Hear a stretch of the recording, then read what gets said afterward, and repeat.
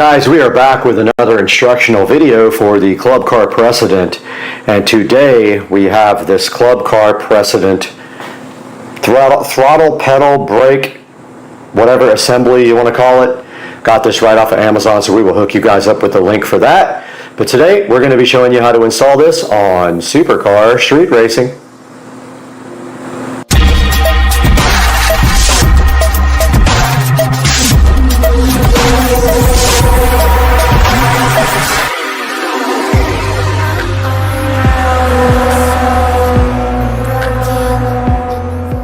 Out here in the supercar street racing garage, and the very first step of this process is to remove the mat.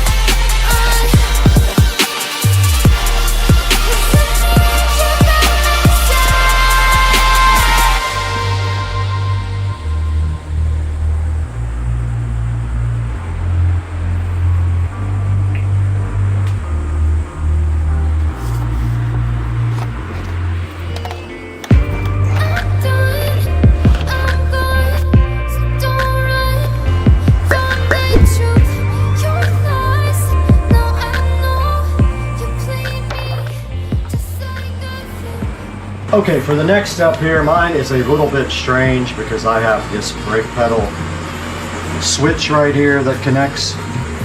But the next step is to pull out this little area here, and it has one of those little Christmas tree things on it.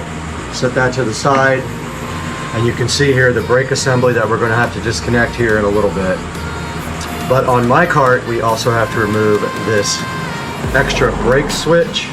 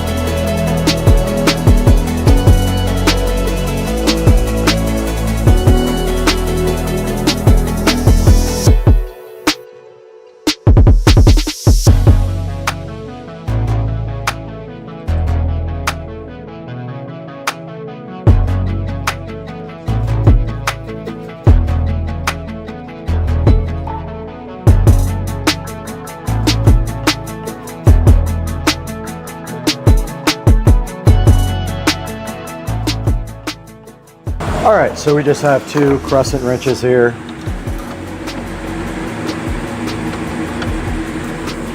And all we have to do is loosen this guy.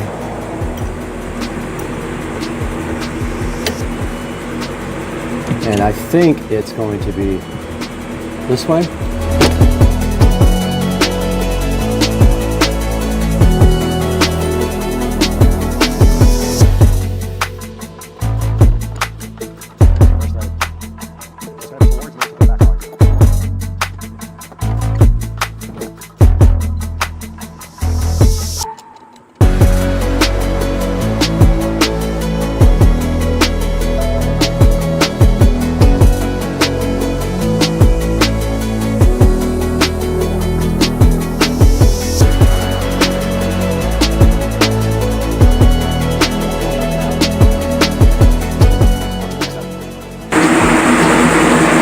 Now that we have the brake disconnected, we can go ahead and remove the pedal assembly from the cart. And that is that. It is out. On to the next step.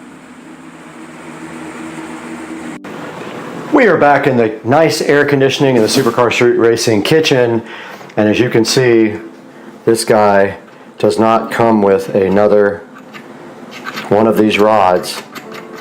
So we have to trade this rod out.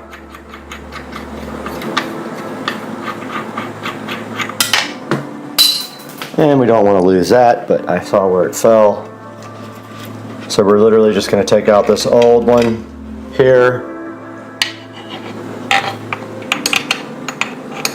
and put it right through.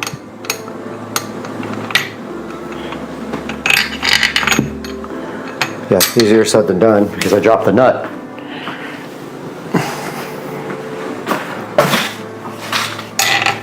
I think these are all reverse threads.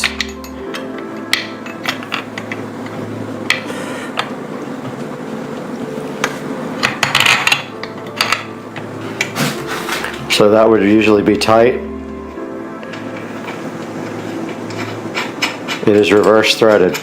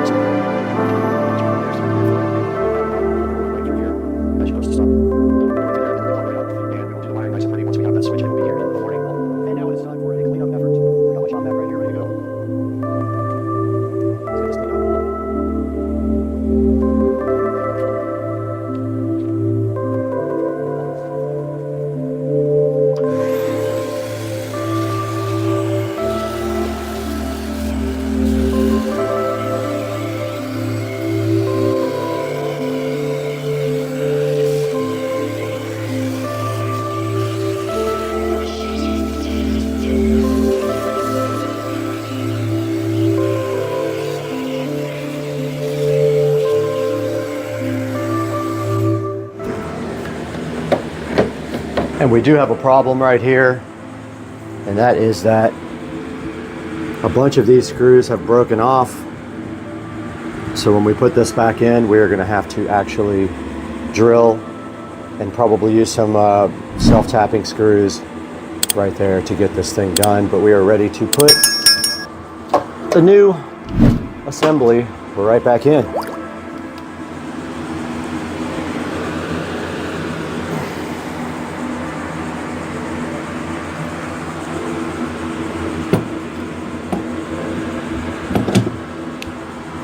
Need a towel to kneel on.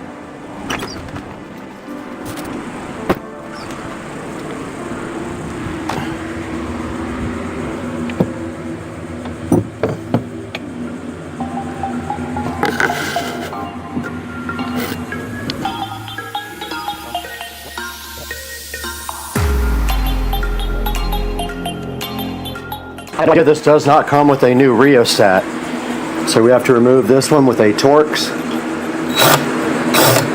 Or is it a, oh, forgot to put the Torx head on there. That would help, huh?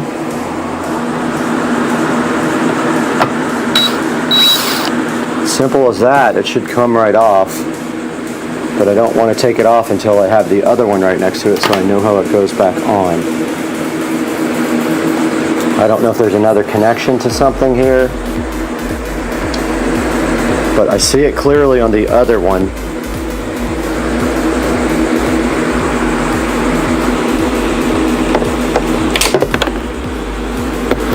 Oh, I just lost the only Torx bolt I have left.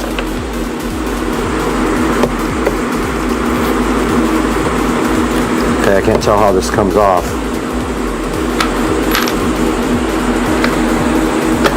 Okay, it just literally slides right out.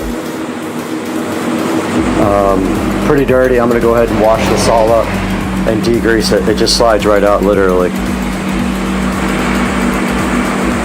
There's no way to get it wrong. Got the old rheostat cleaned up. Get that out of the way. Got the new part just like the old part was oriented.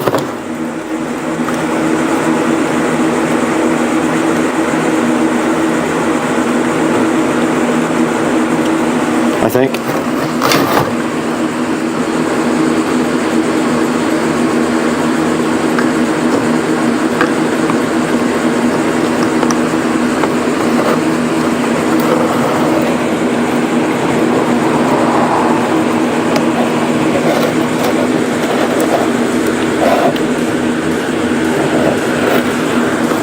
Okay, this is harder than I thought to get back on.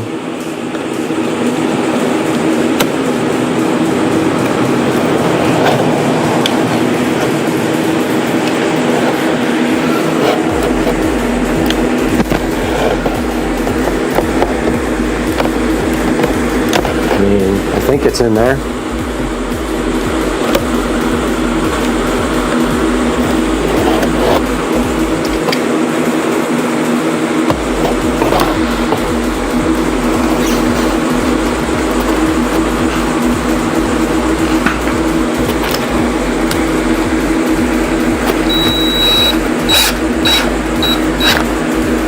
Looks right.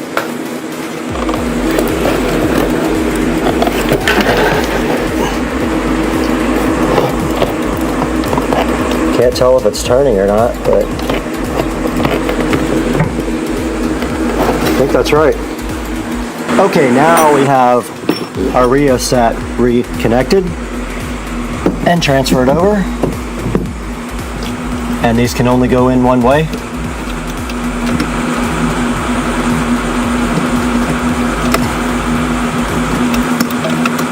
So you can't mess them up. And they have those anti-water dealies.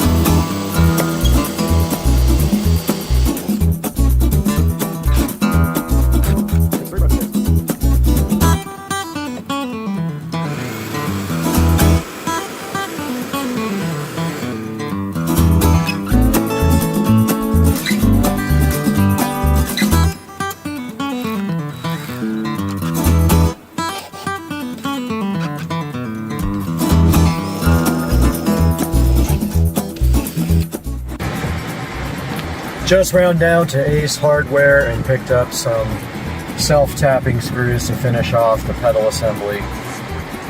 3 out of the 4, well actually all 4 were jacked up to the point where I couldn't save them, so I drilled and used one of the old self-tappers, and then I bought some more to finish off the other 3, which we'll have to drill out here shortly. But yeah, just a little update, just ran in Ace Hardware, so yeah, that's what's up now. Alright, we are back from Ace Hardware and we picked up some self-tapping bolts. The trick here, I think these will be fine.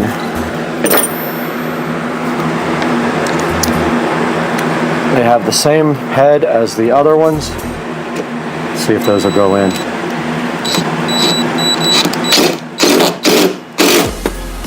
That worked perfect. I have to drill out this other side though.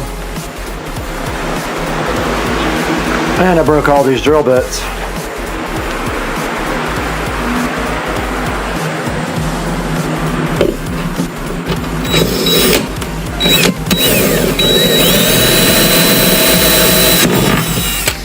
Oh, it's just plastic.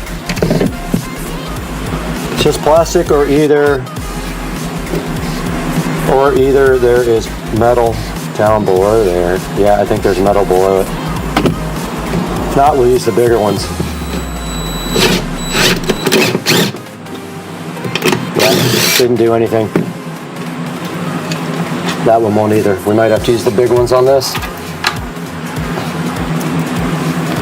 Oh. They sold me one of the wrong one.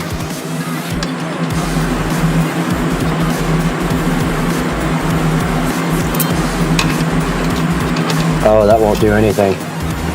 This one might. That back one.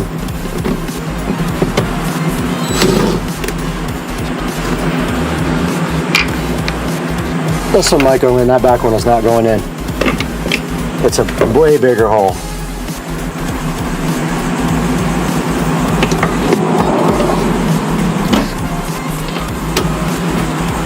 This one might go, maybe not.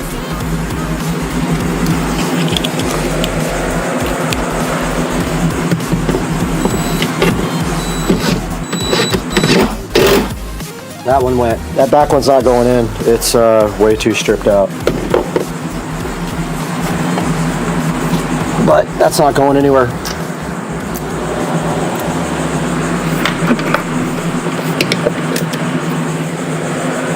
Alright, that part is done. I'm going to call it good with 3 bolts in there. Guys, we got our new brake pedal in, and it fits right over the old one after I was so dumb and couldn't figure out that you have to take the old plastic thing off. But I don't like the way the wire is going to be showing here. So I think what I'm going to do is notch out this little cover plate here, so that the wire can run under that and down through. And of course my light goes off every time I come out here. Ugh! What I was saying is I don't want my wire showing here, so I think this little plastic plate under here, if I just pull it off and notch it out, the wire can run behind it because there's a space back there, I think. Yeah, there is a space back there. So I'm gonna just take this off real quick and notch it out, and hopefully it can go back on and the wire will run behind it instead of like over the top here. You guys will see once I get a better idea of how I'm gonna do this. Okay, I think what I'm gonna do is drill a hole right through there, literally right where my finger is, and pass the wire right through and behind, if I can. Yeah, and then underneath it. I think that's what I'm gonna do. I'm gonna work on getting that done now. Okay, I did find a way to route the cable behind the pedal and underneath. I will have to extend it though, I'm pretty sure. So I am gonna go ahead and mark off right here and drill a hole right there. And I'm going to have to go through both the plastic and the metal. So let's see if I can actually get, sorry, I wasn't even on it. Let's see if I can actually get a drill bit to go through there, and it is going to have to accommodate the wiring. And on the end, it will either have to accommodate this. I think I can get these through there one at a time, hopefully. Yeah, it looks like I can. So it's got to be at least that wide to get through there. So let's grab a drill bit and get to drilling.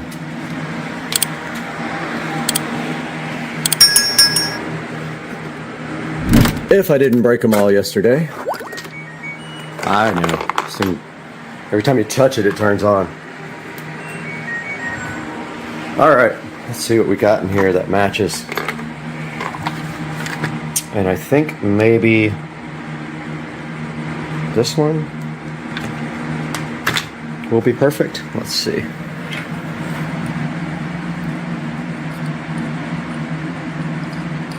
Either that or we just cut the wire and put new ends on it. Probably the best thing to do is just cut it and re-solder and heat shrink ends on it afterwards. Like go ahead and extend it right now, probably the best thing to do.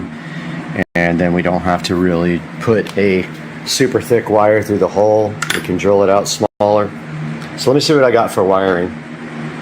Alright, my plan right here and right now is to just cut off the ends of this and then extend it with this cheap little speaker wire that I have. The problem being the speaker wire is very thin, so I'm going to probably have to double up the ends in order to get our T-Con shrink wrap, not shrink wrap, solder connectors on it. I brought everything I need in here to do this connection. So what I'm going to do from the very beginning is cut off these worthless. You don't need bullet connectors. You're not going to be taking off your brake pedal. I don't know why they do it like that. I guess if you ever have to service it, I don't know.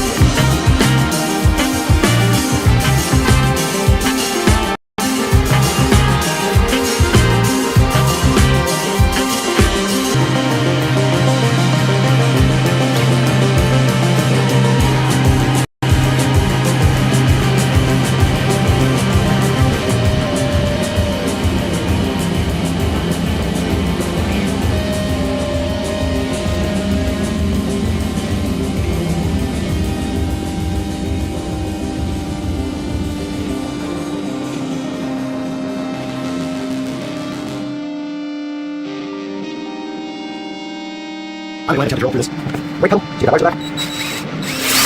Okay, so oh, we can't do that. Nope. That's right, it's plastic. Okay, that's not gonna work. Don't think that's gonna work. That's any brake, somewhere back there. Yeah, no. Shoot, it's right on the edge of it. That sucks.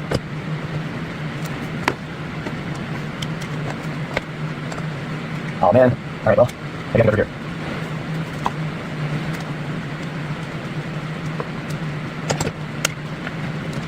Break this thing.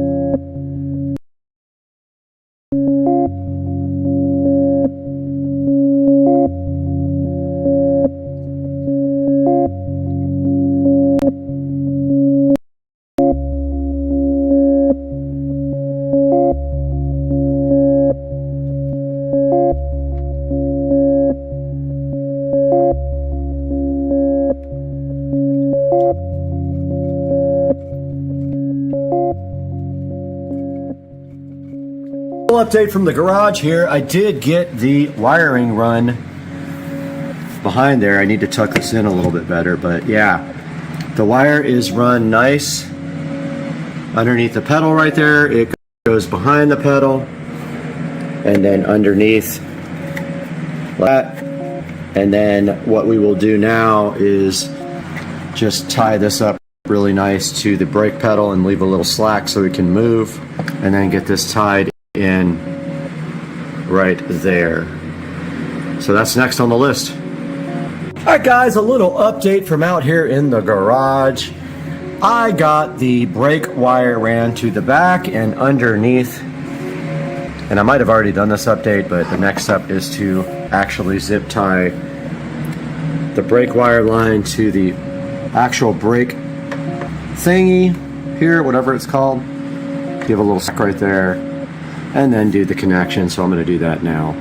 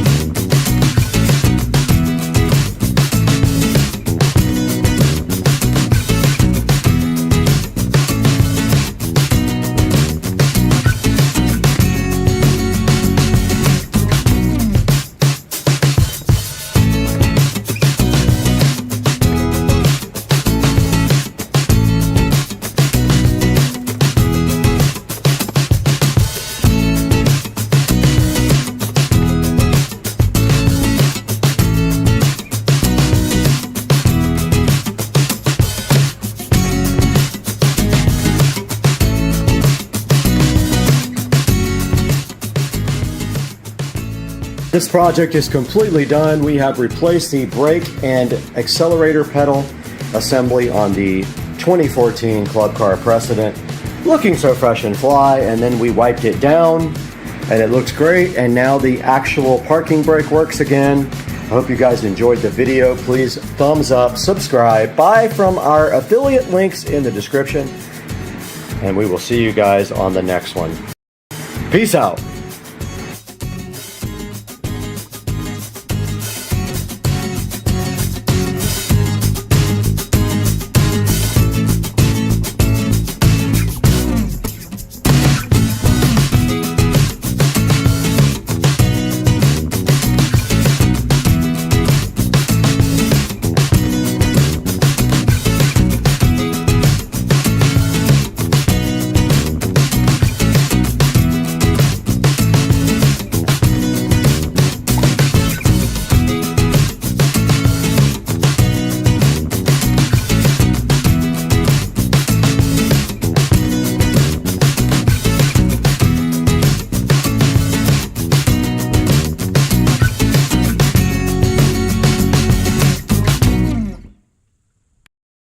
Hey guys, welcome back to the channel. Hope you're having a great Sunday. And yesterday we worked on this mini bike, which is a copy of a popular 200 mini bike. I forgot the name of it off the top of my head. It's just a clone. It is a metal machine, but it is a Baja. That's right, it is a Baja 200 mini bike. Now, where did we get yesterday?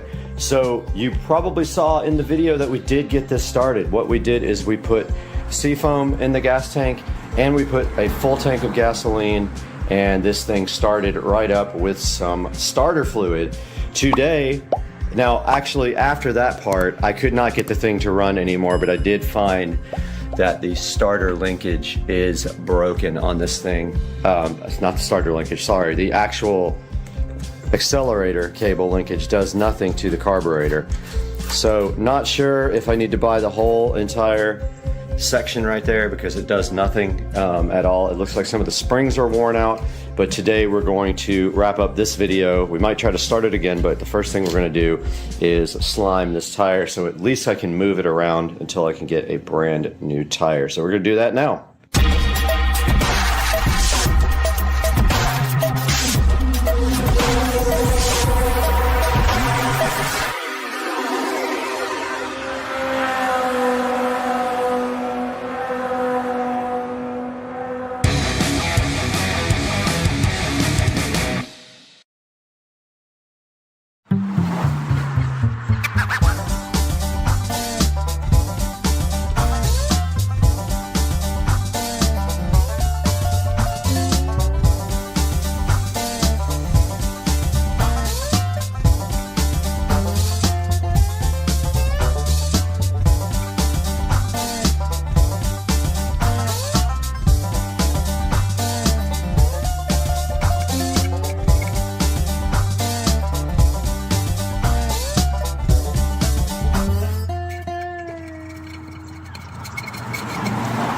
Okay, that did not work at all. I don't see any obvious holes in the tire.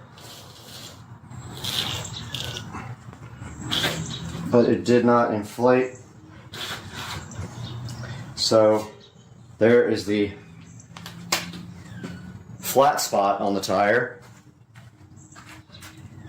I'm going to go ahead. I do have a tire inflator.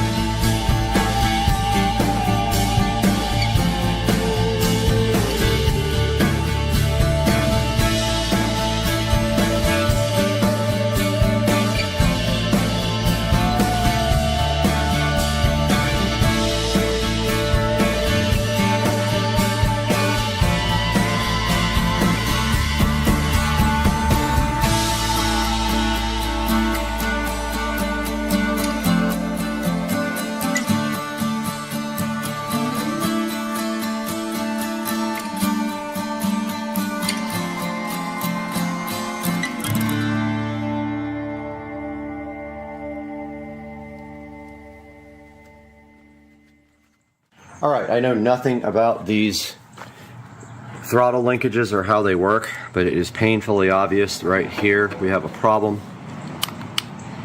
See that spring there? It is connected to nothing. Literally nothing, and I have no idea where it goes, what it does. But there's a little black, like, rotating assembly right there that I can rotate with my screwdriver, and when I did, the cart or the bike would either rev full speed or not start at all. That's part of the assembly there, so I don't know much about it.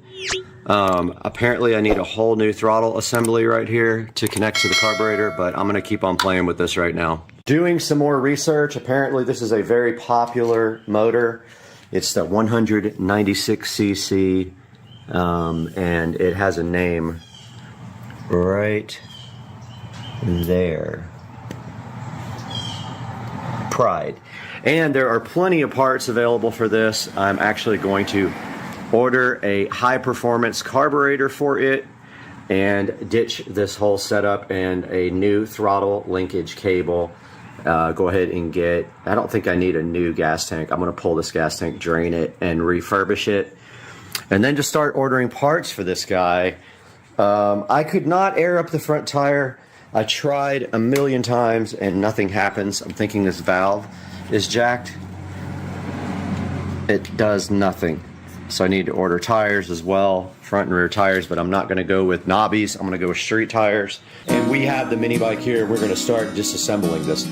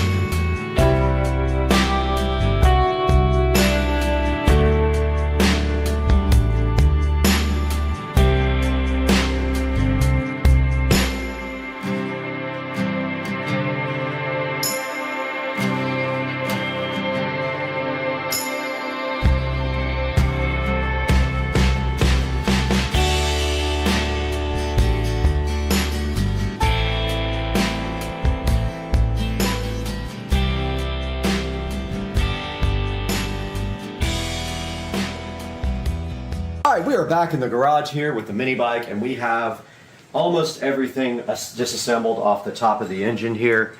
I don't know quite how this whole thing works here, but it was not connected. The springs were actually disconnected here. I think the springs go right here.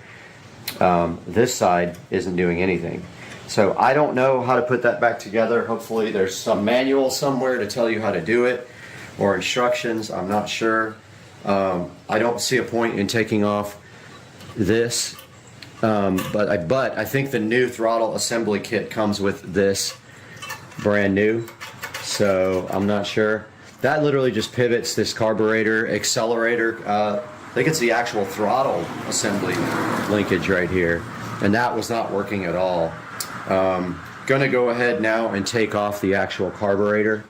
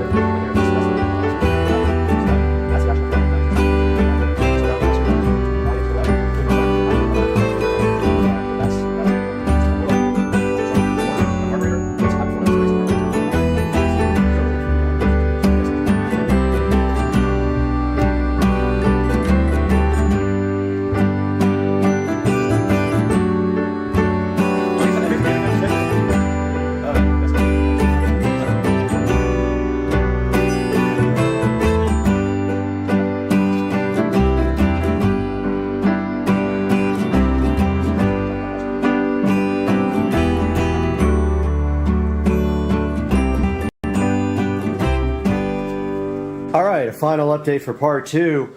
Rich came over and I was like, oh look, this tire won't air up, and sure enough I put the compressor on the valve and the thing aired straight up. And it's got no problem whatsoever except the flat spot. So I am replacing those though. I do want to tear down the handlebars and the fork and all that and get that redone, or get a new fork. I'm not sure what's available out there, but I'm going to look online. There's a lot of rust on the fork here. I guess I could sand that down and oil it really good and it would come back. But yeah, that's going to do it for part 2. I just wanted to let you guys see the tire got aired up, which is pretty crazy. I do have the chain and everything disassembled, the back tire over here, and I have no clue how to put this thing back together. So we'll see. Peace out. Supercar Street Racing. Guys, welcome back to Supercar Street Racing, and today we're going to be talking about Tesla, charging, and any kind of electric vehicle you might need to connect to a charger. Now, you know Tesla this year has sold over 500,000 vehicles in the first quarter of 2023, which is absolutely amazing.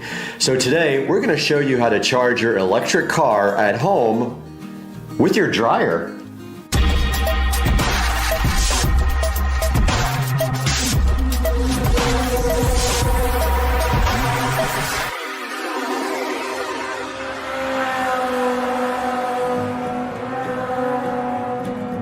Welcome back to Supercar Street Racing. I'm Brad, and today we have a topic that a lot of people are interested in. How are you going to charge your new electric vehicle? So there's a lot of ways to do it. There's some ways to do it out in public, and then there's ways to do it at your house. What is your best option for charging your electric vehicle? So when you're out in public with your electric car, there's a number of ways you can get that charged. Now, Tesla just announced recently that they're going to allow other cars to use their supercharging stations, which is awesome if you don't own a Tesla. Fortunately, I got a brand new Tesla sitting out there in the garage, and I can pull up to any Tesla supercharger now. The supercharger recognizes my vehicle, starts charging the car, and then just puts it right onto the credit card. But if you have an electric vehicle that's not a Tesla, soon you'll be able to charge there, and it's actually a benefit to Tesla as well because they can earn revenue on their superchargers from other vehicles. So let's say you don't have a Tesla. What kind of charge port do you likely have on your car? Well, there's a number of different charge ports out there, but likely you have a J1772. Now I'm going to put a picture of a J1772 charge port up on the screen for you. If you have a car that directly supports J1772, you're in luck. You can pull up to most chargers except a supercharger and plug that right into your car and charge. Now there's a number of J1772 charging stations out around my house, probably about 10 very local, and then there's more all around Jacksonville. So I don't have an issue finding chargers. If you do have a Tesla and you want to charge your car at a J1772 station, you're going to need a J1772 to Tesla adapter. And I'm going to put that up on the screen right now. All new Teslas are delivered with a J1772 to Tesla adapter, and in my car out in the garage there, it was located in the trunk in a side compartment and was easily found, and it is now sitting in the garage, and I will show you that here in a little bit. There are free charging options out there, if you can believe it. There's dealerships right down the street here that have chargers sitting in front of their dealership that will charge your vehicle for free if they're working and they don't block the spots for their own cars. There's a number of dealerships lined up Atlantic Boulevard here, and about to be another Tesla dealer that you can charge your car at for free. The Tesla, you will not be able to. It will most likely have a supercharger. Hopefully, it will have a supercharger on this side of town. And all the other dealerships you can pull up and charge for free. Let's talk about the different types of 220 volt plugs that are available and can be installed at your house, or you might already have one in your house. So the first one is a NEMA 10-30. Now the NEMA 10-30 is actually the one that's installed in my garage now, and you may have this same plug in your garage because it's very common for dryers. How do you know a NEMA 10-30? Well, take a look at the picture that I'm putting on the screen here. And basically a NEMA 1030 has two crooked prongs and then an L-shaped prong on the bottom, and that plugs directly into your dryer, and that's what supplies the 220 volt power to your dryer. Theoretically, this is a 30 amp plug. However, you'll only be able to get 24 amps of charging out of the NEMA 10-30 plug. So let's say you have the NEMA 10-30 plug already in your garage, right out here like I do. Well, then you're going to need a way to charge your car, and Teslas do not come with a charger anymore. That's right, $110,000 car, no charger. So there's some options out there. I did choose to get the split volt NEMA 10-30 charger. It is a level 2 charger and will pull a maximum of 24 amps from the dryer outlet right out there in the garage. And I'm going to show you that here in a little bit when I actually install the charger. There are other options out there, and you can also get other types of plug installed in your garage. So if you have enough room on your electrical panel out in your garage, and you have enough service coming from the line into your house, you may choose to get a NEMA 14-50 installed. That's a completely different looking plug, and I'm going to put that on the screen right here. Now the NEMA 14-50 does come with an adapter in the Tesla mobile connector. The Tesla mobile connector will connect to a regular wall outlet like the one down here, or you can use the NEMA 14-50 if there is a plug available and you're out traveling. I'm going to put the Tesla mobile connector on the screen right here and a link to it down in the description. So that's another option for you. You can either slow charge with your standard electrical outlet, which is 110 volt and I believe 10 amps, or you can go charge with the NEMA 1450 or have a NEMA 1450 plug installed at your home. Now, what does it cost to get a NEMA 14-50 installed? It's about 600 bucks. It depends on your local electrician, but for me, there was a $600 option, but unfortunately, my panel outside is full. I need a new electrical panel, and they wanted to charge almost $4,000. I opted not to go with that route. So I know what you're asking yourself. You're like, Brad, how am I going to dry my clothes and charge my car at the same time? So there's a couple of ways you can do this. First, you could use a NEMA 10-30 or whatever your dryer plug is, Y adapter. Now what that does is it splits the power off the circuit to two different plugs so you can actually plug both in at the same time. Now there are drawbacks and limitations to that because you can't charge your car and run the dryer at the same time. But there's a solution for that as well. I'm going to put that on the screen right now. There is a splitter/switch that also allows you to connect both at the same time, and it will actually not allow your dryer to have power while you charge your car. Now split volt also makes this, it's pretty cool. I chose not to do it. I chose just to have the dryer on when I need to dry my clothes and not charge the car at the same time. And you can do that too. Now that we have the split volt charger that came in from Amazon yesterday, we can go right out here in the garage, get it installed, and get the wiring fixed up for you guys right here on Supercar Street Racing. So let's do it. Guys, welcome back to the channel, and today we have the split volt 24 amp charger we're going to take a look at, and we're going to be installing that and see how it works in the Tesla Plaid on Supercar Street Racing. This is the split volt NEMA 10-30 charger, and it came in this beautiful bag, which I probably won't use because I have a Tesla mobile connector coming for the car, but this will be permanently mounted in the garage.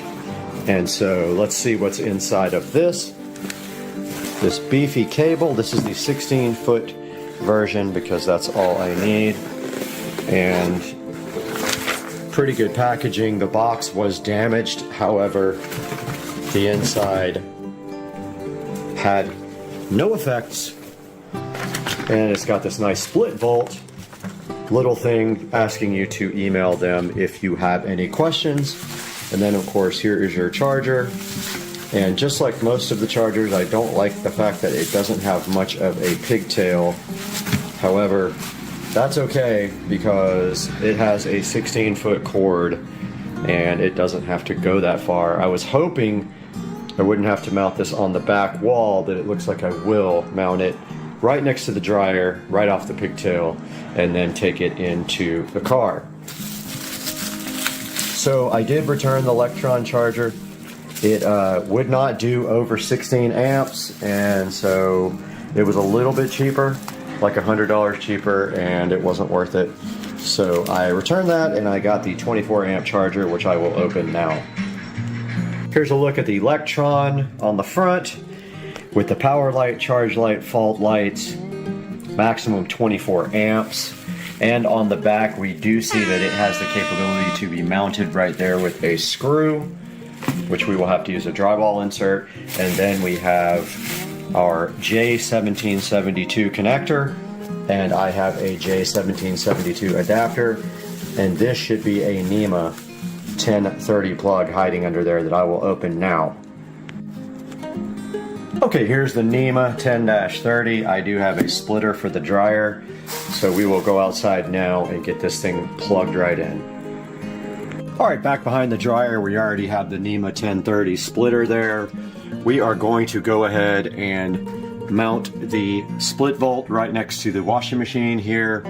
The washing machine actually, of course, does not feed the 220 volt circuit, does not need it. It's the dryer on the other side, but we're going to mount this thing pretty close to the splitter right here where it looks good. And first we got to vacuum up all this junk and clean up this back. Alright, I got the area all cleaned out, nice and mopped. It looks way better. So now my plan right here, right now, is to get this charger mounted somehow, and I need to figure out the height that we're going to put it back here as well, so I'm going to do that now. Alright, we got the split volt 24 amp charger mounted on the wall. Now we have to work on some wire management. I am unfortunately almost out of these big clamps, and I don't think the next size up will fit. I'm going to try it. I only got one of those right there, and I've got two of these, and I really need like 3 or 4. It's a complete bummer. None of these other ones will work. Maybe I have something else around here I can use, but I want to get the wire tied up all nice, but I'm not going to be able to use regular screws because the drywall is just going to break out. So got to use inserts and all that, so I'm going to work on that now. I got the clamps installed on the wall there and there. That one's a little bit too big. I'm actually going to go down to ACE and see what they have, but this size is too big for it. It's the size down below that, and I don't have any more. And I want to get something to mount to the side of this toolbox here, or the workbench, to hang the hose on right here so it coils up right on the edge. So I am headed that way to do that now. Headed up to Ace Hardware, the best place on earth. It's pretty close to the house. We're in the Tesla Plaid that I don't fully understand how to operate yet, but I've been having fun playing with it for sure. Just took Susie out for a ride and absolutely blew her mind, and all I can say is this car accelerates at an insane rate that I've never felt in my life. I've had 1,000 horsepower Supra, 800 wheel horsepower, both my Supra and my IS300, and they are slow compared to this car. I can't imagine what a 15 to 2,000 wheel horsepower car actually feels like. It just has to be unreal, because this thing is a beast at 1,020 horsepower, and I don't know how much parasitic loss there is. There's no transmission, so it must put most of that down to the tires. It feels like it does, because I'll tell you right now, I haven't had a car that would even come close to this car. So I might take this thing out to the street races at some point and see how we do, if I can get somebody to go with me and film, because this thing is a beast to drive and film. But yeah, we're headed to Ace Hardware right now. We'll be there shortly. Alright, so this is what it looks like after I got done. We have the split volt charger right there, secured to the wall with cable clamps. It runs along the wall like that, comes down the side of my workbench, and then I installed this nice hook for the cable Just a word of advice, 16 feet is not enough. If you need to reach all the way across your garage, you would have a problem. I have enough, I think. I did a good enough parking job. Let's see. Yep, I do have enough. And so I have the J1772 adapter right here. I don't have my tripod with me. I'm so mad because I missed a lot of tape filming because I didn't. But this J1772 adapts most public chargers to Tesla, and you can either keep it in your car or keep it on your J1772 at home. If you keep it at home though, you need a second one for the car in case you can't charge with a Tesla supercharger.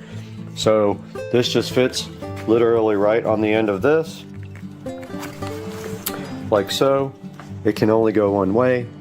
There's no way to mess this up. And then it goes right to the car. So I'm gonna do this now with the other hand because I am filming. The J1772 adapter is on. Let's see how the car reacts. All right, the charging port opened for me, and let's go ahead and charge. All right, the blue Tesla logo turned green. Don't know what that means. And it says charge on the split volt, but we will have to get into the car and see what the rate is. It should be 24 amps. We could actually go on the app too, but let's go in the car. So it actually could see it through the window. 5 kilowatt hours, 24 amps. So we can't go any higher than 24 amps with my circuit, but that is, what, 17, 18, 19, 20, 21, 8 amps more than I had before. So I'm hyped. This is where you set the charge rate. And so it said 2 hours to fill up, so it'll take 2 hours to get to the tip of the charge. Very cool. So that is the split volt 24 amp level 2 charger for the Tesla, all mounted up and ready to go. I kind of like the charging thing that was on the screen when I closed the door. I'm going to try to get that to come back up so I can show you guys on video. So this is what comes up when you are away from the car. It says charging time remaining 2 hours and 45 minutes, 24 amps of 24 amps, 238 volts, 6 kilowatt hours. By comparison, a supercharger the other day did 62 kilowatt hours. So about 10 times faster would be my guess. But yeah. Looks pretty good. I might put a couple more cable clamps on this over here. There's not much more I can do to clean it up, aside from running something through the wall and plugging it down here maybe or something like that, but I'm not disappointed with this turnout. It's pretty clean. There's really not a better way to do it. This dryer vent already looks like crap over here, so now all I have to do is put my charger right up on this hose reel thingy when I'm done. Guys, I hope you enjoyed the video. Thanks for watching. Sorry it's going to be a short one because I didn't video everything I was doing, but we'll see you guys really soon.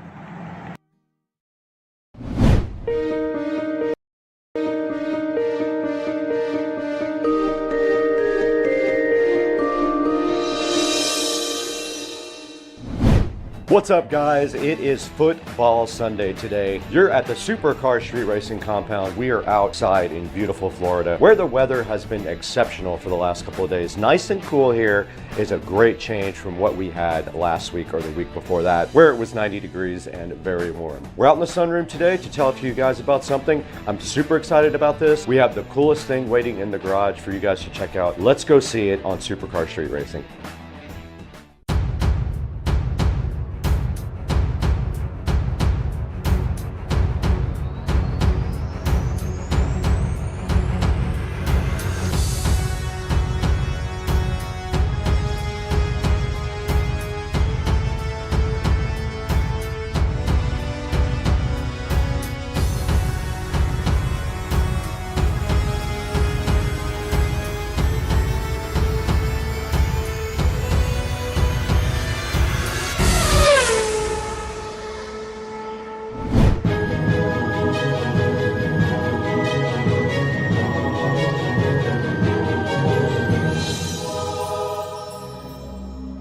We're out in the Supercar Street Racing beautiful compound garage today with something very special. I'm hyped about this product. Easy Era sent us this awesome digital clock to check out. I'm shooting some video on the other camera of that right now. Now this thing is very cool. It features lots of cool things on it. It does a lot of neat functions, and we're going to show you some of those today in this video. Now this thing is a 10-inch clock. It has a remote control with it. It does digital music sync, RGB atmosphere light, low reflectivity. It shows the temperature. It has a nice LED display, dual alarms, and it can Bluetooth sync to adjust your time. Now I have the remote control right here in front of me. I'm going to show you guys this as well. This is the remote for it. Now we will play with some of these cool features on this remote a little bit later when we install this in the Supercar Street Racing studio, because that is my intent. This thing is going to look cool in the studio. Why don't we get this thing on into the studio and try to start the installation process on the clock?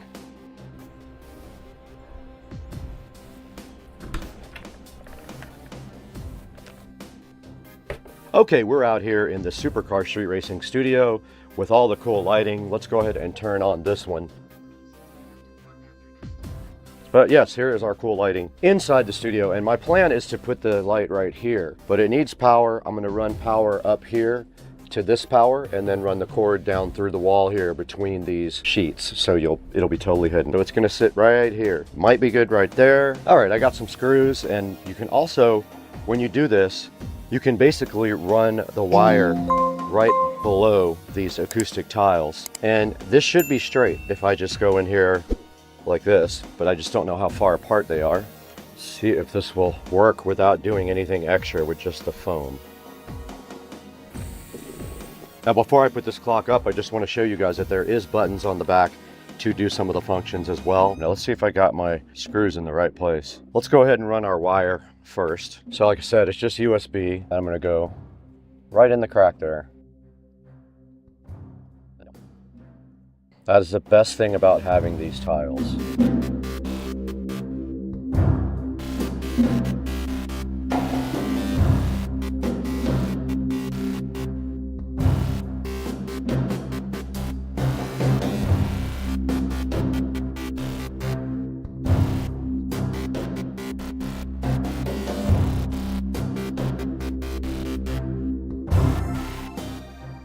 There is our clock installed, and it looks great on camera. You can see it on camera right there. You can see it on OBS Studio, and that's what it looks like. You can see behind the clock the nice glow that it emits on the wall right there. Pretty cool little light. Now there are some functions that it does as well we need to take a look at. There is a remote control included with it right here, and also some nice instructions on how to use this thing, but you can sync it to your phone via Bluetooth. I'm going to show you guys how to do that now by pushing the Bluetooth button on the remote control. It does say BT right there. Okay, I'm in my Bluetooth settings.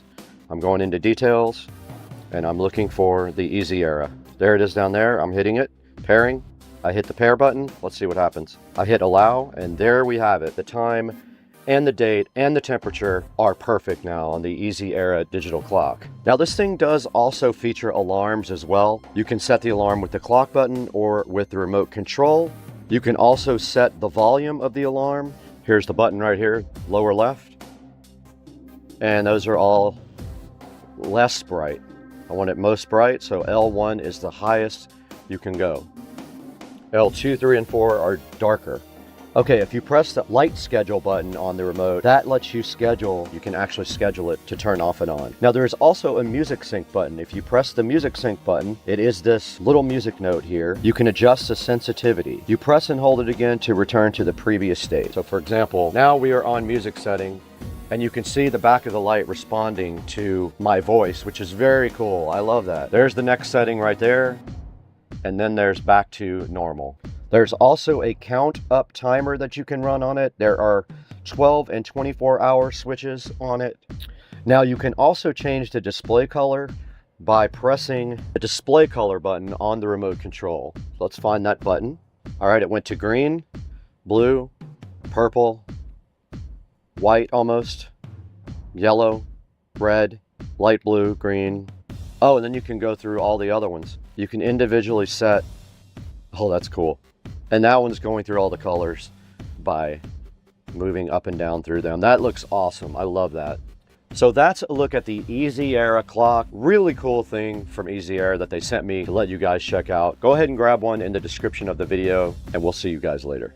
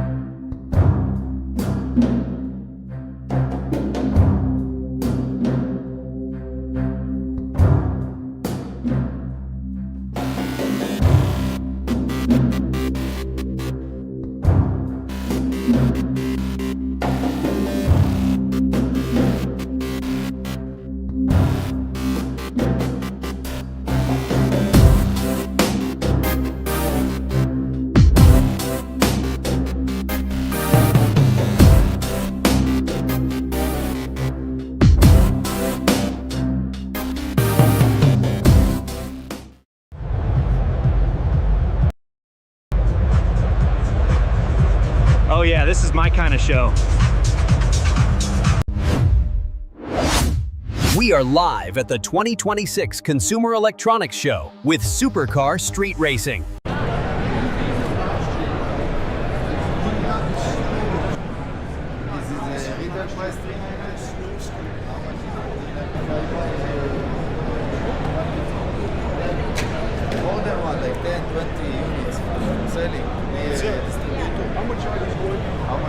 All right, Joe, we found the ASUS booth here at CES 2026, and the first thing I have on my body right now is called the EG01 exoskeleton. It makes me feel like a robot. It is ultra lightweight. It lets you do effortless hiking. It has smart adaptive assist. It uses AI actually as well, and it takes about 30 seconds to put on, and you can actually feel it like working on my body right now. It has a range of 6.2 miles, a 100-watt rated motor, and a 500-watt peak. Now, I'm going to show you guys this by going up these stairs right here. Check this out. Now, it is lifting me up the stairs right now. It is actually doing all the work.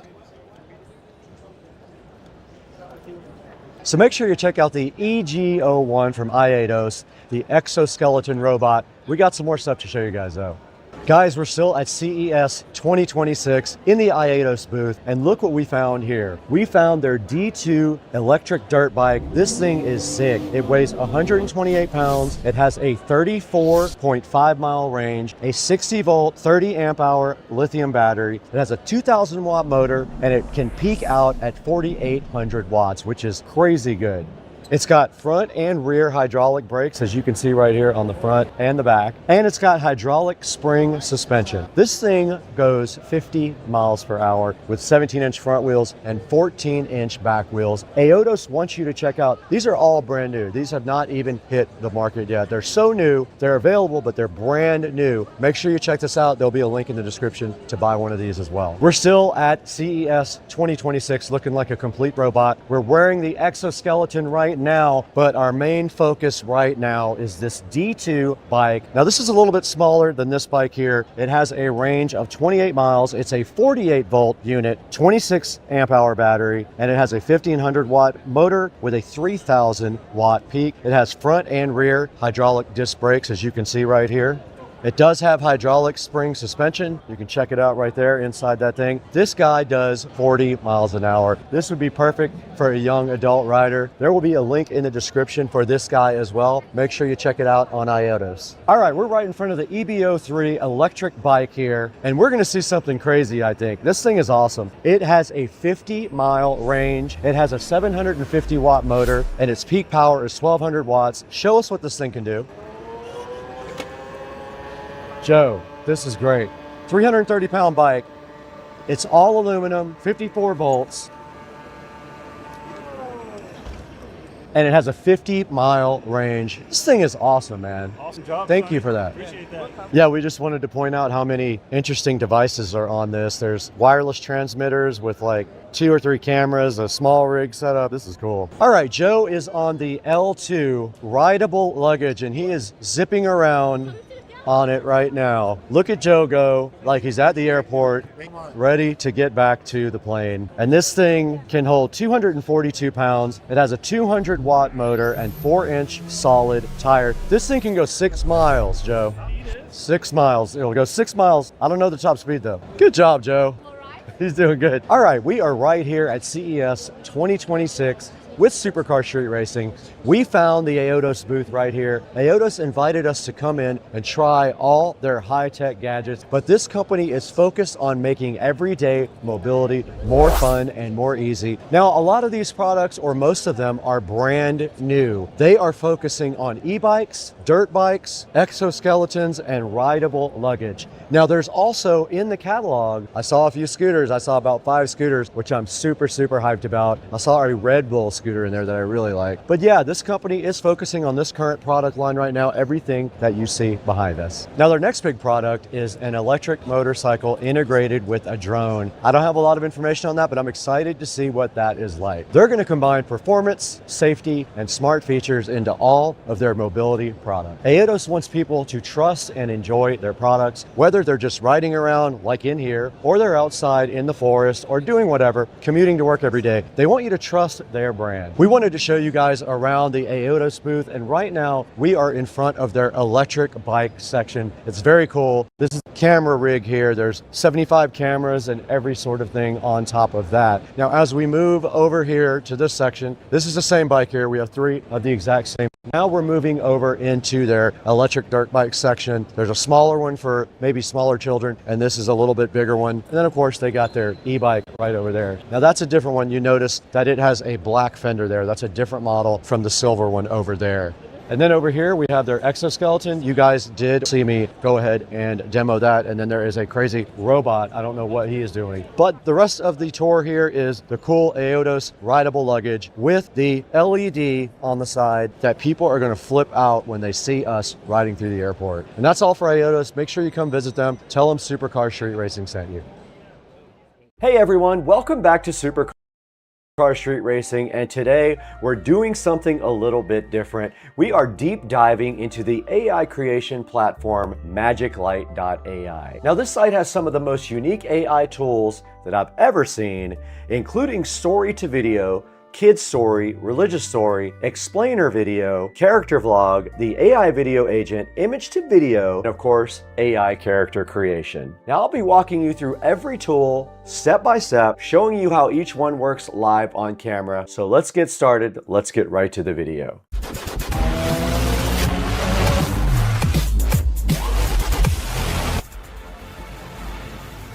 Guys, welcome back again for another cool AI video. We are taking a look at Magic Light today, who has so generously sponsored Supercar Street Racing. And on this Magic Light dashboard, you can see right here, everything is clean and well organized. And across the side, we've got the main tools that we're going to be using. You can see story to video, kids story, kids song, religious story, explainer video, character vlog, AI video agent, image to video, and AI character. Now each tool has a unique purpose, but today we're going to follow a simple workflow. Let's start with one of the most powerful, and that is called story to video. Now on the left side here, we see story to video. We'll go ahead and click on that. Now this feature will let you take any text story, something you can write or paste in, and automatically turn it into a full AI generated video with scenes, motion, characters, and narration. Now I'm going to paste something simple into this tool right here. Now a prompt for this is: in a neon city of the future, a young engineer discovers a glowing crystal that powers an ancient machine. All right, now on the side, we see we can select a screen ratio. I'm going to go ahead and put landscape, so it doesn't make it like a phone, it'll be wide. Now it wants me to select a language. Let's go ahead and select English. It wants us to select a story model. I'm going to use ChatGPT 5, and it wants me to select a visual style. Let's use Magic Light 2.0. It wants a video duration. Let's do 3 to 5 minutes. Okay, it wants me to select a project style, and that are these presets right here. So these are our choices. We can see we have quite a few things to choose from down here. I'm going to go ahead and put Realistic 2.0. Let's hit next. Now it is waiting in line, so all we have to do at this time is wait for this to generate. It says it's analyzing our story now. Let's watch this thing go.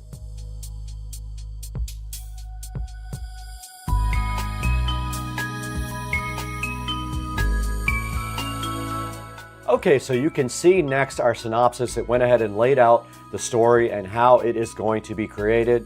And then all it wants us to do is approve this, and it's going to be 6 minutes and 35 seconds long with all of this script and all of this stuff in it. Let's hit next. It's going to charge me $3.95. Now you can go ahead and choose each of your characters. There's also all of these pre-generated characters that you can pick. All right, we just finished our character generation. There's our character. Let's go ahead and find the other ones were auto cast. So it's me and them. We'll click next. It's going ahead now and generating our storyboard for our story.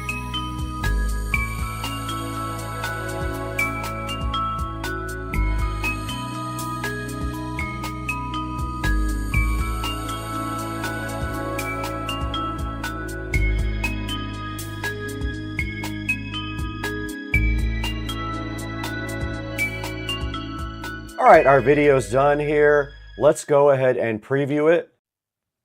Neon City glitters with holographic ads. Rain-slicked streets reflecting a vibrant, futuristic glow. Elara's silhouette is outlined by the neon lights as she moves into the night. The television casts flickering shadows across her determined face, running complex diagnostics on the mysterious artifact. The realization dawns. Mr. Stern, CEO, stands rigidly, listening intently as Elara's discovery is revealed. Elara and Rex step into the ancient chamber, her deft fingers dancing across its intricate controls, revitalized by the promise of a brighter future, acknowledging the fragile nature of their accomplishment, entrusting the city's fate to its people. All right, next up, Magic Light also has a dedicated kids story generator. Let's go ahead and click the kids story right here. Now this one is built for softer colors, friendly characters, simple language, and storytelling that feels just like a bedtime book. Now I'm going to type a little topic like a little robot learns to make friends in a colorful toy city.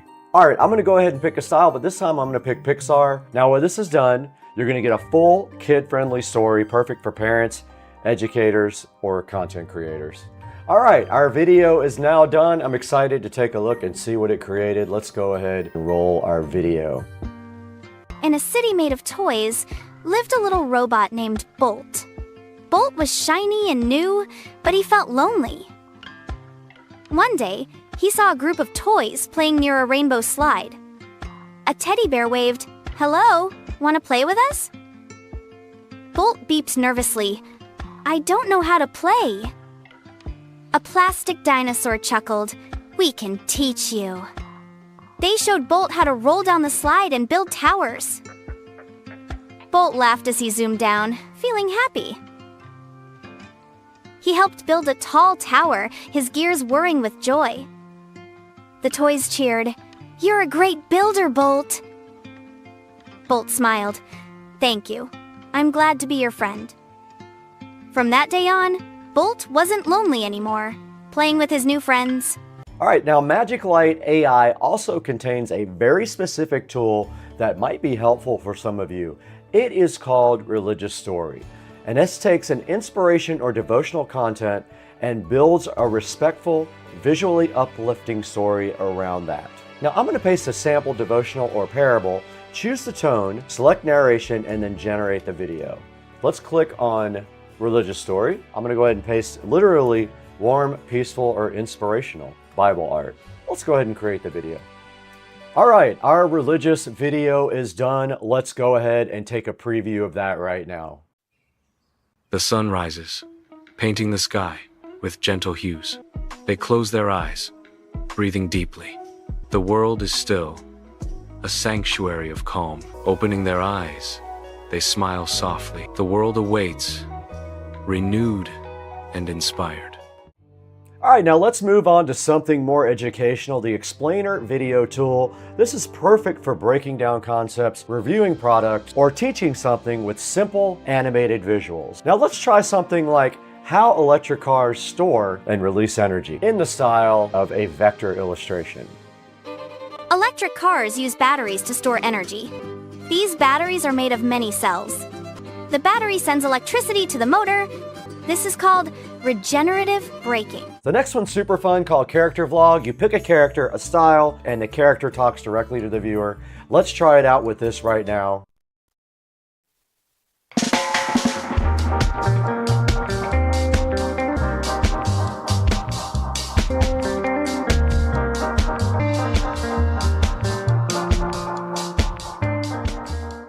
And now next on the list, we're gonna get into advanced territory here with AI Video Agent. This tool lets you create a full AI avatar that reads your script, moves naturally, and even uses expressions. Upload a photo or pick one of Magic Light AI's built-in avatars, type your script, select a voice, choose languages of motion, and generate. Now this creates a professional style video, almost like a virtual host, perfect for businesses, tutorials, customer service, or automated content creation.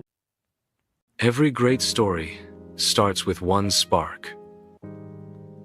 One idea, one upload, and in this case, one single subscriber. This is the story of how Supercar Street Racing went from 0 to 250,000 subscribers. With that momentum came a whole community riders. If you told me that back when I had just one subscriber, I wouldn't have believed it. Bigger reviews, faster rides. To everyone who subscribed, watched, liked, commented, or even just stopped by, thank you. This is our milestone. Full throttle from here on out. So up next is the image to video tool, self-explanatory, one of my favorites for creating motion. Upload any image, a character you made, a landscape, a product, and Magic Light can animate that. Let's check it out.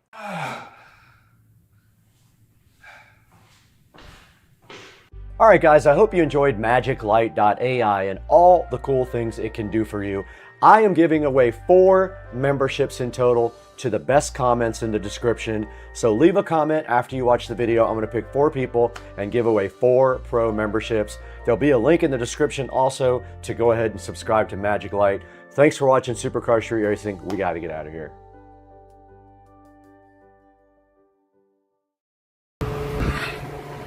Hello. Hello. Hello. Hello.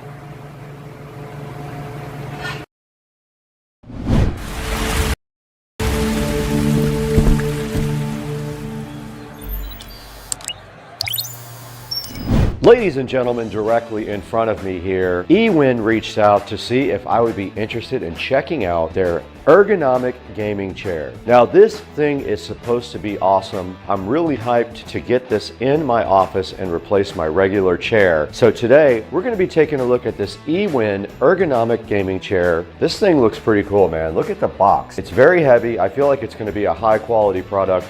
It's one that I'm really looking forward to getting out of the box and checking out. Now, hopefully this is good enough to replace my old beat up office chair and we can take that thing and set it directly on the curb. That would be my goal. So today, let's get this thing opened up and see what's inside of it. It's gotta be something awesome, right? Let's do it today on Supercar Street Racing.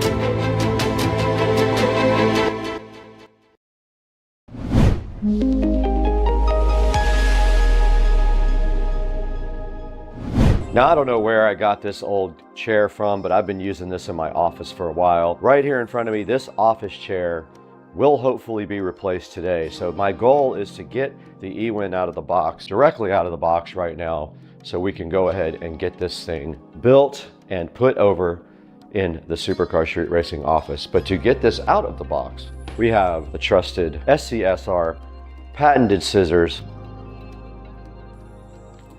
Let's go ahead and cut this box open. eWin reached out and asked me if I would want to take a look at this. I said yes. Now, honestly, I've been running behind because I have so much happening with YouTube scheduling that I was late, so I owe them an apology for that. But we're gonna go ahead and do this right now because I can't wait to put this in my office.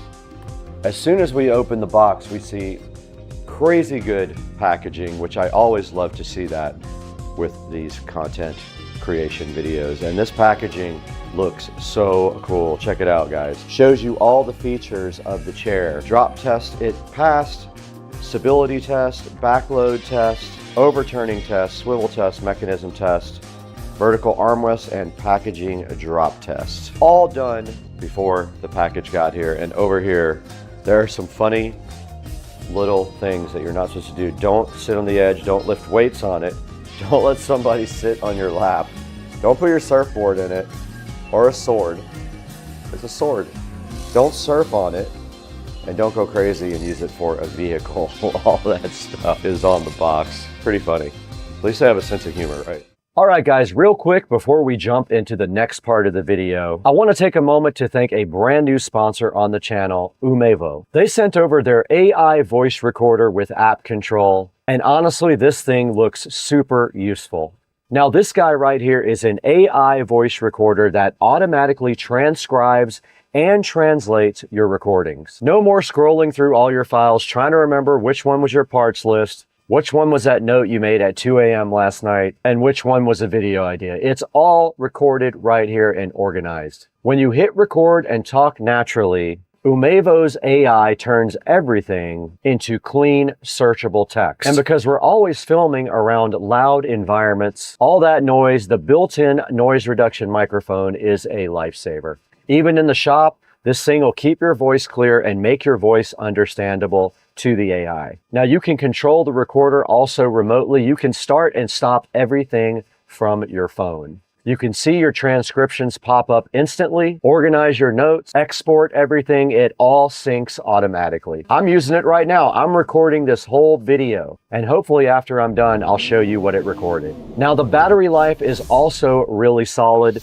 It comes with a USB charger right here. It is the magnetic style. They also give you a USB Type-C adapter for that if you don't have USB Type-A available. Now, this is the app, the AI DVR link. You can see it's actually recording me right now to the freaking app. I love this thing. It's so cool. And we want to thank Umevo. So huge thanks to Umevo for supporting the channel and sending us this cool AI voice recorder. When this is done, you can export all of your recordings in multiple different formats to your computer to organize them there as well. Please, everyone, check out the link in the description to order yours. Now let's get back to the video. This box is very heavy, by the way. Now we got a nice big poster with instructions on the back. I can read this. This is the only thing I can read. So we're gonna put that over here, just like that, while we go ahead and open up the rest of this. Now right here is a nice folder, and the rest is just the chair. Let's get this in a position where we can actually build it.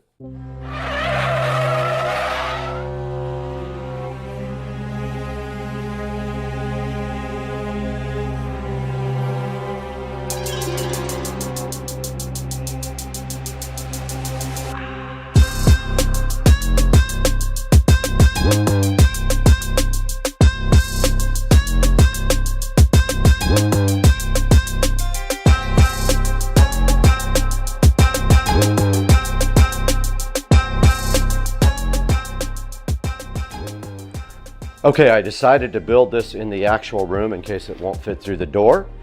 And thanks to our sponsor today, Teslong, we're going to be using their quick fix toolkit here to help us out with this build. All these cool tools will be assisting us, hopefully. Now I've got the assembly guide on the bed here. Let's continue. It says to remove these 4 screws.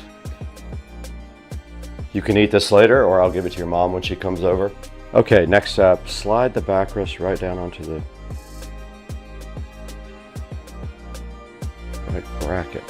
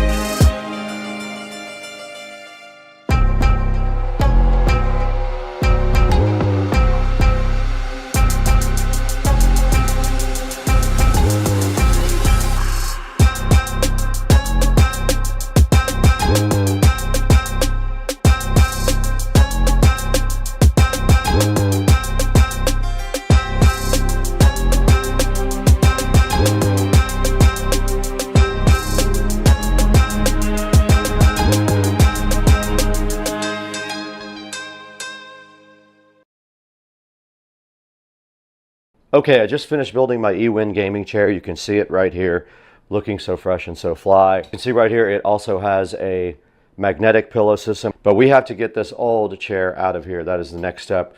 We're getting this out and getting this one in. But to do that, we got to get this thing out to the street so someone can have it. I don't want it anymore.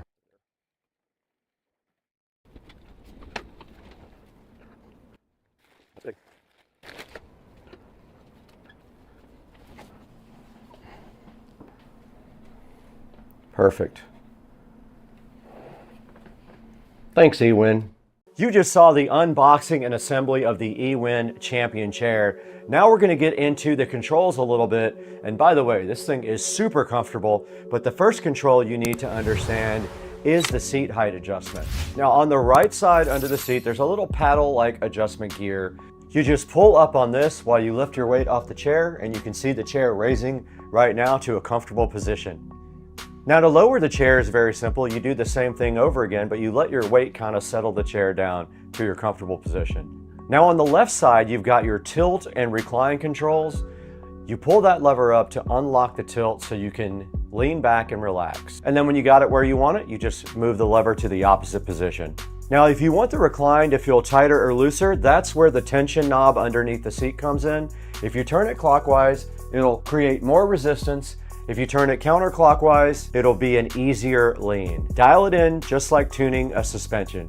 Now on the right-hand side here, you also got your recliner control. You just pull up on that and you can tilt the recline back like this, and it can go all the way back to the back. You can see literally here, I can go even with the floor. I'm ready for a nap. Now another really cool feature of this chair is the armrests. You have complete 4D control of these guys with the buttons on the side. If you pull up on the button on the right side of this one and on the left side of this one, it allows you to raise and lower the armrests. If you push the button on the inside of either one of these, it allows you to adjust them both in and out. And then this button on the front of the armrest moves the armrest forward and backwards. So you have complete control of your armrests. Now let's not forget the magnetic pillow that comes with this. This pillow can attach to the top however you want it. It is adjustable.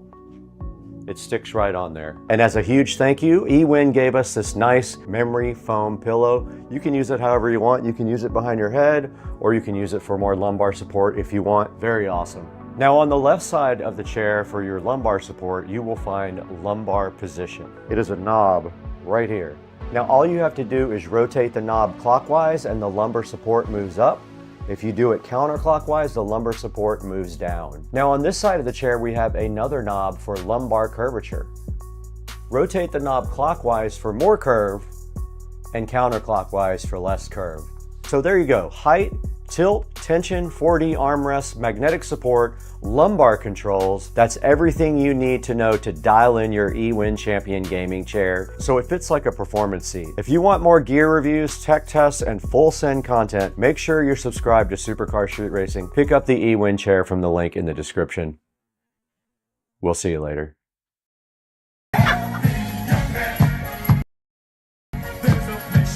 Oh my God, yes. I need to do the round table thing. Here we go. Here we go. Are you ready? Are you ready? Are you ready? Here's another look at that air fried chicken. You know you love that air fried chicken, but you don't know anything about making it. You even watched my video and you still don't know how to make air fried chicken. You wish you had this air fried chicken in your mouth though, because you love my air fried chicken in.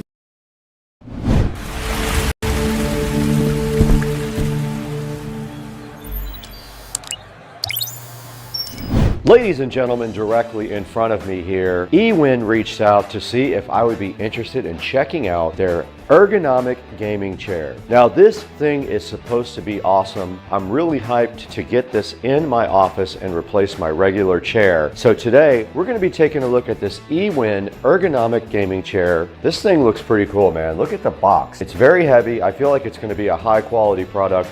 It's one that I'm really looking forward to getting out of the box and checking out. Now, hopefully this is good enough to replace my old beat up office chair and we can take that thing and set it directly on the curb. That would be my goal. So today, let's get this thing opened up and see what's inside of it. It's gotta be something awesome, right? Let's do it today on Supercar Street Racing.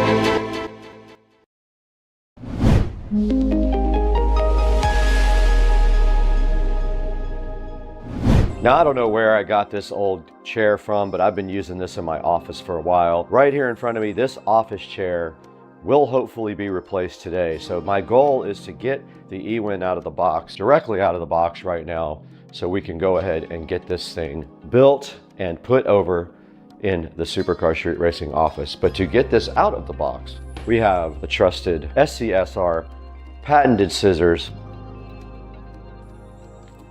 Let's go ahead and cut this box open. eWin reached out and asked me if I would want to take a look at this. I said yes. Now, honestly, I've been running behind because I have so much happening with YouTube scheduling that I was late, so I owe them an apology for that. But we're gonna go ahead and do this right now because I can't wait to put this in my office.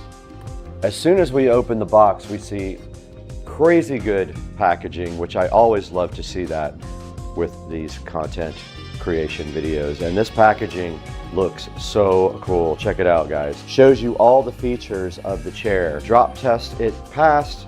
Stability test, backload test, overturning test, swivel test, mechanism test, vertical armrest, and packaging drop test. All done before the package got here. And over here, there are some funny little things that you're not supposed to do. Don't sit on the edge.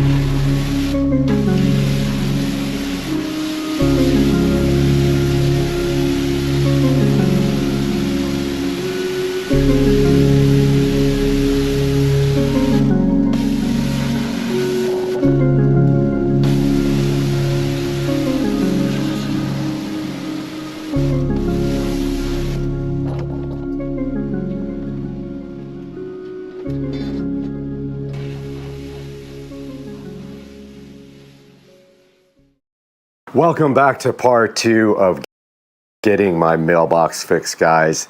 And today we are going to be finishing up this project with some landscaping. And we do have everything in the back of Rich's truck right now, so let's get moving.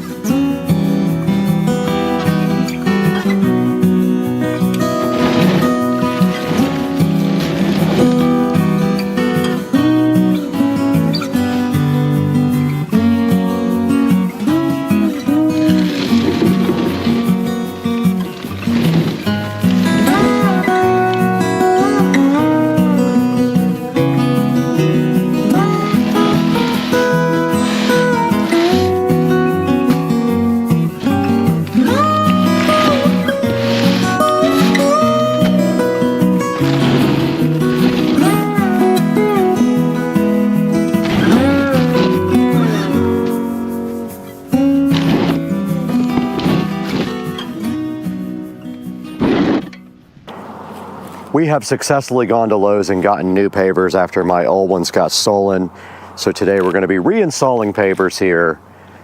They actually didn't steal them from here, they stole them from the driveway, but that's the mission today on Supercar Street Racing. Let's do it. All right, we're back at Supercar Street Racing and we have our new pavers today. And so this mission is quite simple and cars are going to be coming by, can't help it.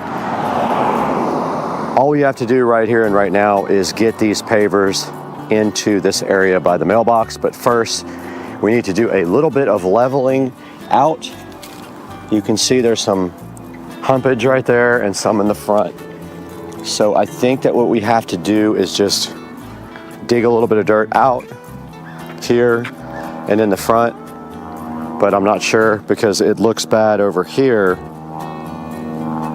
but not right there, if that makes sense. Maybe we should just fill in. No, because this over here is pretty high. All right, I see what I got to do, I think.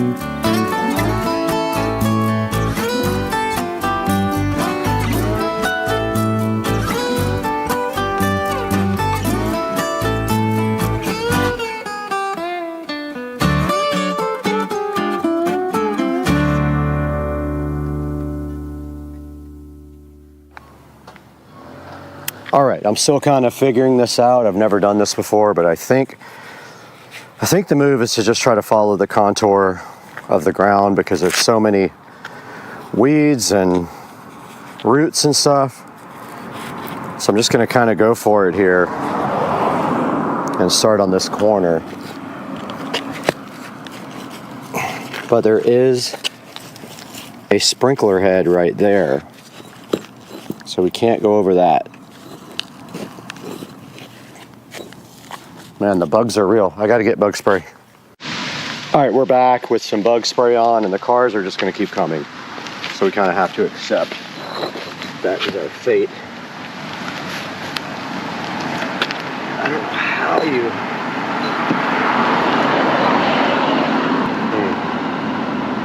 Kind of just need to raise this side up. And just flat down.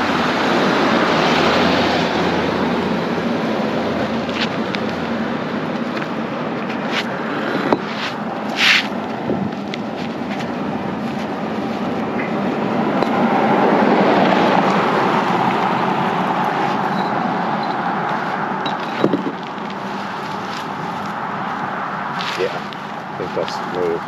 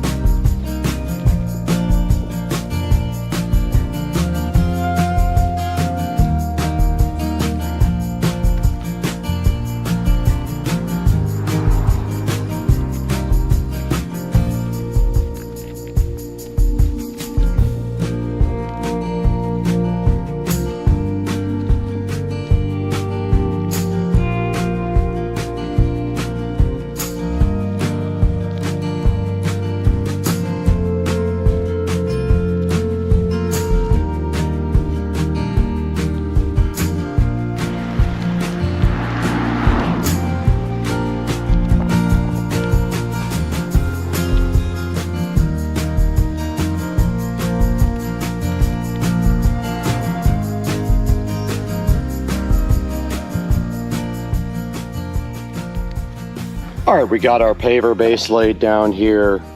All we got to do now is go get some soil and go ahead and fill this all in with soil and put some flowers and stuff in here and call this dumb project a day.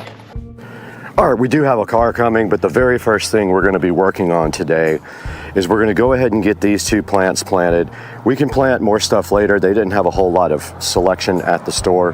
So I'm going to go ahead and get these 2 guys in and get this project started while you guys watch.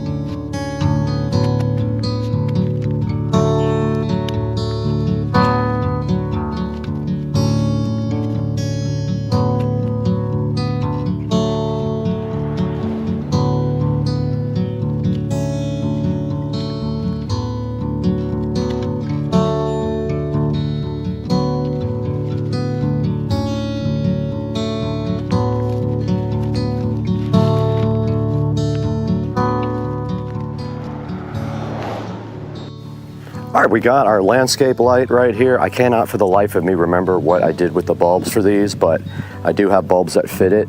These should have all come with bulbs, but maybe I didn't even check and I used my own last time. But I have a few of these to put in. Now we just have to figure out the wiring situation and run it to the existing wiring. It looks like there's plenty of slack here. So I'm just gonna do that now. I'm just gonna plant this right between the 2 plants. Oh, it ain't gonna go there. Just like that. And then I already have connectors on here with enough space to put in way more lights. We could actually do more than 1 if we want to. I have space for 2 more lights on these connectors. And I am dumbfounded about where the bulbs are for these lights because I know I had them at one point, but such is life, I lost them.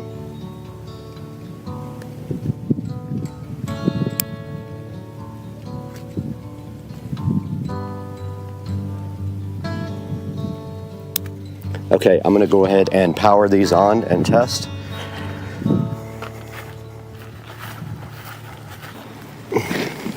They are on.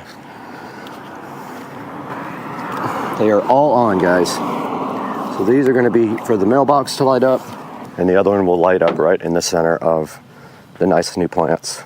Now all we have to do is put some topsoil and then rocks in, and we will be good to go.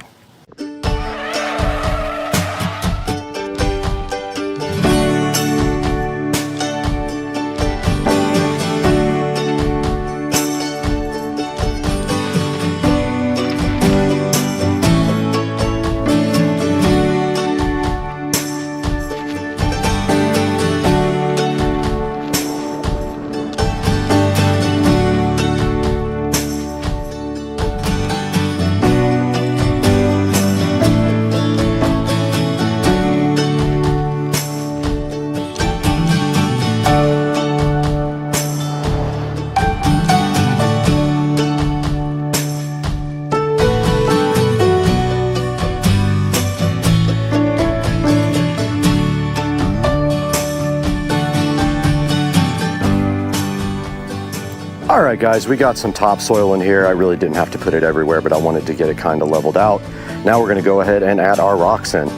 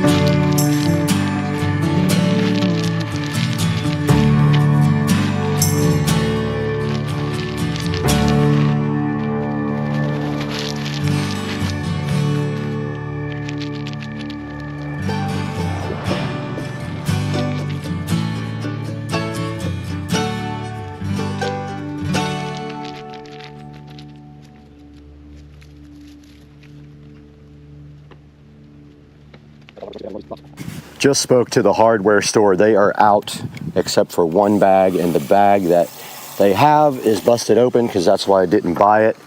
So what we're going to do right now is go ahead and water all this stuff down. It will turn a nice dark color when it is wet, and we'll go ahead and clean everything and get the dust off. Yes, I have to wait until they get more to finish this project.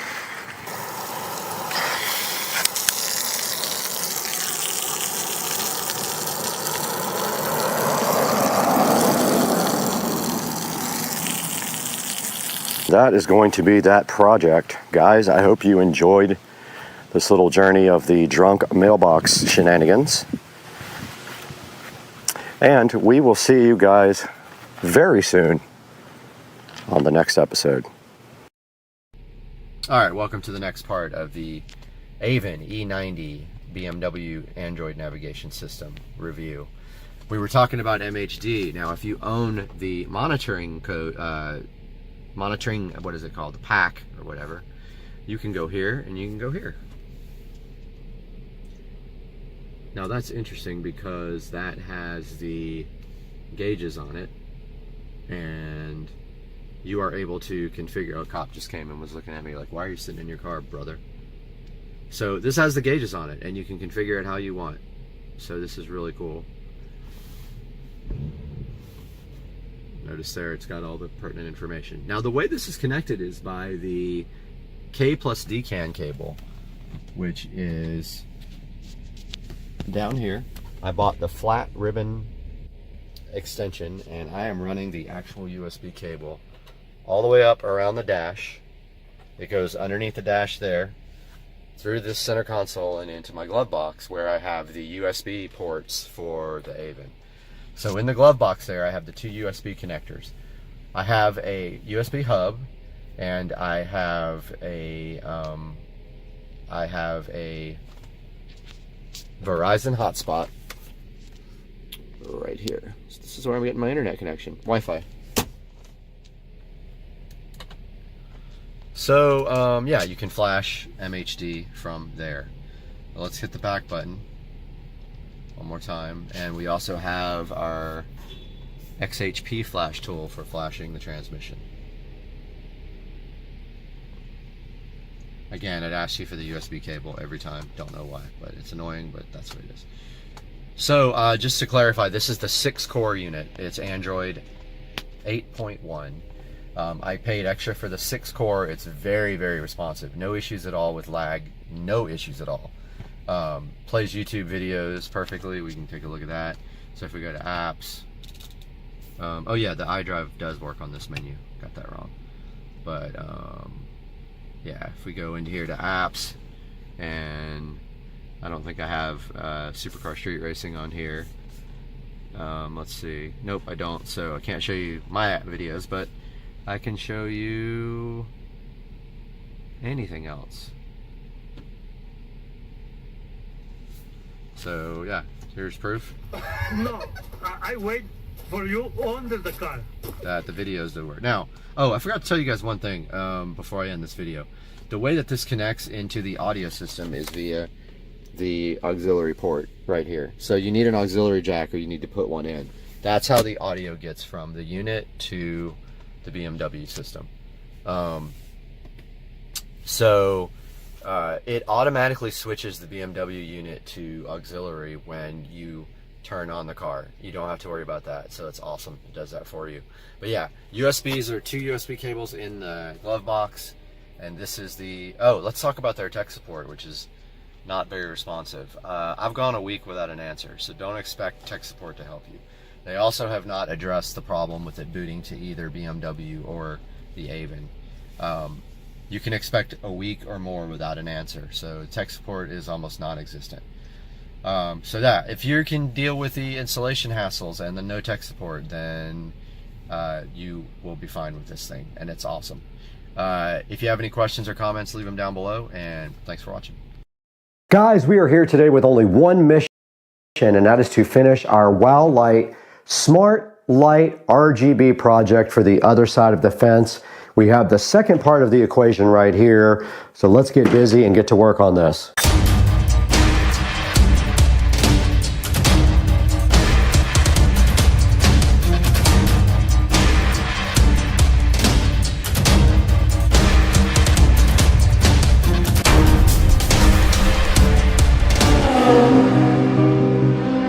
Guys, right here and right now in the Supercar Street Racing dining room, where we are joined by a cigar and some happy rocks, we have the WOW Light Smart RGB Permanent Outdoor Light, and we have another set that was so graciously donated by the manufacturer for us to go ahead and finish our light project. And I did order a couple of things for outside for the electrical, and that will help us finish this project because we need to tie into existing electrical outside. But first things first, we need to get outside and go ahead and make the fence all even before we start tying these lights up to the fence. Let's take this thing outside and get to work.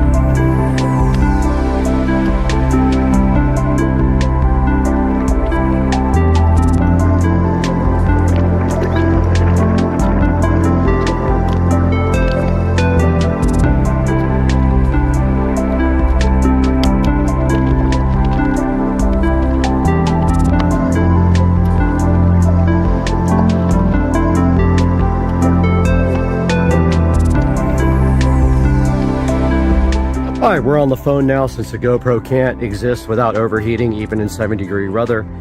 70-degree weather. Literally, this thing overheated. Ridiculous piece of junk. But anyway, we finished running the lights along the fence. All we have to do on this side now is get the electrical stuff squared away. I ordered the parts for that. And then we'll tie this up really nice, but you can see we have all the lights strung across the fence, and we followed the existing bulbs that do not work 90% of the time. And we went behind the shed because you can't see it. I wanted to go on top of the shed, but there's nothing to put the lights on. There is no eaves. There is on the side, but not on the front. And we followed it all the way to the gate over here. All right, we are out here by the fence, and you can see that we completed this side of the fence and have since turned on the lights. And it looks pretty cool. They run all the way to the other side. And also we are shooting this on the brand new S24 Ultra in 4K 60. Now check it out, guys. We have that side. All right, we got the other side turned on as well. So looking around the property now, you can see we have the lights up on the house as well. And then looking back on that fence, we have totally finished this project. I just need to clean up the wiring down in the corner and install a power stake, which will be coming in today. But that's going to wrap up this video. That's not super important. Basically, all this is going to do over here is give power to my landscape lights and the fence lights, and there'll be a stake right here in the ground next to that landscape light that has a splitter inside of it. And so guys, I hope you enjoyed this video, and I hope you liked the way the wow lights came out on the fence. It really adds such a cool effect to the back of the house, and I'm really hyped for this, and I hope you guys are too, and I hope you try the same project. And now let's throw it into the Supercar Street Racing Studio for information on where to buy your wow lights.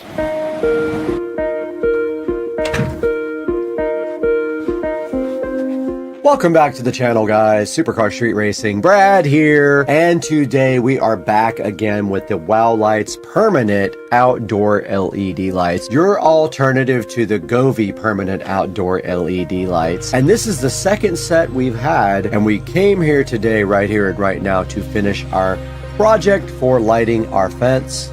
The first set went on the left side of the fence. If you're facing the outside of the house towards the pond and the pool, it would be on your left side. The second set here goes on the right side of the yard, and this was offered up to us by the manufacturer at a discount price. The first set we got for free, and the second set we got for about half price. And you can see right here and right now, we did take the second set of outdoor permanent lights from Wow Lights, and we put them right on the fence on the right hand side of the fence, and we showed you what they look like at night. They use the Smart Life app to control the lights, and we probably tried to sync them up, but I recorded this part first, so I'm not sure if we were able to do that. And I hope you guys will support Supercar Street Racing by buying these Wow Lights through our link in the description. Everything you can do for Supercar Street Racing helps us because we lose money on the channel. And right here and right now, these have a 4.4 star review, so people do enjoy the Wow Light permanent outdoor lights in their yard or on their house. I might be the first person in the world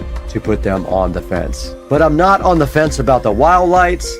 I absolutely love them. Please support the channel by buying anything through any of our links. It doesn't have to be the exact link for the product. Click any of my links and buy anything, and it helps the channel out greatly. We can't hang out a lot today though. We have a lot to do. We've got 75,000 other things to review, but stay tuned. We got another great video coming up soon, and we'll see you guys around.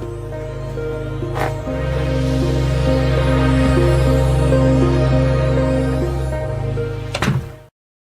guys, welcome back to Supercar Street Racing, and today we have the big reveal of the golf cart audio system. It is 99.9% finished, and we put a good 30 or 40 hours of work into it.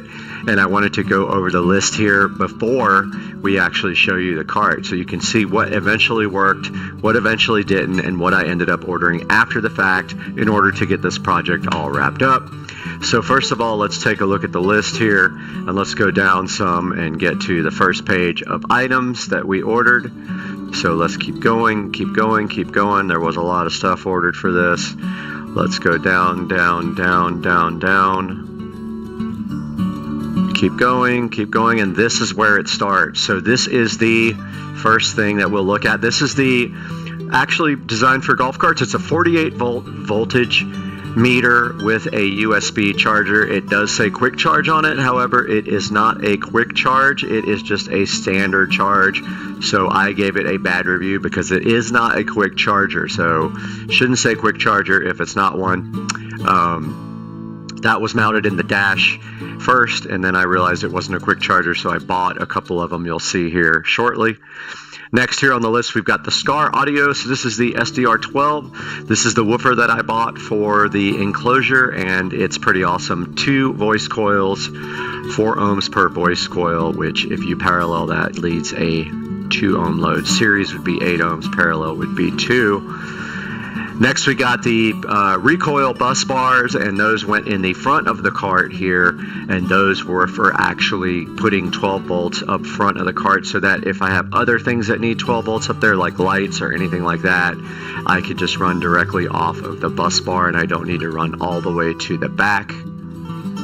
Next, we have the tubing. So this is flexible tubing for wiring, and I have to say I don't like the way that the ends fray out, and I tried heating them, and I tried the heat gun, I tried fire, and really the ends are just kind of flared out and frayed when you use this stuff. This middle guy right here is a USB power converter. So what it does is it takes 12 volts, gives you a female type B USB connector, and I use that to actually charge the tablet. And surprisingly enough, it does quick charge. It doesn't super fast charge, it quick charges. Now we got the B-Box single 12-inch woofer enclosure. It is angled. It works perfectly right in the back of the golf cart and fits between the 2 rails of the seat. It's pretty awesome. It's got a single terminal there, and the woofer is mounted in there with some polyfill. Now our Invertec 500-watt car power inverter here, and that takes the 12 volts in the golf cart. So after the voltage reducer, this guy creates 110 volt power, so you can run things like inside your house, like typical everyday plug into the wall type stuff. I got a new crimp tool with some crimp connectors that you also heat shrink, which is great. I've never owned these before, and they're absolutely awesome. Next best thing to soldering and heat shrinking, but they're great. You crimp once, and then you take your heat gun and you shrink. Got some VC Link RCA splitters. I ended up not using those, but I kept them because I probably will use them in the future. I got some Velcro mounting squares, which I use to mount the Bluetooth adapter on the back of the seat, and then put a screw above it to kind of wedge it in between the amps so it wouldn't go anywhere. This is the voltage reducer. So this guy right here takes 48 volts in your golf cart and makes 12 volts for other accessories like amplifiers, lights, anything 12 volts like a car would use. This guy's awesome because it's 60 amps. It can handle every bit of the amperage of my amplifier, and then other things like lighting and things like that. That was one of the more expensive, but not the most expensive things on the list. It's actually might be the most expensive since I didn't have to buy anything big. I already had the amplifier, which was the Rockville Phenom. I'll show you guys that in a minute. Ended up sending these RCA cables back. I got some locally that were shorter. Got this copper wire terminal connector kit here with heat shrink too. It has the big rings that allow you to go over some battery posts that some of the other things don't have. Perfect for what I was doing. And we got the master disconnect switch. What this switch does is it takes out of the 48 volt voltage reducer, which you saw down here, and it feeds this switch And from out of the switch, it goes to the, actually back up. Power from the batteries goes into the switch. Out of the switch, it goes right to the voltage reducer. And so that cuts off everything that's got 12 volts because the voltage reducer feeds it. So that means when I go somewhere and walk inside, I can turn off the master power and nobody can mess with anything on the golf cart. All right, we got our silky polyfill fiber here for inside of the actual enclosure. I forgot to stuff it in the dash. I meant to do that, but honestly, it gets everywhere. I don't know how useful it would be in the dash, but I did buy it for that and did not use it because I had already mounted the speakers and stuff, and I could probably still flip my hand through the dash hole and put it in there, but I think I'm going to hold off because it just gets on everything. It's a mess. Infinity Kappas I ended up returning because they didn't have grills, and I had to have grills. Some RCA cables that I ended up using for feeding the epicenter. Here's the actual fuse block that we come out of our 48 volt voltage reducer. We go into this fuse block that feeds all the 12 volts, including the 12 volt blocks up front, and fuses them. Let's go to the next page. Next page here, starting at the bottom. This is a fusible circuit breaker for the amplifier only. So instead of having a fuse that's gonna, maybe bust and you have to put a new fuse in, this is a circuit breaker. So you just reset it. Super easy, super affordable, $11. You can't go wrong with something like that. This magnetic phone mount thing is for going behind the carbon fiber dash, and the other part goes on the tablet, and it's supposed to hold, but since the way I'm using it is not the way it's designed. It's designed to stick onto a dash, and you put this on your phone and it sticks right to it. I ended up ordering a second one, which is on there now, and I just ordered 3 and 4 to go on the sides so that hopefully I get a really nice magnetic mount for the tablet and it won't go anywhere when I hit bumps. I ordered these guys here, these 83 watt QC3 multi-port chargers after the first charger wasn't a super fast charger. I did try to charge my phone with this yesterday and it just said fast charging. It didn't say super fast charging or anything like that, so I don't know why that's the case. I don't know if it's my cable or what, but yeah, it didn't ultra charge or ultra fast or super fast. It just was just fast charging my phone, which I guess that's fine, but I bought it for super fast charging and it does not do that on my phone. I got one in the back of the cart. Conveniently, you can plug your phone and lay it on the seat right beside you. You can lay a tablet on the seat beside you, charge right behind you, or you can do it in the front on the dash. You will see that in the video soon, guys. Next, I finally upgraded my tools. I've been suffering with this Hitachi tool set that has been a problem for years. It's probably 6 or 7 years old now. I went ahead and found this on sale for $149, and I did buy the combo kit with the drill, the impact driver, 2 batteries, and a charger, and I absolutely love it. It is worth every penny. Pre-workout was not for the golf cart, although it'll pump you up and get you ready for working on the cart. I bought some jigsaw blades because I did buy the DeWalt XR jigsaw separately so that I could use that for the cart install, and I've always needed one. 303 aerospace protectant I used for detailing the golf cart afterwards, so that is part of it. I bought the actual Infinity Kappas with the grill. I ended up returning them because I bought some JBL GTO 620s locally, so I returned these. And we have clips for cable management, and I used those on the install to screw my wires up and hold them really nicely on the back seat, and you will see that too. And the last page here. Go to the bottom. Sent this wire back, ended up using my own speaker wire that I already have. Here is the second magnetic mount that I bought for the tablet to mount on the dash, and it was undeliverable, so I never got that one, and I had to order another one. Here is the Bluetooth adapter. The one I had actually had a short in the power, and I ended up dismantling the whole entire back of the cart, and it was just this Bluetooth adapter, but I redid everything very nicely, and it looks a lot better now. Screen protector for the tablet I am going to return. I don't want glass. I didn't see that it was tempered glass, so it's going back. I needed some scissors for a lot of things. I broke them and hurt my hand in the process. When they broke, it went right through my hand, so I ordered scissors. This is a 256 megabyte SD card for the tablet, and I needed that for the tablet for the golf cart. Here is a second magnetic phone mount that I put on the bottom of the dash mount, and I have one on the top, and that still may not be enough. I bought some more zip ties for the install. I was completely out. I got a DeWalt bit set, not for the cart, but I needed one anyway, so I bought a whole bit kit. It'll be here tomorrow. I bought a custom engraved nameplate for the epicenter control, which you will see in the video, and it says epicenter and has minimum and maximum. It's going to stick on right below this cool knob that I made in the back, guys. You're going to love that. And then for the left and right behind the dash to hold the tablet better, I bought these two more magnetic mounts that were a way better deal, and they will be here tomorrow, and I will stick them on behind the dash and then put the metal plates on the tablet in the back, and I'll have 4 magnets to hold that to the dash, which you will see out here in a second. So let's get right to it, guys, on Supercar Street Racing.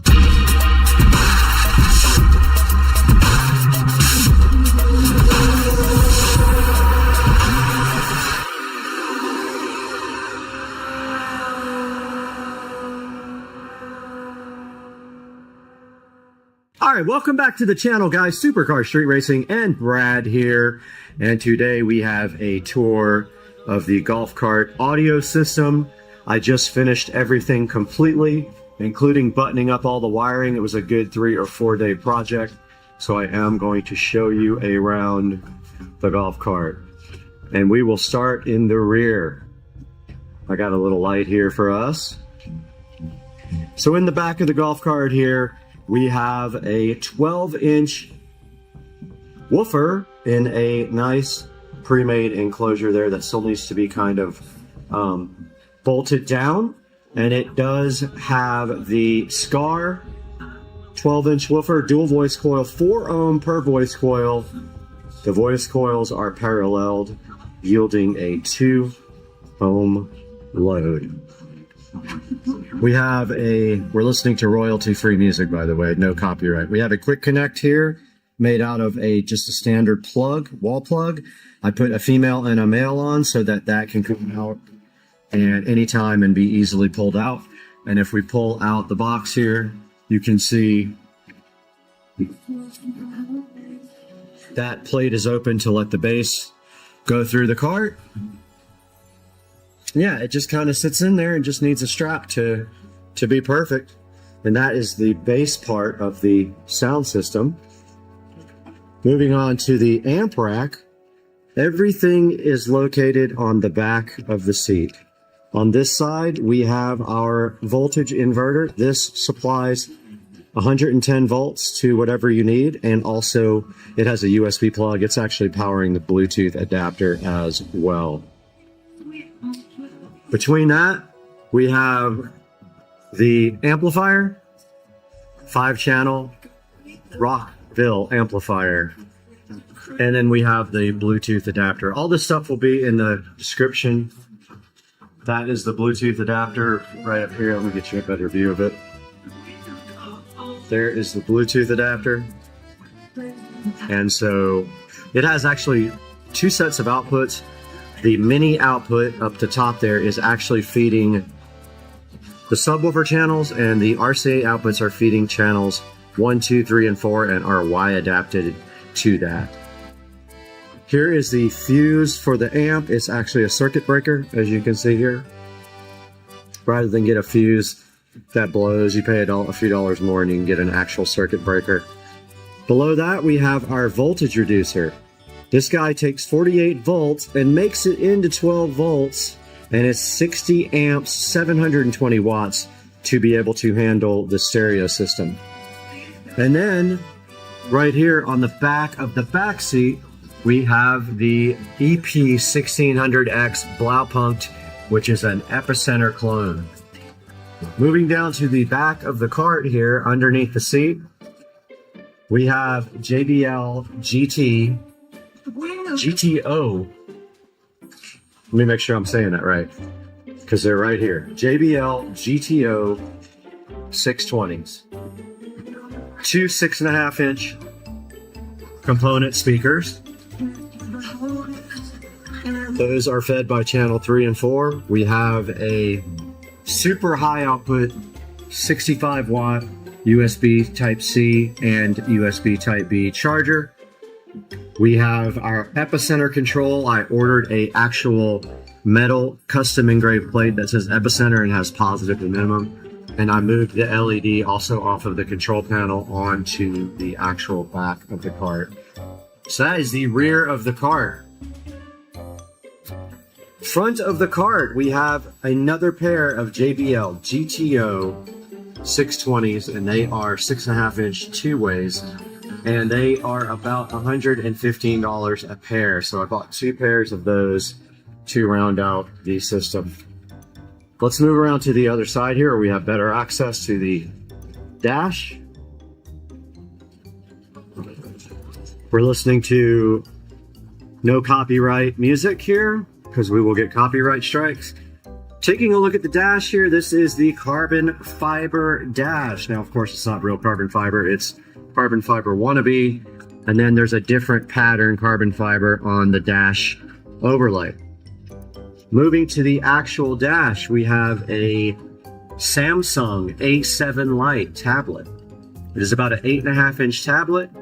It does have a SIM card available. I ordered it, so it will have its own internet connection. It actually is being charged by this cable, which runs in behind the dash, and behind the dash there is a block with positives and negatives of 12 volts. There's a USB 12 volt to USB power adapter in the back that's feeding this guy right here. And as you can see, it is charging, and it even, unbelievably, I didn't think it would, it is actually fast charging, which is amazing. Below that, in the dash, a little crooked, but it can be moved. We have our voltmeter. So this shows the voltage going to the 48 volt batteries. Right now, the charger is on and active, so that is why you are seeing the 57 volts. The batteries are charging. That is normal during a charge. Right next to that, we have another super high speed USB charger. This one, the button is kind of jacked up on. I don't know what happened to it, but it's like the button is pushed in. I'm not even showing you on camera. There it is. The only thing I don't like about these guys is they turn off between power cycles. I wish they would stay on. I looked everywhere for some that would stay on, and they don't exist. So this one, the little button is kind of like mashed in. I don't get it. The other one back here in the back is not. So yeah, that will round off the golf cart audio tour. And then of course down here we have our extreme mat. Now, there are some more things we got to get done to the golf cart. We need to do all the bushings in the front. We have a bushing set laying over here on the top of the lawnmower over there. And Joe is going to help me. Another cool thing about having a tablet. Oh, by the way, the tablet is magnetic mounted. There's a magnet stuck to the back of the dash inside, and then this has a magnet plate on the back of it, a metal plate. However, it is not working great, so I ordered a second one for the bottom. If that doesn't work, I'm going to order number 3 and number 4 for the side so that this thing doesn't move, because you can see it comes off fairly easy. I'm hoping another one will prevent that from happening, and if not, a 3rd and 4th will definitely keep it on there. So, another thing cool about having a tablet, so I got subscription YouTube, so I can actually minimize YouTube and still hear music. But we can go to the speedometer. And it's supposed to actually spin. Yeah. I don't know why it doesn't stay.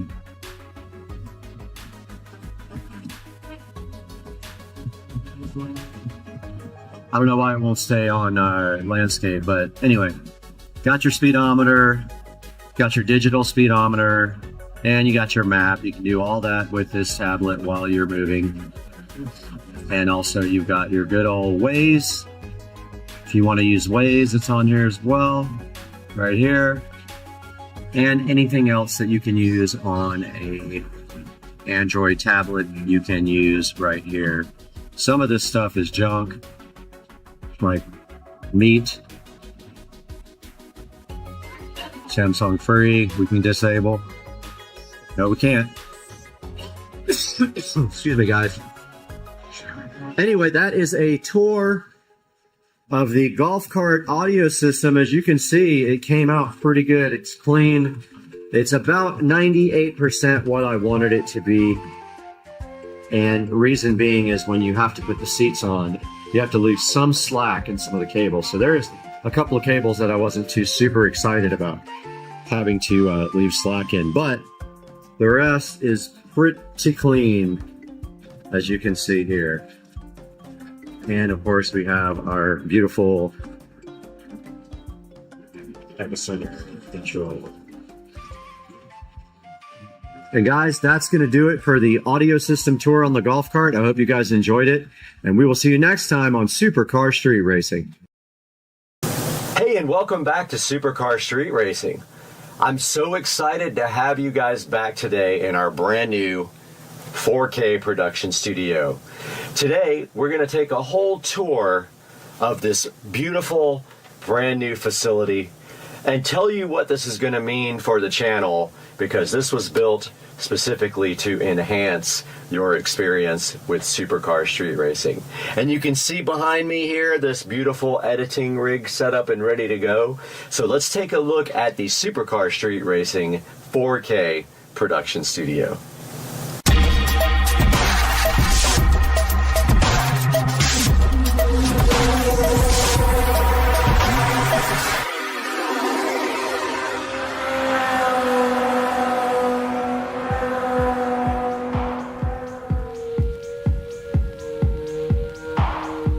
Hey guys, welcome back to the channel. Supercar Street Racing here. You got Brad, and today is the day to give the formal studio tour. The studio is 98% done. I just have a couple of lighting things to do. So we are going to start here on the outside. So this is a lean-to building, and yes, the fence is crooked, not the building. The building is straight 100%. The fence goes on an angle, so there is a narrowing path right here. But starting on the outside here, we have the LG super quiet dual inverter air conditioner system, and that is the same unit that I have in my bedroom. It is a 10,000 BTU unit that runs on 110 volt AC, and you can see here I did frame around it and cut into the wall to mount the AC, then sealed up everything really nice around the air conditioner. The wiring inside I will show you when we get inside. It is hidden completely, and that is how the studio is cooled. And in the wintertime we will just have a small space heater. Now you can also see here on the outside we have LED lighting installed all the way around the perimeter. It puts a nice downlight onto the studio. And I also did get gutters installed to move the water away from the door and away from the studio, as we had an issue where the concrete was not poured correctly and the water was running towards, so that will fix that. The door eventually will be replaced with a real door. Right now it's just a shed door, does not close very well, so that will be done in the future. And that is a look at the outside of this nice 150 something or 160 something square foot studio. And now we move into the interior. Guys, welcome back to Supercar Street Racing, and you are in the Supercar Street Racing 4K production studio, and we are going to give you guys a very quick tour of the studio and show you all the amazing features. And the studio is 99.9% done, and so let's start the tour, guys. On this side of the studio, when you enter, you will see the LG dual inverter super quiet air conditioning system. This is a 10,000 BTU unit. I have a review on my channel. I will post a link in the description to this guy. It is Wi-Fi controlled with the ThinkQ app. It is very awesome, makes very little noise. You don't hear when the compressor kicks on whatsoever. This is how I'm cooling the studio. I did build it directly into the wall, sealed it really nicely, and then with my foam tile skills, I foam tiled all the way around it. and then the wiring actually goes right over here inside the wall and plugs in right there very nicely where you can't see it. I didn't want to do it inside the wall, so I did it on the external there. Moving to the right of the AC unit, we've got a wall plate here with a Cat 5 or Cat 6, whatever you want to call it, jack, and an HDMI. That Cat 6 goes to the switch, and the HDMI cable goes up here to the Seiki or whatever you want to call it, 32-inch monitor. Now, we have the HDMI down there, so we are capable of plugging in anything to this guy and displaying it from either the corner of this desk or whatever you want to do. You can easily just plug right there, and there's power conveniently located there as well. So that is the Seiki 32-inch television / HD monitor with a Fire Stick 4K plugged into it. Now this is the only guy that doesn't have Ethernet. Now we can add Ethernet. I do have an Ethernet adapter for these Fire Sticks, so we might do that because I want all Ethernet, not Wi-Fi on my monitors. So yeah, so that is the first thing you see on the left for reference. The door is right there. You walk in and look to your left, and the television is right there. Stepping back and looking towards the door, we have the Echo Show 15.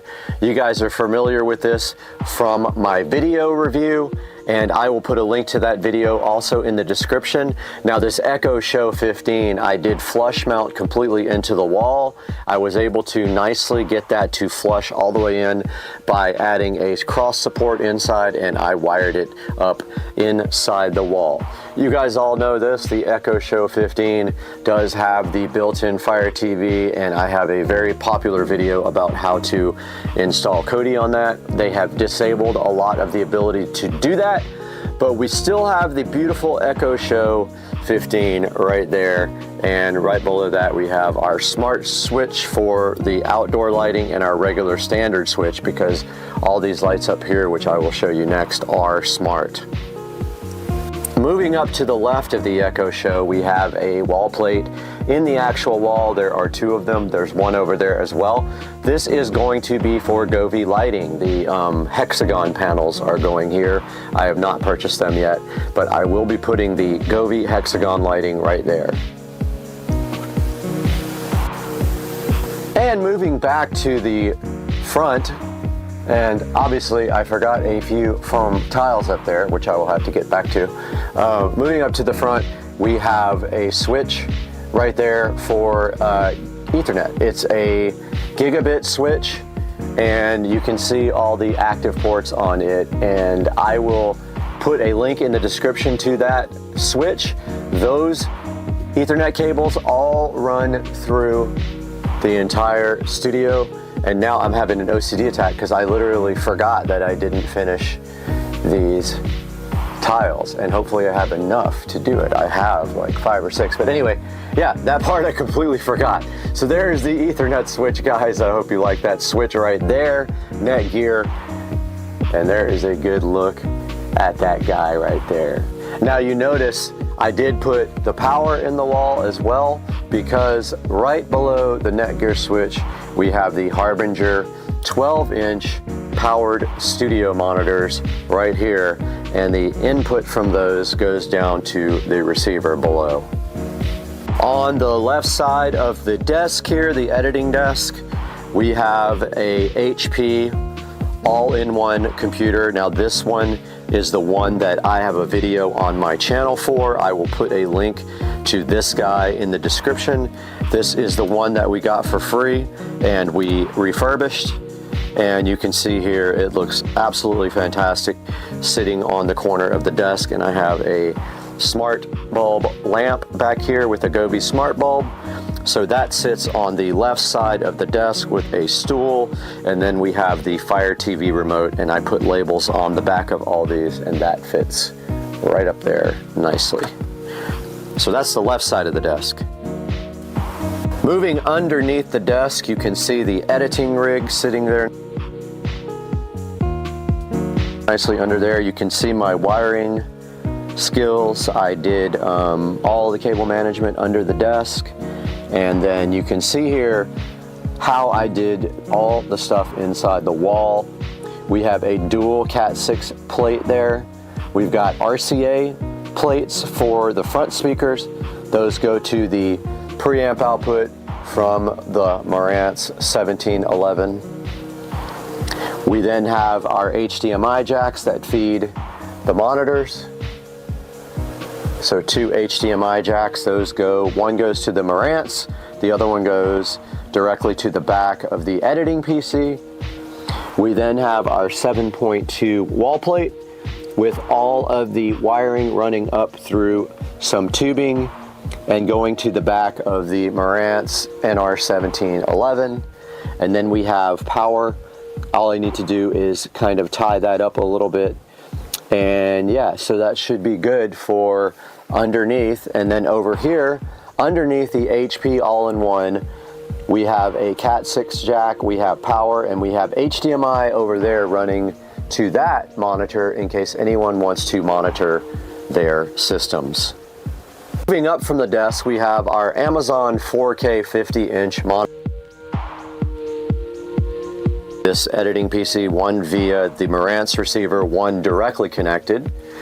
And moving behind them, we have the Govee immersive lighting on the back and all of the wall plates. We do have Ethernet, HDMI, and then we have another HDMI plate running to the bottom down here so that anyone can connect their laptop or other device. I know it's hard to see here, but there's an HDMI plate here that says lower plate. It runs down behind here, and there will be a small desk here set up for a laptop as soon as I find one. Same with the second TV, or monitor, there is a wall plate down there, or actually behind it on HDMI running underneath the desk, which is very hard to see because it's dark. And that is the setup for the monitors on the editing rig. Moving to the sound, up above that monitor there, you can clearly see the center channel speaker. I will put a link in the description to these in-wall speakers. I chose to go with square because they're easier to cut the foam around than round. We have the center there. Don't forget our fronts are Harbinger powered monitors here. And we have our side surround there where the foam is coming off that I have to re-glue. And we have our rears there. Those are all the in-wall speakers completing the sound system here for the 7.2 surround sound for the audio rig. Okay, moving to the bass part of the sound system, we have the Polk PSW10, and that is from the house, and I got a brand new one in the house, so I will be showing you guys that at another point when we review it. So that is the sub for the sound system. I wanted to get something that would fit there, but it's not gonna happen, so this one will probably go somewhere like in the corner here or somewhere inconspicuous. I'm not 100% sure yet. It depends on what I do with a desk here. It actually could go way under here and be fine, so we will get to that when we get to it. But that is the sound system bass, and then above that we have our refurbished thrift store Mac that may or may not stay in here. Moving to the corner, I originally had planned the subwoofer here, so we have our subwoofer wall plate there with RCA cables and power conveniently located. But for now, it is not possible because this is just too big, so I might move the sub underneath the desk over there where it's not in the way. And then moving to the rear, we have a futon with some nice pillows, and that is the rear along with this nice black coffee table that I refurbished myself. That is the rear of the studio for guests to hang out while I edit, or to sleep in here, it's possible as well. And that's the rear, or sort of the side. If you're looking at the door here, you rotate around this way, there's the editing, and if you keep going to your right, there is the futon and coffee table. So if you come in the door and you immediately look to your right, we have up here in the corner another wall plate with receptacles for Govee hexagon lighting. We have our 43-inch Amazon TV here, which was not on, but I will show you guys that now. And for whatever reason, it affects both televisions. I don't know why that is the case. They're supposed to be locked to their own guy, but this one is affecting the one behind me, which is hilarious. When I push the home button, this guy went home too. So yeah, so this is a 43-inch 4K Amazon TV monitor, and that has its own built-in, obviously, Fire TV system, and behind it, it is hardwire Ethernet to the switch up in the corner right there. And that completes this side of the room. If we look down here, we have a Cat 6 wall plate, so you can hook up here and chill and have wired Ethernet. If we look down here, we have Cat 6 and HDMI. HDMI feeds the second input to this monitor, and then you have power. So this is capable of also displaying up here, and that rounds off this side of the room. Guys, moving up to the top of the ceiling, we have the Govee canned recess lighting. It's actually just pucks lighting. It is smart lighting. There are 6 of these. There are 4 in the studio part here, and there are 2 behind the televisions up there, and they are all smart controlled. Alexa, set the studio switch lighting to blue. Alexa, set the studio switch lighting to 5%. Alexa, set the studio switch lights to red. Guys, there we have the Govee puck lighting, and I will have a link in the description to these. They can be synced with the Govee immersive lighting behind the television, or they can run independently, and I have them set in different groups, so these can come on separately and do some backlighting there. And that is rounding off the amazing lighting at the Supercar Street Racing Studio. Guys, that's gonna wrap up a tour of the Supercar Street Racing Studio. I'm so glad you guys decided to join us today, and I hope you like the studio, and we will see you next time on the channel, hopefully soon with some more exciting things your way.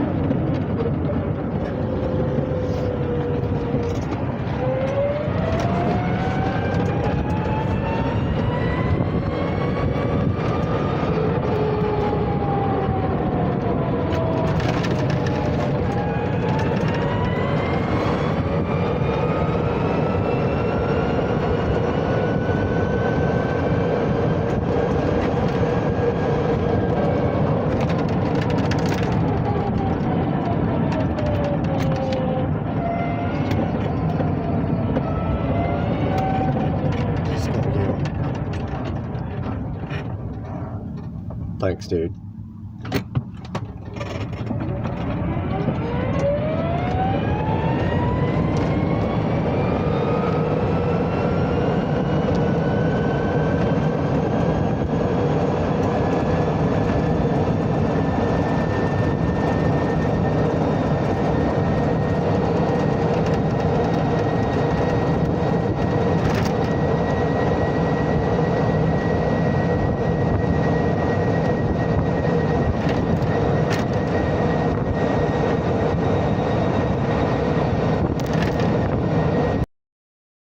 Guys, right here in front of me in the Supercar Street Racing living room, we have the Lumery RGB AI Smart Pathway Light Pro Kit, 36 watts, 2800 lumens, RGB AI to look at today on the channel. So let's get rocking.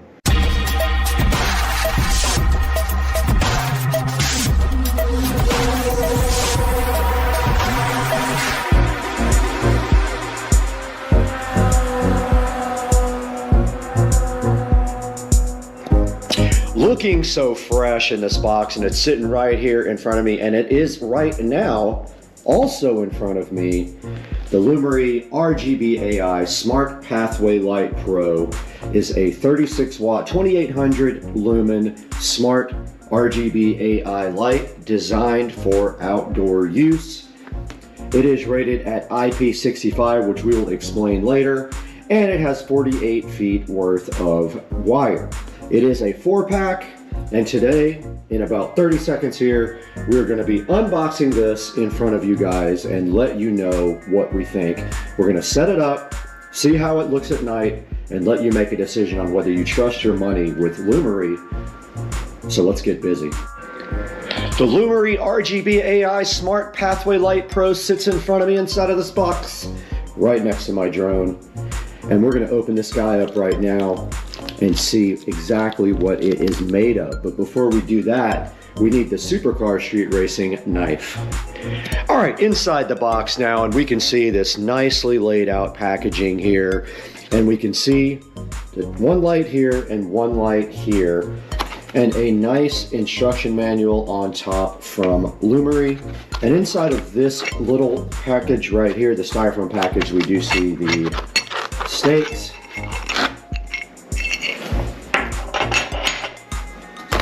And here is one of the lights, and they are very, very solidly built. Pretty heavy. There is a good look at them. And if you're wondering if these rotate, they do. So the actual light will rotate. And I would say these weigh a good 2 or 3 pounds. And if you expected them to be plastic, they are not. They are solid metal, so very well built. And they do have on the ends here the quick connectors. The only concern being, of course, is that what do you do with the extra wire if you have less than that amount of space between? And right here and right now is number 2 on the set, which I am just placing back on the table. Then we do have the Lumery remote right here. And it looks like right here is the power supply. And if you're wondering if you're going to be able to use a plug, you can't. You have to use this brick. And then underneath, the same exact thing on the bottom. Let's get all these out of here, get them plugged in and connected to Wi-Fi, and see how this works. Now, my plan was going to be to use these on the dock. I do see that there is a large amount of wire. They give you a lot of extra wire, which in most cases is helpful. But in my case, it's going to mean a lot of wire to hide. And if you look at the control box here, there is a larger plug on this, and that goes right into the bottom of this AC power adapter. And they have it keyed so you can't do this incorrectly. This will only go in one way due to the keying on the bottom. Let's get this connected. Back with the Lumery LED lights, and the very last light will have a single connector on it. All the other ones are Y adapted so that you just go in a chain and it makes your life easier. So let's get these connected up the way that they're supposed to be connected. It took about 10 seconds to connect these lights together. They are keyed in between the connectors so you can't do them wrong. And right here we have the remote control for these guys, but there is already a control right here that allows you to turn them off and on. We do have the app open here, and it wants the Wi-Fi information. All right, so we do see Lumery Pathlights Pro there. It did come back on and ask how many bulbs we have total, and we do have 8, so we hit confirm there. And now we can see the nice little screen here with the colors. It is set on warm white now. Go to color, we can go ahead and set them to whatever we want. I love how bright these are. Our next step is going to be getting them installed on the dock. We do have a challenge. We're going to put one at each corner on the dock and clamp them to the dock using this tape here. This has screw holes in it. We will get it very tight, and then we will clamp these to the dock, and then we have to figure out wire management. I'm kind of leaning on wire management inside. There's a hole right here, but it doesn't go very deep, so you can't put the wire inside there. we're just gonna have to see when we get out there and get this thing connected to power. All right, we are out here at the dock and we see here that we have the old rope lights installed. Our first job is, these are completely broken, so we have to cut these off and get them right out of there right now. Now we have to be careful while we do this because there are alligators literally everywhere out here. So there might be one up in the yard. Nope, I don't see any there, but we need to be careful. No alligators there. Maybe they are out somewhere resting, but while we're working on this we got to be really careful, like not to fall in like I almost just did.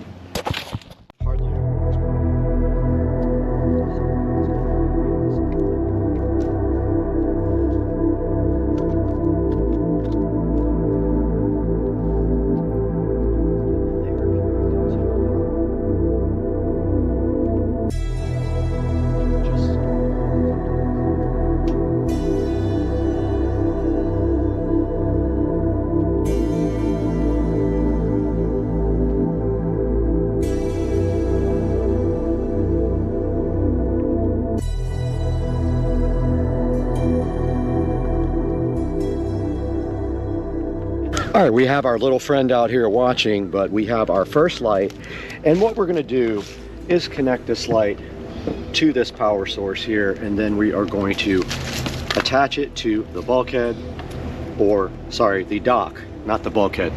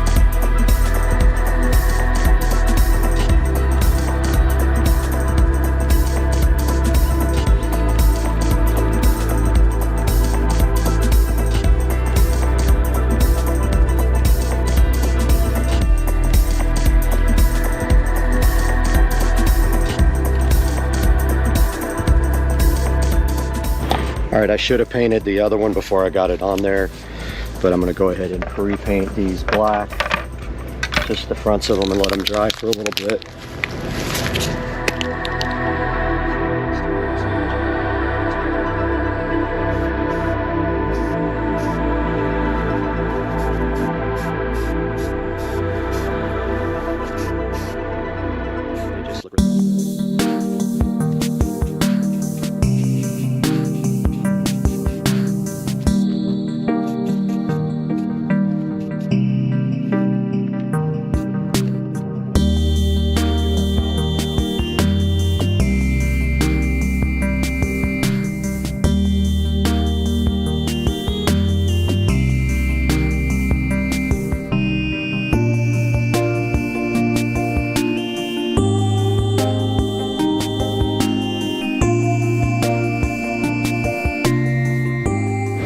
Alright, I went ahead and taped up and painted the existing strap so it would not stand out so much. Just waiting for the other plastic straps to dry now. Alright, I'm going to go ahead and pull the tape off and put some clear silicone behind this guy to start holding it.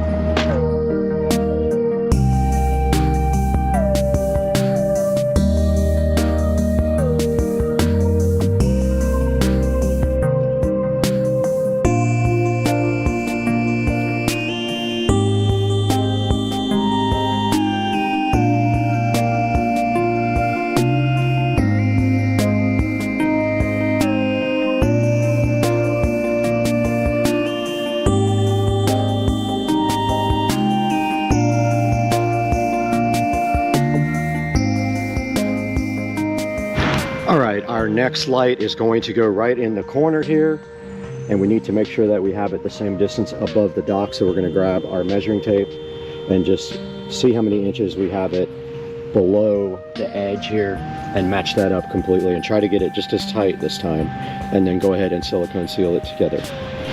Okay, it is supposed to rain today, so I went ahead and put a plastic cover over the other one so the silicone could dry. It is not fast drying. Unfortunately, I don't have any. That is a bummer. But I'm going to go ahead and get to work on the second one now that our paint is dry on the strap.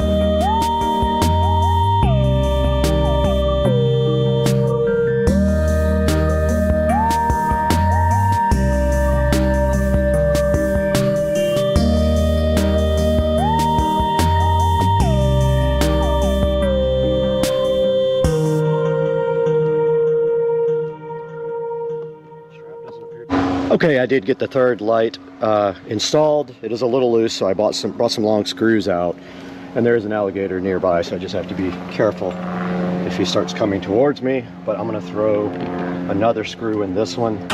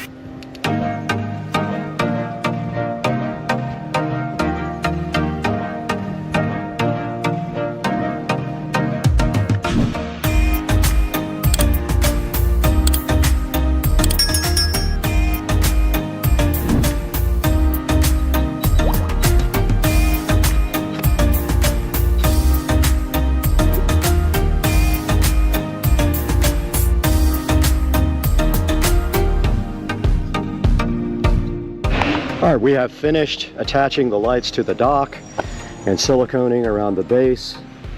And now all we have to do is run the wires and clamp them up. And I brought clamps out for that. I have a whole kit.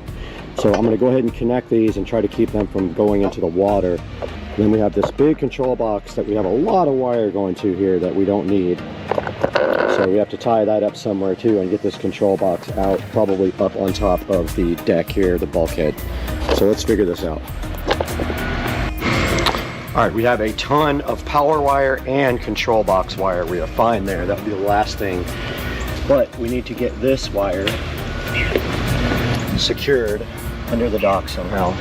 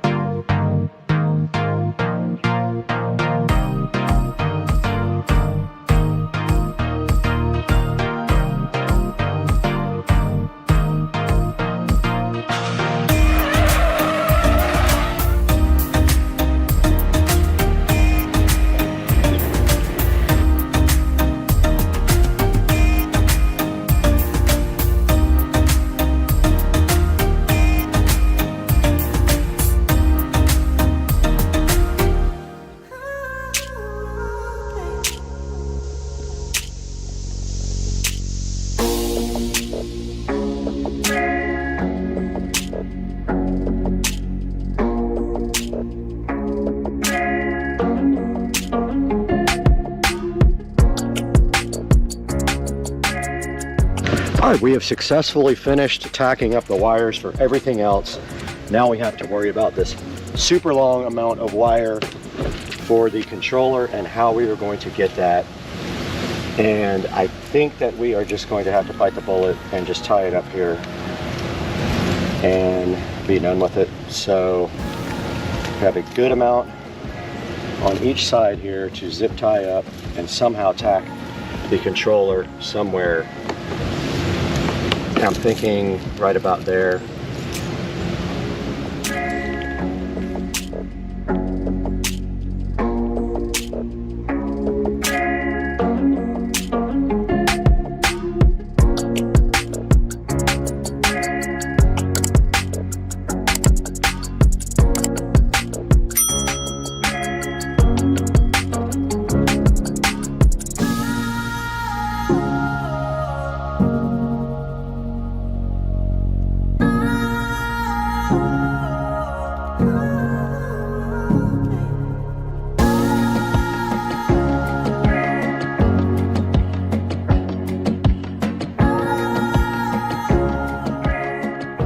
We are all done out here with the install of the Lumery RGB lights, and you can see right here they are on and they are powered by this smart switch. They are also smart themselves, but we are using the smart switch here. It will come on at a certain time, and whatever these guys were set to in the past, they will come back on. We did use these clamps, and we used some clear silicone also.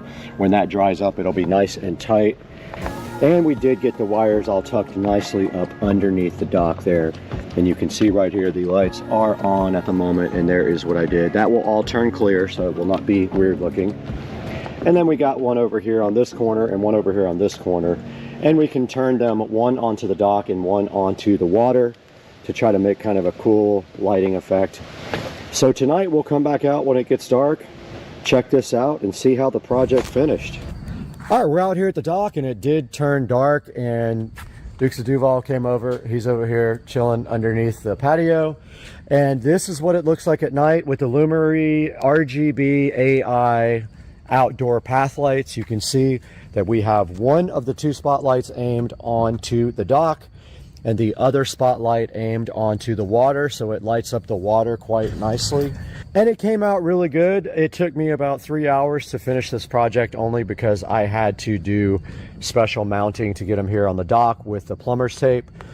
But you can see if we step out here just a little bit and take a good look at the dock, that really makes a big difference. And we got rid of the rope light that was around the dock. It was burned out anyway, so this has been a really successful project, and it looks super cool if you're off to the side because the water is all lit up as well. So guys, there'll be a link in the description to this. Lumery, please show your support. They supported the channel, so show your support for them by buying their products through my links, and we will see you guys next time on the channel. Later, Gator.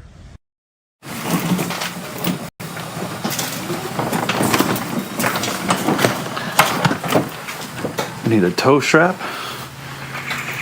Do I have one? Yeah, yeah.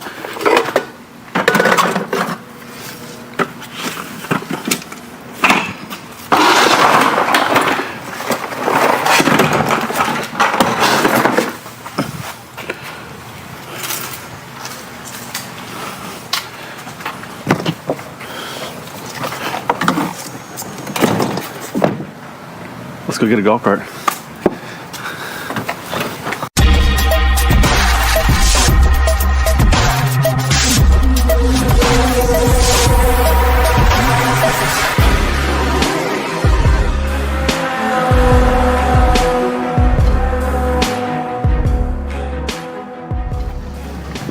All right, everybody, welcome back. We're with Dukes of Duval again, and so we're going to pick up a golf cart.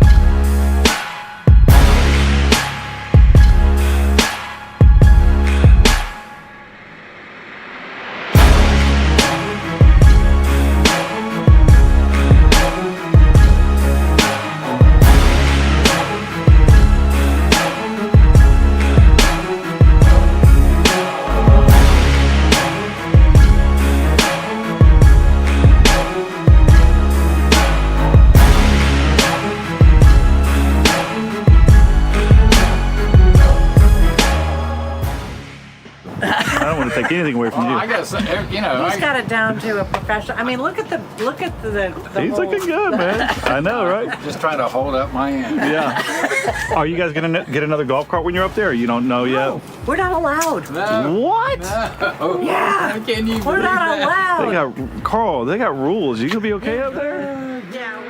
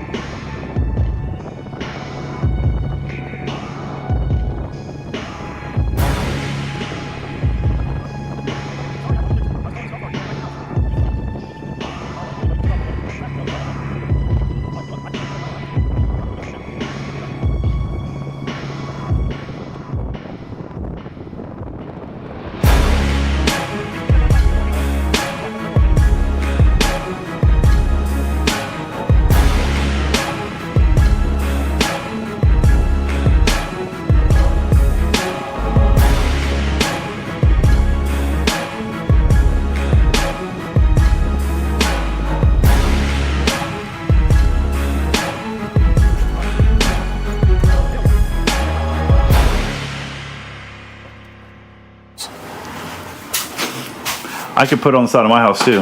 I think it'll go through the. Through the gate? Yeah, I think it'll go through that gate.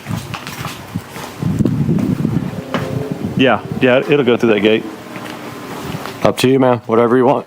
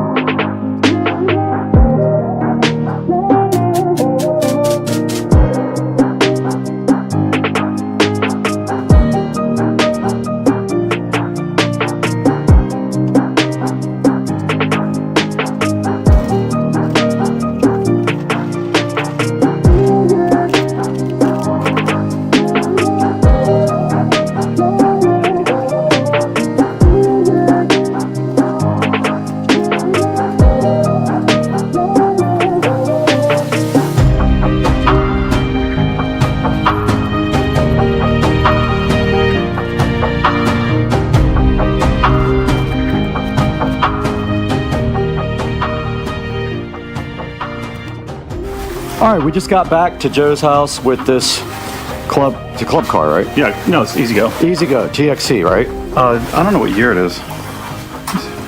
Oh, there's something on the side here. It's a serial number and stuff. We'll have to look it up. Number? I think last two. Yeah, so this thing's in awesome shape. I think it's 2001. 2001. Yeah, it's in pretty good shape, man. Yeah, not bad. I think it just needs a little cleaning up and probably some batteries, man. Maybe just put water in the batteries and see what happens. That's the hope, right? Yep. Hell yeah. Nice acquisition.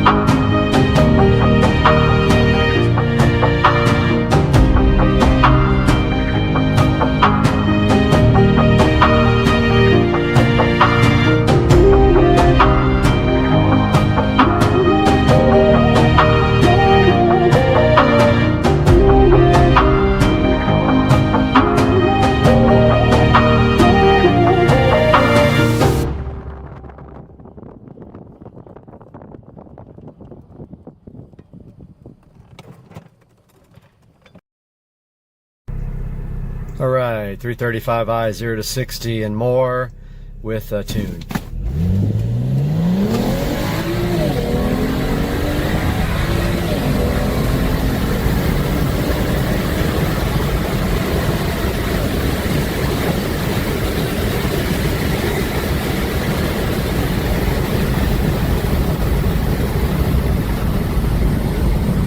So that's transmission XHP flashed.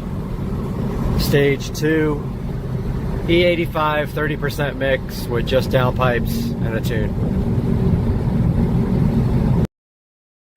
Alright, this dude was in the fire pit. Check him out. He was hiding in there when I started the fire. He crawled right out, and I don't know, that looks... I don't even know what kind that might be. I have no idea. Anyone knows, comment. Pretty cool. Mud Elf, the eagle, is injured, and he just lost another toe, and the time has come for the channel mascot to be hung.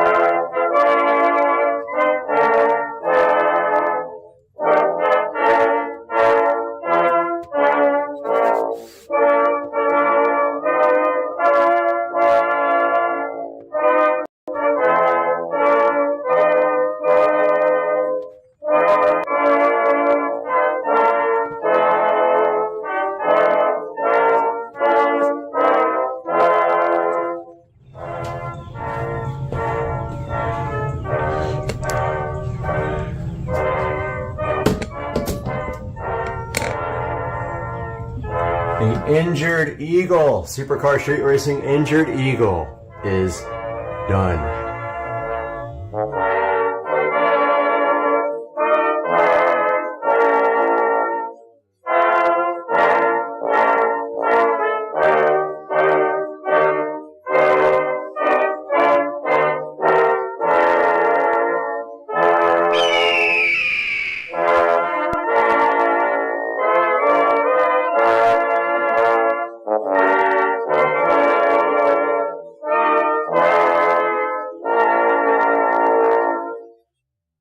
The correct time is 4:15 a.m.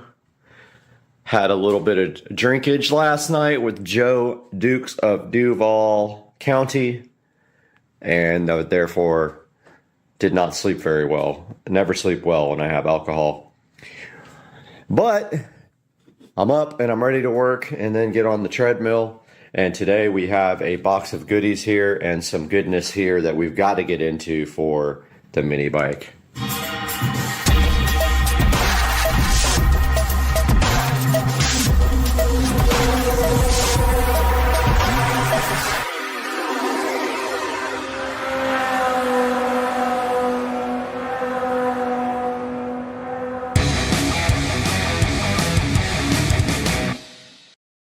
What's up, guys? It is 4 o'clock in the morning with Supercar Street Racing. I'm out here in the garage. I know you hardly ever see me do a selfie shot, but I wanted to show you what's going on with my injuries from the mini bike. So my knee looks like that. And this part here still bothers me when I sit down for a while and get up. It actually hurts because I think it's healing and it's, you know, flexing every time I try to get up. My thumb is still pretty jacked up from the accident. I jammed it pretty hard and it's multiple colors and yeah. And then that part of my hand right there lost a bunch of skin in the accident as well.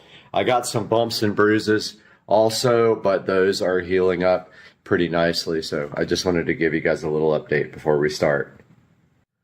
Yep, we still got our tires here, and I think this week is the week for pulling the wheels off the bike and going to get the tires mounted, and then after that I am actually just going to paint the wheels matte black. I ordered wheels, but they were taking forever and I canceled the order, so I'm just going to paint the wheels. There's no need to order black wheels. But in the box, we have a replacement for the accident. Here's a new brake cable. Not brake cable. A new brake handle. Can't talk this morning, it's too early. Here is a new grip, because I destroyed the other grip. And this has nothing to do with the accident, even though they did get kind of messed up. Here is 2 shiny new brand new foot pegs.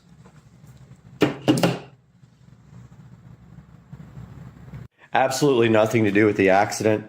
This is my nightmare. This fuel cap is brand new and it leaks. Brand new. Look at it. It's shiny. It's got a new gasket. It leaks. So today we are going to take care of that with this cork gasket. In the gasket kit that I bought to make for the carburetor, there was this lovely cork gasket inside. It is going to be perfect for making a new gasket for the top that hopefully never leaks again. Fuel goes everywhere.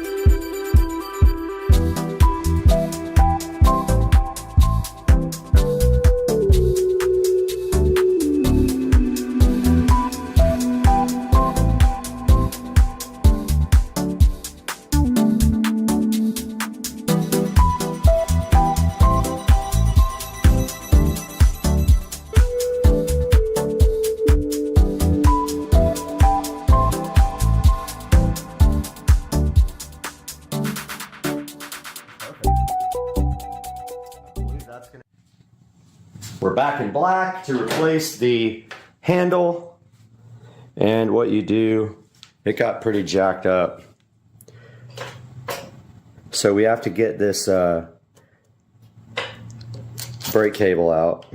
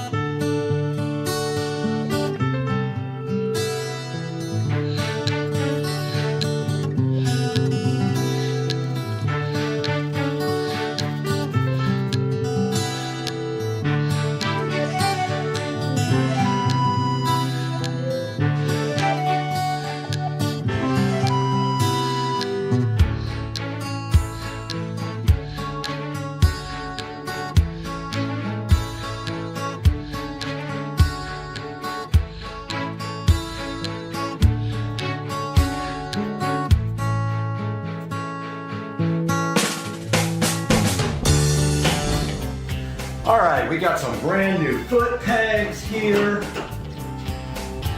Hopefully they fit.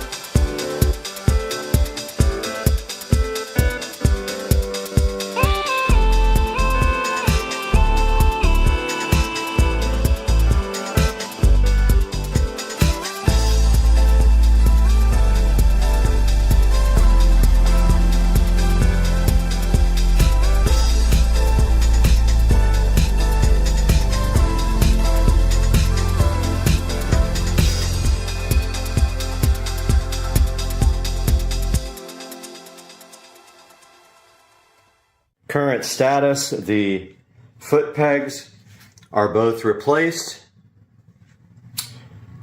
The brake is connected, however, I painted the handlebar because it got messed up right there from pulling the brakes on and off, and it'll probably get messed up again, but I want to get it a good chance to dry here, a couple of hours to dry before I finish this. So it's time to get on the treadmill and get some freaking exercising done.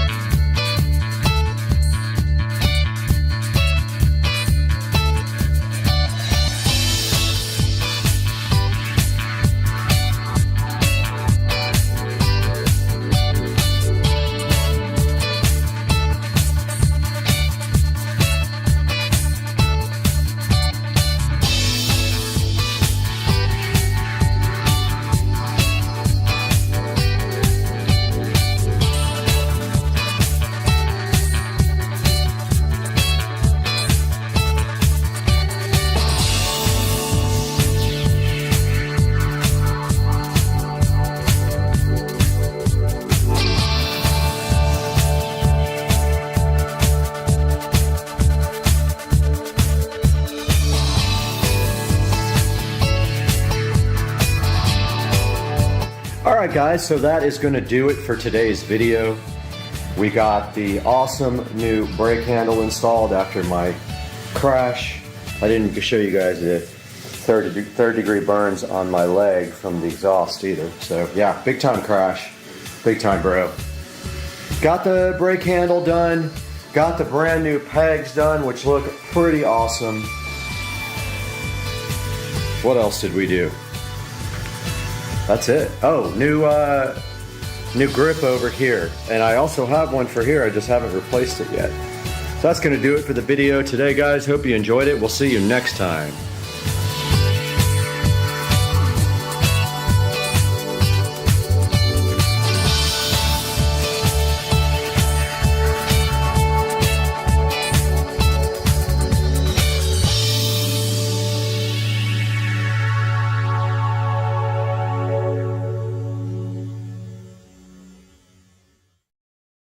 All right, this is how you punch it in a 1,000 horsepower Tesla in Mexico. Punch it. Oh my God.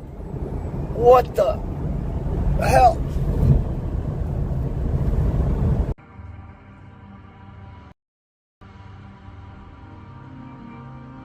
There he is. He's tiny though. I think he's a baby. Little guy.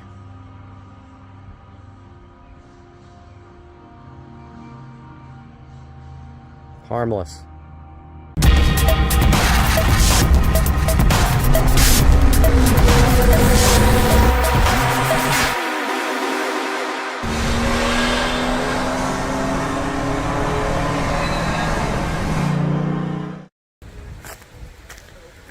Trish went fishing and caught a monster. Oh my God, that is crazy. Yeah. That is insane. That's a snapping turtle too, by the way. Come here, dude. How the hell are we gonna do this? I'm just gonna freaking bring him over here and grab it. You wanna grab him? I'll grab him by the back. Here, baby, got this. Yeah, it's caught in his jaw. It is. Yeah. Yeah, we might have to cut it. I don't want to lose your hook though. I don't care about. I don't want. I hate to see him. Yeah, I'm trying to help him out. Yeah. Come on, buddy. Shoot him! Shoot him! Wait, where's our knives? Hey, you got stuff in here, baby? I do. He pretty much like is giving up. Yep. I'd like to get that hook out of him, but. You want scissors? You want? I mean, if he gets a hold of us, he's gonna do some damage. I'm not getting my hand near him. He'll carry you up. Here, let me cut it. Right. Well, can you cut it under the hook? I'll do it. You want to get it close to his back? Yeah, hell yeah. As long as you video it. All right. You video. Okay, it's already on. Okay. Is that another snapper? It's turtle season. No, that's a soft shell. Oh, yeah. We can grab him and take it off. All right. He's a snout nose. Come here, dude. Come here, buddy. We can't. You want to film this? I'm trying to get it up there where you can get it. This is crazy. He's barely. Whoa! Right? Look, he's got paddle arms. Oh, wow. I know, that's a soft shell. That's pretty cool looking. See if we can get it off of him. Hang on, let me go around this way. Hold on.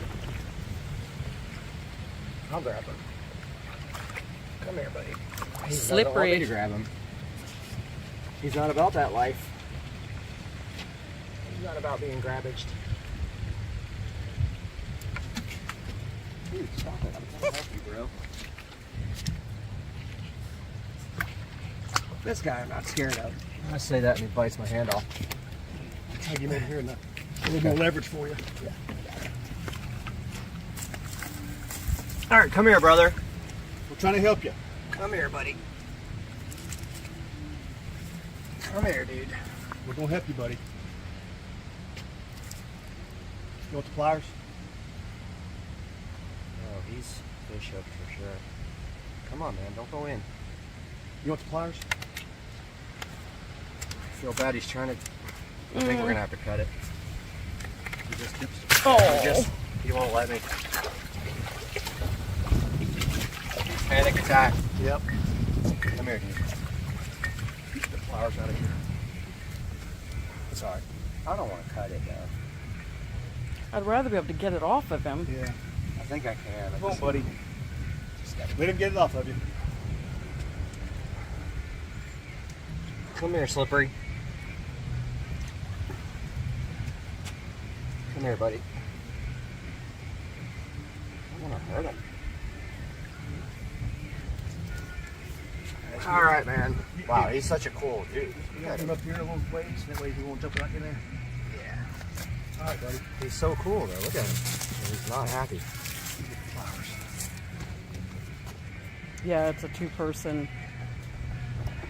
Oh, he needs Hang on, buddy. leaf removal. Try those. Here, you do it. I'll hold him.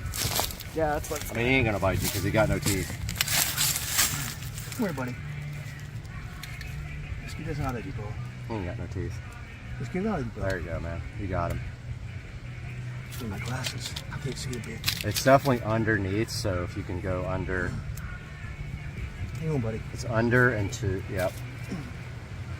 Oh, it's way back there. Yeah, it's like, see how it's like, check it out. Damn, dude. Yeah, you got it. It's coming out right here. Okay. Okay. There you go. Now you got it. Yep, that's it. Come on, man, we got you. Dude, I know it hurts. There you go. Oh, good. All right, you ready to go home? Come on, buddy. Go free. He's like, thank you. 7 billion views. That's it. All right, welcome back to the channel, guys. Supercar Street Racing and Brad here. And today we have a tour of the golf cart audio system.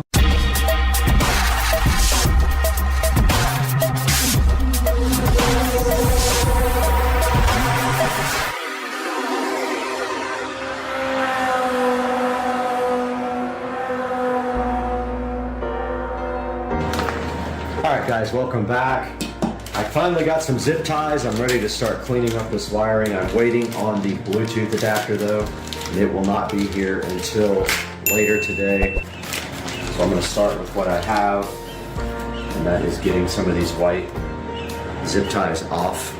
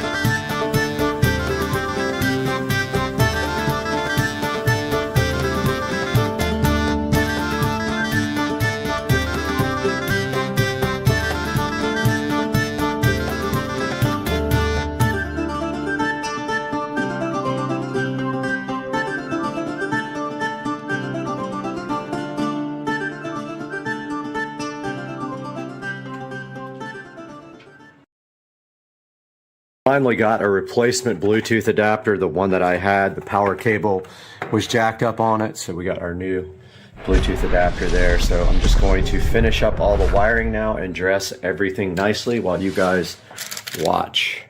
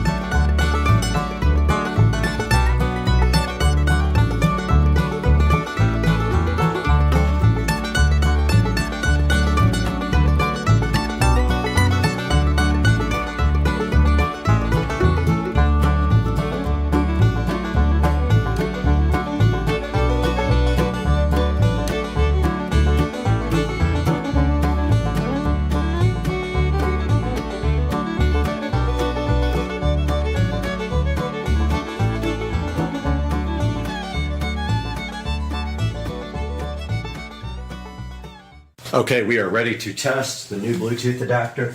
We are connected to Wi-Fi here, and we got some YouTube. Let's see.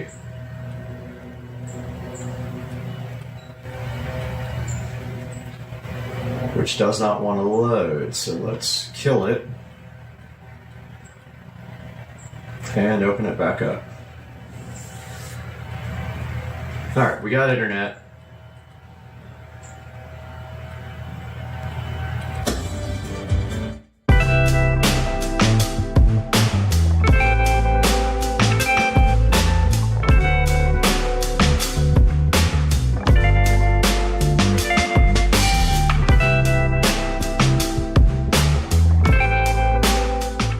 I just finished redoing again the entire audio system back here, all the wiring. I was having a little bit of OCD about it, so I went ahead and redid it all with less connectors. I figured out a way to use less connectors and redid all the tubing and all that. One thing I really need to do now is throw a zip tie around this guy right here to clean it up a little bit. But that's about it. I just wanted to give you guys a good look. We've got the inverter there. We've got the 5-channel amp there, the epicenter on the back of the back seat, the relay or the circuit breaker for the amp is there, and then the voltage reducer is there, and the Bluetooth adapter is there. So I am going to go ahead and button all this up. It works perfectly now. All the channels are correct now, and I'm happier.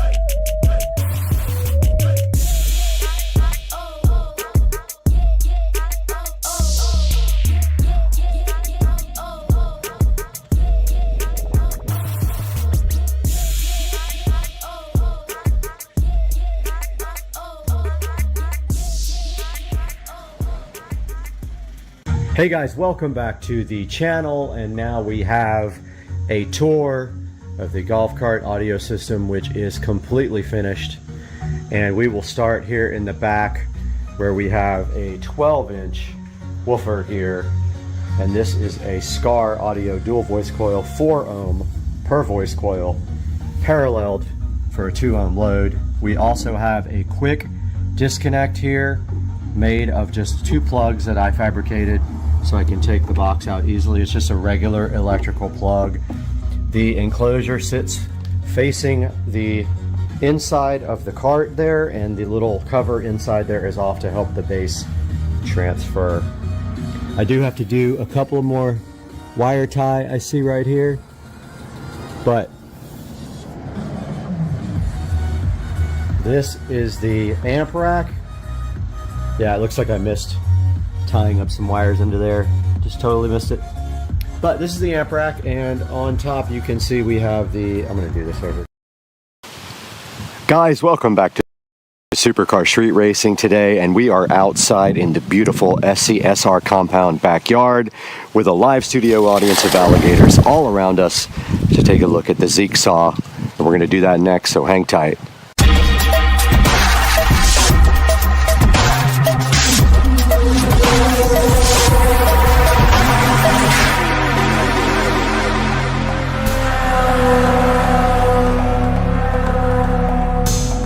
Welcome back again to the channel, and we are out here on the dock with the Zeek saw that was provided to us from the manufacturer, which we're going to be taking a look at this today, and then this is going to be going over to Rich and Trish as a Christmas present. But this is a 4-inch mini chainsaw. They have their email address right here on the front, zeeksaw@gmail.com. They did contact me and asked me if I wanted to take a look at this, so we are going to be looking at this today, testing it out in the yard, and getting this thing unboxed on Supercar Street Racing. Alright, we are out here with the Zeek saw 4-inch mini chainsaw, and once again this is a good look at the box. You can see it right here. It is yellow and black, kind of taking from DeWalt. It's got some tips here for you about wearing eye gear, keeping away from children. When it's used for the first time, it needs to be fully charged, and extend the life of your chainsaw. Don't cut branches over 4 inches long, so we won't attempt to do that today. And now let's see what's inside here before we have to get this thing out and get it charged up for use.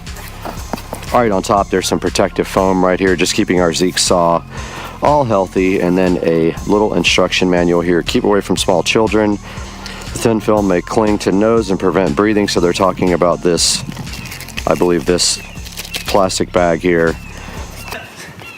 And then there's a warranty here to activate that you have to scan on your phone. They gave you some nice pink and white Michael Jackson gloves here, or you can give them to your mom.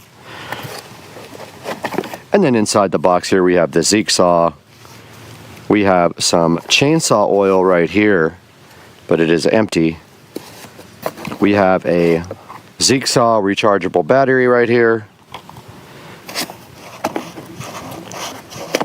We've got your standard power adapter here that has a little charge indicator here on the corner.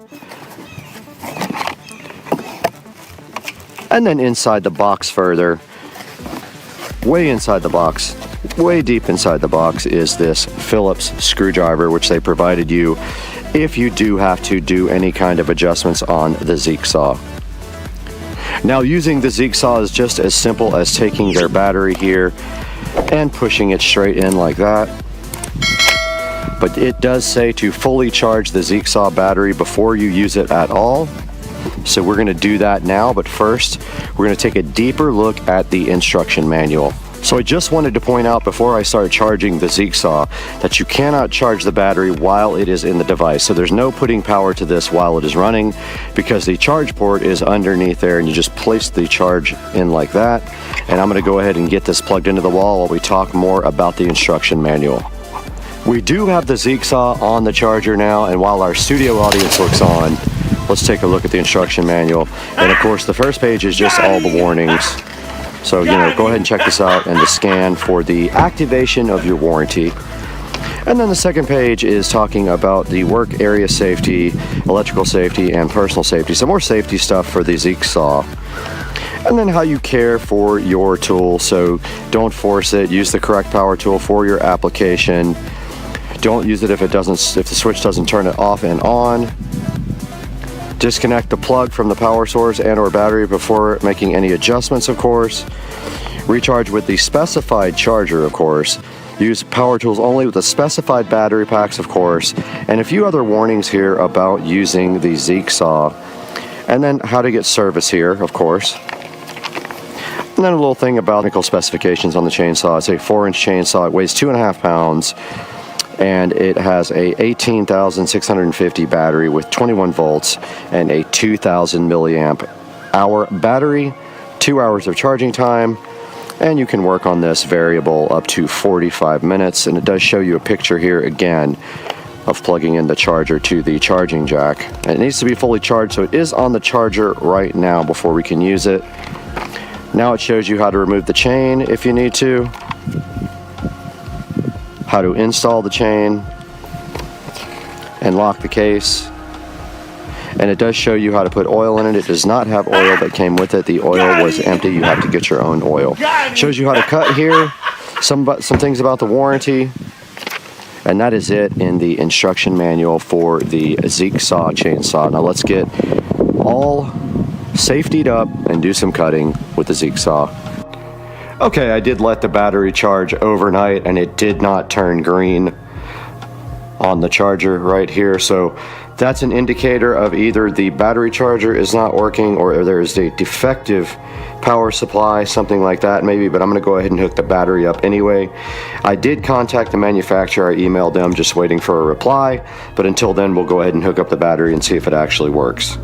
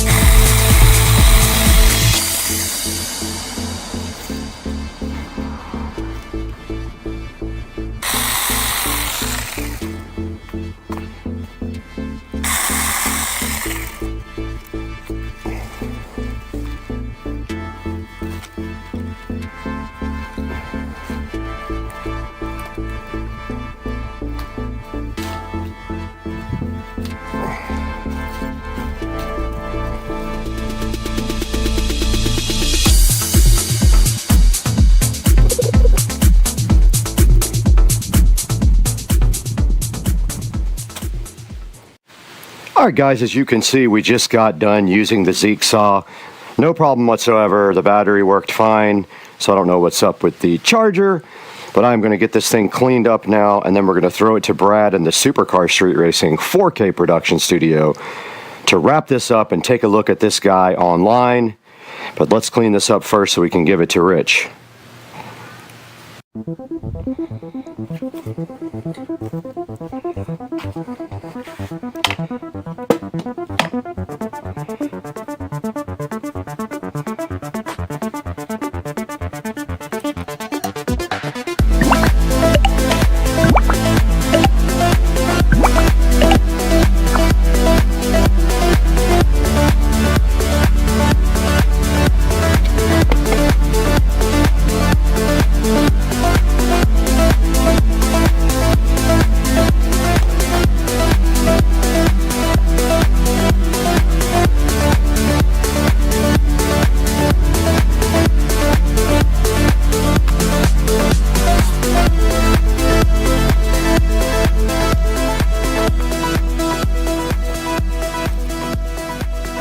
Now that you guys saw what this thing can do in the yard, we're going to go ahead and throw it back to Brad in the Supercar Street Racing 4K production studio to talk about this Zeek saw and how you can get one too.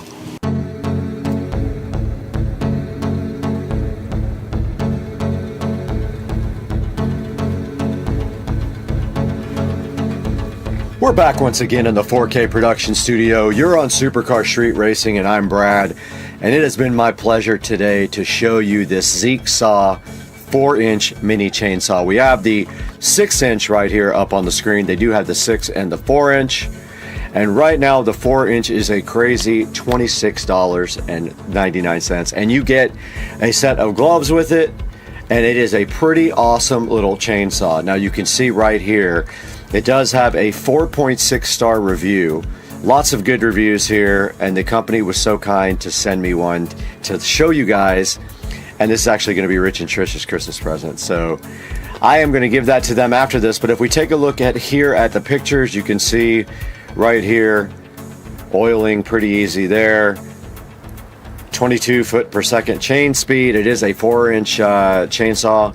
And they recommend that the maximum that you cut with it is a 4-inch log. Right here, it's showing you how easy it is to use. All you have to do is charge the battery, pop it in there, push the safety, and go ahead and pull the trigger, and you can cut with the Zeek saw chainsaw. And here's a lovely person in the yard using her Zeek saw. And there it shows you that is a 21 volt power supply, and it charges in 2 to 3 hours, and it's supposed to have a long life. And then here's a little video on how to replace the chain. So we'll take a look at this now. So you just literally just take the chain out, move the tensioner, put the new chain on the plate, make sure it's going in the right direction, and throw it right back on the little mini chainsaw there. And that's all there is to changing the chain on the Zeek saw.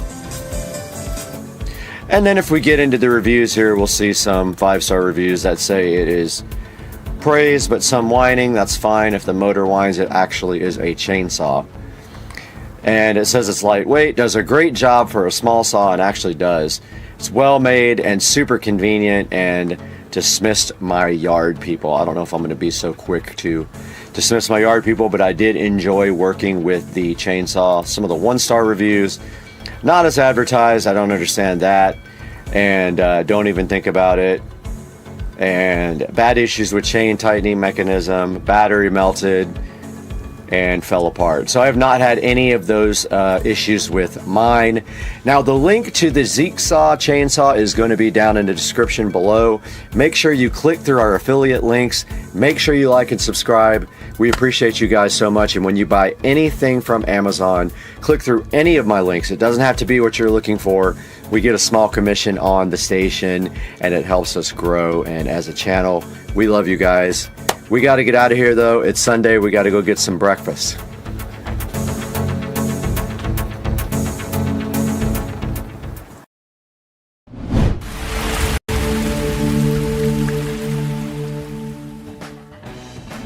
Everybody, welcome back to Supercar Street Racing today. It is hot in the SCSR Studio A because I forgot to turn the air on early in the morning so we could shoot all day, and so it's having trouble keeping up with the hot. But regardless of that, we have something else hot right here in my hand. This is the Diag 600 Pro OBD2 car scanner. Now, Top Don did reach out to Supercar Street Racing to see if we were willing to take a look at this, and I said I thought you guys would enjoy this very much, and they sent one of these out. So today we're going to be taking a look at this on Supercar Street Racing. Let's get to work.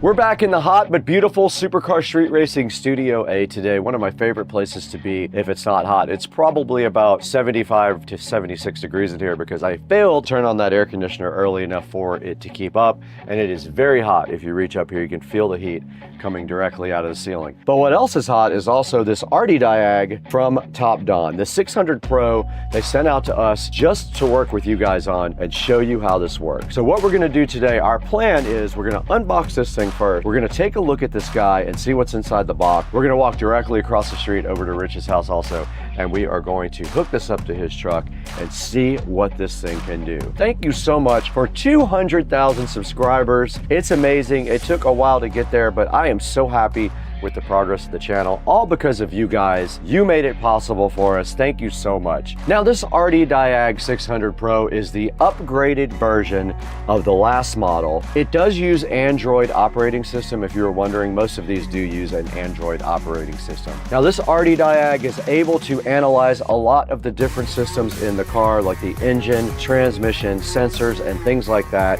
and report back to you what kind of condition those are in. This guy will give you detailed fault codes and descriptions so you understand exactly what you're working with. It also does maintenance functions like your battery. It does things like ABS, things like oil, throttle, and injector coding as well. And also cool things like TPMS reset should be able to be done by the Diag Pro. Now, this guy also does live data monitoring. It can read your car's data and show it in real time. This dude does do one-tap code fault clearing as well. You just hit one button and it goes ahead and resets all the active codes in your car. This guy uses auto VIN and auto ECU recognition to identify your vehicle. It's pretty future-proof because it uses CAN FD. This will keep this guy on the cutting edge of technology for a really long time.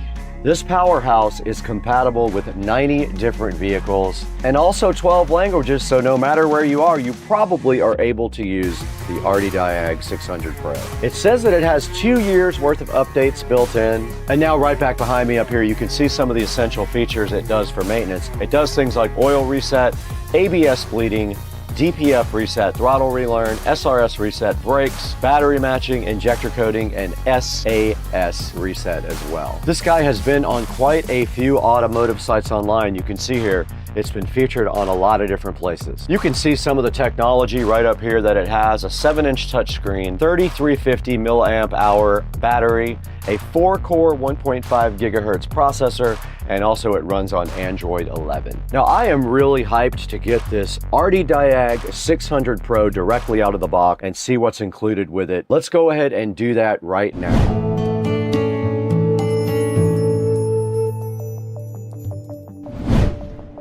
All right, guys, right in front of me here, we have the Diag 600 Pro by Top Don. Now, Top Don sent us the 600 Pro. They call it their mid-range diagnostic tool here. They wanted us to check it out with you guys and go ahead and open it up and then maybe fire it up inside of a vehicle. So what we have right here is the Topdon ArtDiag 600 Pro, and we're going to get this opened up right now. Now, taking a look at the box first though, you can see right here just a picture of it on the front and a little car logo right there, ArtDiag 600 Pro by Topdon. On the side, all it says is Topdon. So there's not much on the side of the box right here, but on the back we have a lot of information here. It says master the essentials. There's some contact information. They do have a North American phone number, and they do have other country phone numbers right here, and their website, www.topdon.com. There is a code right here indicating which one this is, and on the outside there is not much more to this box than that. Now let's go ahead and get this thing opened up and see what's inside. Alright, so the first thing I see here, the presentation is real. We have a nice bag with all the stuff for the Topdon inside of it, so we don't need this box anymore where we're going. And nice looking case here for your OBD2 scanner. Let's go ahead and open it up and see. Has a nice handle on the top also for you to carry it. And inside of this, we do have the OBD2 cable. So it looks like it has an old school serial. I think that's a 16 pin connector there, and that's your OBD2 connector right there on the other side. Everything is nicely packaged in little bags, and inside of this probably is a charger. It is. It's a USB type A on one end, and thank goodness it's a USB type C on the other end. More and more companies are finally getting smart and putting USB type C in their devices so that everything is one standard. Then we've got the actual scanner right here, and there is a couple of little manuals as well. There's a quick user guide here. There is a user manual if you scan that. And the first part of the manual here is in English, and it kind of describes everything on the front of this, but let's get that opened up so you guys can see it in person. There is the nice ArtDiag, really nice looking box with a nice large screen. It shows you what's on the front and on the top. Your top has your power button and your, I think that's a 16 pin serial connector right there. On the front you have your OK button, you have your return button, and then of course you have your keypad here. There is something on the side of the box, a charging port, and inside of there is your USB charging port. So there's not much else to do here except charge this. I'm not going to charge it right here. This is a slow charging. This is from the computer, so it won't have much amperage. So I'm gonna go plug it in the kitchen and start charging it, and I'll let you guys know how long it took to charge.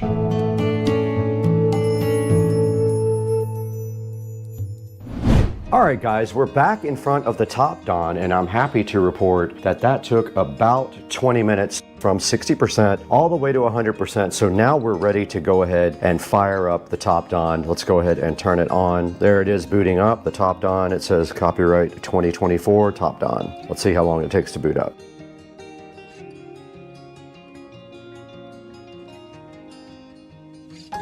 Now I'm assuming this thing has Wi-Fi that it can download new things. Let's see, so we're in the setup area right now. It is a touchscreen, nice, okay, cool. English US, next, that is the correct time zone. Now it's looking for my Wi-Fi network, here it is right here. I'm gonna go ahead and put in the code that you guys can't see. All right, I put my Wi-Fi information in, it says connecting. All right, so now it wants us to update the version to 2.3.0, and it's gonna fix known bugs. Let's see if it updates. It's got a line, it's indicating the progress right here. Let's let it do its thing.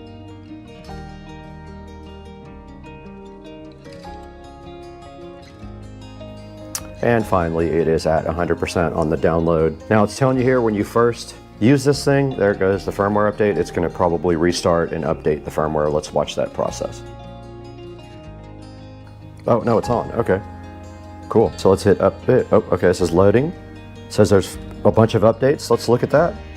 So this might be updating for the cars and stuff. There's 74. It says there's 74 updates. This has to be like vehicle updates. You just click this, it selects all of them to update. So there's 63, let's do it. And you can see a readout up here of the speed that it is downloading updates. Let's let that update in the background.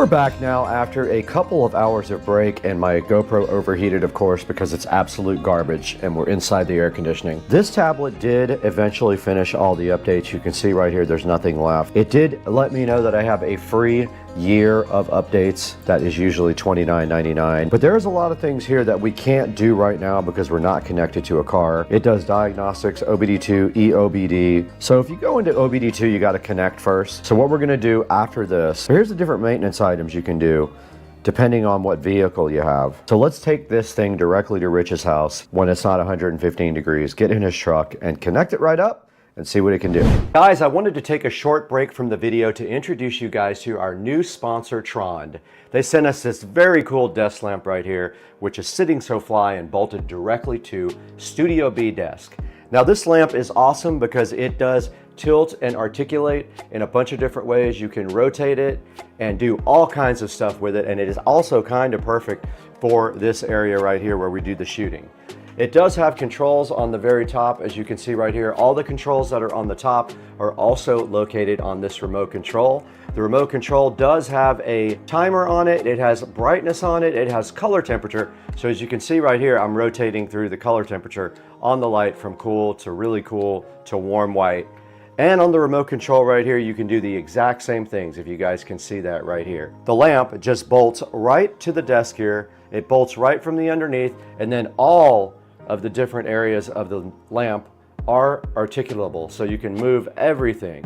Especially these two little wands right here are very cool. I love that. You can almost see it in the webcam picture right there. So Trond donated this light. It is a 360-degree rotating Architect desk lamp. It has 5 colors, 5 brightness levels, a 24-watt light with eye care, and a 45-minute timer, and it does come with a remote control. Now, right now it is $69.99, but there is a 20% coupon you can apply to this, and also there's a promotion that you can save another 10% when you check it out online. And you can see right here on the picture, they're actually using DaVinci Resolve, and they have the nice desk lamp above it. That's what I'm going to be doing because I'm going to install this guy right here. I'm going to put a link in the description to the Trond LED desk lamp. Make sure you support Supercar Street Racing. Tell them we sent you and show your love for SCSR. Now back to the video.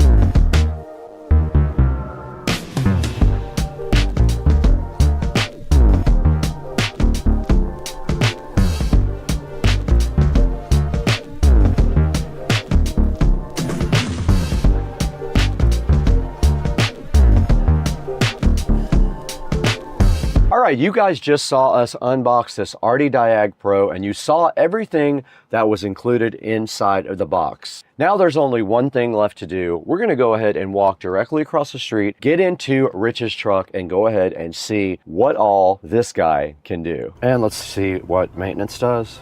You can reset different things in the car, like your oil light, your throttle position, your EBP, steering, ABS, DPF, BMS, injector, and TPMS. I pushed maintenance, and now I'm going to go to Toyota. It found the VIN again, double cab, confirm, and there's the manual oil reset, so you can go ahead and reset the light if you do get your oil changed. That part is not supported with engine and ECT. And here's all the other functions you can use to reset to do maintenance on the car. So for example, if you need to reset your injectors, you can go in there and do that. So the mall is where you can purchase things for the top done. That's that button right there. The library has a bunch of useful information here, like a DTC repair guide, DLC location, warning light library, a user manual, and a quick support with TeamViewer. I guess they can remote in and work on this. And I'm doing one more auto scan on it. There it is, reading directly off of the computer. All the live data is like the fuel trim, the RPMs are right there. I'm at 700 RPMs, you can see right here. Vehicle speed sensor, timing, you've got all kinds of things that you can view in real time with this nice top-on Art Diag 600 Pro. User info is just where you get all your information. You can also do firmware updates or system updates. We've already done all the updates. You saw that yesterday. That took a while for the cars to go ahead and get updated, but everything is current here now. And that is a look at the top down. It does a lot of cool stuff. Let's see what battery voltage does. All right, it shows you real time. The battery voltage is at 14 volts. That's cool. And under history, you can look at reports that you saved. You can replay old data. You can actually do screenshots as well if you need to. And you can screen record, which is pretty cool. All right, we are recording now on this device, and I'm gonna play back a little bit of the video that I record on this device if I can figure out how to get it off of here. This is recording right now, so if we go back into diagnostics and we go to VIN, all right, it's scanning now. Let's do auto scan. I'm gonna record the screen and see if I can get the file off of there to play back for you guys. And it is scanning now. It's at 30%. You can see at the bottom, 40%. It said no DTCs actually, but it is on. The light is confirmed on the dash. And it is at 70% now. Occupant detection, passenger door, driver door. And it said no TTCs on occupant detection. Passenger door, driver door now does not exist on that one. And if we do a report here, there is the report that you can get from this, and then you can save it and look at it later, and you can see the codes right there and what they mean. Pretty cool 600 Pro scanner.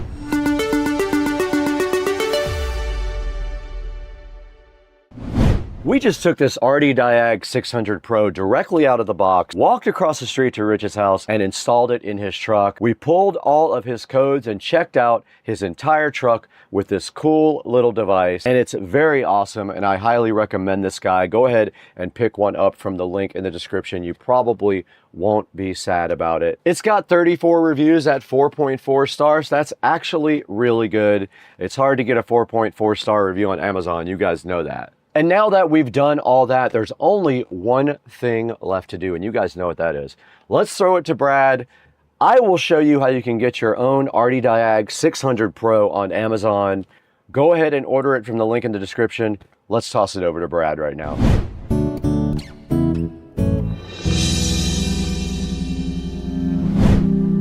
Hey, what's up everybody? Welcome to Supercar Street Racing. It's so nice to have you out in Studio A again with me, and thank you for 200,000 subscribers while I am thinking about it. Today we have a special product that was sent to us by TopDon. This is the RD Diag 600 Pro sent to us by TopDon. They asked if you guys might want to see this, and I said yes, I thought you did. So we went ahead and got this thing, and it's pretty cool. It is a diagnostic tool for OBD2. You plug it into your OBD2 port right underneath your dash there. It does pull codes from your car, shows you all your fault codes, and then allows you to reset them and also Google them so you know exactly what's wrong with your vehicle. And you saw today we looked at Rich's truck, and he did have one fault code. I gave him that fault code so he could go to his mechanic, and then he could not get ripped off by them because they won't know what he knows. And that's why you guys should have your own RD Diag 600 Pro. Now this thing does have 4.5 star reviews. It's got 36 reviews sitting so fresh right here on Amazon. It is $208 right now. It's 20% off. So now's a really good time to go ahead and order your RD Diag 600 Pro. It also allows you to do screen recordings and screenshots. So if you want to play that back later like I did, you saw how I did that when I put it into the edit session here while I was talking over the actual diagnostic on Rich's truck. It says it comes with 2 years of free updates, so you can look forward to that. Not having to subscribe, you're going to get 2 years from these guys of nice updates. It also does 9 different service resets, a bunch of different maintenance items as well. So you can do things like reset your oil light and like your battery. When you get a new battery, this thing can help you learn your battery type for the car if your car supports it, and the tool does too. It also does live data monitoring. You can actually watch the car's data in real time on the screen so you can get indicators of what your vehicle is doing. This thing can identify your ECU automatically and know what kind of car you drive. This thing does 90 plus vehicles in 12 different languages, so you can be assured that you're probably covered when you have this thing. So go ahead and check out the RD Diag 600 Pro. I might have called it Art Diag a couple of times. in the actual video. Sorry about that. It's RD Diag 600 Pro by TopDon. There will be a link in the description. Pick yours up and help out Supercar Street Racing. It really does help us a lot. We just need a few dollars here and there to keep the channel going. Here's a look at the channel metrics right here. We have 201,255 subscribers, and we couldn't do it without your help. Thank you so much for supporting Supercar Street Racing. Everything you do matters. Please like, please subscribe, and please buy all of your Amazon products through any of the links in the video description of any of my videos. You can click any other link and buy something, and it helps me out greatly, and I do appreciate it. Thanks for the like and subscribe, and I got to get out of here. It's about to storm out here. It is thundering and lightning. Let's go.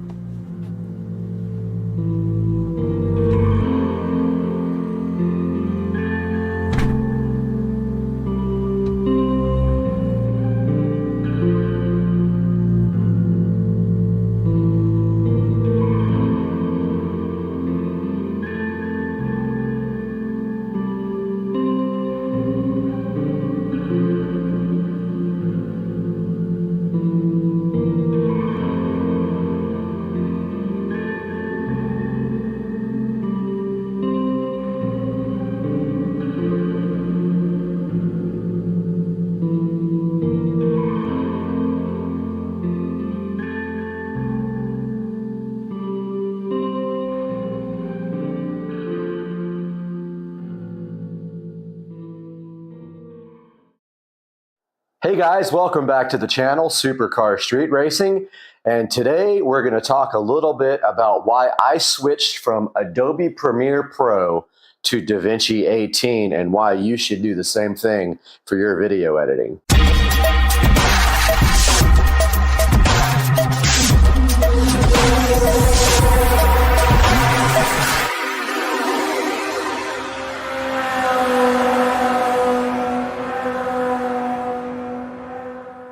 Welcome back to the channel, Supercar Street Racing, and I hope you guys are having a wonderful day today, and I'm glad to see you back on the channel. Go ahead and do me a favor and hit that like and subscribe button, and let's help grow the channel so that we can enjoy looking at some of our favorite things here.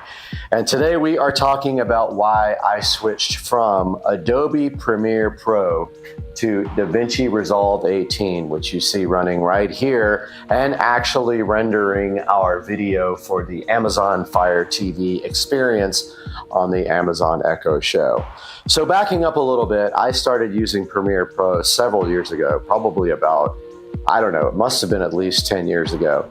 I've used it since the very beginning. However, most recently when I started growing the channel, I was able to get a much better editing system. As you see here, I have an RTX 3080 TUF, and I was finally able to do some good editing on this channel and try to bring the channel up to a standard that will get more views and actually generate some interest. To make a long story short, I have a brand new computer here with a 12-core AMD processor. I've got the RTX TUF 3080, and I've got two monitors here that aren't even 4K. That will be the next upgrade to the channel, some 4K monitors that I can edit on. For right now, these only do 1080p, but you can see back here in the background, DaVinci Resolve running amazing, doing our rendering for our new video for the Fire TV on the Echo Show. So what's the first reason I switched over? So honestly, I had a lot of issues, first related to my old computer system because I was running an older video card and I had not made the investment yet to a nice modern RTX series graphics card. So I was having a lot of issues with that, renders crashing and things like that. I did eventually figure out that I needed a new video card, of course, because I was also taking hours to render my videos and I needed to speed up that render time and try to figure out what all those bugs were for. Ended up buying this whole editing rig. I've got the RTX 3080 as I talked about before, and I attempted to use Premiere Pro. Now, one thing I noticed immediately about Premiere Pro was that even with the RTX 3080 and using the H265 codecs for NVIDIA, it would still be a really long time to edit a video. As you can see in the background right here, we just edited our Fire TV video in DaVinci Resolve 18. We did render that in 4K, and it took it about 13 minutes and 20 seconds to render a 4K video, 4K 60 frames per second in DaVinci Resolve, and the video is actually over 17 minutes long. So it's actually rendering it, you know, less than a minute per minute of video. This same video in Adobe Premiere probably would have taken a little over an hour to render, even with the RTX 3080.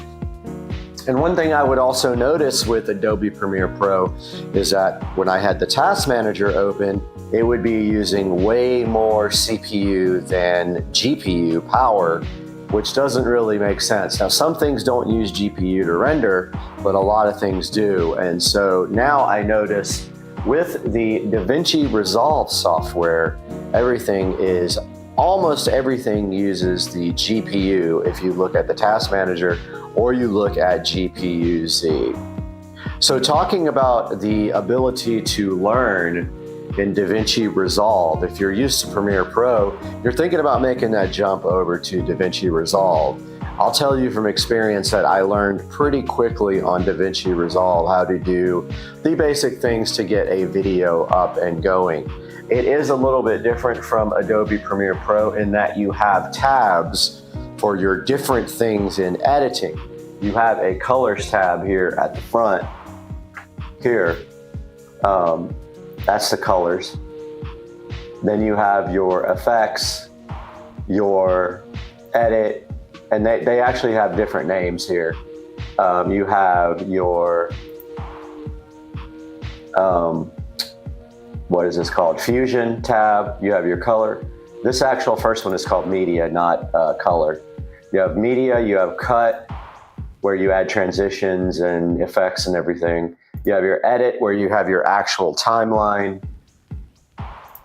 And then you have your color tab, your fusion tab, your Fairlight tab, and your deliver tab.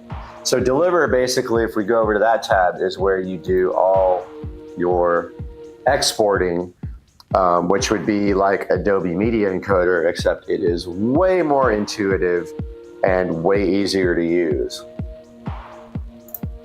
Fairlight is where you do all your audio work in DaVinci Resolve, and you can add all your audio effects. Color is where you actually work with the color. Pretty self-explanatory there. Fusion I have not used, so I'm not sure about what this is for. I will have to do some research on that and get back to you, but so far I have not had to use Fusion for anything. Of course, you got your timeline here, which is, if you're familiar with Adobe Premiere Pro, the timeline here on DaVinci Resolve is similar to Adobe Premiere Pro, but a lot of your shortcuts and everything are going to be different. The one thing I haven't figured out in DaVinci Resolve is how to free transform an object. Let's say you're going to layer an object on top of another one. In Adobe Premiere, if you double click that object on the timeline, you can actually drag it with the mouse to move it around the screen and place it. I have not figured out if there's a way to do that yet on DaVinci Resolve. I'm still working on that. There's also a couple of other differences that I haven't figured out, like cutting and pasting transitions is not available as it is on Adobe Premiere Pro, but you do have the copy and paste attributes, which I use frequently to copy things like audio volume, audio effects, and placement of objects on the screen. That is all done here in the timeline. You just have to get used to a little bit of a difference in using selecting things to work with them.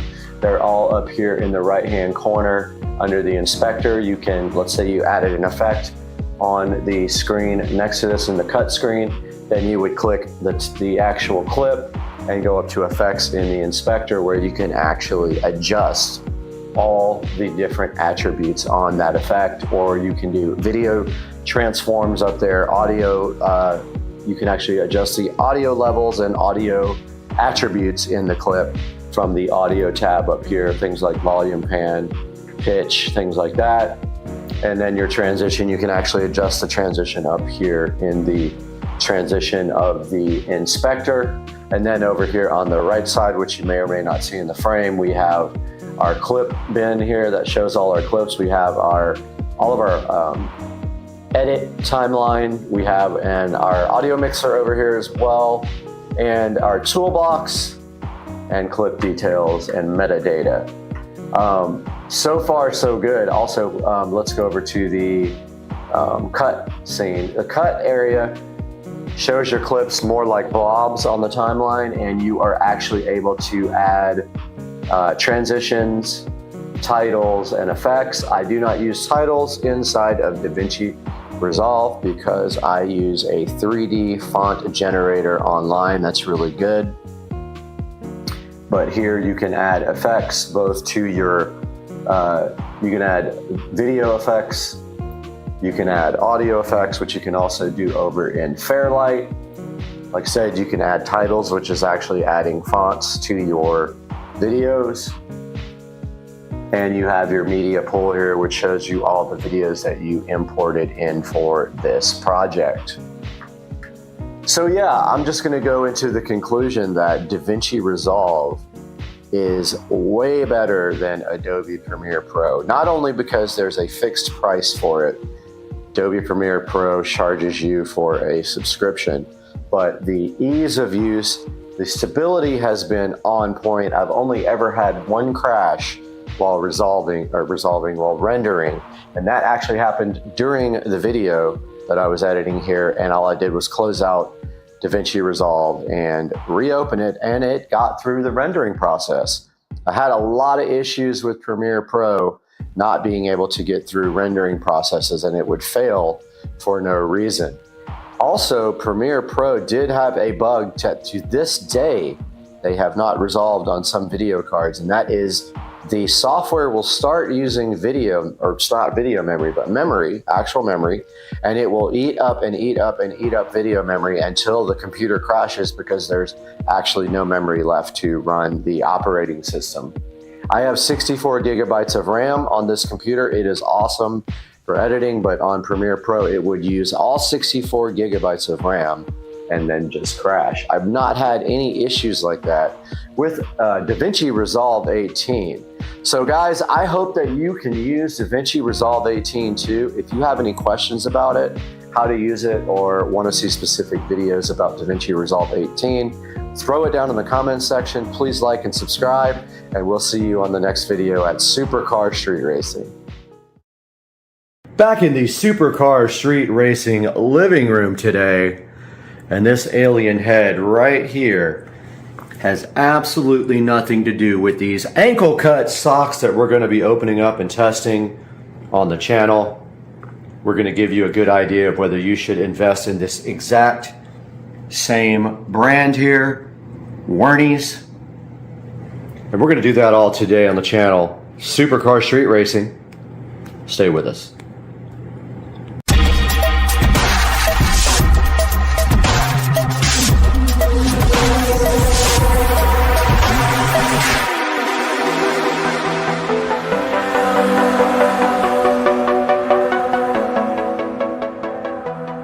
Welcome back to the channel, and welcome back to the Supercar Street Racing living room, where we have in front of me today this order of Wernies socks. And you can see right here in this pack, you get 4, 8, and 12 pairs of low-cut ankle socks. Now these are kind of like the socks that I'm wearing today. I wanted to go ahead and get another set of them so I would never be running short. And today we are going to open them up and see how they feel and how they compare to these more expensive socks that I have on right now that I did obtain from the store where I bought my On shoes from. Looking so fresh and hot today. So let's get some of these Wernies socks out of the packaging and onto my feet after we take a look at what comes in the package. And let's do that right now. Right in front of me right here, and right this very moment right now, we've got these Wernies socks. And as you can see here, we got 12 pairs for about $19. Checking them out a little bit closer, and you see we have a 4-pack of solid black, and they do say medium. On the actual ad for the socks on Amazon, it is a size number, not a small, medium, or large. So make sure you order the appropriate size for your feet. So we do have right here, right now, 4 set of black, 4 pairs, 4 pairs of white, and 4 pairs of light gray, making it pretty easy to match with almost any of the shoes you have. And as you can see right here, I have on these nice On Roger shoes to test with these socks from Amazon. Let's get one of these little pairs opened up now and see how well they feel, and if I think they're going to be a good deal or not for $19. Back with the Wernies low-cut ankle socks on Supercar Street Racing. And you can see right here, right now, that I did order the size that was size 6 to 10. So all these should fit anyone with shoe size 6 to 10. Now we have these Wernies socks all laid out nice here on the table. So what we're doing right now is just checking out the thickness. And they do feel similar to the other pairs of socks that I have that were bought directly from a designer store. I will go get a pair of those right here, right now, so we can compare the two on camera. Right in front of me, I do have a pair of designer socks, and I don't know the actual brand, but I did get, I think, about 6 pairs of these for $10 at the store where I bought the On Roger shoes. And feeling the thickness here and comparing the thickness to the Wernies socks. The Wernies socks do feel a little bit thinner. The question is, how are they going to feel on my feet when I get up and walk around with them? But just immediately, just slightly bit thicker on the designer socks that came from the designer store. And of course, all the different colors of the Wernies are going to be the same thickness. Let's go ahead and open up a couple of more. And what we'll do right here and right now is just verify that that color and this color, these are all the same thickness. So let's do it. We have unsheathed all of the colors of the Wernies socks. And right here we have a direct comparison of the white Wernies to the designer socks from the designer store where I got the shoes.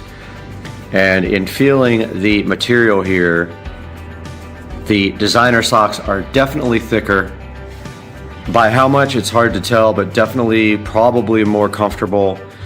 But I have on the black ones right now. I'm going to throw a pair of the black Wernies socks on, take a little bit of a stroll around here, and let you guys know what I think, if they're worth the price. Now, these were not provided to me by the company, so this is not sponsored, but if you would like to buy a pair, make sure that you click through my link in the description if you want to buy a pack for yourself. It would benefit me greatly and the channel as we can continue to bring you good things like this. Now let's try these guys on and see how they feel. Got the Wernies socks on, the black ankle height Wernies socks on with the On Roger shoes. First impressions, they feel about the same as the designer socks over there do.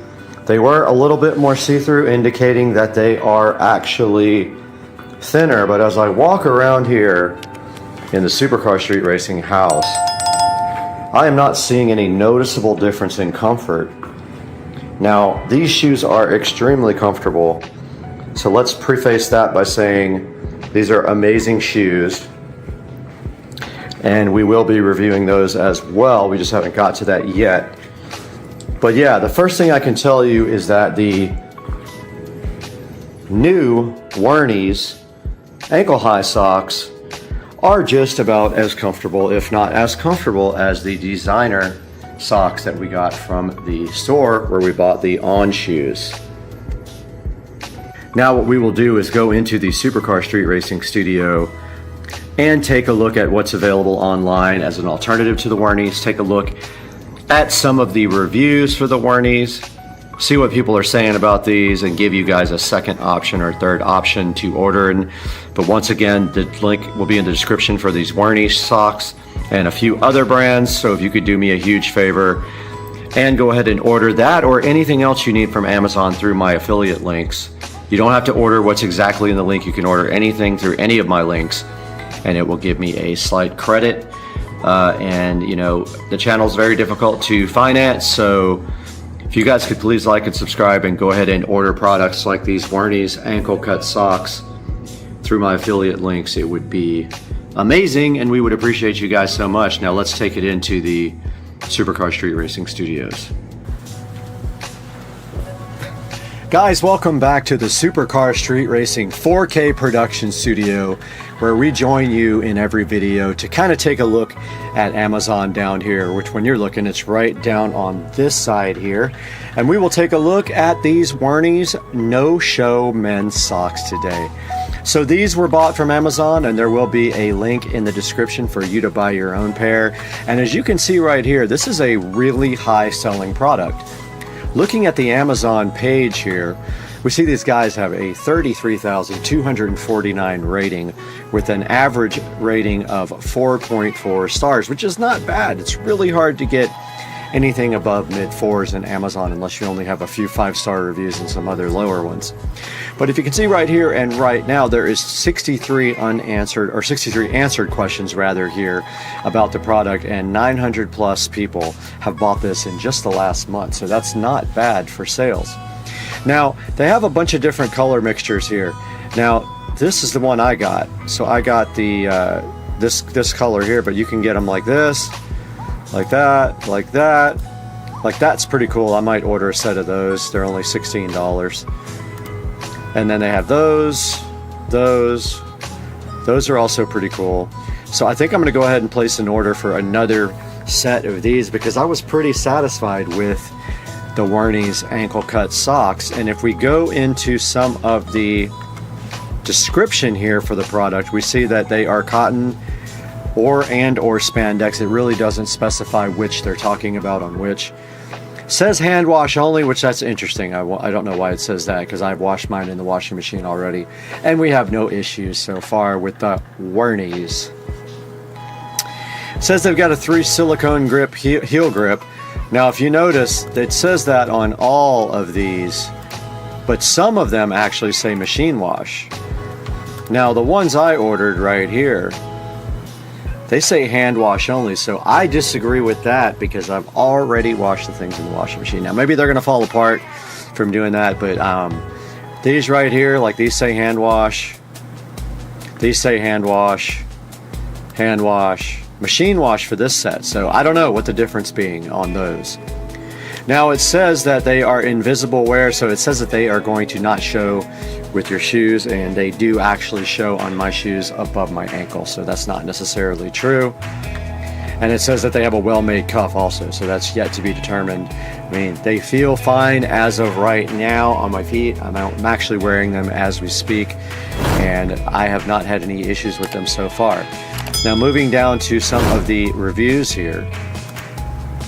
This 5-star says the right fit for my feet. Took a try on these socks, and I don't like the bulky ones. They feel good wearing around the house. And yes, the elastic can feel a little tight. I don't really have that same experience with mine. Maybe it's a different version, one of the different types available there from all the ones on the listing. And it says they're not truly no-show. That is actually the truth, and you could see on my feet in the video that they are actually above my ankles just a tiny bit. This thing says they fit a little snug. This guy is actually saying that the larger size is the best, so he says to get the larger size if you're going to get a size for your feet. I bought the size exactly for my feet, and I haven't had any problems with them yet. Moving to some of the 3-star reviews, we see here that they're very thin and good if you're a minimalist. It says that they are small. Mine are not. This says did not catch that they are hand wash only. Not sure what that's going to mean in the future. And this guy says that there's already holes in the toes. So look at that picture, and they're saying this is going to happen to you. This says cheap quality, you get what you pay for. I got some socks Similar socks at a fashion store for about the same price, so I don't know that these are actually super cheap. And this guy's saying they're too small for a 11.5 to 12 shoe size, so keep that in mind. And some of the worst reviews here, the 1 star, which is 5%, this material says it's thin and the size run large, slips on skin, and bunches, creases, and folds. Have not had the same experience with mine, but then again, I bought a certain order configuration. Extremely thin. I thought they were close to my designer socks, but not exactly, so maybe check into that when you are ordering. Says they won't last, that they are garbage. Half of them are dirty and used. Okay, so this guy actually got dirty socks, which is interesting. Free shoe store socks. He says you know that when you get them with sandals for free, that those are actually cheap. This batch fit and wears poor, and they are too small, so small, lame sizes. So there you go. That's what we are seeing about the Wernies, and I think that it's going to take some investigation and some longer wear on these shoes to really figure out what is going to happen with them. Guys, thank you so much for being a supporter of the channel. Every little view helps. And once again, the link for these socks will be in the description of the video. It would help me greatly if you could click my links to buy anything from Amazon. It doesn't have to be these socks. You can click the socks link and then buy anything you want, and that will give me an affiliate credit, and it will help the channel just a little bit because I don't make money on the channel. I actually lose quite a bit of money. So your support means so much to me and the channel. We thank you so much for being here. We'll see you guys next time in the 4K production studio for Supercar Street Racing. I'm out of here.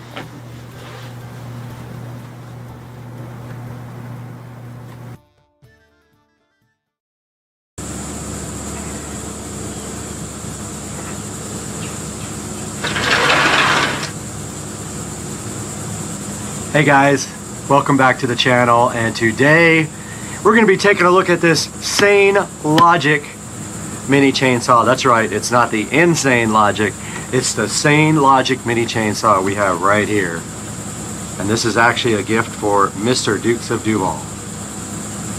We have the Sane Logic mini chainsaw. Sane Logic was kind enough to send me this chainsaw in order to take it out, take a look at what's included in it, and show you guys how good this chainsaw can be. And once we look inside the box here, we do see the main brushless Sane Logic chainsaw here, looking so fresh and beautiful. I like the color blue, and it looks like on top, I don't know what that little oh, that's chainsaw oil right there on top. And right here right now we have the off. Yeah, okay, we'll have to come back and see what that does, but I think it locks and unlocks the actual head there so you can turn it. And then of course we have the battery connector down here at the bottom, but we will take a look at all that stuff here momentarily. And right here inside the box, you also do get 2 gloves for free. You've got the Sane Logic battery, and it doesn't indicate whether it is 21 volts, but right here on the packaging it does say it is 21 volts. And then right here right now you have a extra chain for your chainsaw. You have some safety goggles. You have the plug there for the wall outlet, and you have this little bottle here where, assuming you would have to add oil to it, you could use that. And now let's take a look at the instruction manual and see what it says. Alright, taking a look at the manual, it doesn't say much about oiling the chain or anything like that, but it does explain to you inside the manual how to loosen and tighten the chain, and also how to change the chain when you need to. And the loosen and tightening devices are right there on the side of the chainsaw.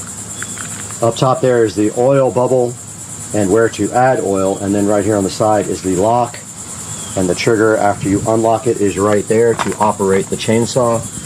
Now let's get these batteries ahead into the charger and see how long that takes for those to charge. So let's bring those inside.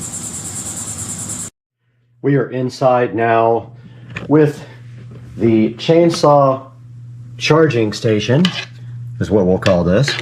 And we can just plug it in here just like this and see how long it takes to charge the batteries. The other chainsaw that I reviewed did not take that long, but it plugs right into the back of the battery like this. And the light has turned red, so we will see how long it takes now to charge. We're back with the same logic chainsaw here, and while this battery charges, we're going to go ahead and load this battery onto the same logic and go do some testing. And so the battery goes on just like this. And it's hard to snap it in with one hand, but there it goes. And then the same logic lock mechanism is pressed. And the chainsaw works just like that. Now we will go test this thing and see what it can do.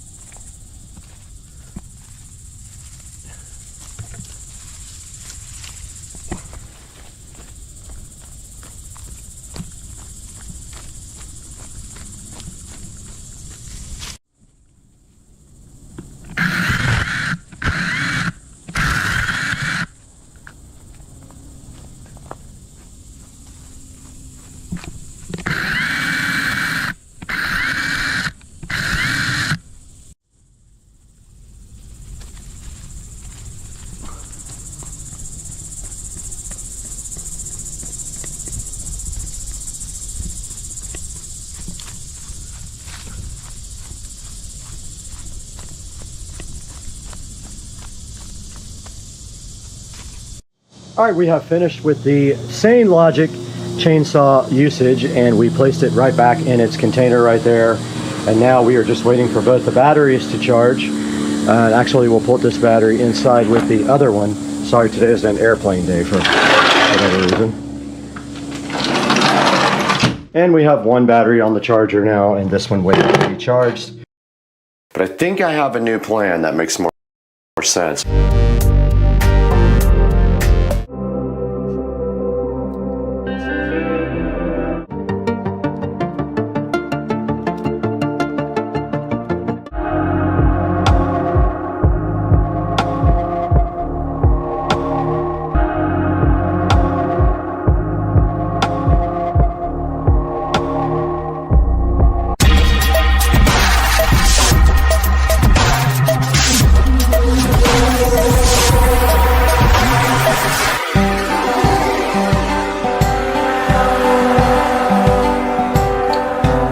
Alright guys, we are here in the bedroom with the brand new Bi-Cold smart mirror that we are about to unbox. And I'm looking for my scissors or the SCSR knife, but I can't find them. So let's use this drywall saw. So what we're doing today is we're going to unbox this guy. We're going to take a look at the back and the mounting because I've already done 2 of these, so I kind of understand. But I've never done a wide one. And so we're going to look and see what the mounting mechanism is, but it's usually like a metal bar. And then you put that on the wall, and then this just hangs from the metal bar. But we also have to do electric behind it. So let's see what's in this box now as it dirties up my nice white comforter. All right, first of all, it is boxed nice and secure. I almost have no energy left, man. Been a crazy couple of weeks. It's like people running over my stuff and stealing my stuff. So you guys don't know this, but my pavers all got stolen last night by some guy who thought he could just pull up and get my stuff. So all the pavers for the new mailbox are gone because somebody just thought it was cool to go ahead and steal something without pulling up and asking if it's actually junk or not. And they're brand new pavers sitting on the driveway, and they are gone. Gone. All right, here's the mailbox. Ha! Edit.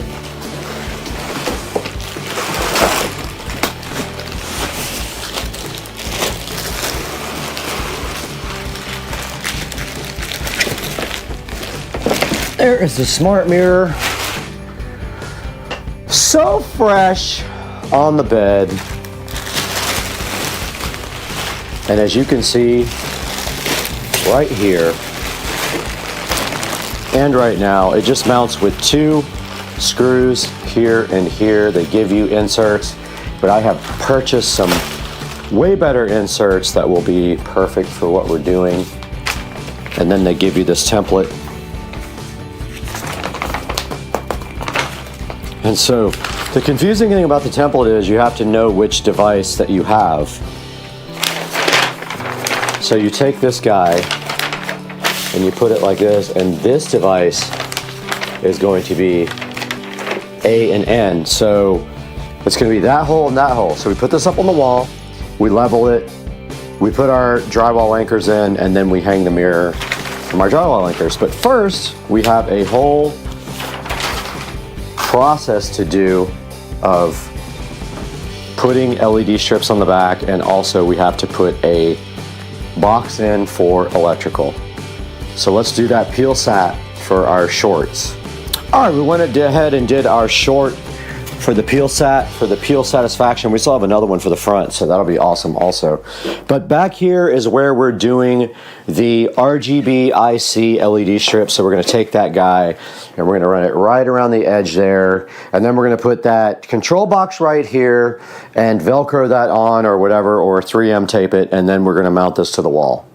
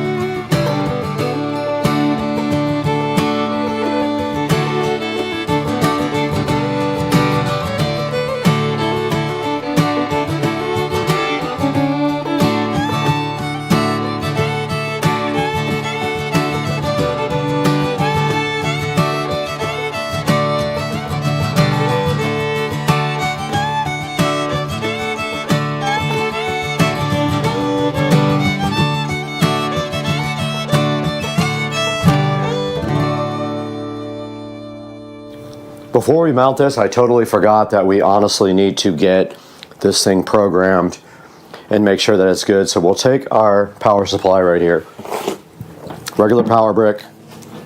We're going to go ahead and plug that into the wall, open up the Govee app, and get this guy all set and tested before we actually mount this. The last thing we want to do is take the mirror down if we have problems. So let's get this thing powered up, powered on, discovered in the Govee app, named, hooked to Wi-Fi, and see what we have available. So let's do that now. We got the power cord here. It should come on when we do this. It did, so it does actually work. And it looks like it's set to audio, which they all kind of default to, but let's open up the Govee app. We got the Govee app open here, so we just have to discover new devices. So you hit the plus. It already knows it, so we add. It's probably going to want to update the firmware. Let's see.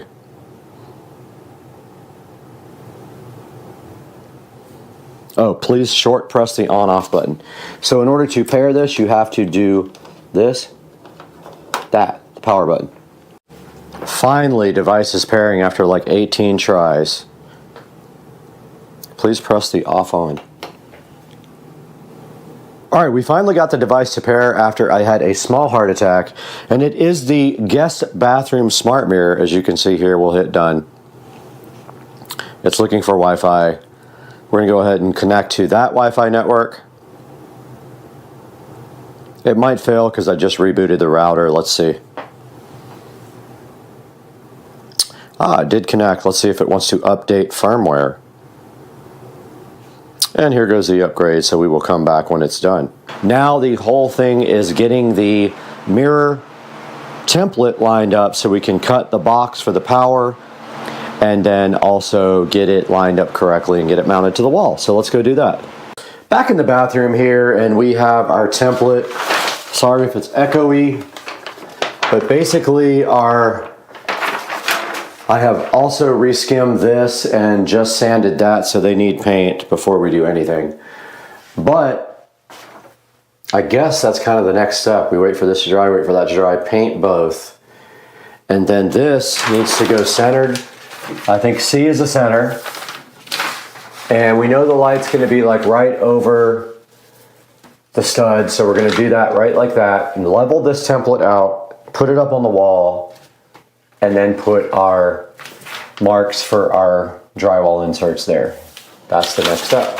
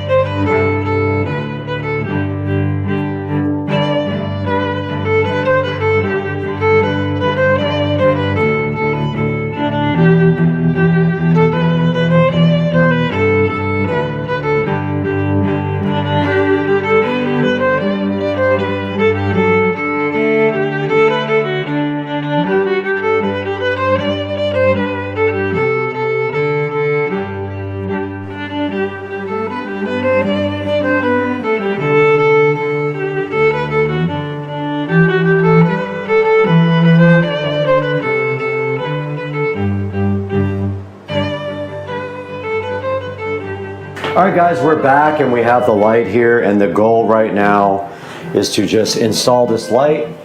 So keep in mind there's a lot of weight on this light, and they give you like pigtails here and wiring nuts. And so when you do this, you're going to want to make sure that the weight is not so much that it's going to pull the light out when it's connected. So just keep that in mind when you install this light.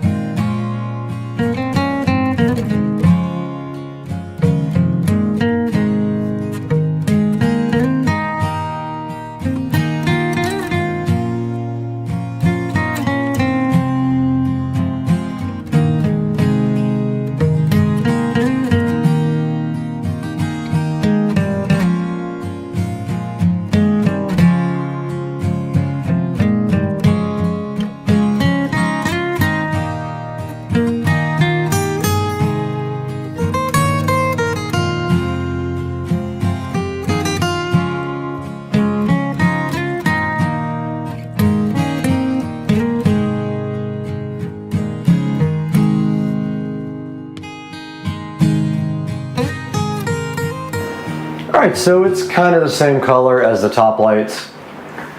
No, it's perfect. No issues at all. I just got to fix that little screw hole. This other one's completely covered, but yet looks crappy because I can't ever do good patch. So we have our template up here, and what we did was center up the template with the sconce, or whatever it's called, the lighting. We leveled this guy right here, very carefully. A little off. Level this guy very carefully, yep. And now, that's where the mirror is going to be, but this is 48, so it's going to come way out here. So we put 24 in the center. It's going to be way out there. Literally 24 on each side, so put 24 here. And then 48 there. That's where the mirror is going to sit. So now we know A and N are our mounting points, guys. Let's go! Hype train. Guys, welcome back, and we have the template up here, the center marked out like right between the lights. So 24 is right between the center of 48. This is 48 by 24 this way. The bottom of the mirror will hang here, which is great. We're going to put our marks right here, and go ahead and put our drywall inserts in there so we can hang our mirror. But after we do this, we'll test that, then mount our electrical box somewhere in here. Let's go. We got our Hillman toggles, and we just have to put a hole right here.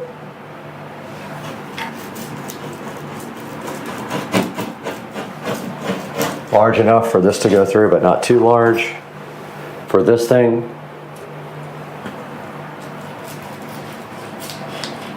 Let's go.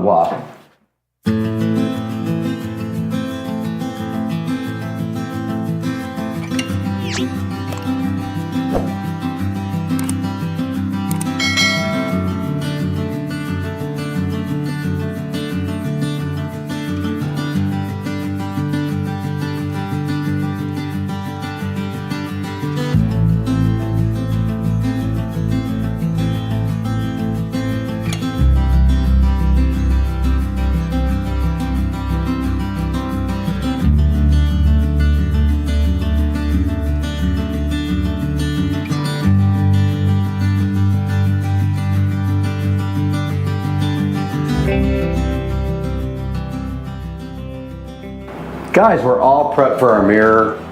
We have our hangers here, our electrical hole here, our false positive here, and what we're going to do right here and right now is figure out electrical through this hole, and we'll tie it into the back side of the wall. But I need to figure that out now, so I got to make a little extension cord to go through to the wall and make a electrical box, guys. Let's go. All right, so I had a meltdown yesterday and threw the mirror after it was broken. And I kind of scratched up my floor, so I ordered a kit to kind of touch that up. But given a little update in here, my receiver microphone is dead, so I can't use the wireless mic, but I got everything painted in here. I got the new light put up yesterday, and I just repatched a couple of holes that were there because it looked terrible. So I'm going to try to do that better. That was my worst thing ever. I got the show mounted in the wall. And now I'm going to put these plates back on and work on this light here. All right, this is the new puck light to replace the one that is there. This one just literally will come right out probably. Yeah, I don't even remember how I got that thing in there, but this is the new one.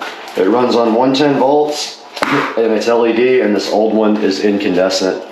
So this will be a upgrade for it, and here is the actual new puck light that is going right in its place, and it has a little, oh, that's interesting, it has an in and an out, I guess. I don't really know, I guess so you can chain them.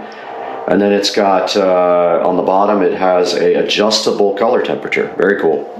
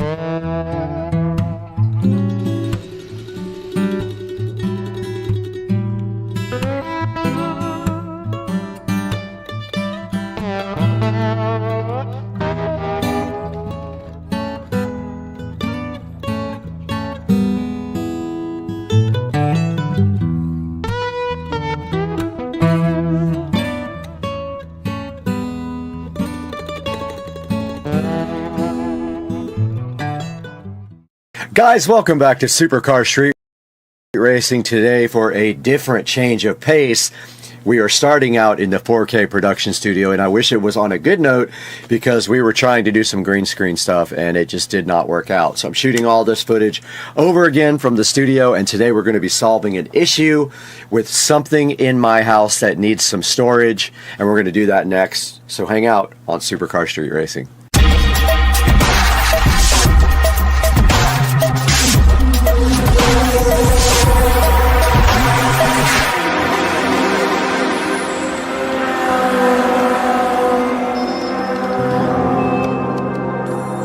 Guys, thank you for joining us again today on Supercar Street Racing. We are so glad to have you, and please take a moment to like and subscribe while you have time. Go ahead and click the bell icon, and always buy through our affiliate links that are going to be in the description because it helps us out so much. And today, we're going to be taking a look at a good way to get some extra storage for your wristwatches and your rings and jewelry. We have 4 or 5 watches that we need to go ahead and get stored today. So we're going to be taking a look at the Song Mike's watch organizer that you see here on your screen. And right here up next, we're going to take it back inside the Supercar Street Racing compound where Brad's going to go ahead and unbox this thing for you right now. All right, guys, we are right in front of this Song Mike's watch organizer, JWB 012G01V1, and we're going to be opening this right now and see what is inside of the box. And of course, on the very top there is a styrofoam protection device, which will make a mess if it gets everywhere in the house, so do not get that everywhere. And then inside of the box, it looks like we have the actual watch organizer right here. Let's go ahead and move this to the side. Get this guy right out of the box if I can. And of course it is making an absolute mess, but here is the Song Mike's watch organizer, looking so cool. And I'm pretty hyped about this, guys, because I really do need a place to store my watches, and I want to buy more watches, but I don't have any place to put them, and I'm worried about them all getting mixed up and messed up. So we have this nice, looking like leather. I know it's not real leather, but it is kind of nice looking black. And you can see right here, it does have stitching all the way around it like this. It has a nice latch right here that opens up, and then inside it looks like there are some keys for it right here. You can eat this later when you're hungry or feed it to your mom, either way. And then inside the box right here, guys, we do have another piece of protective styrofoam that we can go ahead and pull out. And then checking out the inside of the box, it looks like they have individual places for you to put each little watch. All right, taking a look at the SODIMM's watch organizer now, guys, and in front of me, I do have the provided keys for this. Not that this is the ultimate in protection, because definitely somebody could break into this if they wanted to, but it looks like the keys just go right there to lock it, and then of course you can't open it at that point. And then if we go back this way, looks like the lock goes like all the way around. So I guess like that, it does open back up. Yes, it does. And then look down here, we have this nice tray that folds out to store some other things. If you need other things like rings and things like that, you can store them on this bottom part. So pretty cool. It's got these separate trays here to get things in the bottom, and it looks like you can put rings around these as well. I think you can put rings, which I don't have any, but you can push them down here. So this is kind of cool, guys. Very cool little organizer. All right, taking a look at the exterior of the SODIMM's watch organizer, and basically it is just finished in a black, kind of matte black, probably a substitute leather or something like that. Very just generic and black on the outside with a couple of little rivet holes right there, or screws or whatever. But as you can see on the inside of this, it has a nice glass top here for you to look at your stuff. And on the inside, we can store 6 watches here, 6 watches here, and then down here you can store rings and other things, which I think that's cool, because I wouldn't mind starting to get some rings also. And let's go ahead and see if we can get one of my watches into the SODIMM's. And what you do is you pull this part out. It comes with a little thing that the watches go around like this.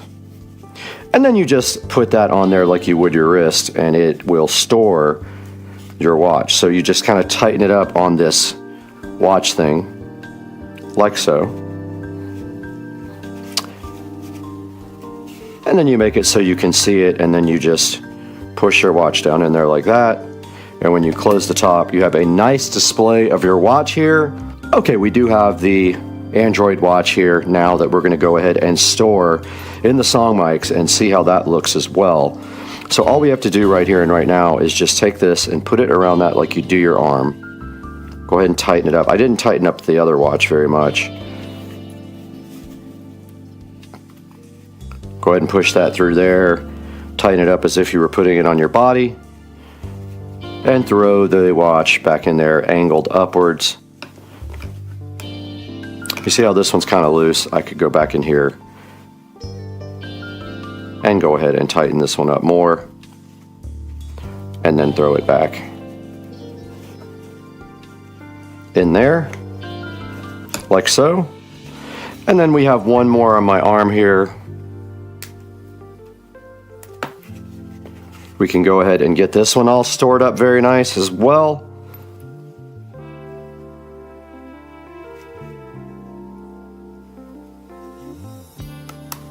And so just putting it on there like that. And there is the Android. And then there is one other watch here we can go ahead and put on, and that is my rose gold. And I have just ordered another one for another review, so we will have one coming, another pink / rose gold coming. And if you're scared to wear pink, I'm sorry for you, but I will wear it all day.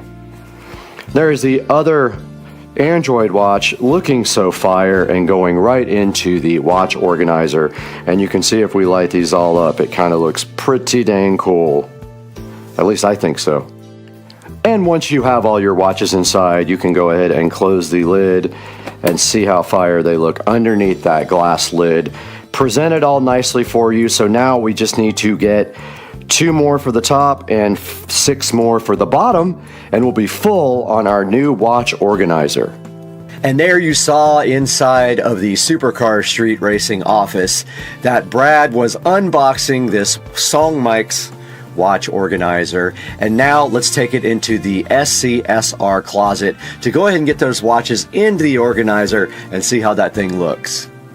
We are back in the Supercar Street Racing closet, and we do have this old piece of furniture that we've just been using in the closet just to kind of put stuff on.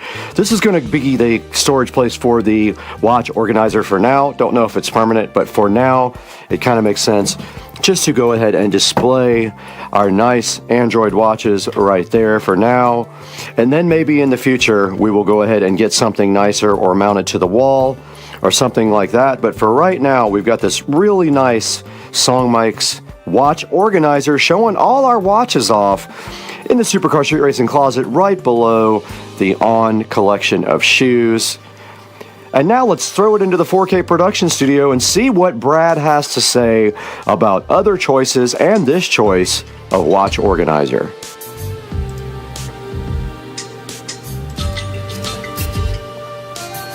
Guys, welcome back to the Supercar Street Racing 4K production studio, and we are out here today showing you guys the SODIMM 12-slot watch box organizer. Now this thing is a lockable watch case. It can organize your watches, all your rings, and all your jewelry, and it is going for $34, and there is a 10% coupon on it. And you can also save 5% on 2 other items with a promo code that's sitting right here on the screen, as you can see. And here is a good look at the watch organizer, completely full of 6 and 6, so 6 on top, 6 on the bottom. And also someone put their bow tie on here and their rings, and they have their bracelets and everything else in here. Now the reason that we got this is because I have started a small watch collection, and of course the watches are getting kind of scratched up in the drawer, so I have no real good place to store them or any rings or anything like that.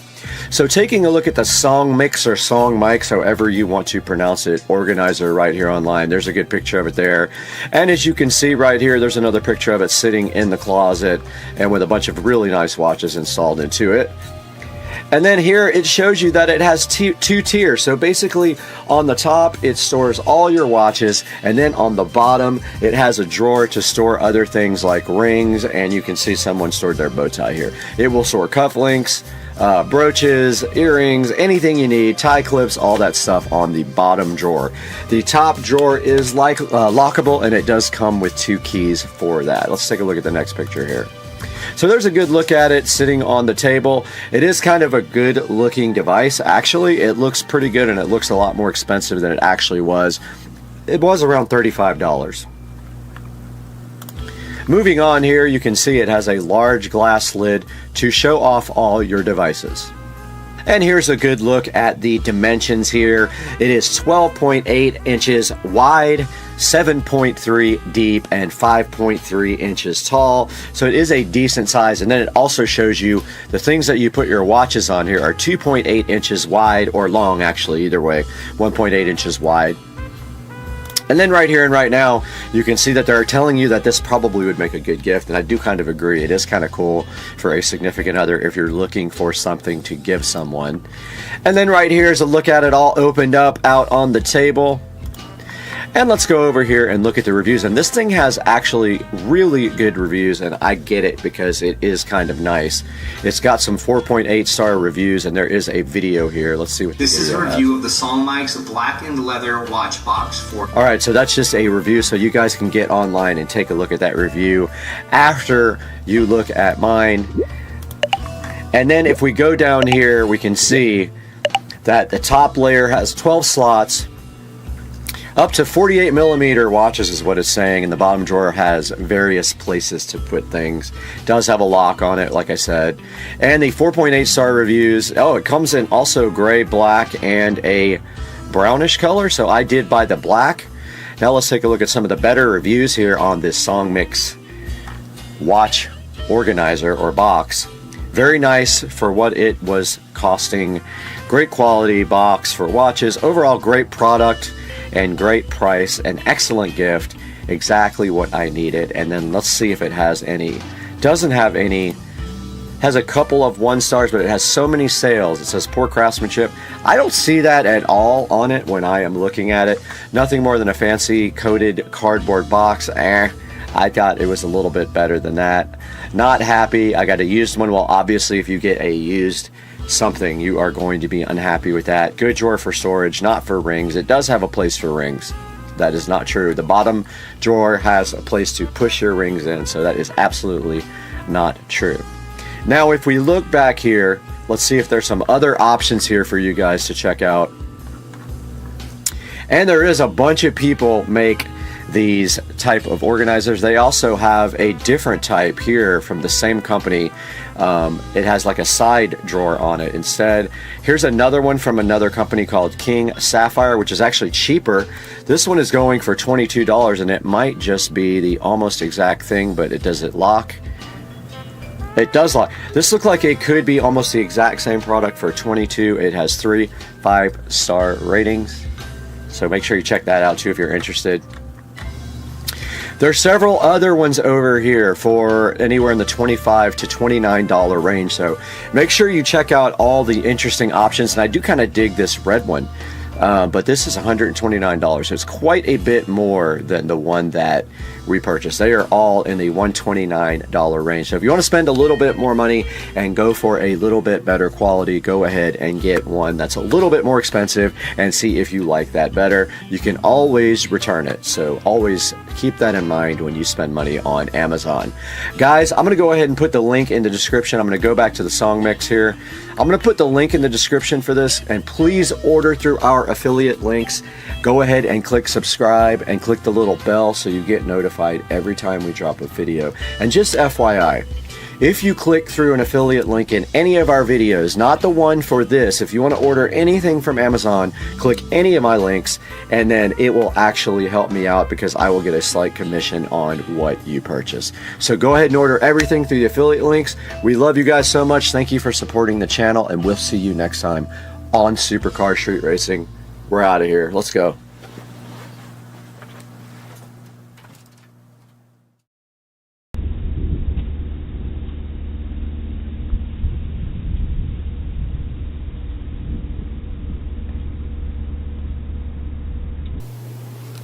We're here once again in the Supercar Street Racing office preparing for the hurricane. You can see I brought everything in. It may not be necessary, but it took about 10 minutes to bring all the furniture up. And today we're looking at this amazing VESA PR 800 wild camera, which was so gracefully supplied to us from the manufacturer to check out. Let's get this thing opened up, see what's inside, and have some fun on the channel. I'm hyped.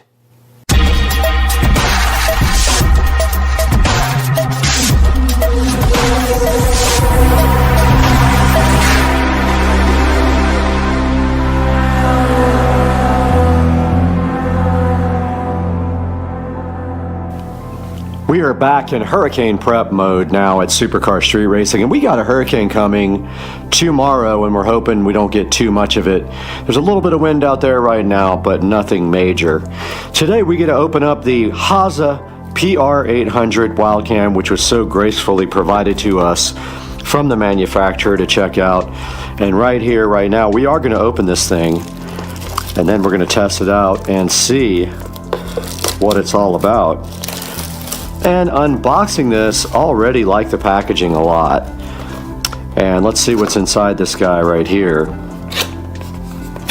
And immediately opening it up, we can see that it is looking all camouflaged and nice. So definitely will be camouflaged on the trail.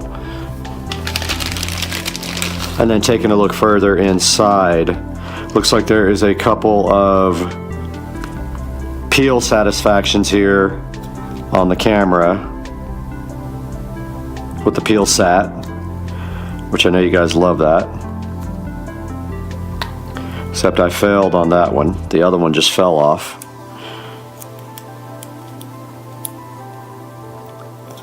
And there's your peel sat.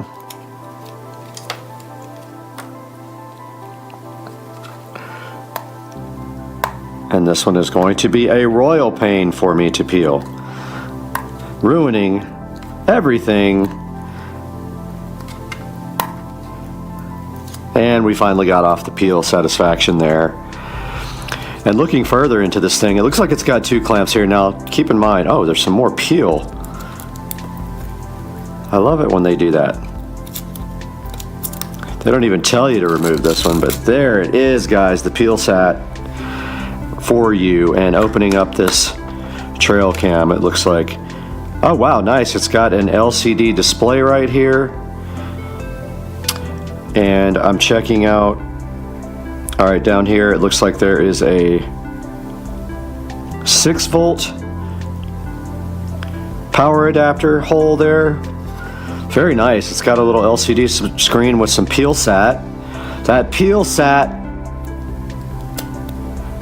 Oh, I messed it all up for you guys. That peel sat is so good. All right, we got everything peeled on this guy, and you can see right here, right now, it closes like that and clamps shut, weatherproof, just like that. Looking further into the package as we dig deeper into the trail cam, the PR800 looks like we have some kind of strap right there. Maybe it's to carry it around your neck. They're not sure. Be pretty cool. And then digging deeper here, we have a USB, and I forgot what type of USB that's called. It's not USB-C. It's like micro USB or something like that. And even further here, it looks like we might have a charger right here for a USB. And inside here is the hunting and trail manual with kind of an overview of everything. And it says use the 6-volt power cable in the camera. Since there's no built-in battery, the camera will power off when unplugged. Okay, so it looks like here it has to be powered all the time. Ah, or it has batteries, I see. So it looks like maybe we could use a battery bank on this, or we can just throw batteries into it and use it that way. And I guess it opens up in order for you to install the batteries right here. Looks like. And there is the 8 AA battery slot there. I'm more interested in trying a battery bank. And the batteries will not charge on this, so don't think this is chargeable. What you're doing here is just powering it with batteries, or you're powering it with 6 volts through this port. And that leads me to go grab my battery bank and see if we can figure out how to use that. And we have returned with my generic battery bank here, and I'm really curious to see if this guy, oh, that's looking neat in the display. I'm curious to see if this guy will power via the power plug here, the battery bank. So let's get that power wire undone here. And you can see it has that little round type so you don't mistake it for anything else. And somewhere on here there's a USB port. Haven't found it yet. And that must be for getting, there it is. So it's for getting the stuff off of there, I'm assuming. Right here, right now, let's go ahead and plug in this power to our power brick and see what happens. All right, so we're just inserting the power cable right there, and then our power adapter pretty much has USB A and C and every other type. So let's go ahead and plug this in and see what happens. And I believe the power is off, but we do have power supplied to it now. Let's see what happens when we turn this on. Robert, it goes down. And nothing happened. Interesting.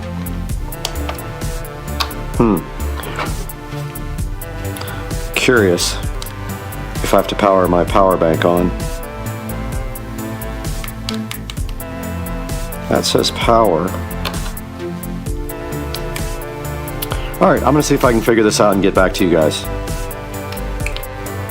Alright, I did some experimenting here, and interestingly enough, when I plugged it into my Samsung charger, it did come on. Aha! It comes on here now with my battery bank. All right. So yeah, it didn't power up the first time with either the power on my nightstand or with my battery bank, but now it is on, and you can clearly see on the screen there is something on the screen there, and that is the front of the camera, what you're seeing. And notably, there is a SD card in here, 32 gigabyte SD card that came with it. It says it doesn't come with it, but it absolutely did come with one. So that is interesting that it wouldn't power up before. I'm going to try now in the nightstand power bank and see what happens. And it does power up there as well, so not sure what was going on before, but it absolutely works now. So digging a little bit, it just gave a low battery indicator as if the cable came disconnected, so I'm wondering if there is a short in this cable somewhere. But this does not charge. There are no batteries in here from what I can tell. So we're just running off the cable right now. But we are going to set this up with the battery pack outside and go ahead and play with it and see what it will do.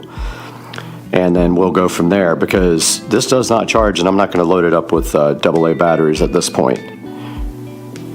Now just quickly going through the menu here on the PR800 Wild camera, we can see here that we can set up things like the mode, which you can switch between photo, video, and video.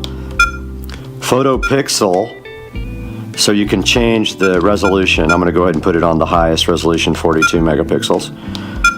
You can put on continuous shooting and you can make it shoot 1, 2, 3, 4, or 5 photos. Video length, you can put it 5, 10, 20, 30, or 1 minute. Let's go ahead and put it on 30. Resolution, you can change from VGA to 720p to 1080p to 2K or 2.7K. I'm going to go ahead and go to 2.7K. Low, medium, high, PIR sensitivity, whatever that means. EIR interval. Whoops, I went back out.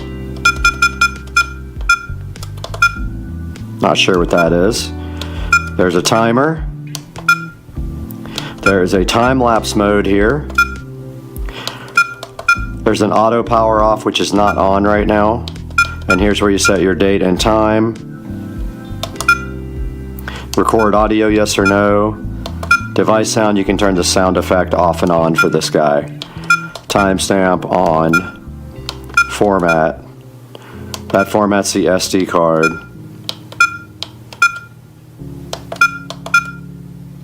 And there's the software version. Let's go ahead and set the date and time if it's not set already. So it's set to 1/1/2023, when in fact it is August 29th, 2023.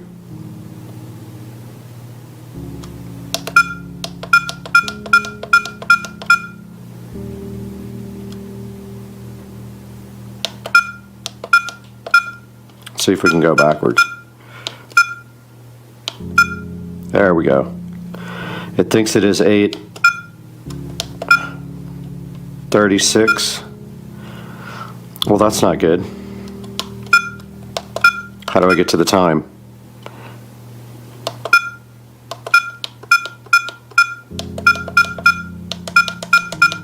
Okay. So it is officially 4:58 p.m. 16:58.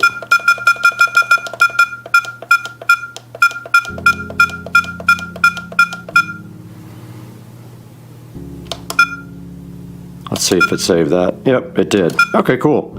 So that's a little look at the menu here on the trail cam. Let's see if we can figure out now how to set it up.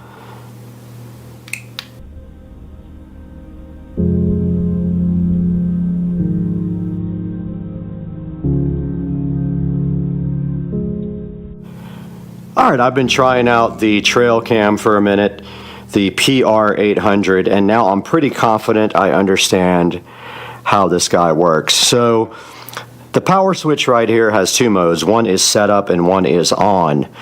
When the switch is in setup, that's when you can operate all the menu buttons and set up the actual trail cam.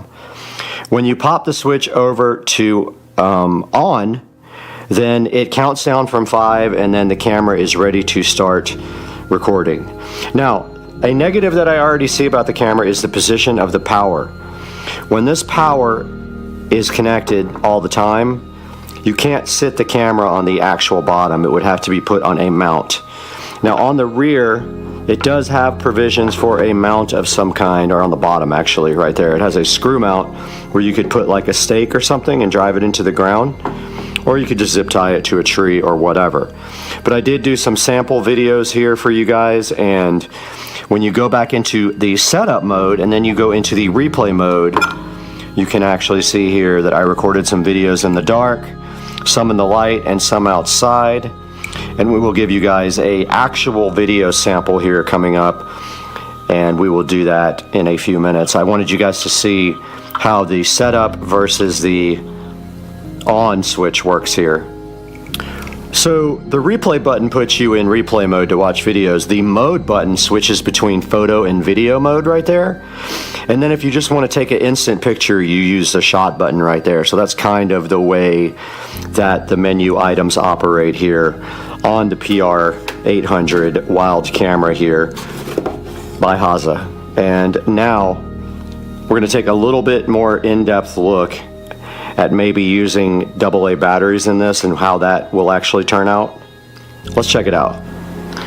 Alright, so I have removed the little safety cover there on the PR800, and to load the batteries you simply put 1, 2, 3, 4, 5, 6, 7, 8 AA batteries in this thing to use those. I'm not going to load it. I do have them here. I am quite satisfied with the existing configuration of using a power cable because I'm not going to be placing this outside yet, but it does have a feature where it will power off and save batteries until it needs to power back on, so that's why you can use batteries and it doesn't just eat them up instantly. But that is a good look at the PR800. Here's a look at the back of it. Like I said, it's got some little handles right there. You could easily zip tie this to something, and then it's got a threaded mount on the bottom where you could probably put it on a tripod or maybe a stake into the ground, and you can see right here right now it has infrared LEDs on the front as well.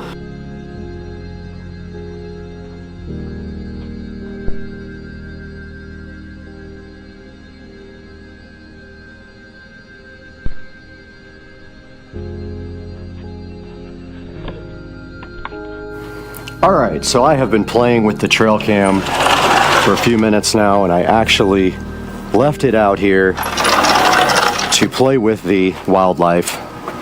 It's been running for about 6 or 7 minutes, so I'll show you guys how I set it up. So there we see we have an alligator right there, actually. Alligator, turtles, all kinds of wildlife chilling. And the camera is set up right here, and it should have gotten some shots. And I have the battery bank set up right here. And if we come back to this guy and we go back to setup, it's kind of hard to get the switch in the right position because you tend to like turn it off, but it doesn't always come on when I put it in setup, which is interesting. Kind of the problem I had with it in the very beginning. Yeah, there it goes, finally. Now it's starting to rain, so we're going to take this whole thing inside now. There comes the hurricane.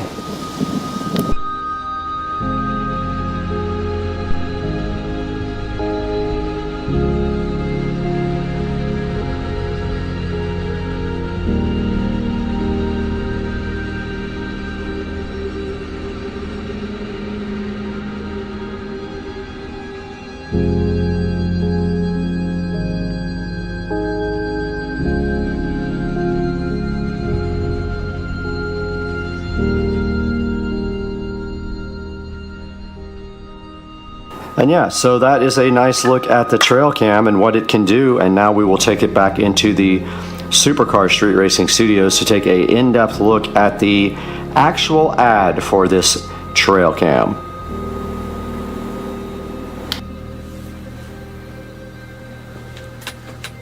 Welcome back to the beautiful Supercar Street Racing Studios.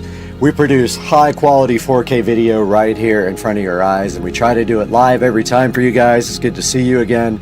And today, as you can see up behind me right here, we are prepping for Hurricane Idalia, or however you want to pronounce it, but it is on the way to somewhere in Florida, around the Big Bend or whatever they call it. Looks like we won't get a whole lot in Jacksonville. I'm hoping it's going to swing up and around, but we are prepping for that right now. But we are here not to talk about weather. We're here to talk about the HASA trail camera, and we just showed you that in the wild and how it operates and some actual footage of it. Now right here it says it's a 58 megapixel screen, a 2-inch, I don't know about huge screen, it is a screen. But yeah, so it's a game hunting camera with night vision, and we went through the whole setup and everything on it. The only thing I can really say about the camera that was a negative was that it was kind of flaky with powering off and on. I don't know what that was about. I'll probably have to play with it a little bit more. The night vision works really well, and the detection settings work really well, so I was pleased with that. It has 4.8 stars, so that's great, and here is an actual picture of it and some of the pictures online that they are highlighting of the camera. It does come with a 32 gigabyte SD card, and I didn't use much of that, but again, I didn't record a whole ton of video, and that's going to of course depend on your quality settings and what you're going to put those on. But yeah, I did like the way the pictures looked. It does come with a charging cable, which is awesome, but it does not charge. It's kind of misleading. You can either power it off of batteries or off of a hard power. Now, the disappointing thing about the power cable is it sits right underneath the device, making it impossible to sit on the ground and plug in at the same time unless you can kind of dig out a little hole for the power cable, which is what I did. It does come with a data USB cable too, but obviously the best way to actually get stuff off of the card is to use one of these USB SD card readers here, like I use for the GoPro, which is going to be way faster than using the cable. And so I'm going to give this guy an overall good rating. I mean, I think it's worth the $50. It's 10% off right now, so you can save another $5 on this thing. And I encourage you guys to please buy through my link. I'll have a link for this guy right in the description down here. Please purchase the camera through my link or anything else you need from Amazon. You don't have to find the actual product. You can click my link for the camera and you can buy anything you want, and it helps us out so much. It gives us just a little bit of money, a tiny bit of money to keep supporting Supercar Street Racing. Wish me luck with the Hurricane, guys. We'll check in with you. We are also live on Supercar Street Racing with our Hurricane Idalia cam. If you just look on the channel, you'll see that right now. Please tune in and give me some comments and suggestions in the Hurricane cam and tell me what you think, and we'll see you guys next time. I'm out of here.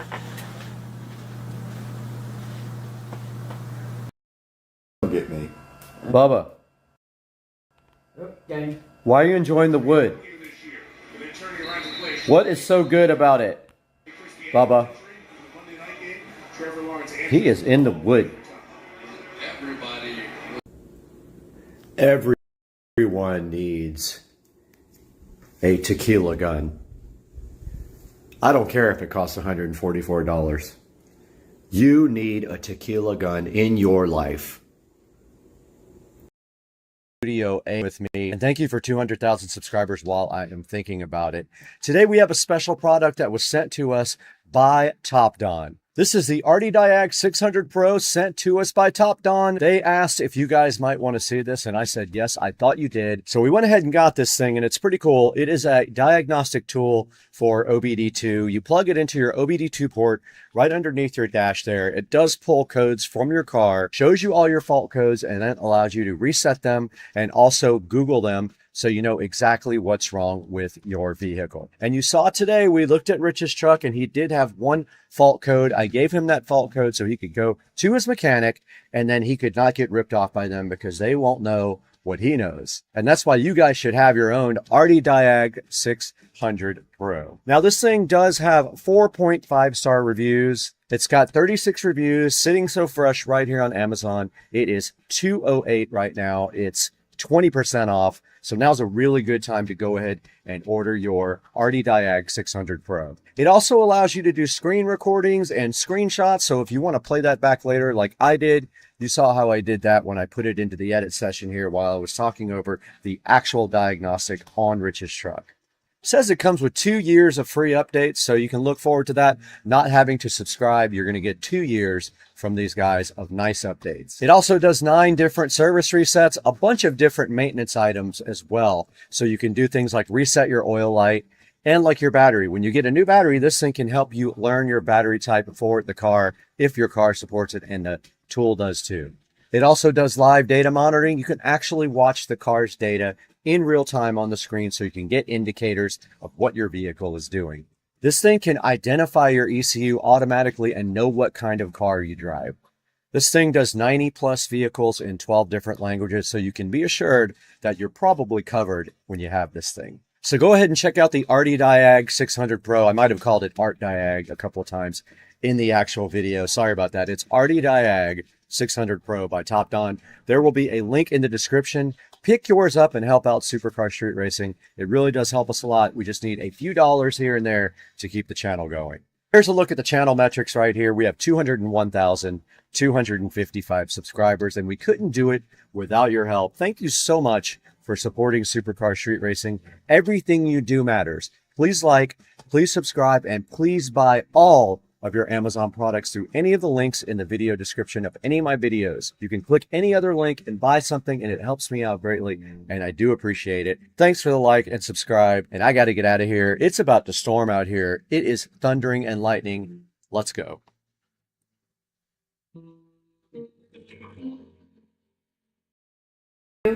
Three.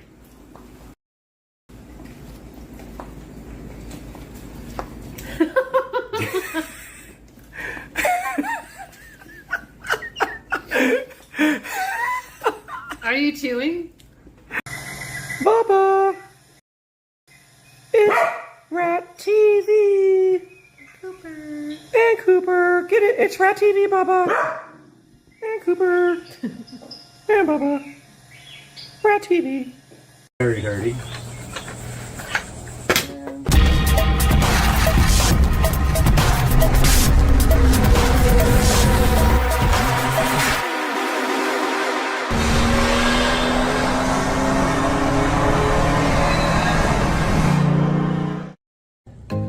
Hey guys, welcome back to the channel and happy Tuesday. I hope you guys had a great Memorial Day.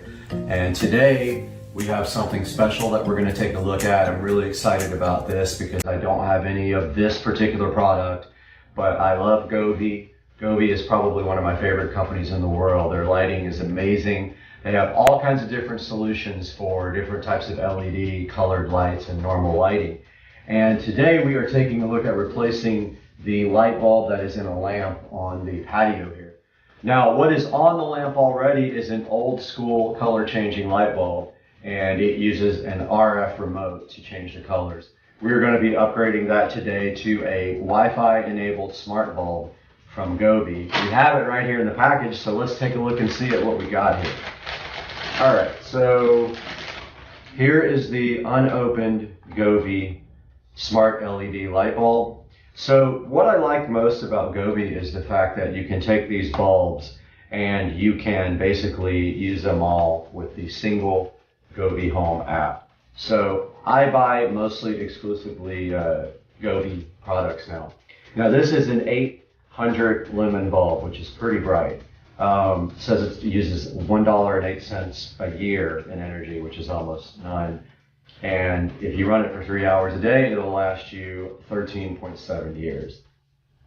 The model number is the H6008, and it is an E26, which is just a standard Edison bulb. It uses 9 watts of total power.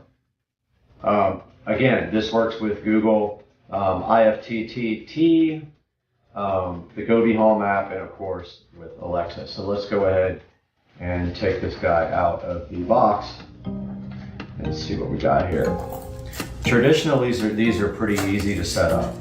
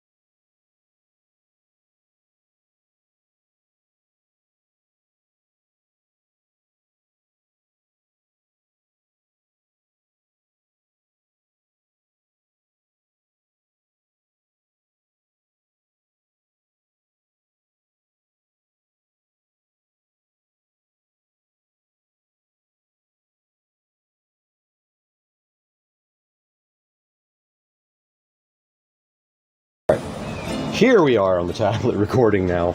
So we are going to first turn on our patio lights with our Alexa plug. Alexa will do that for us because we have a smart plug. Actually, I'm just going to flip the switch since I'm right here. So that turns on these patio lights and this guy, which is now on and warm white. So it did come on warm white. I don't know if you guys can actually see that, but let's get to our app here. So we go into the Govee Home app. My other LEDs you'll see here. Let's see. Welcome to Govee Home. No devices found. Interesting. I'm not logged in. Okay. I'll have to edit this part out, obviously.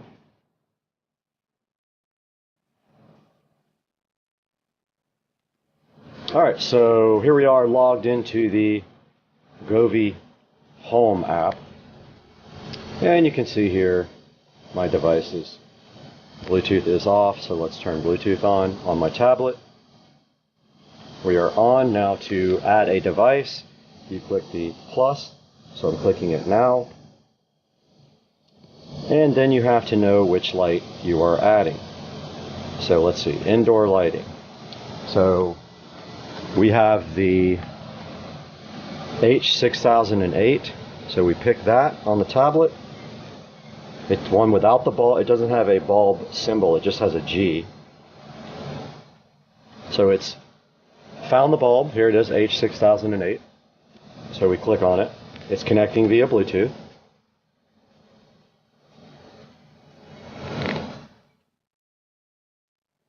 I love how it came up warm white.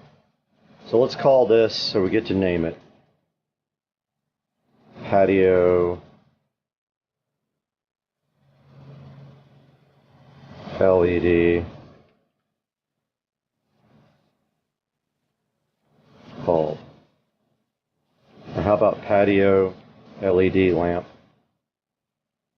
bulb? That's good for now. We click done.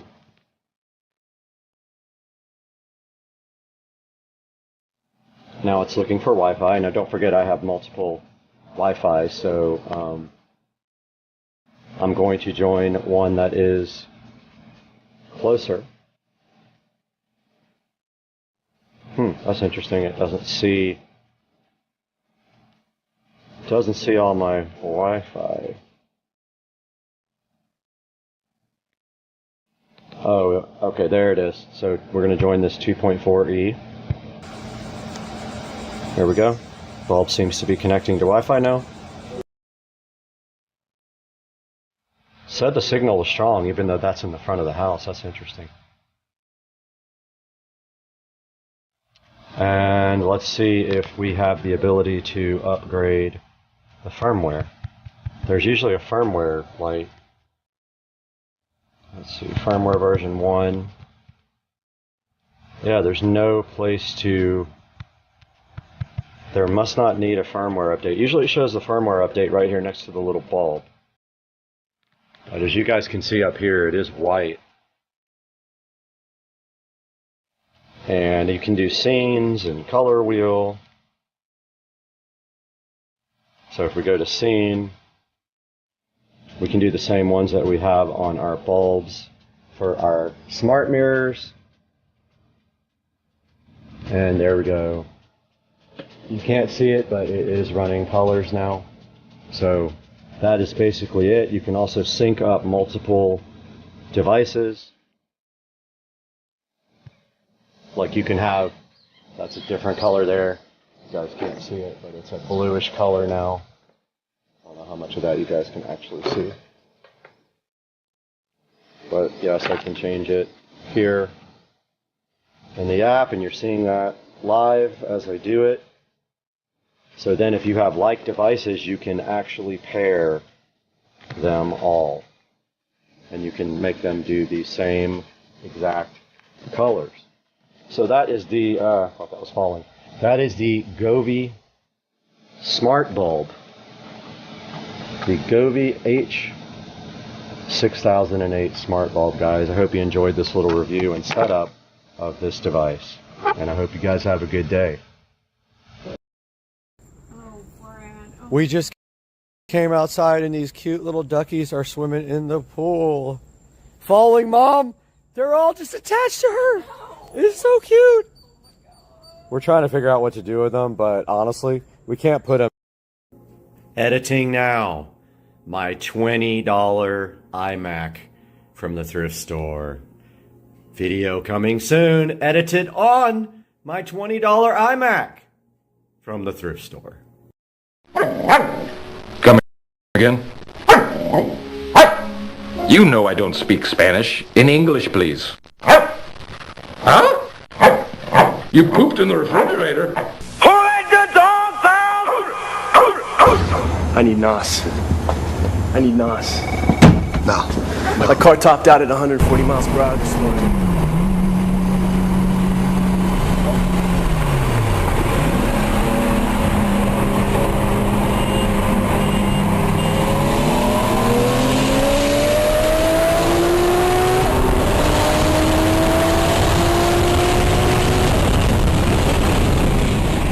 You got knocked the fuck out!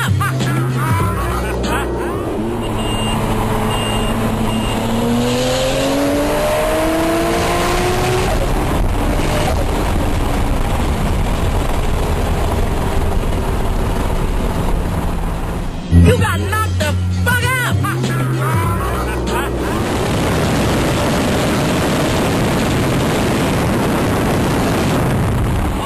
You got knocked the fuck out!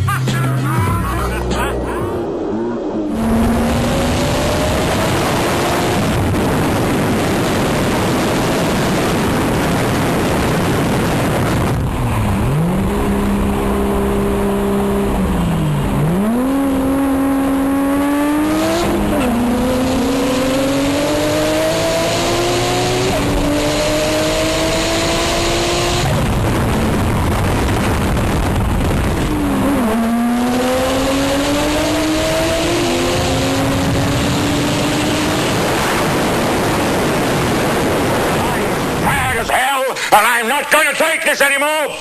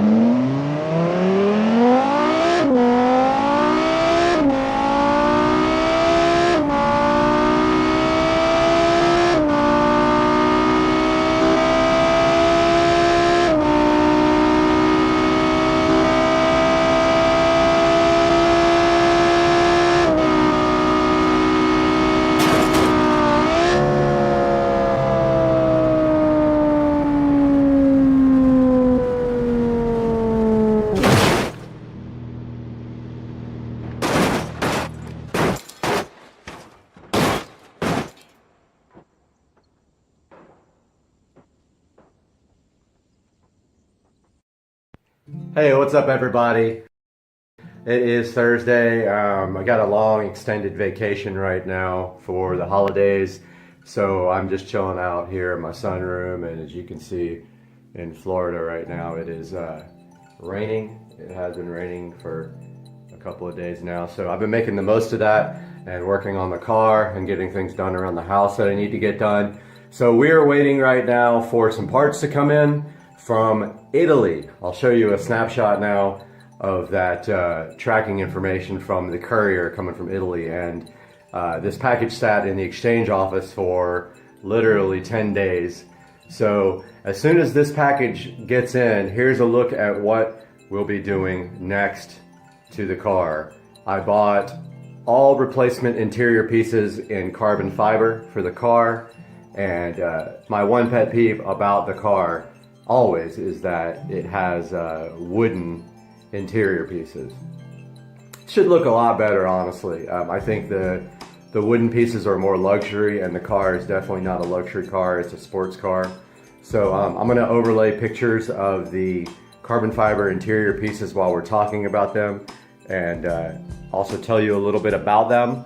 So inside of the car, there's basically three wood pieces that come from the factory. You've got on the doors, you've got strips of wood. It's not cheap wood, it's really expensive, the actual stock pieces I'm hoping to sell and make some money off of. But you've got the door pieces, you've got the center console piece. Total of 3 pieces. As you can imagine, making these out of real carbon fiber, not some cheap stuff, but actual laying carbon fiber for these pieces is expensive.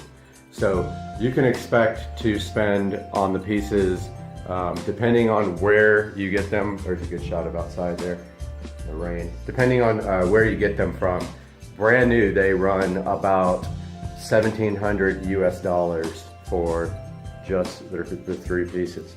So they're not cheap. That was one thing that I was not too sure about if I was willing to spend $1,700. And also, coming across the pieces used is not very common. So I did get lucky. I found a guy who had actually 4. He has the shift knob too. Now the only thing about the shift knob is it's keyless go, and I do not have keyless go, the one option that I really wanted in the car, I don't have. But the car had a warranty, and that's what made me buy it over everything else. So I'm getting the keyless go knob, which looks way better than the factory knob, but it will not start the car, unfortunately, with the push button on the knob. But it is a full carbon fiber shift knob. Now, I got all of these pieces for under $1,000 used, and they are lightly used.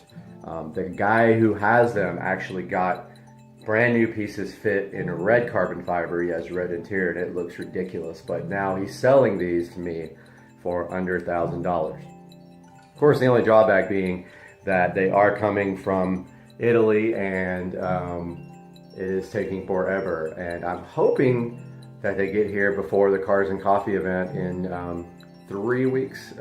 Second Saturday of January, there's a big Cars and Coffee, which I will be documenting. So that's what's going on with the car now. As you can see from the pictures I overlaid, it's going to look pretty sweet. I'll also show you. Actually, I'm going to hold off on showing you how it looks completed. You can easily find that online, but I want you to see how it actually looks when it's done. So as soon as I have an update on the carbon fiber interior pieces, you'll see me again. Have a good one, guys. Make sure you thumbs up and subscribe. Thank you. What's up, everybody? Street Racing here, and today UPS just left, and there is something out here I want you guys to check out.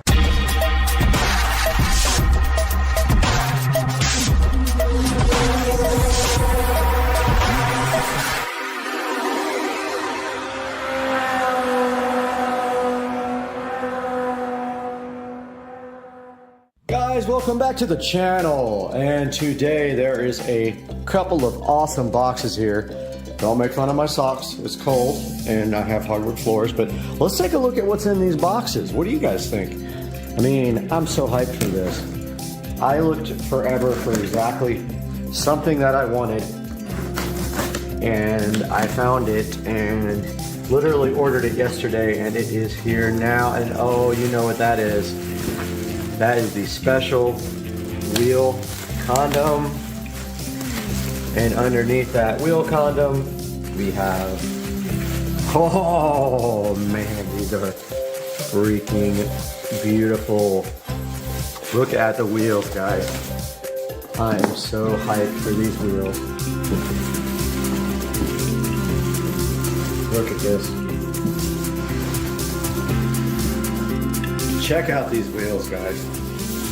We got the little SS center cap, which I really want to turn black. I'll probably end up doing that black, filling that in with the wheelbase marker or whatever, but check this out. So these are 14-inch wheels for the Club Car Precedent, and they look just like some of the wheels for some of the cars which I used to own, so I'm really, really stoked about this. These things look amazing, and the reason I love these is because the new ones all have bolts, silver bolts all the way around, and this is a clean look that's going to look absolutely sick on the golf cart, and I am so hyped. There also should be black lug nuts in one of these packages. I'm not going to go ahead and open up the other packages yet, but at the moment I am looking for tires for these, so as soon as I can find some tires, I think I found some, then the guy will also mount them pretty cheap, so we're going to be heading out to do that, maybe with Joe. Joe will give us a ride, but yeah, I just wanted to give you guys a little update and let you check out the new wheels that I got. Get you a closer look here. Look at these guys. Things are so awesome. Really, really nice quality wheels, and perfect for a black golf cart if I do get the golf cart to be converted to black somehow. I'm still working on what I'm going to do with that, if I'm going to get the body painted or wrapped or whatever. But stay tuned, guys. These are the new wheels, and I am super hyped about it. All right, guys, I just ordered a VIP carbon fiber dash kit for the Precedent, and I'm about to order the little bezel right here that goes across it in carbon fiber as well. But that is the kit, VIP dash kit here. If we click on it here, it actually has a hole here for a gauge style marine radio. However, I think I'm going to try a tablet on mine and mount it right here over this hole. If that doesn't work out, I will get the marine style, but I really want to do a tablet, like an 8 or a 10-inch tablet on this. I think it would look awesome. But there's a good look at that. And then next I'm going to be ordering the little bezel cover for the dash to match the carbon fiber dash kit for the Club Car Precedent. All right, I know this is confusing because that looks like wood, but this is the carbon fiber dash trim that goes over the top of the dash to round out the carbon fiber dash kit. Hopefully it works out good. The reviews are mixed, so we are going to see. But another place has it, but I already have a credit in Amazon. I'll put a picture of the other place on eBay that has it up on the screen so you know exactly what that looks like.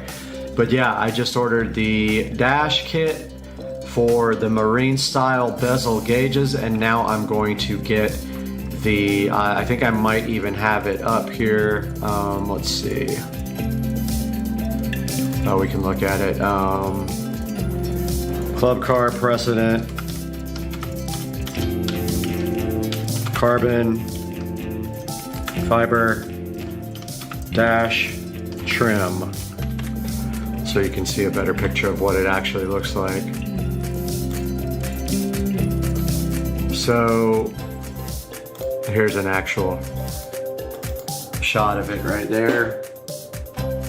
So that is what makes out the entire kit and makes it all look great. Guys, just wanted to give a huge shout out to ST Wheels, who were awesome in this transaction, and I didn't want to leave them behind. I'm going to put a link in the description to ST Wheels on Facebook. This guy's awesome. He shipped the wheels out literally Saturday, and I had them today, so literally 1 day later. Either Friday or Saturday, I can't remember, but it came really fast. He's also in Florida, so it made it easy.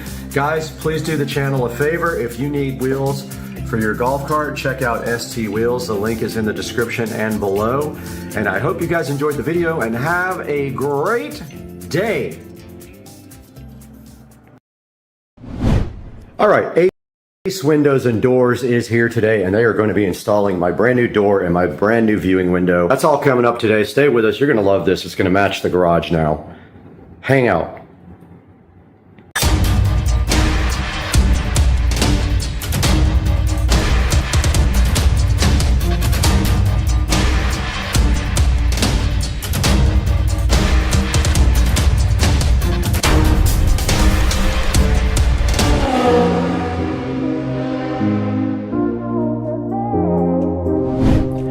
ASUS Windows and Doors just pulled up in their van, and they are going to be replacing my door today. So he is outside getting everything prepped up now. Okay, the installer is prepping to install, and you guys will watch him while he does it.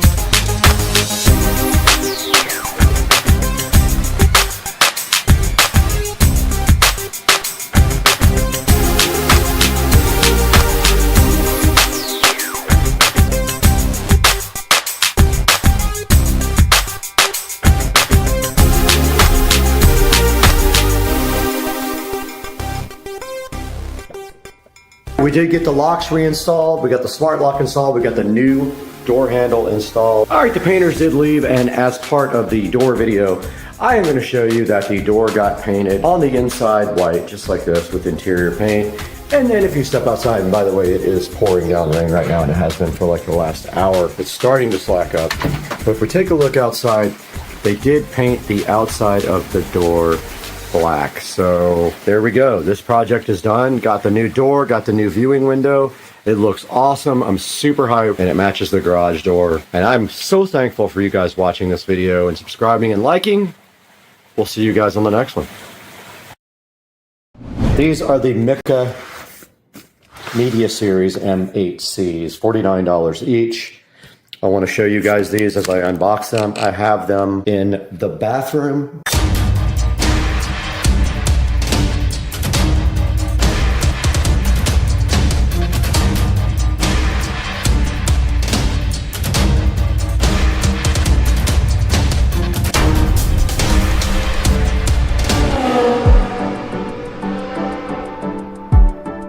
These are the Mika Media Series M8Cs, $49 each. I want to show you guys these as I unbox them. I have them in the bathroom and one in that bathroom, but now we are going to be putting them as our front left and right and our rear left and right. Right out of the box you see, I think these are to hold in the speaker grill. And then there is our instruction manual, and here is our actual speaker. Now, what we are going to be doing, I figured out really fast that you probably can't cut a circle with that insulating tool, but I want to Google it and see if anybody can cut a circle with it. If not, I'll use the handsaw. But basically, I got these out so I could get out the template, because I have to make a trip in the attic. We want the center part. The other part of this is a paint shield if you want to paint the speakers. The inner part is a paint shield, the outer part is your template. Now what I will do is go up in the attic, find my 4 locations when it's early in the morning and nice and cool, put this on the ground as close as I can to the wall, and also have to account for the lip. So I have to add an extra little bit on there. So the lip is 3/4 of an inch. So I have to be at least 3/4 of an inch away from the ceiling walls up here. I'll need 3/4 inch of clearance in order for the grill, the protector, the edge to fit. And in the bedroom, I got really, really close, and I got very, very lucky on that. When I go upstairs, I'll take my template up there with me. So I'm gonna put a small hole in the center of this, and I'm going to take a screwdriver up with me. And what I'll do is once I'm gonna go 1 inch from the wall, from the nearest wall stud, and then I am going to punch a hole through the ceiling with a screwdriver to mark the hole. I'm gonna do that 4 times. Then I'm gonna come back downstairs, and I'm going to get my drywall saw out, and I am going to cut some speaker holes. While I'm up there though, I am going to go ahead and drill out the cap on this top wall here. Right up there, I'm going to drill through that cap with a 1 inch or bigger paddle bit so that I can run the speaker wires through it. So that is the plan, probably tomorrow morning. But I can definitely get the speakers holes cut and mounted ASAP. Probably first thing in the morning around 6 a.m. when it's nice and cool out. All right, guys, I did just get up in the attic and I poked the holes for where I need to cut the speakers for the surround sound. There's one there. I wanted to be further down, but it's almost impossible to get down there, so I just did it right there where I could get to it. And then up here in the front, we're gonna have one, because also I can't get up here to get wire to it. One over here above the fireplace in the corner, and then one up here by the skylight, right next to that light, as close as I could get to the light. So now what I have to do is take my template and get the ladder out and cut some holes.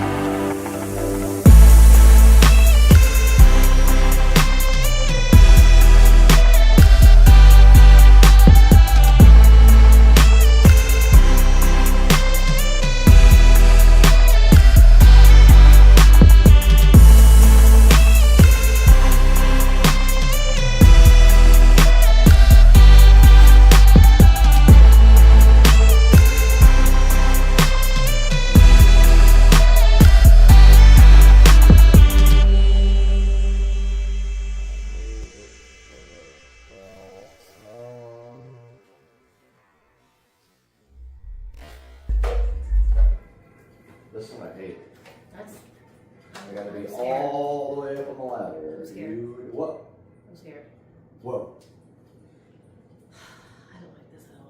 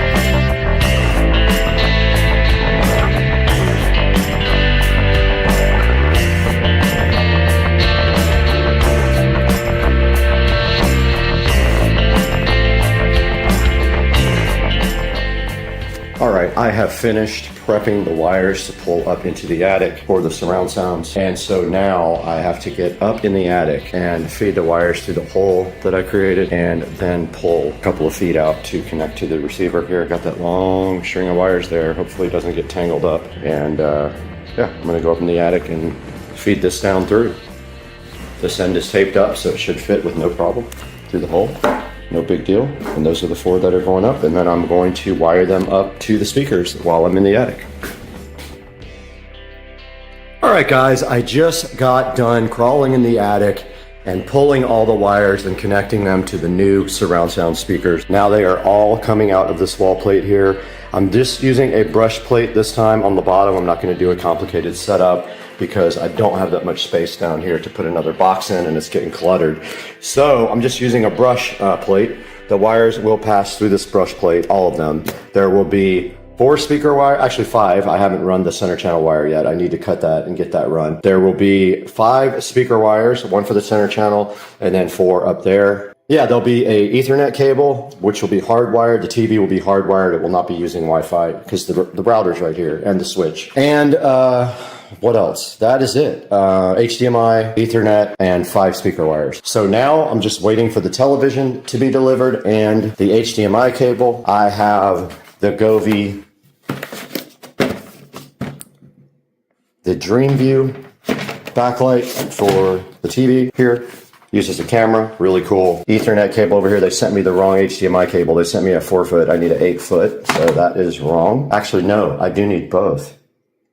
I need both. They did not send me an 8-foot. Okay, I might have. I'll just keep this one.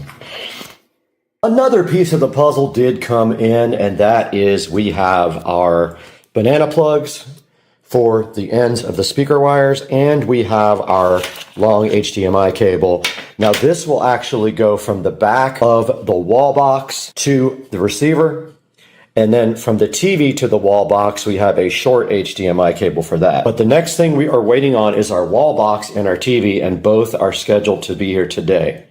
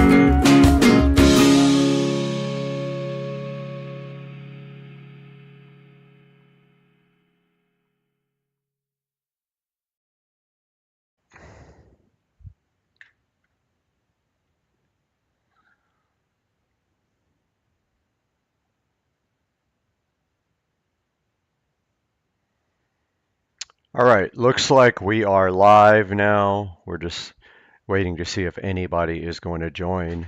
But we are here to address some of the issues with Amazon possibly removing the download folder. So to put a little history into this, it's been going on for a little while now.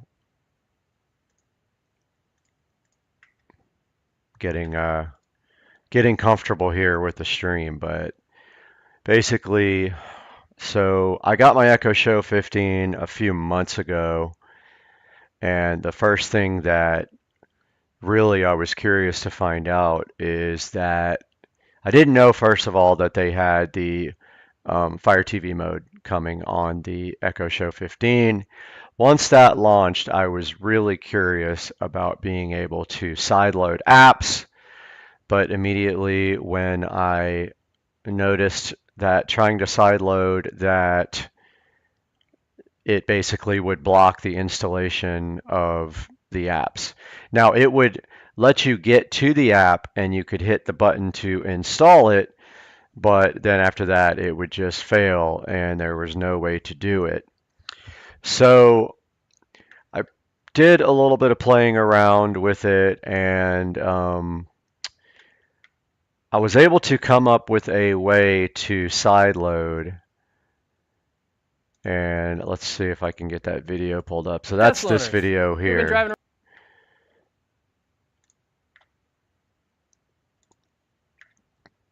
Video did very well. It has about 80,000 views. And so basically this was the first, I believe that I might have been the first person to actually sideload successfully on the device, although there may have been other people that did it, and AFTV probably tried it and did it, but I think I might have been the first one to publish a video on how to do this.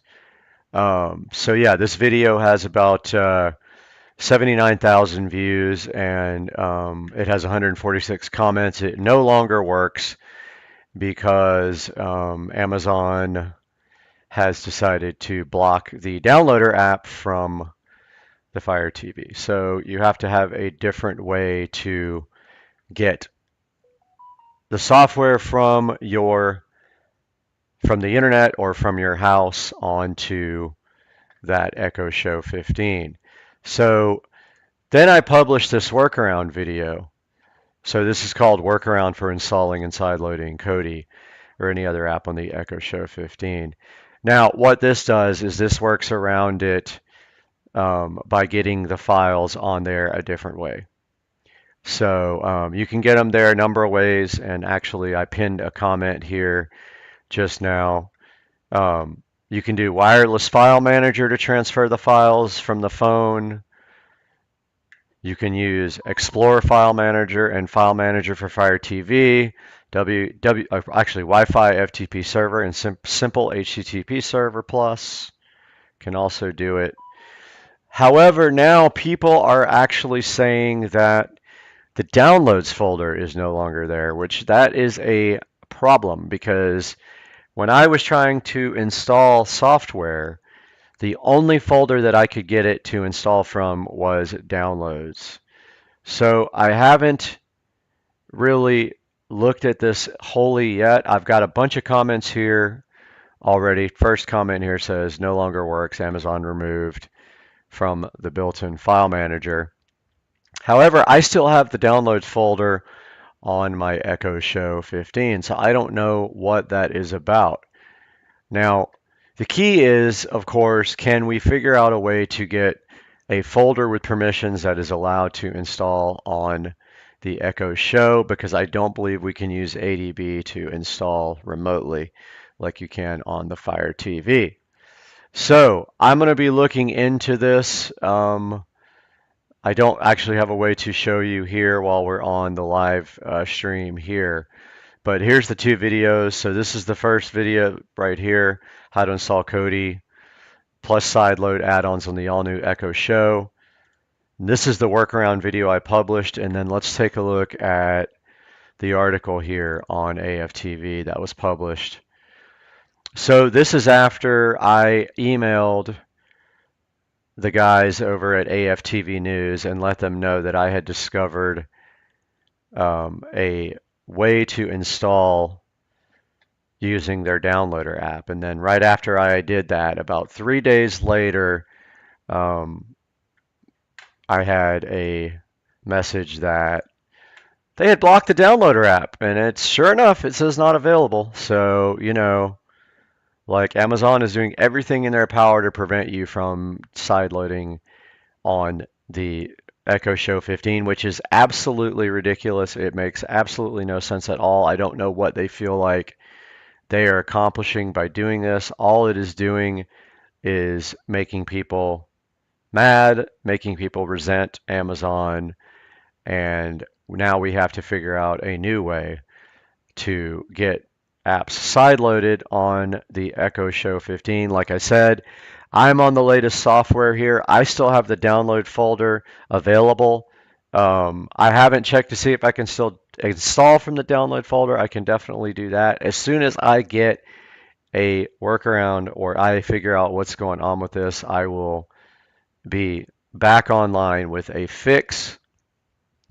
I did email AFTV News here about 10 minutes ago and let them know that this download folder was missing and if they knew of any other possible way to get this done. So I will keep you guys updated. I wanted to get online real quick and talk about it because we have a lot of people messaging me about this now. So yes, it is possible. I don't, and here's actually a look at the downloader app unavailable when they blocked it from the Echo Show, and they had forgot until my video came out. That's the only problem with doing these, is that when I do these videos, if we figure out a way to do this, they're going to immediately block it.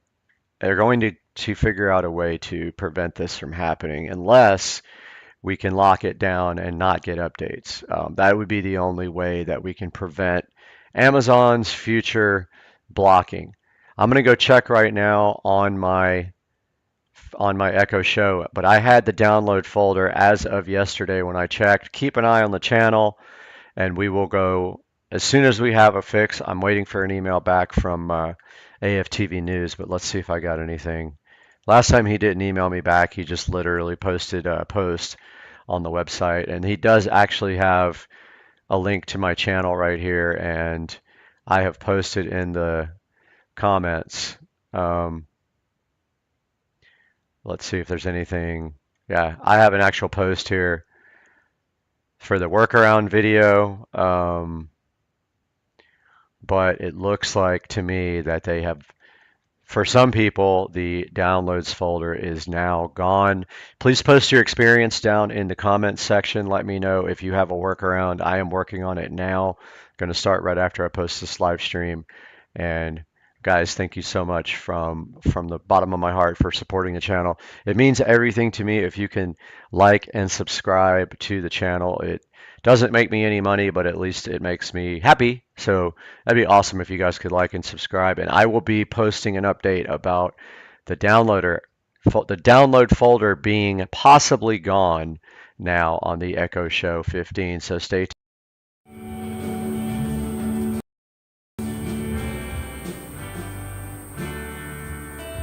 Taking a look at automation here. I'm going to build a V12 twin turbo, try to make some horsepower. Hopefully my mic is working. It was really distorted last night. Let's go over to Card Designer.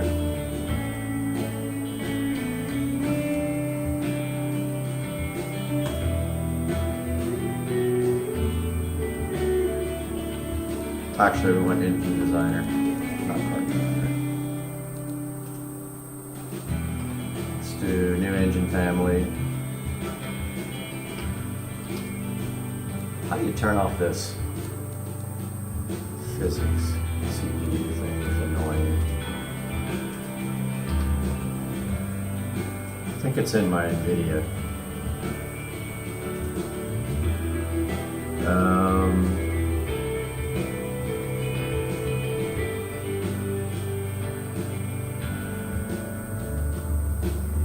Yeah, I'm gonna try to get that turned off, but it's fine.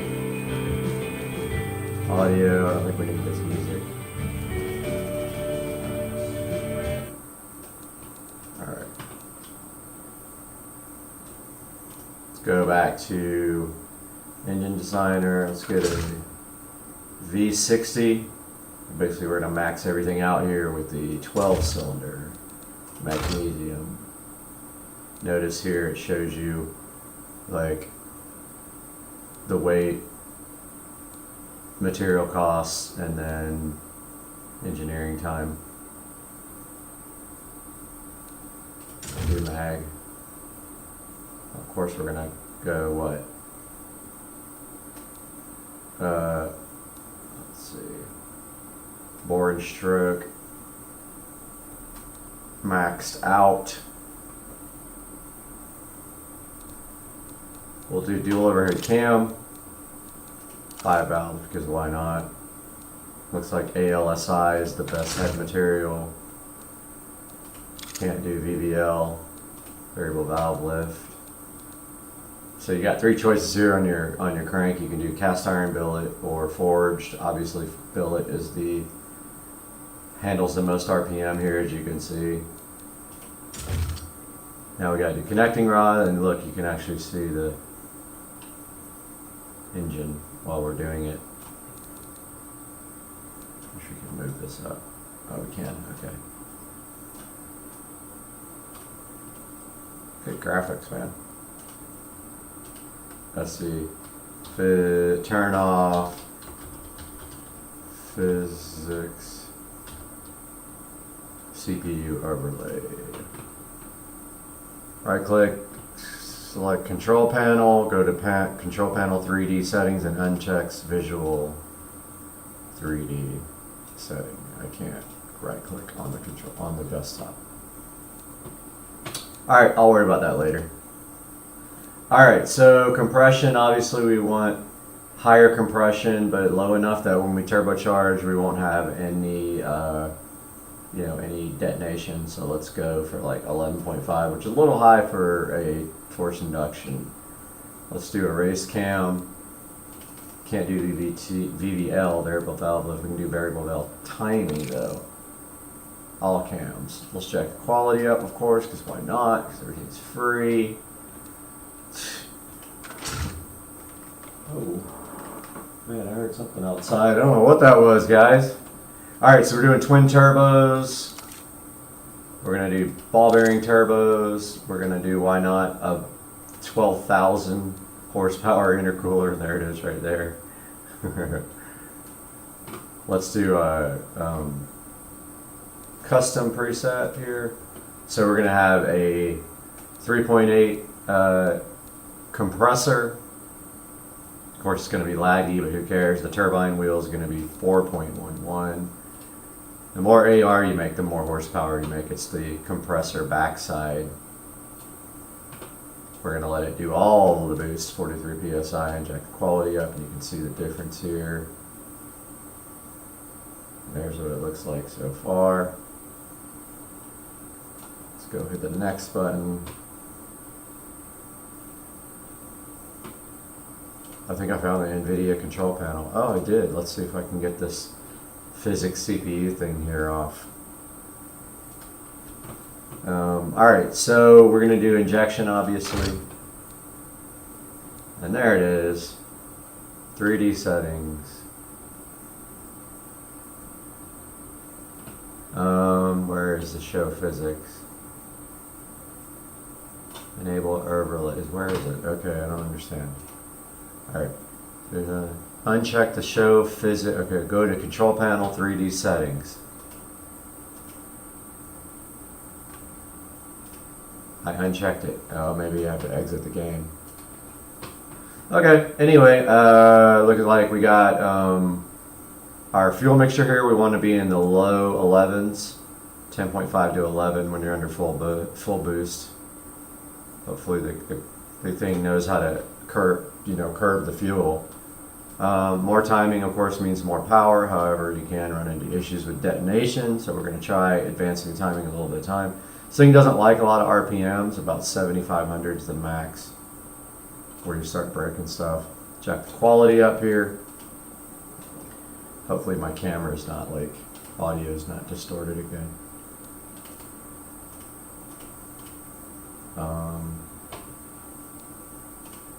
I can't do the next panel.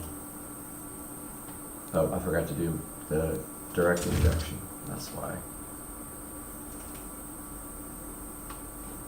First on the race intake. Why not do 100 octane, right? Look at our turbo setup. I mean, pretty simple setup.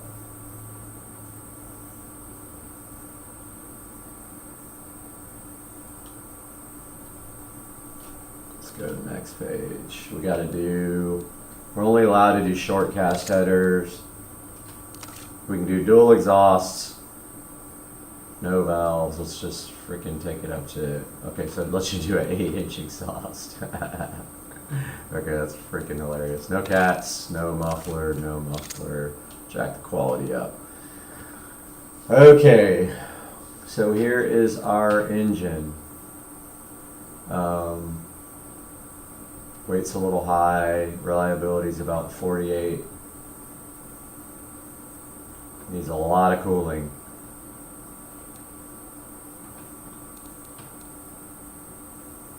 Costs $27,000 to build. And let's give her a test. It's predicting 2,354 horsepower. Let's see what that actually makes. Should we, like, yeah, let's, why not? Let's mess around with the materials. Okay, so that was a valve cover. Valve cover trim. Let's do, what about transparent? That looks cool. Bolts. Let's see. Paint. They gotta be like zinc.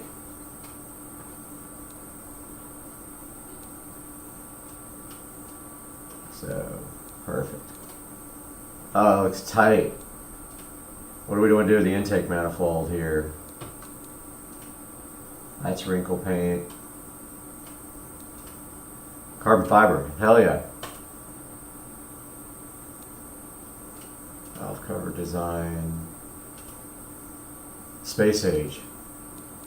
Alright, so let's go ahead and give this guy a test. Let's let the automatic testing go.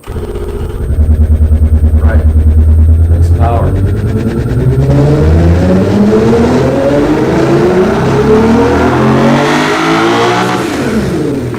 So we made exactly what it thought it was going to make, 2,354. Wants us to lower the RPM, but let's try a little bit more timing. Let's advance it. It actually is predicting a little bit more power.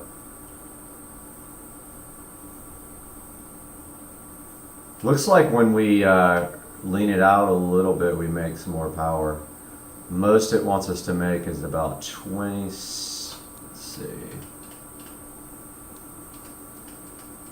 about 20, what, 27? Yeah, 27 something. 2,729 horsepower. And it still doesn't make any more power if you jack the RPMs up. Let's bring them back down until it stops making power. So 2770, 2751, it's making less and less.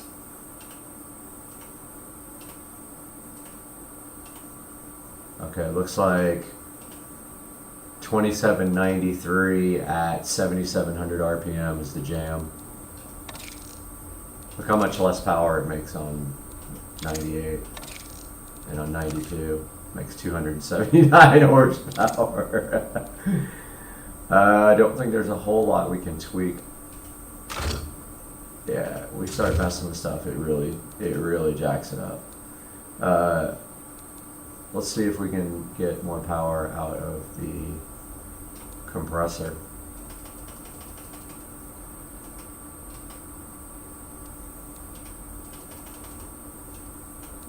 Nothing there. Yeah, it's just basically maxed out if you go full compressor. It's a bummer we can't go any more boost, you know? Let's test this guy. Still says we got RPMs.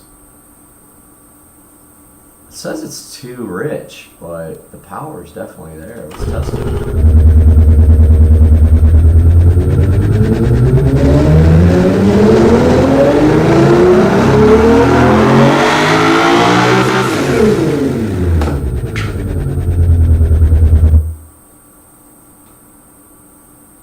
2794 is predicted.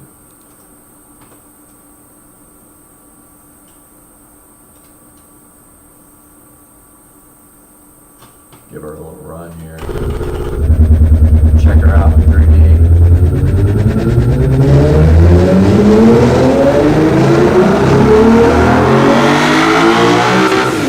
That manifold heating up.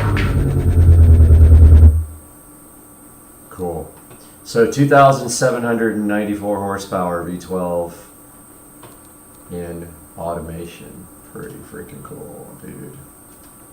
Mess with this a little bit more with you guys in another video.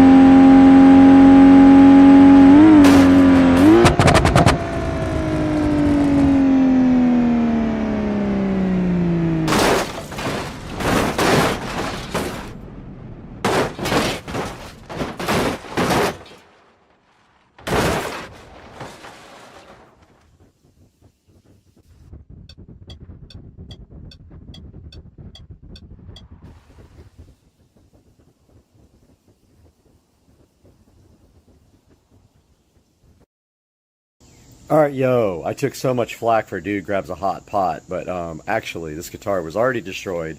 We had one bad take where I thought they were recording and they weren't, so this was already destroyed. And here is Dude Grabs a Hot Pot Aftermath.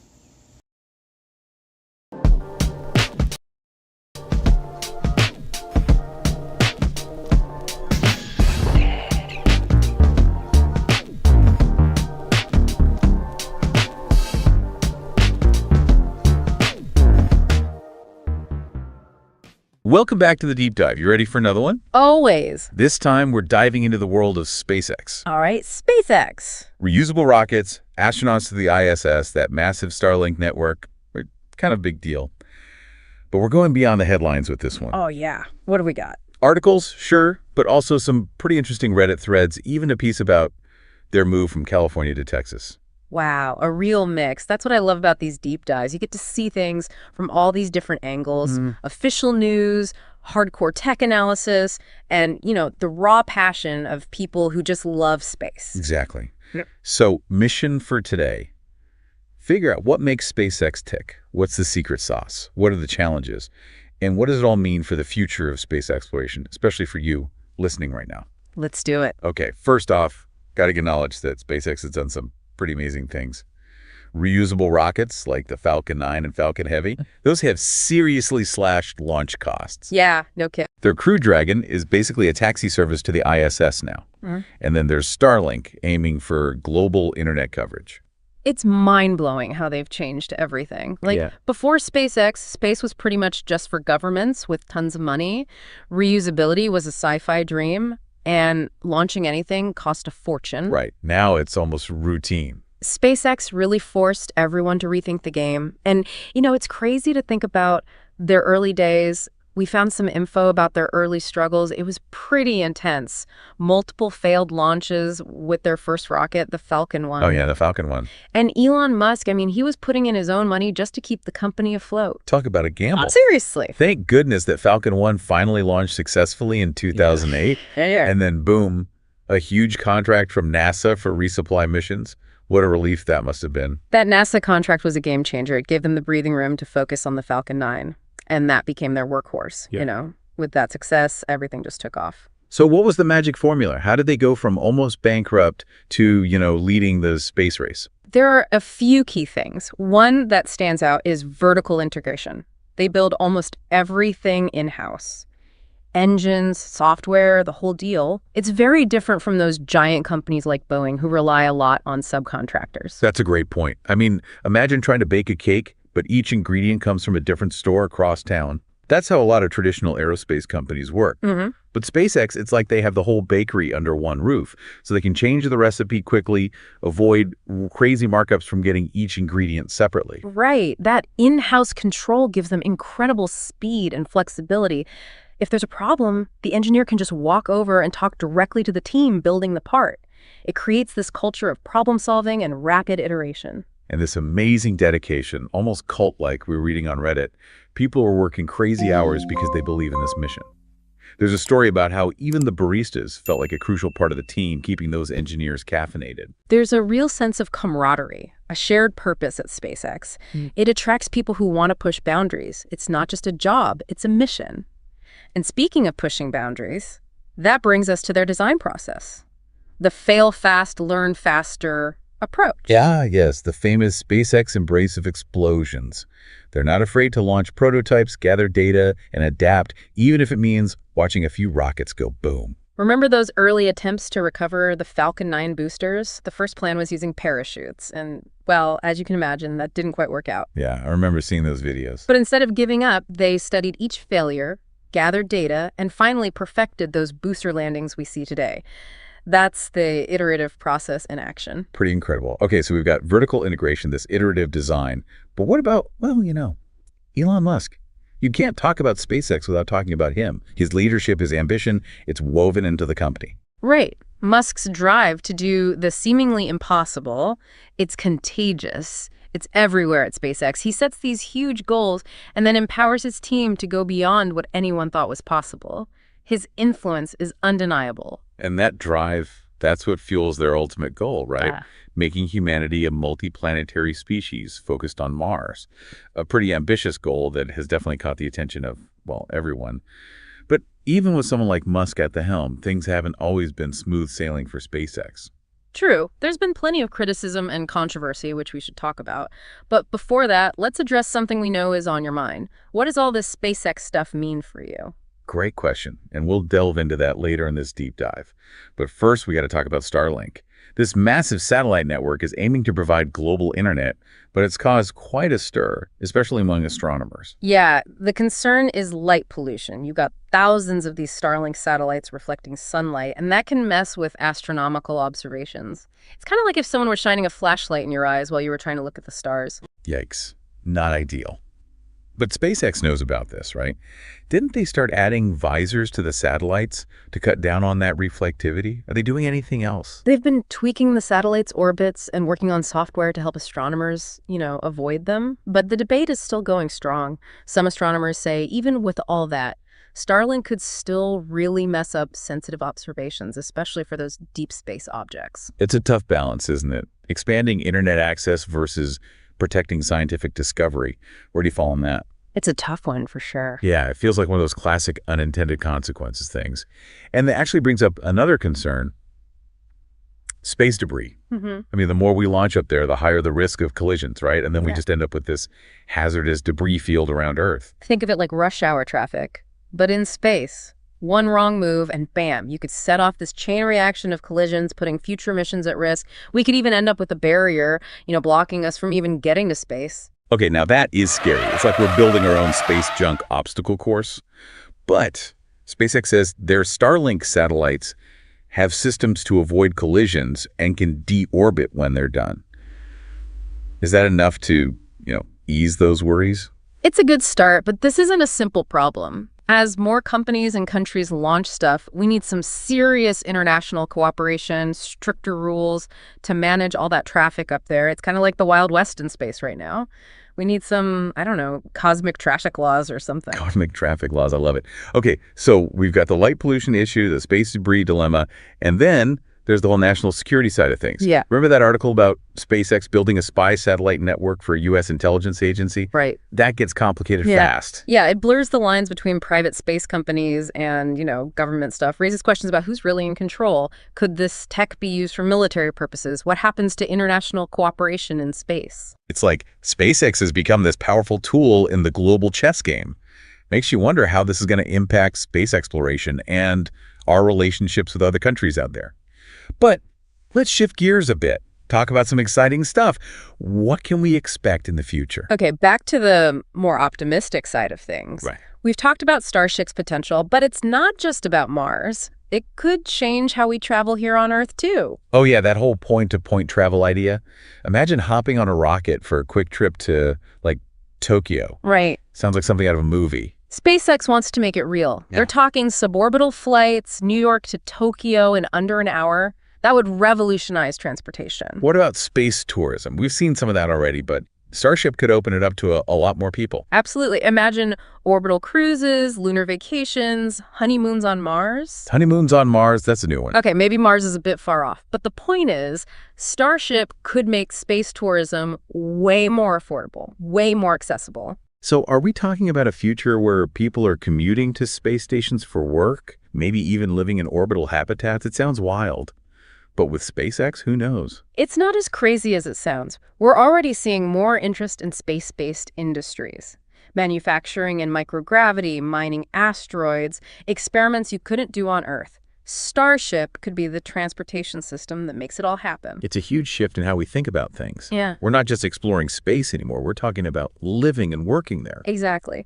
And there's the potential impact on Earth, too. A lot of space tech ends up being useful down here. Right. SpaceX's work on reusable rockets, those advanced materials, life support systems, that could lead to breakthroughs in transportation, energy, medicine, all sorts of fields. So they're reaching for the stars, but their innovations could have this ripple effect, making life better here on Earth. pushing the boundaries in space pushes boundaries down here too. Exactly. That's what makes SpaceX so fascinating.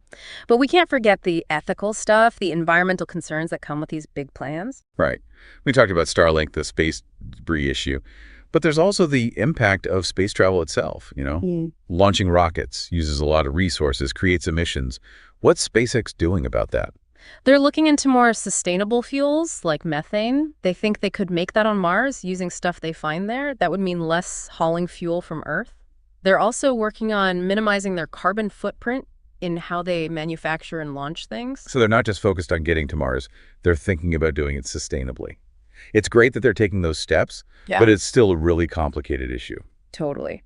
As we go further into space, we need to be having these conversations about the challenges. And it's not just SpaceX, right? We need to think about the impact of all the countries and companies out there. You're right. It's a much bigger picture. And that brings up another interesting point. The growing role of private companies in space exploration. It used to be mostly government agencies like NASA leading the way. Now you have companies like SpaceX taking charge.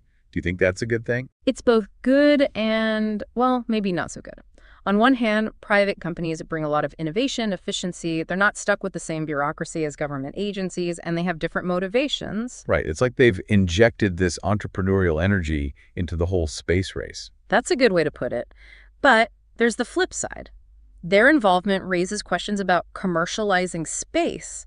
Will it just become another place for profit-driven exploitation? That's a valid concern. We need a serious conversation about the ethics of space exploration, making sure it benefits everyone, not just a select few. Absolutely. And that conversation needs to include everyone. Governments, companies, scientists, ethicists, the public. Space belongs to all of us. We need to shape its future together. Couldn't agree more. Well, we've covered a lot. The big picture, the controversies, potential benefits, ethical dilemmas. But I'm ready to geek out a bit now. Tell me about the tech that makes SpaceX so unique. All right. Let's dive in. One of the things that sets them apart is their rocket engine design. Their Merlin engine, which powers the Falcon 9 and Falcon Heavy, it's a marvel of engineering, known for its reliability and efficiency. And then there's the Raptor engine for Starship. That's a whole other beast. It's designed to run on methane, a fuel they could potentially produce on Mars itself, which is perfect for their long-term Mars colonization plans. The Raptor is a full-flow stage combustion engine, a much more efficient and complex design than traditional rocket engines. It's another example of SpaceX pushing the boundaries of what's possible, constantly iterating and refining their designs. It's like they're applying software development principles to rocket science. Always testing, iterating, improving, just like software developers update their code. That's a great analogy, and it's a huge reason for their success. That rapid iteration, combined with their vertical integration approach, means they innovate at a pace that's unheard of in aerospace. They're not afraid to experiment and learn from mistakes. Oh, and let's not forget about their autonomous landing system. Seeing those Falcon 9 boosters land back on that drone ship with such accuracy, it's mind-blowing every time. It's like a sci-fi movie come to life. It's an incredible feat of engineering. The booster has to navigate through the atmosphere, reignite its engines, and land upright on a platform that's moving at sea. It's this complex dance of software, sensors, control systems, all working together seamlessly. It's a testament to their mastery of both hardware and software. They're pushing the boundaries on multiple fronts, constantly innovating, finding new solutions to really tough challenges. What else should we add to our SpaceX tech highlight reel? Their use of 3D printing is definitely worth mentioning. They're printing entire rocket engine parts, which lets them create these complex designs that would be impossible to manufacture using traditional methods. This speeds up production, cuts costs, makes their rockets more competitive. 3D printing really is changing so many industries. It's fascinating to see how SpaceX is using it to revolutionize rocket manufacturing. What about heat shield technology? I remember reading about the challenges of protecting Starship during re-entry. Those heat shield tiles have to withstand insane temperatures. Absolutely. Re-entering the Earth's atmosphere at those speeds creates incredible heat. SpaceX has had to come up with innovative heat shield materials and designs to protect Starship. It's another area where they're pushing the limits of material science. It sounds like they're constantly pushing the envelope, innovating in so many areas, and that's what makes them so exciting to follow. They're not just building rockets, they're building the future of space exploration. And that future is full of possibilities. They're talking about a world where space travel is normal, humans are on Mars permanently, and technologies developed for space improve life here on Earth. It's an inspiring vision. There are definitely challenges and ethical things to consider, but it's thrilling to imagine what the future holds for SpaceX, for humanity's exploration of space. So where were we? Oh yeah, the tech. The tech, always my favorite part. What makes a SpaceX so special on that front? Well, for starters, their engines. They've really mastered rocket engine design. Engines, okay. Like what specifically? Take the Merlin engine, for instance. It's what powers the Falcon 9 and Falcon Heavy.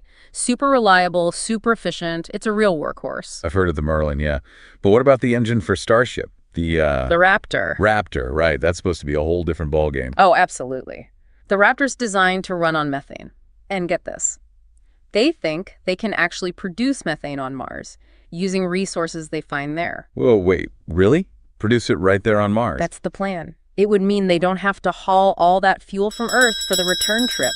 Game changer for long-term Mars missions. That's incredible. Yeah. That's like they're not just planning to visit, but to actually live there. Exactly. And the Raptor is just one example. They're pushing the boundaries with all sorts of tech, like 3D printing, for instance. It's revolutionized their manufacturing process. 3D printing, yeah. I remember reading they're printing entire rocket engine parts. Is that right? That's right. Really complex components that would be way too difficult and expensive to make the old-fashioned way. 3D printing lets them build rockets faster, cheaper, all while keeping things top-notch quality. So they're ahead of the game in cost and speed because of 3D printing. Pretty smart. Okay, what about those landings? You know, those Falcon 9 boosters landing back on the drone ship. It's mind-blowing every time. How do they do that? It's pretty amazing. Think software, sensors, control systems, all working together perfectly. The booster has to fly through the atmosphere, fire up its engines again, and land perfectly on a platform that's actually moving in the ocean. It's like threading a needle while riding a roller coaster. It's hard to even wrap your head around it. Right. It really shows their mastery of hardware and software, both. Yeah. And they're not stopping there. They're always looking for new solutions, new ways to solve these really complex problems. Always innovating. Okay, so we've got efficient engines, 3D printing, those incredible landings. Anything else we should add to our SpaceX tech list? Well, heat shield technology is pretty crucial. You know, protecting Starship during re-entry is a huge challenge. Those heat shield tiles have to handle some seriously intense heat. Yeah, it's like falling through a furnace when that spacecraft comes back into the atmosphere. Exactly.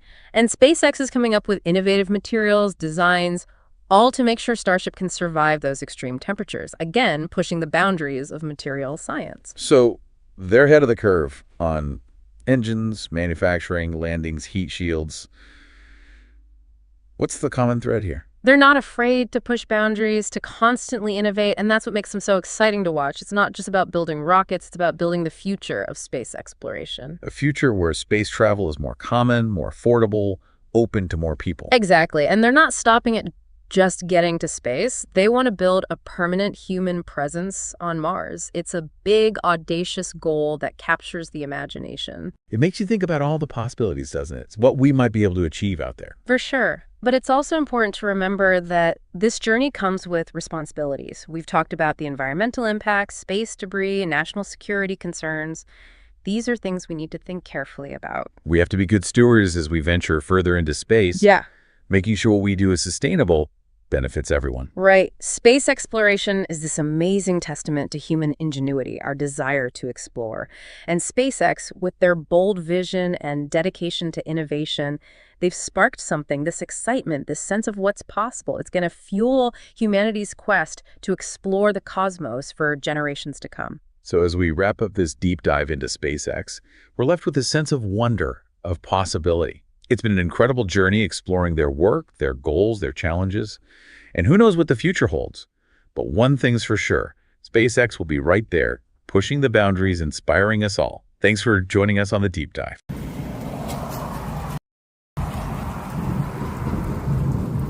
Yep. We got some angry individuals upstairs right now. What did you guys do? What did you do? That's about cock and ass and tits and butthole pleasures. It's not about butthole pleasures at all. It's not about this rusty trombone and the dirty Sanchez. Please stop. And the Cincinnati bow tie. Moosh. And the pussy juice cocktail. And the shit-stained balls. Moosh, Please stop.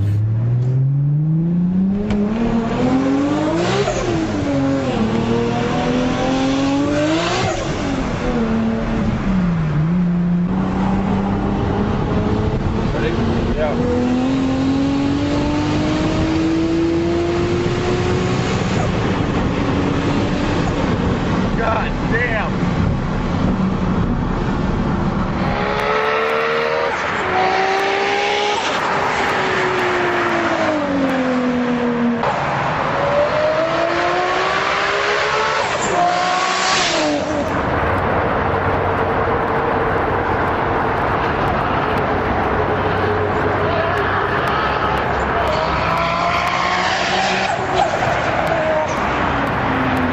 What's inside? You get a sub, you get a power cable, and you get a RCA cable. And if I remember correctly, this has a single LFE input. It does not have a stereo input for bass. But the cool thing about this guy is it also supports network for feeding it if you have a WIM Ultra or a WIM amp like is sitting in the box. Right on top of the Sub Pro, we have a nice user manual there, and we have our accessory box right here. Looks like this will house the power cable and all of the other cabling that they give you. And then inside of here, looking so fresh underneath this protective styrofoam condom, is the WIM sub. And I'll be honest with you, it is actually smaller than I thought it was. This is not a large subwoofer at all. This is a small, it is compact.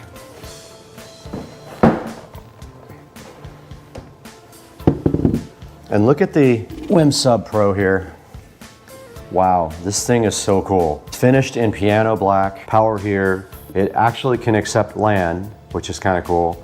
So you can feed it with network, or you can feed it with RCA, and then there is a reset button right here. But yeah, this is all the connections on the back. And the front, it does have rubber feet on the bottom, by the way. The front does look just like this. What a cool unit this is, man. I'm so hyped to review this for you guys. This thing actually doesn't even need a connection. It can do Wi-Fi. So you can actually use Wi-Fi 6 on this, and supposedly you can put it anywhere. Your WIM amp or your WIM Ultra, they can interface with this guy without having cabling. Now let's look at what's inside the box here. One RCA cable and one power cable. That is all that is inside there.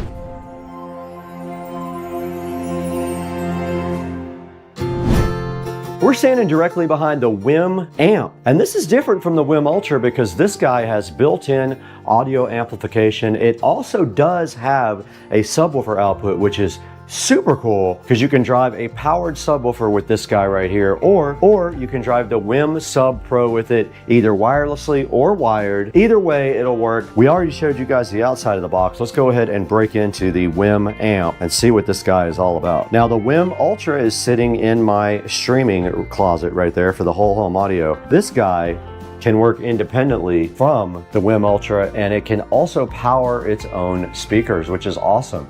So if you have a listening room or a media room, or even a television that you want to have like a little audio system with, this guy right here will do it. Now, right off the bat, we already see the WIM amp sitting right here. And then on both sides here, we have some accessory boxes. The packaging is out of this world already. It's awesome. So let's start with the accessories right here. And it looks like on this side, we have a box. Looks like we have 3 different cables in here. And the bag says biodegradable, so they are oh, here they go. They got it.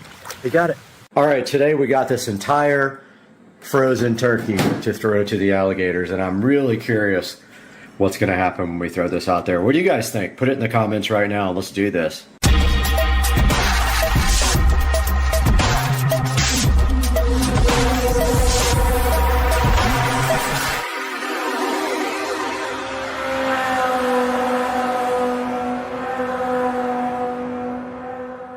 The first thing we got to do to get this frozen turkey out there to the alligators is get this guy unpackaged. This thing is old, so it's time to get rid of it. Now I'm wondering if I'm going to be able to unpackage it, so I'm going to try to get this skin off of here now with it completely frozen. Let's see what I can do. We got this thing unboxed, unpackaged, whatever you want to call it. Now we got to put gloves on. It's freezing cold, and get this outside and see what happens when the gators grab it. All right, we got some eggs to get the alligators interested. First, And then we're going to throw a frozen turkey out there and see what happens. Now you guys saw when we threw a dead bird. We're going to find out what happens with a frozen turkey real quick. Let's do this. And we already got one coming over. Let's throw him some eggs. Oh, he's the big one too. He's hissing at me.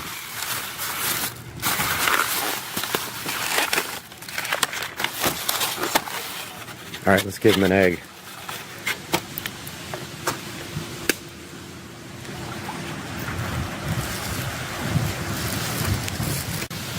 Get your egg.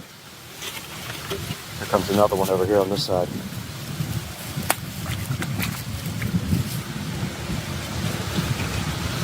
And we got another one coming up.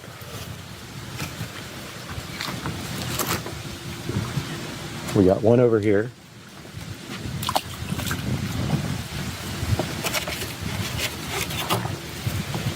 And we got a bird.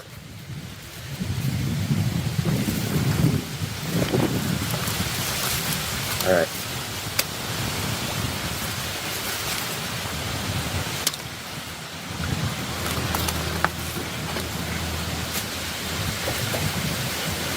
And he got that one. He got the egg. He spit it out.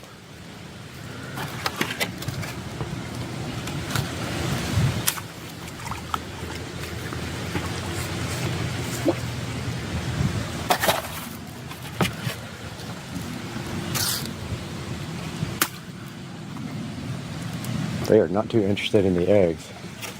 Oh, look at these two fighting. They totally fought.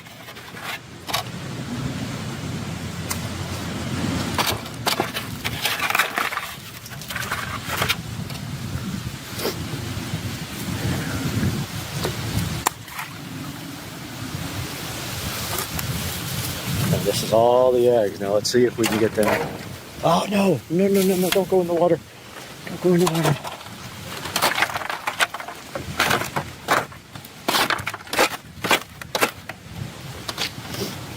All right, it almost went in the water. Are they interested in the eggs? All right, let's see if he'll take. He's trying. Let's see if he'll take the frozen turkey.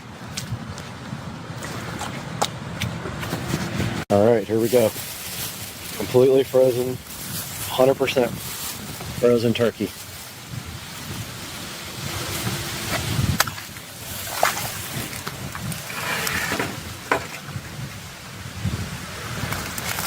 Oh, he is so confused. He is so confused.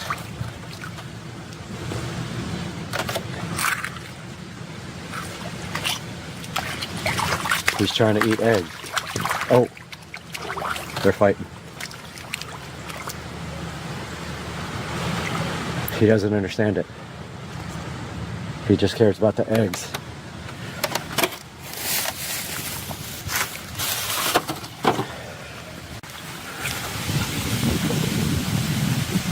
Oh, he almost got it.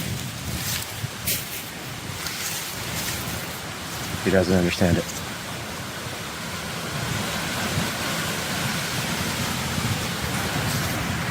Okay, I think he smells it, but he can't really get it.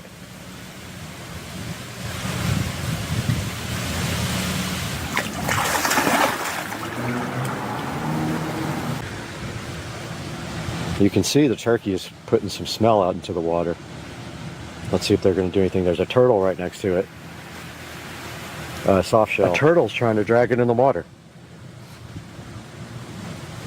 A turtle thinks he can drag it, and he almost had it. There's all kinds of turtles coming up. Fish. A turtle was dragging it into the water. Oh.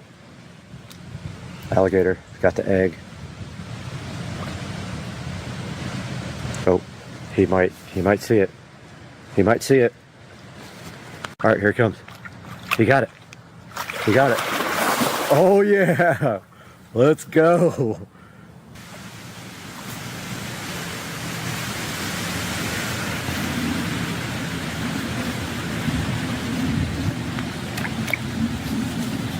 Oh, here they go. He got it. He got it. He went down to the bottom with it. He's rolling with it. Shut up. Awesome. He grabbed it and started rolling with it. That's amazing. Look, he's still going after it. Wow, crazy. He got a piece off of it. That was insane. He took it to the bottom and started rolling with it till he got a chunk off of it. And now it's just floating in the water. I'm waiting to see if they're going to grab it again. But there's fish jumping around near it. He did take it though. He's right there. Come on, get it, dude. It's right there. He took that thing and rolled with it. Let's see if he's going to do it again. Oh, here comes the other guy. Right for it. Here he comes. Yep, he got it. He's got it underwater. He's rolling with it. He's rolling with it.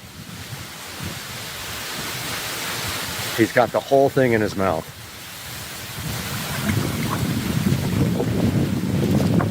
They roll around with it. I guess they're having trouble getting the meat off of it, and now he's over there with it. He's taking it to his homeland. All right, he's got it way over there now.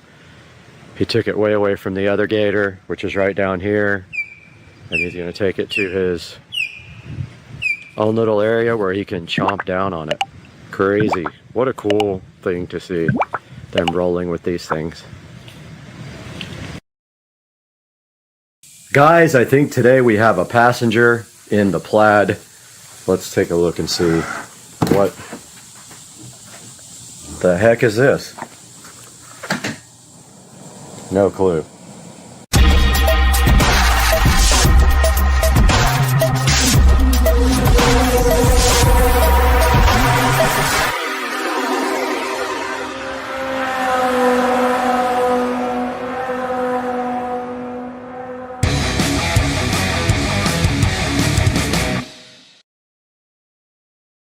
Guys, welcome back to the channel, and today we have something exciting, and that is the Plaid is headed back to All Set Auto, and today we have this carbon fiber apron that they will be installing and correcting some things going on with the wrap. So we are headed over to All Set Auto this morning on a Thursday. We will update you guys as we get to All Set Auto. Alright guys, we are pulling up at All Set Auto in Jacksonville, Florida, and we are going to go in and see how those guys have been doing and deliver the car to them and see what they're going to do to it next. It might be a surprise right here next to me. And that might be, I don't know who that was, that might be Julie. Let's go find out. Everybody, we are back at All Set Auto in Jacksonville, and we're taking a look at what they're doing now, and they are incredibly busy in here. And back here on the table, they have the carbon fiber front apron from T-Sport line, and they're going to be putting that on for me as a favor, and then taking a look at some of the things on the wrap that we need to get corrected. So we will update you guys with some live video from getting the front apron installed at All Set Auto.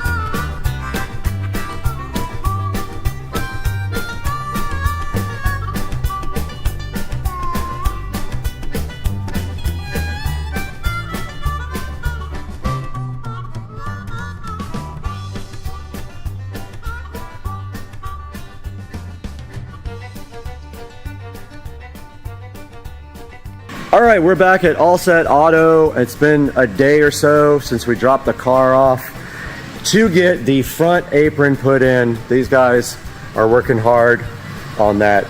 Is that a Model X? Model Y. Model Y right there. And then if we take a look over here at the car, we can see that we got the front apron installed. That matte carbon fiber apron looks so good on the front, and it fits absolutely perfectly. And that is why we came here, and they did such a good job putting that thing on. And check out how the car looks under the lights. It looks so good. Now we got to drive it in the rain, maybe, for the second time ever. But hey, this thing came out so good. These guys treat the car like it's their own. And they've got a whole shop full here, so they know they're doing something right if people want to bring their cars here. And then we got the shop puppy over here chilling. But yeah, guys, so we're gonna take this car home, throw it in the garage, never drive it again. And that's it. That's it. It's the end of life. 600 miles, it's retired.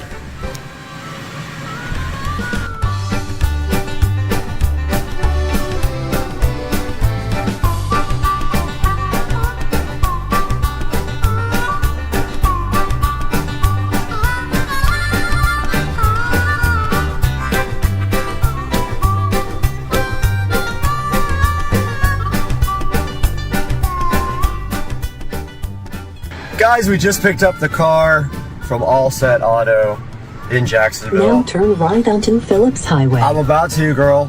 But yeah, we picked the car up. They put the front apron on, fixed a few little minor issues with the wrap, which is normal.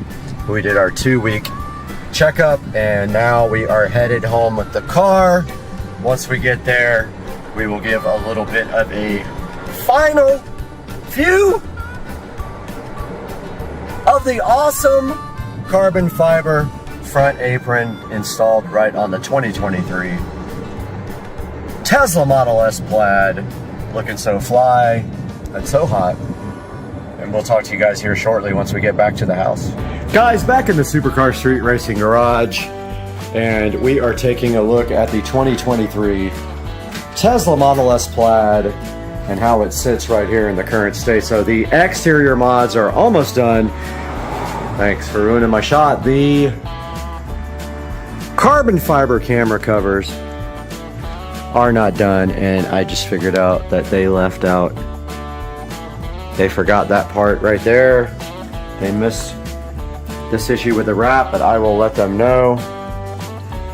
So yeah, the car is exterior almost done.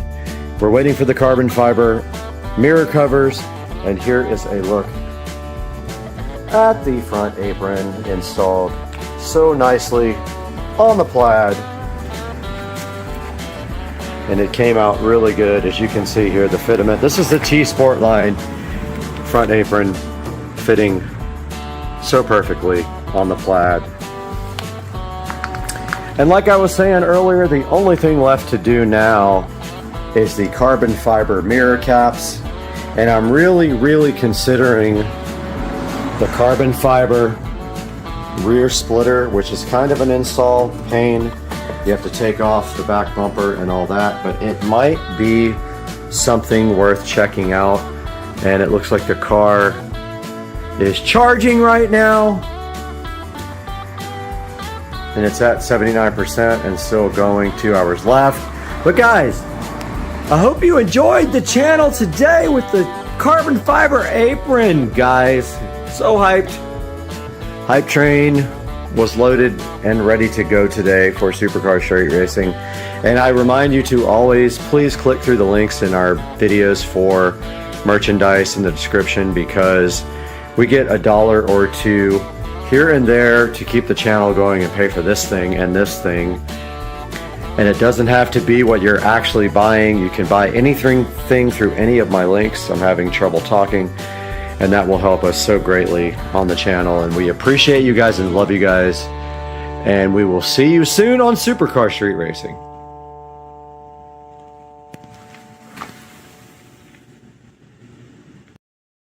Guys, Dukes of Duval is seriously lacking in security at his new house But we're going to change that today with the WiseCam pan and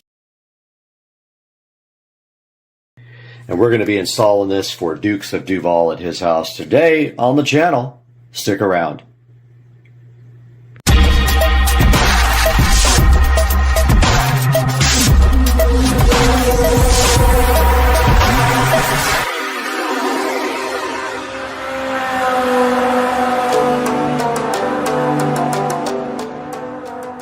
Okay, for the first part of this project, we have a new electrical box for Joe's attic, and we have a new receptacle here. We're going to go ahead and pre-wire this up, so all we have to drill is through his existing garage door opener receptacle box and connect inside there. So let's get going on that. So we have to strip this wire back here, but first we don't need that much. We're going to cut off some Romex here, and we'll probably still have way too much, but yeah, let's get this going.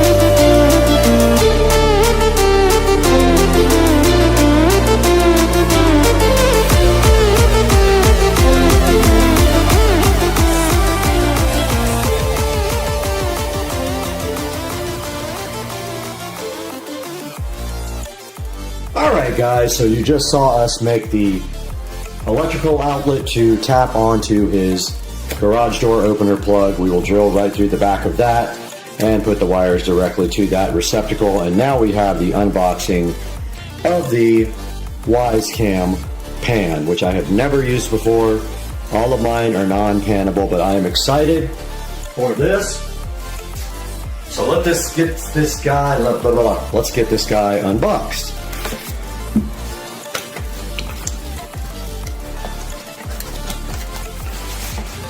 And inside of the box, we have another box, of course. And that flips open with a quick start guide and a mounting guide. So I guess you stick this and then you mount using this template here.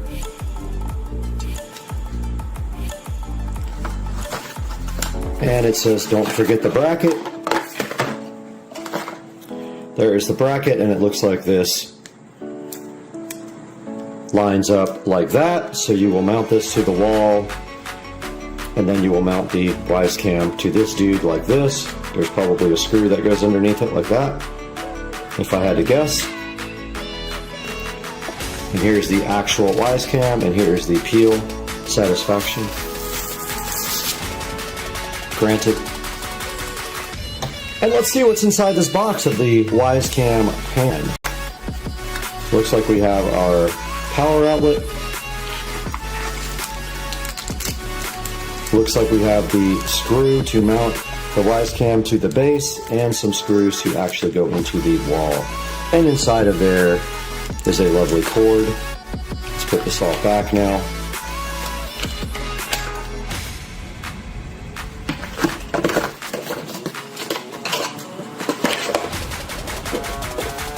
And that is a look at what is inside the box of the WiseCam pan.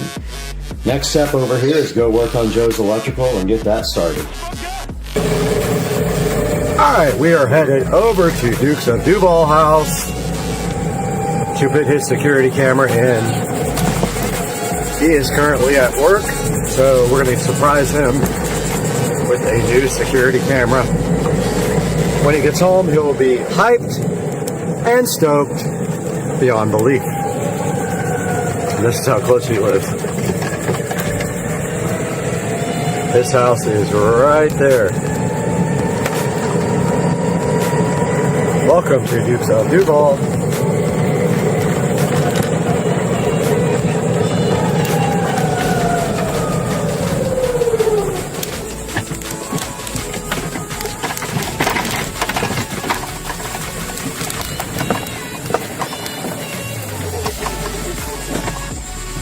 We are here at Dukes of Duval's garage, and the first thing we need to do is take this receptacle out, and we can then run our existing receptacle that we made in the bag, but we need to get a ladder in here, so we can get to that first. And he said there's a ladder on the side of the house, so let's go try to find a ladder. All right, if I was a ladder, I would be right there, apparently.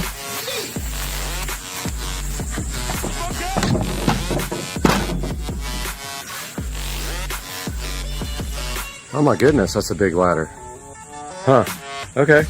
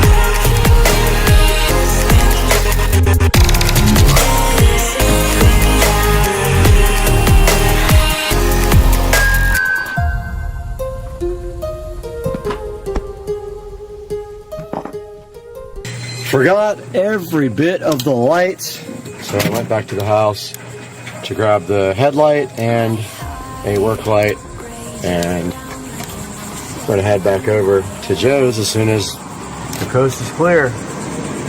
Let's go.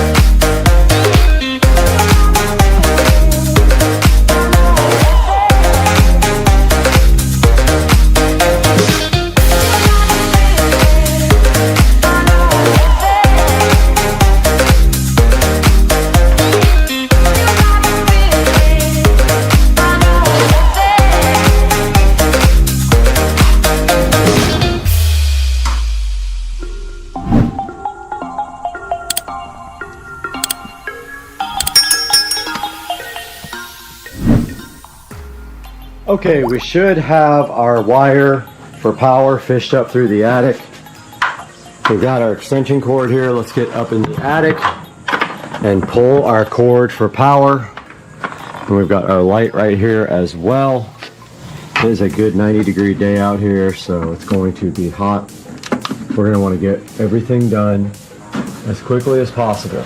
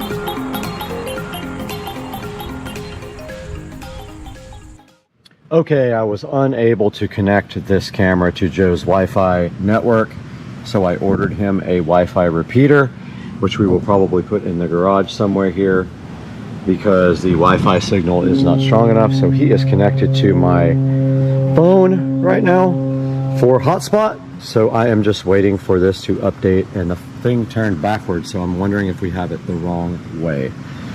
As soon as this thing is done updating, we'll try it, but like it's about to storm. I need to get this golf cart home as well. So yeah, that's where we are right now. All right, guys, so we're on the way back to Dukes of Duval house. I have his Wi-Fi extender, so we're headed that way now. Go ahead and get that thing installed. See if we can get this camera working.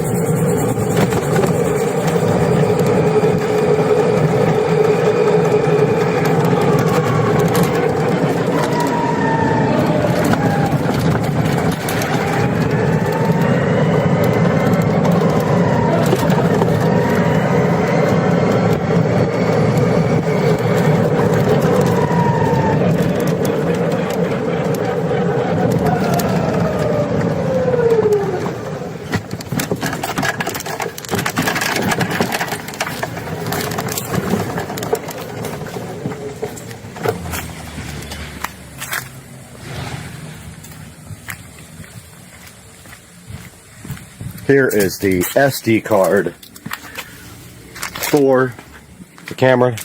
So while we're up there, we will install his SD card.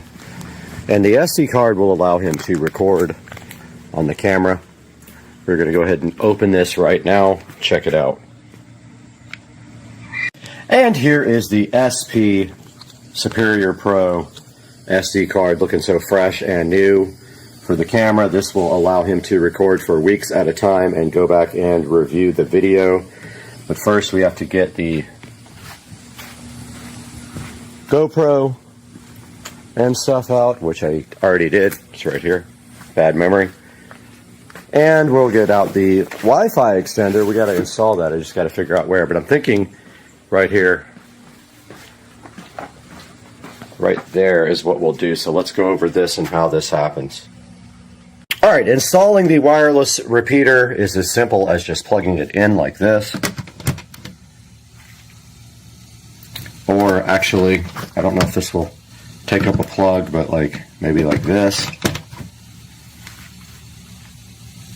And once that Wi-Fi repeater is completely powered up, you then just go into your phone and connect to the SSID of the repeater. And we will show you that on the actual phone. We will do a screen recording, but you notice here that that thing is booting up right now. So we're just waiting for that thing to completely boot up. And then we open our phone up and connect to the Wi-Fi repeater network. And then we will configure the wireless and repeater for Joe.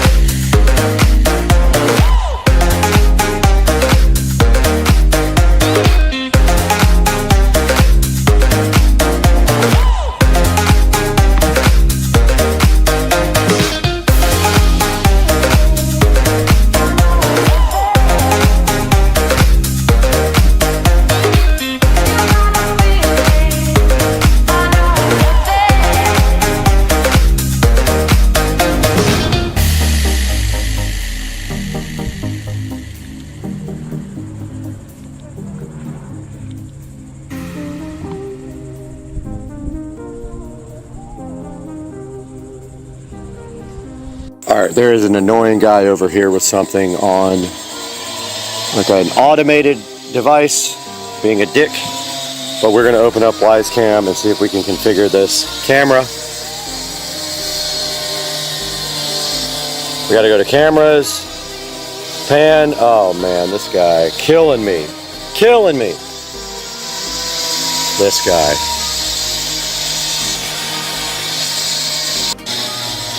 I hate this guy doing whatever he's doing, but we have to push this setup button on the back. It says ready to connect. We scan the code.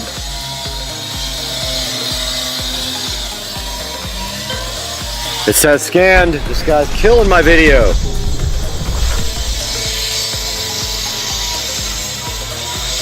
I put in the Wi-Fi access point name. Sorry for the background noise. Guy.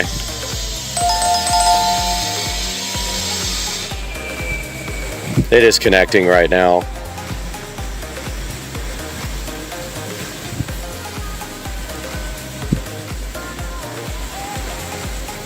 Should not take this long.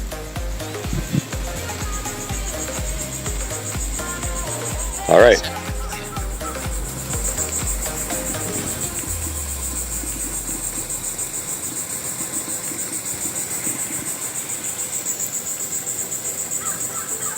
All right, so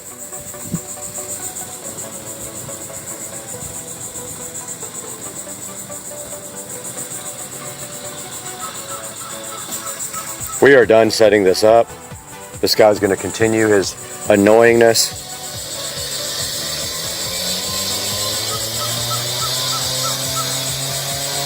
And we might have to change the way this is oriented. It does go all the way around like this. Actually, we probably want to rotate it more. Yeah, so we need to take the screw loose and make it go more that way because it's limited by the way we have the mounting. Let's do that now. All right, for the conclusion of this video, we have stepped into the echoey Joe's Crab Shack. And we will be surely having echoes in our voice, but we wanted to show you the camera. And there is the camera. And as you can see here, we have pan and tilt control. When we go back to this version, and we can go like that, and we can tilt all and pan all the way around to the side of his house where you can see the gate. And so this is a successful conclusion to an awesome project for Mr. Dukes of Duval and his Joe's Crab Shack. So I hope you guys enjoyed the video. Please like and subscribe and buy all your Amazon products through one of my links. It doesn't matter if it's the link for the exact product, you can still purchase through my links and help the channel out. And we will see you guys next time on Supercar Street Racing.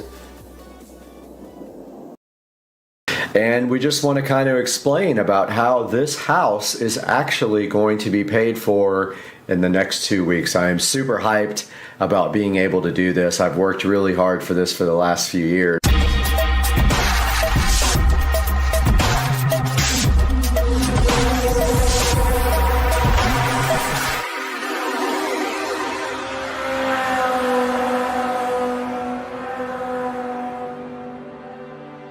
All right, guys, welcome to the home tour. I'm starting you guys out at the front door, and as I give the tour, I'll give you any highlights of what I think is important as far as technology or upgrades to the house. Now here out front, we do have the Wisecam stuff, but I also upgraded this light to a new light with LED bulbs in it for the front porch. And then of course we've got the Eufy Smart Touch Wi-Fi lock here that you just use your finger to come in. And now coming into the front of the house, you can see the living room and some of the highlights of what I personally did to the house. As we go, I will share with you. And this shiplap type board and batten, I forgot what it's called, is actually created by me. I did this on my table saw where I cut all these pieces individually, and then painted the wall white, and now it is what you see now, and also added these coat hooks to hang umbrellas and coats on, and that's what was done to the entryway here, the foyer, plus this nautical light right there. And of course we have guitars on the wall for a touch of entertainment looking things. This is the rest of my living room, and as far as the house goes, this was probably the least amount of work done to every room, although I won't say it was no work. It was actually a lot of work, but the least amount. To highlight some of the things that have happened in here, the floors were all carpet there. They were replaced with hardwood throughout the house. This is engineered, distressed, hand-scraped hardwood. These floors were replaced. They were slick white tile. Now they are like a stone tile we got from Lowe's. Same thing happened in the kitchen and in the bathroom in there. They were all white tile, and so all that got replaced at the same time. What else was done in here? Well, when we first bought the house, the whole entire house had popcorn ceilings and it had carpet. So we took that opportunity, instead of having to clean up the whole house after they scraped the popcorn, we let them scrape the popcorn into the carpet, and actually they removed all the carpet with all the popcorn residue in it for us, and it saved us some time, at which point we then had the floors installed. Now, of course, this whole room has been painted multiple times. It does have some issues with drywall cracking, so I have to get that looked at some point. I've got a crack there and a crack right there, which I've never gotten correctly fixed, because every time I get an estimate, someone wants like $500, and I think that's insane. As far as the rest of the upgrades in this room goes, or what has been changed or improved, well, this house had 0 recessed lighting when we bought it. Not one single recessed light, except maybe this one in the hallway. So I added all these recessed lights. They are dimmable LED lights, and they are connected to this dimmable Lutron dimmer here, which is a smart dimmer. I don't buy these anymore because they're not necessary. I do have a Lutron hub over there where all the equipment is for IT. You can see here we also have some nice IKEA decorations here, framed art, which there used to be guitars there. I pulled a lot of the guitars down because it was overkill.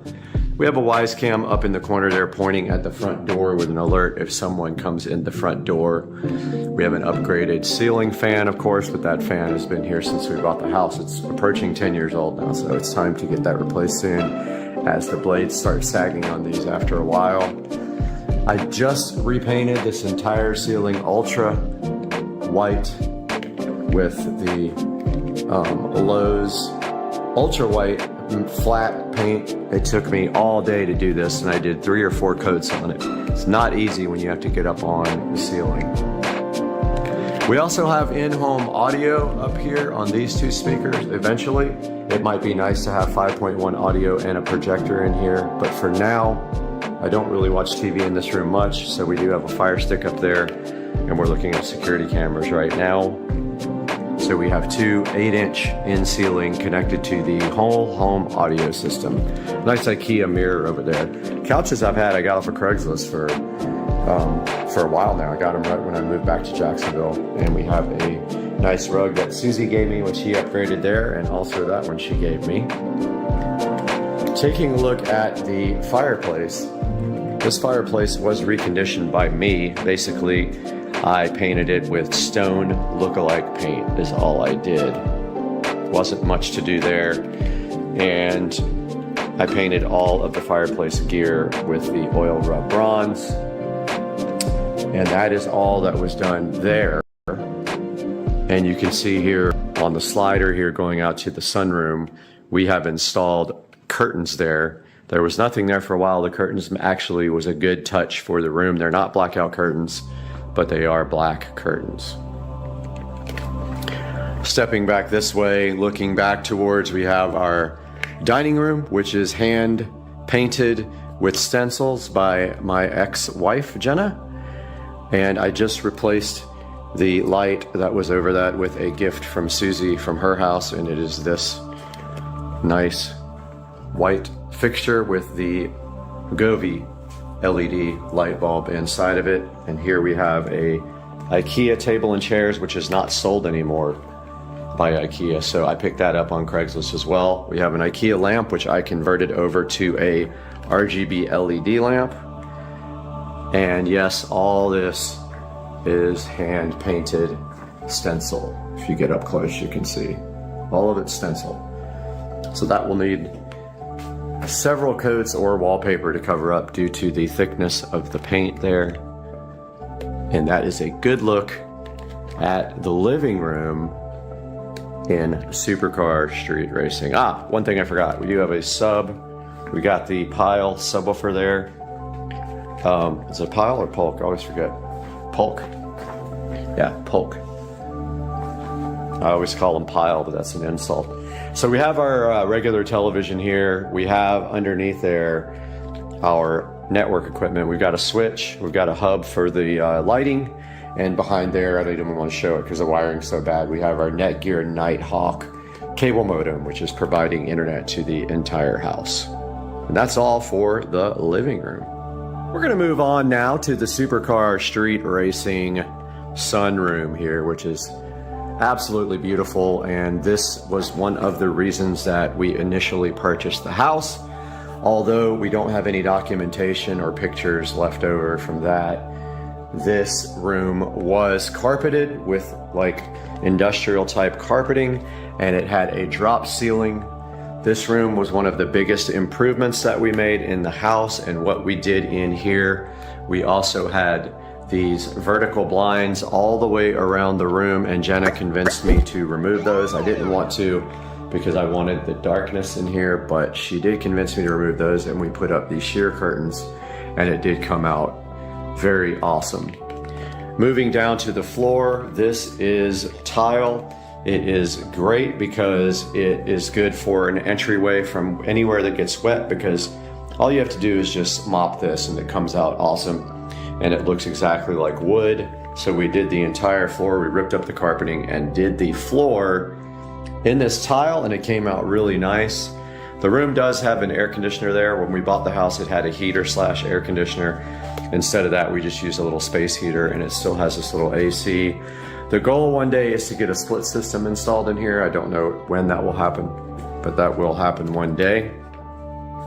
We do need to replace this futon. It is getting old. We've got this nice chair, super expensive leather chair in here. And we used to have a cat, so we have a cat door there, but we are not using it anymore, and it is sealed up and hidden by those outdoor boxes. We also have some RGB LED lamps. Alexa, turn on the sunroom lamps. Sunroom doesn't support that. Oh, I'm sure it does. I've been having these issues lately with these lamps not responding, but we will get into that later. But these are RGB LED bulbs. I think that one actually is unplugged. Yeah, so there, that one is unplugged right now. I just need to get a splitter for the power here. So the rest of this room, this shelf is handmade by myself and my ex-wife. We literally threw the shelf together and fastened it to the wall to have something on this side. We have a TV here with a Y security camera on top. This TV has a Fire Stick on it, and we have my crosswalk Proform that I am on every morning at 5 a.m. and the shelf that I suction to the window to hold everything keeps falling off, so I'm still working on getting that. But this is what it looks like from this side going into the living room.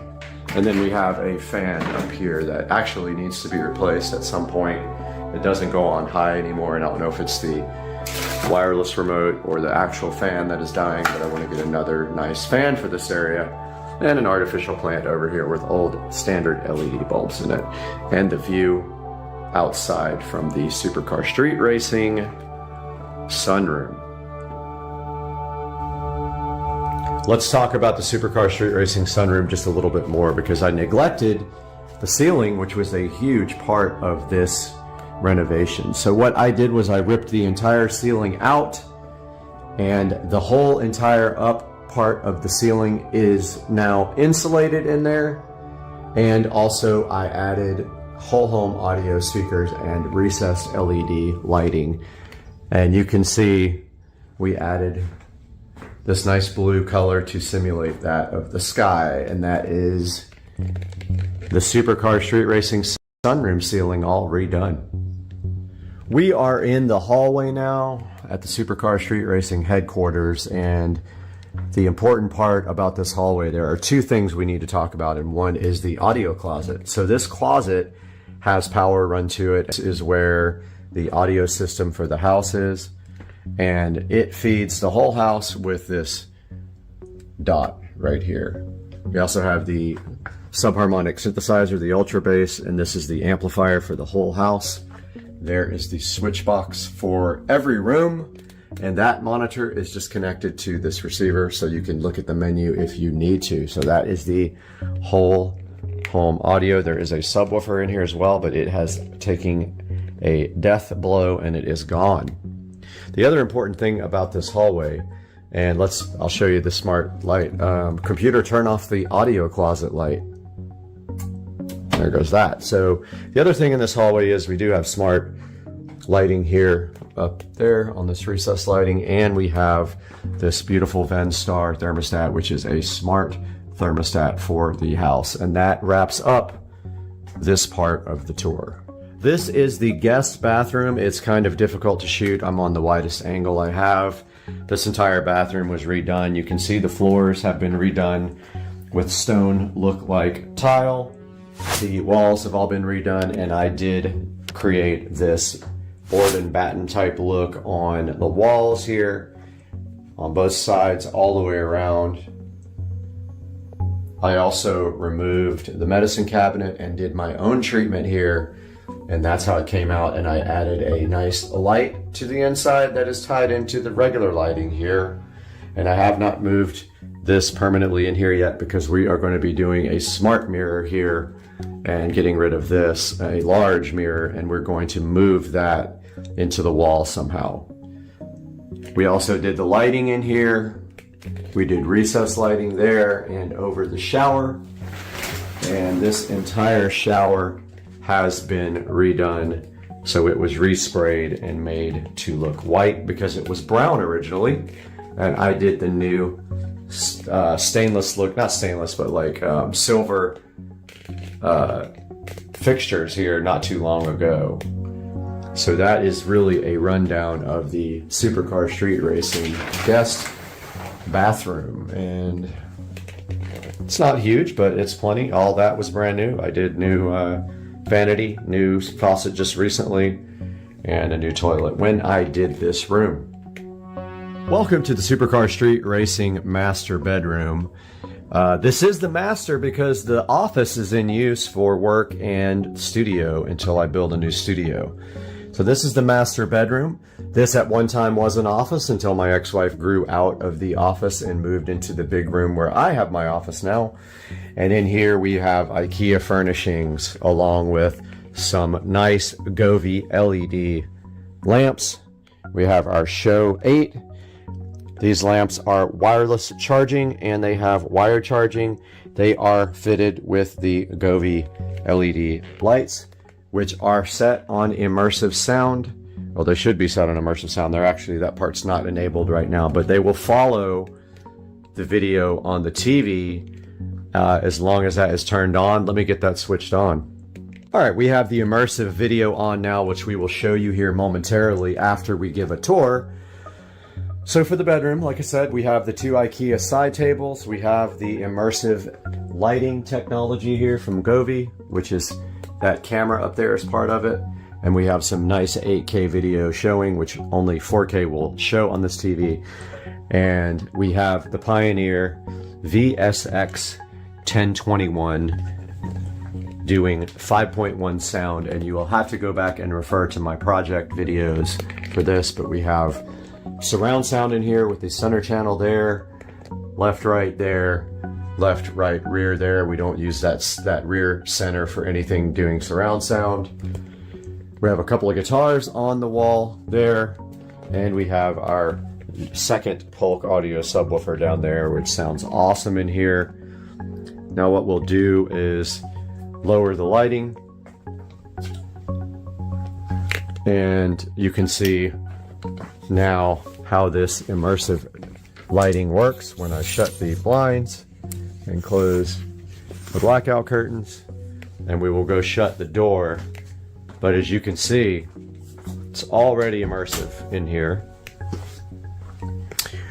And if you follow the television, when this changes, it's actually not as blue as it's coming out on camera, but as the TV shifts colors, so do the lamps and the TV LEDs behind the TV. That is a 4K Omni 65-inch Amazon, and there will be links to this project video in the description. That is just an LED, sorry, not an LED, that is just a IKEA dresser is all that is. And I did everything nice up into the walls behind the TV here.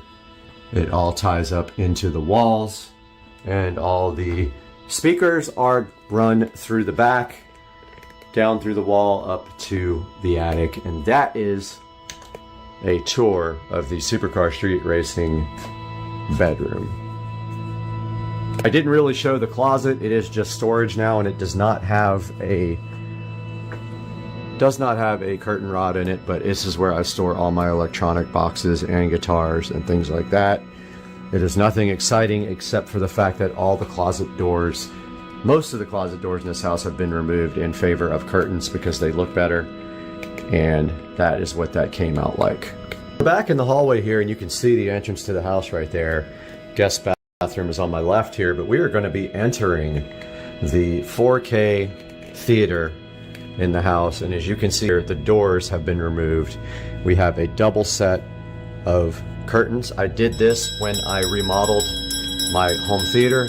All that stuff is on video and available on my channel. It's very interesting. I remodeled the whole home theater system and made it 4K from the original 1080p. Let's turn this light off and enter the Supercar Street Racing home theater. So here is the home theater room. I do have the lights on just for this tour, just so we can get a quick tour of it. And we have a futon here, and we have home theater seating here. We have Govee, not immersive, but just Govee LED light strips around the corner of the room, just for a little ambient light, because it is very dark in here, and that was the whole point. I do have the blinds open right now. They're not usually open, and in a minute we will turn off the light so you can see the actual performance of this Nebula Cosmos Max 4K LED projector. So there is it. I believe it's a laser projector. So there is the projector on a shelf with all the wiring run up through the walls. It comes back down and hits the receiver there, where we have our Pioneer receiver and two JBL studio monitors for our front speakers. Our center channel is an Advent. Eventually I would like to do in ceiling for these, but for now this serves the purpose just fine. We have our subharmonic synthesizer, our Advent center channel, and we have storage and some place to put everything on, and all the wiring goes up through the walls. Of course, we have our Spaceman on each speaker. And stepping back from this side, we have in-ceiling speakers in the back. They are 6-inch, 6.5-inch in-ceiling speakers for surround. They are black. I painted them black. The air vent is painted black.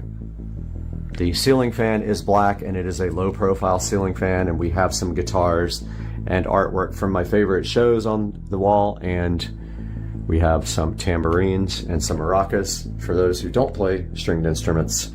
We have some lamps here with regular white lights.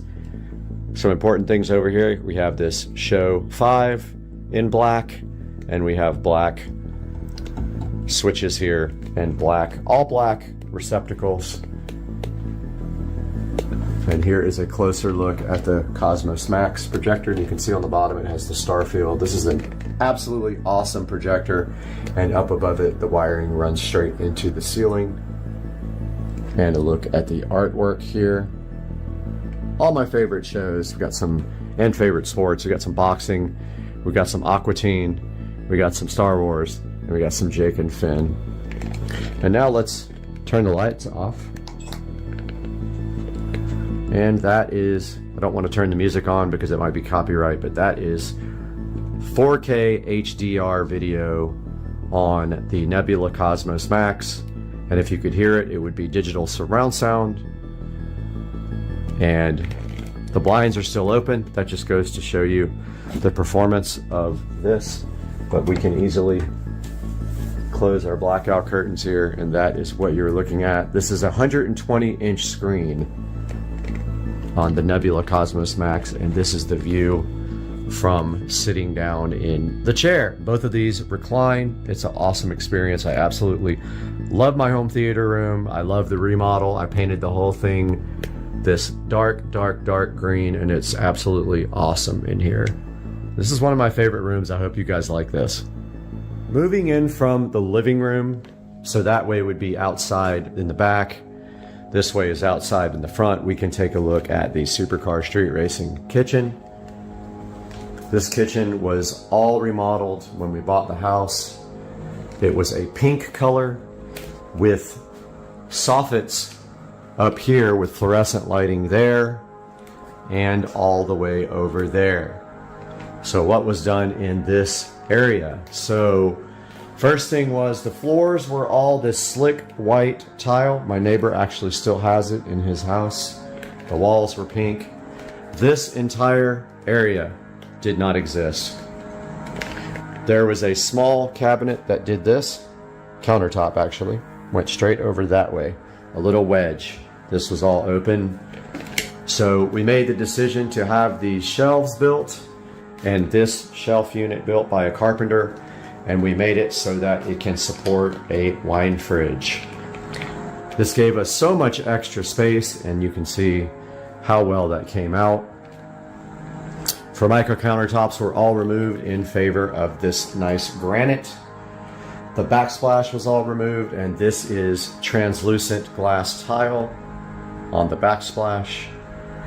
And I did all of the LED lighting underneath the countertops. There was no under counter lighting here, and it also extends behind the refrigerator and puts a nice glow on the refrigerator. The pantry was completely redone with a shelving unit up top, and I did recessed lighting there, and I did all this recessed lighting in the kitchen. It did not exist, and I redid this hanging light here. All of this fluorescent soffit stuff was filled in with drywall, and then the much nicer LED lights, updated technology installed. All of it is smart home with the Lutron. This is just for the dining room, or the little breakfast nook. We don't have to have a smart light on that. It does have LED. Every bulb in this house is LED. Moving to the appliances, they are all LG smart appliances. They are all connected to Wi-Fi. And you can see the Wi-Fi indicator there. And they are very, very nice but expensive appliances. Same with the dishwasher. It has the top controls. It is Wi-Fi enabled.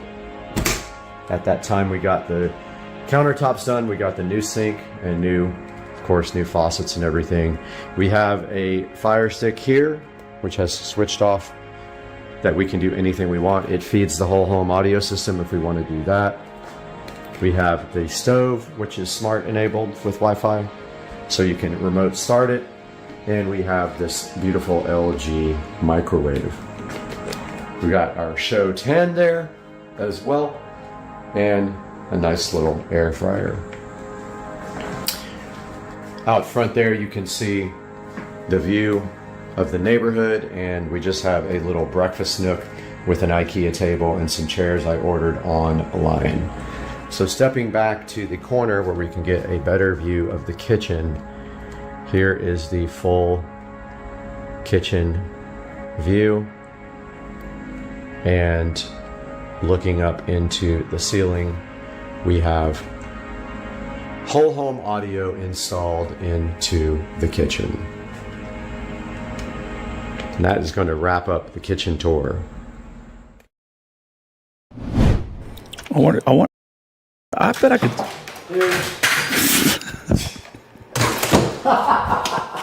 That could be the best.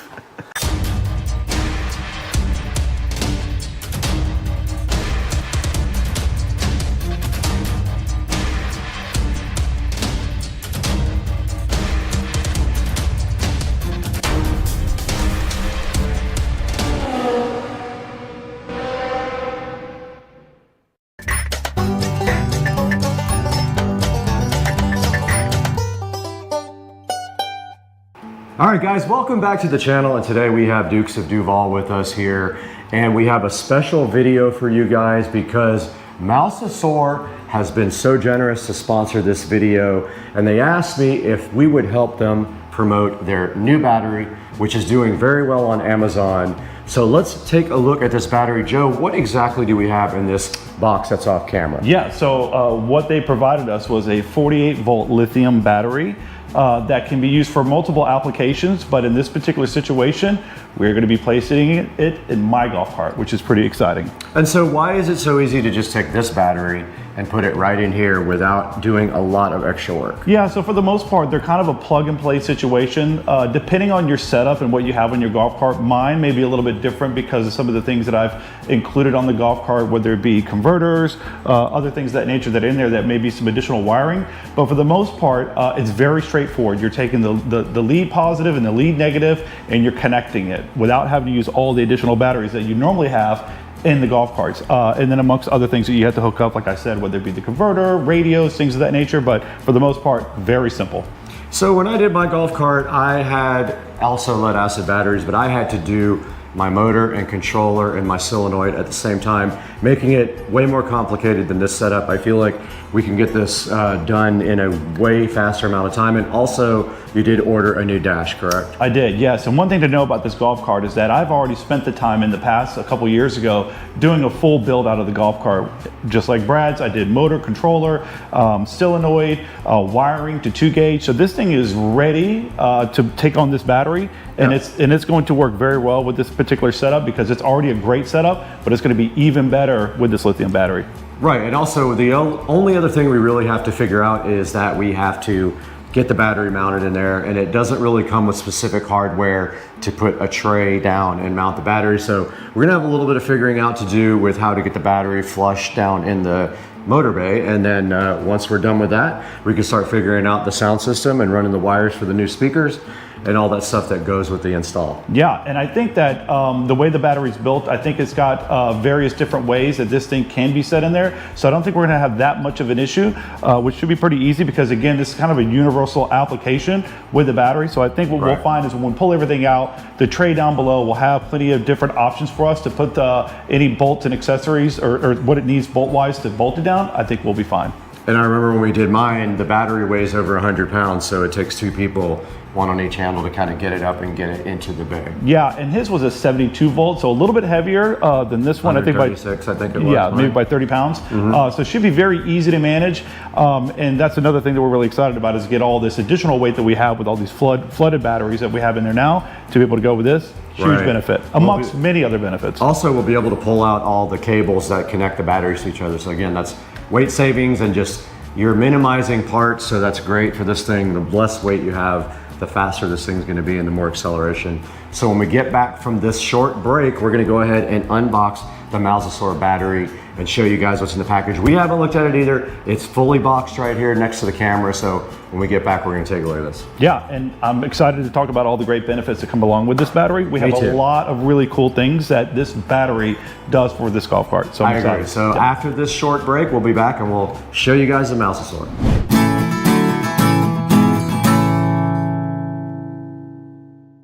All right, so we're gonna go ahead and open up the box for the Mousesaur 48 volt lithium battery. With the SCSR patented scissors.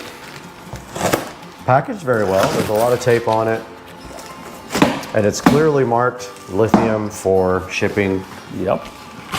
The box is pretty thick too for protection, which is good. Now we saw some videos where some got damaged, but we're thinking that that maybe was a one-off because this box doesn't look bad at all.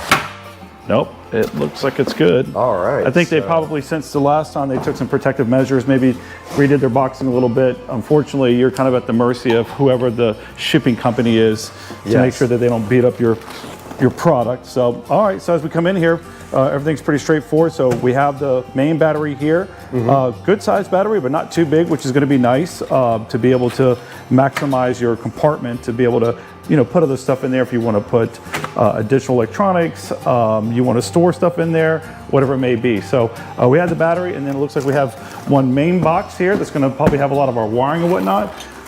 In here as well, we have some of the stuff for fastening purposes, some covers for the positive and negative, and we have some information from ASUS. So awesome. Excited about that. Oh, and we got one more box in here, and we'll see what's inside here in just a minute. All right. All right, so the first package is obviously we have fasteners here. So it looks like it's just nuts and bolts. These all look like pretty good stainless steel, which is good. So no rusting in the future. And we'll be using this probably just to fasten the battery down, I would imagine. And maybe use these potentially for the charging system, but we'll see how that looks when we get to that. Okay. All right, of course we have these covers.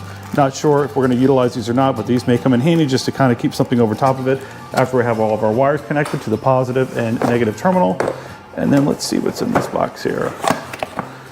All right, and it looks like we have our main dash gauge, which is really nice. In my particular setup on this golf cart, we're still kind of deciding whether or not we're going to have it. I think we're going to go with it, but because this thing has Bluetooth technology and the way that we're going to set up the new dash, we might have an opportunity to be able to display right on top of an iPad or some sort of a tablet, which is nice that they have that feature, but we're going to consider this heavily as an alternative just to have as a backup. Even if we don't put it on the dash, we may put it in the battery compartment just to have that there. So we got the cable and we have the LCD screen for us here.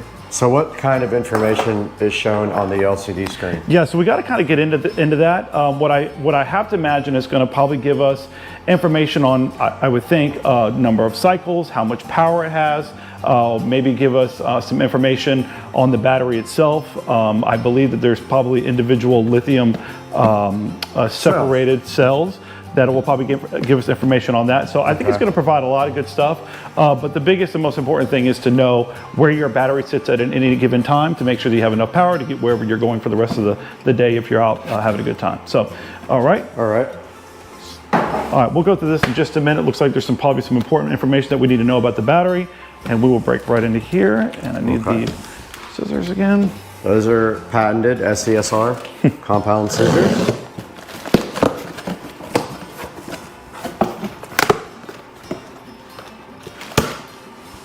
So far, so good, man. The packaging's perfect. I don't see any damage to anything. Yep, looks really good. Again, good packaging. And in here, we have the charging system itself. And this is something we were really curious about, whether it had a male connector for just a standard extension cord to go onto. Yeah, that's probably the biggest thing I'm excited about, that hopefully that is the case. We're going to figure that out pretty quick. There's your port right there. So we have a port here that will connect. And I assume that there's an adapter that goes along with it.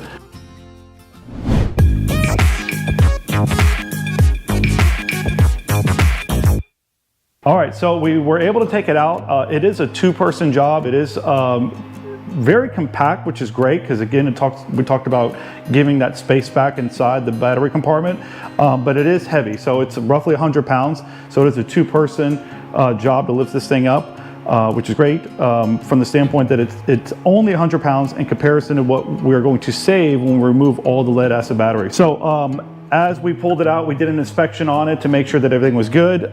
Their packaging held up very well, and the delivery of it looks great. There's not a single problem with it at all. Everything's good, so it's a good. Came out good, and it's there's literally no damage, and the fit and finish is perfect.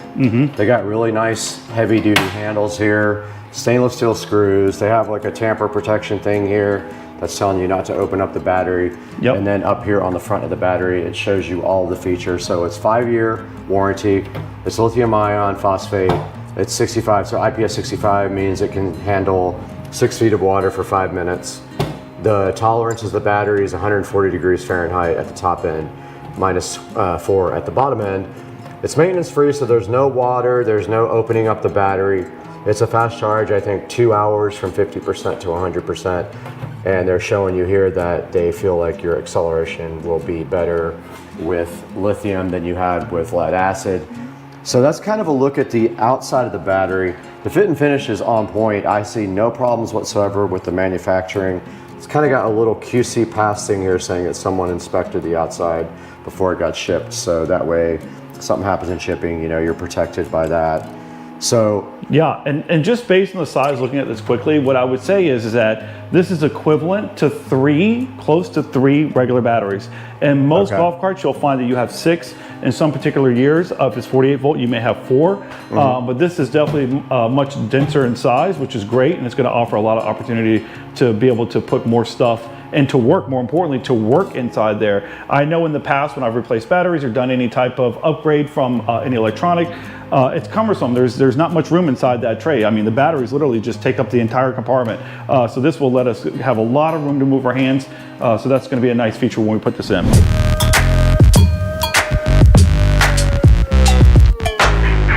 All right, so we're back. Obviously, we've got the battery unboxed. Everything was in great shape. So I figure we spend a little bit of time talking about the golf cart itself that we're going to be adding this to. This particular battery, I believe it's universal for the most part. We kind of talked about how we're going to fasten it. We'll figure that out. Yep. But this cart, a couple years ago, I spent some quality time and money upgrading the controller, which we did a 500 amp all-tracks controller.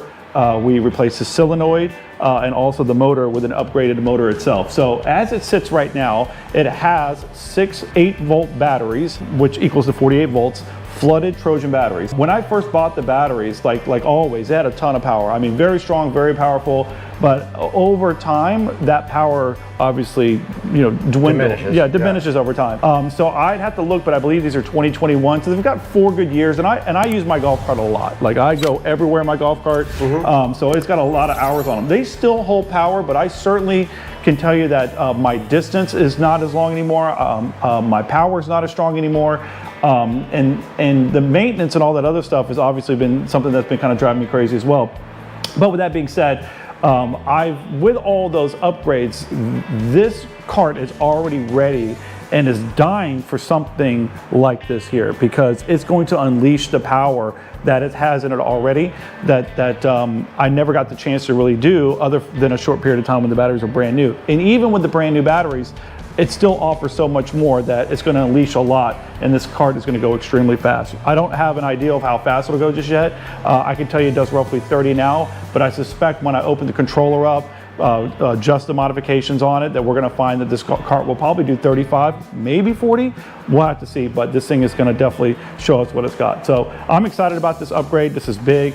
It's well overdue, and I think that it's going to be an easy install with everything already done, so it's going to go very fast. So let's talk a little bit about, with lead acid, some of the maintenance that you have to do.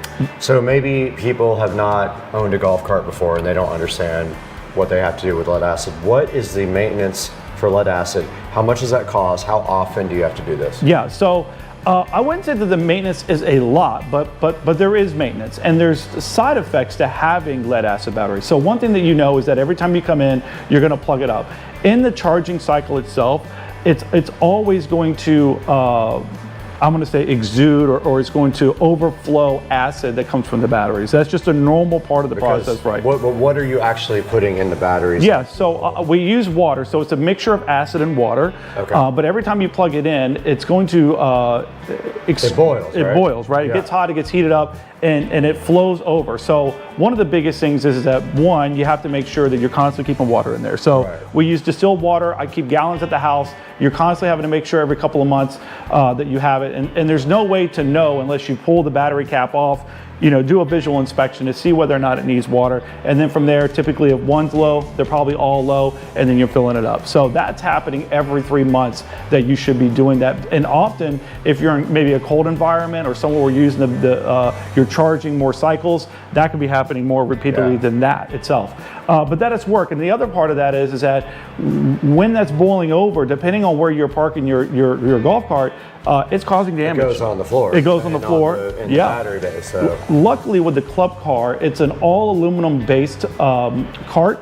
So with the frame itself, so what's nice about that is that even though it overflows, it doesn't cause much corrosion. However, there are other golf carts, including EasyGo, that still, to this day, as far as I know, use a regular metal frame. So those will probably corrode. They do. More. Yeah, and we've actually made a video one time where we took one apart and it was just absolutely destroyed. We were able to kind of get it back. But it's pretty rough. So that's really one of the bad side effects of having it, right? The other thing is that inside the compartment bay, when you have all those wirings and you have all those connections, you see corrosion. That happens a lot. From the battery. From the battery. It can get on the wiring too. And I can't tell you how many times that I've had friends, because we obviously dabble in a lot of golf cart stuff, that have come to me and say, I don't know what's going on with my golf cart. And typically what I'll do is, first thing is I go right to all the battery terminals, I'll check the connection, I'll wiggle it, and what'll happen? One just falls right off, right? It looks like it's on there, but it's completely corroded. This is going to be a major help in that regard, because you're not going to have all that acid flowing out, getting all over, corroding things, which is really, really good. It's also kind of the same when you have a solar power system. So these people that have solar power, they'll have a room with like 20 or 30 batteries in it, and the corrosion just over time just kills the battery terminals and it just disconnects. So they have to go back in and they have to put new wiring in and all that. So that's another good thing about this. And also, not to mention the cost of distilled water is probably, how much per gallon do you think it is? Maybe a couple bucks, but often I'm using 2.5 gallons probably in most cases. When they're really, really low, that might be a little bit over, but you're constantly having to buy it. I keep a constant stock at my house all the time. And it's you got to open it up, you got to pull up all the caps, and it's probably a 15-20 minute process to go through it, and that's just one thing you don't have to do anymore. So you save time, you're not getting the corrosion, and if you lose those battery terminals or those cables, I mean, those are costly too. So if you have to replace those, it's expensive as well. Everything has gone up in price, so I'm sure that the wiring for the golf carts has gone up equally as well. So they're not cheap. They're high gauge cabling to handle the current on the batteries. And so I'm sure replacing those probably adds some expense as well. Absolutely. So I think, but we haven't really tested this yet. For myself, I know that I had to buy distilled water probably every couple of weeks, and I would spend like $10. So the price difference for the lead acid versus the lithium ion is sort of falling directly into line with not having any maintenance. Correct. Yep. The savings alone from that perspective. And I think we could talk about that, because that's probably the biggest thing is the pricing. Most people, again, want them, but they've just been fearful of the price. They know all the benefits, and that's admittedly one of the reasons why I just hadn't made the change yet. But now, mind you, these are 2021 batteries, so I had 3 years of wait time to figure it out. And they're there. Masasaur especially, they got great pricing on this battery right now on Amazon. We'll show you some details about that in the video. But it is, to me, it is pretty much equal to buying lead acid batteries versus having lithium, and it's an absolute no-brainer. It's time to get rid of the lead acid, and it's time to make the conversion to lithium. So right now, I just wanted to touch on that, what Joe just said. So the Masasaur 48 volt, this is 105 amp hours. That's the big one. That's the biggest one you can get, even if you get 72 volt. 105 amp hour is the biggest battery capacity you can get. Right now, the battery's $18.99 with a $700 coupon. Wow, that's huge. So it was $400 yesterday. Even cheaper. So they've dropped it to $700. So this battery's what, $1,300? Yeah, and that's a great deal. That with that additional discount, it is less, I believe, now than lead acid batteries. I'm almost positive. It's very close, and it's worth it, even if it's a couple $100 more. But yeah, literally yesterday they applied this $700 coupon, and I think that they're trying to reach out to a bunch of the content creators. And when they got that going, they did the extra discount so they can get some more batteries moving. Yeah, so hopefully by the time this video comes out, the discount is still there. Even if it's $500 or any discount, even at the $1,800 price mark, it's still a fantastic deal right now, in my opinion. And we've got a lot to break out about this battery, but All things tell us this is going to be a phenomenal battery, and it's going to be well worth making the conversion for that price. So versus lead acid batteries, what kind of charge cycles can you get out of this lithium ion battery? What are we looking at before it's not always guaranteed that it's going to die at a certain time. It's kind of like a light bulb. It might die, it might not. But what are they telling you that you can do charge cycle wise with this 48 volt muscle source? Yeah, so there's a lot of information about this battery. Not all I can recite off the top of my head. So it's probably best that we refer, because I know there's information that's online about that. But the biggest thing is that you're going to get an increased amount of cycles. And what we consider cycles is wearing the battery down to a certain percentage, then charging it back up. With lead acid batteries, every time you're doing that, it's obviously wearing the batteries down. And that's what causes the batteries to wear out over time. I would say that based on what I know about the battery and what we looked at quickly versus this, you're going to get 4 times the life cycles that you would get out of a lead acid battery, maybe more, you know, depending on Not only that, they charge faster. They do charge faster. So they'll come from almost 0 to 100% faster.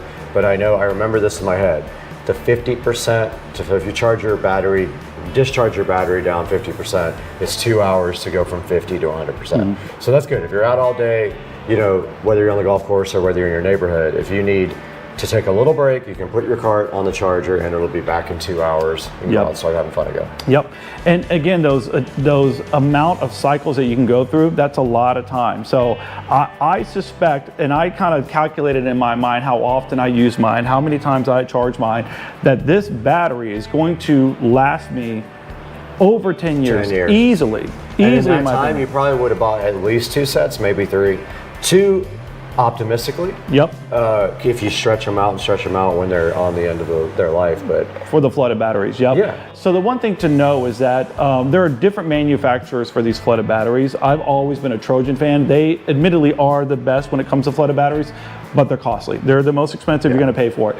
If you're not buying Trojans and you're buying some other knockoff, a Die Hard or whatever battery it is, I promise you, you're not going to get much time out of it. You're going to find that you're going to have a battery that dies, and before you know it, I see this often. If you have Trojan batteries, what I typically see is that you will have those same Trojan batteries through the entire time until you're ready to replace, right? With those knockoff batteries that you think you're saving money on, every time I see it, they'll have 4 batteries that were all the same date, and then they'll have 2 other random batteries in there that failed that they had to replace. So that's another big benefit too as well, because you want equal power coming from all of those. So you don't want a couple of batteries that are 2 years old or 3 years old and then a brand new battery. This literally is going to be the lifesaver because it's going to stay in perfect harmony all the way across. You don't have to balance the different batteries out, so they're not going to fail. It's going to be great. Yep. And also, not only that, but your resale value from this is going to be higher than lead acid. If you have lithium, somebody's going to be more willing to pay you more for your cart. It's all the work's already been done. All the money's already been spent for the lithium. All they have to do is get in the cart and drive it. You don't have to worry about this for, at least 5 years. 5-year warranty also on the battery. Which is a great warranty. 5-year warranty. So if the battery fails within 5 years, Muscle Sore will take care of you within 5 years. Absolutely. I mean, at 5 years, if it hasn't failed in 5 years, it's gonna stand a long time, in my opinion, in most things. If we're on the topic of power, the other thing that's really beneficial, depending on your application and what you're using it for. So, like Brad, I like power. I want to go fast in my golf cart. I want to be able to get on a main road, get up to speed, get up the flow with traffic. This battery is going to give you constant power through the entire ramping up of speed. With batteries like I have now, when I hit the gas, it's a slow gradual, and I can watch the gauge and it just drops that power down immediately and then has to build back up over time. You're not going to have this problem here. You're going to have power immediately, a strong surge of power that's going to last all the way through, and it's phenomenal, right? So that's going to make this thing not only very strong from the get-go of taking off, but to be able to give that additional power that you really need when you're going uphill, and then if you're getting up to the point of your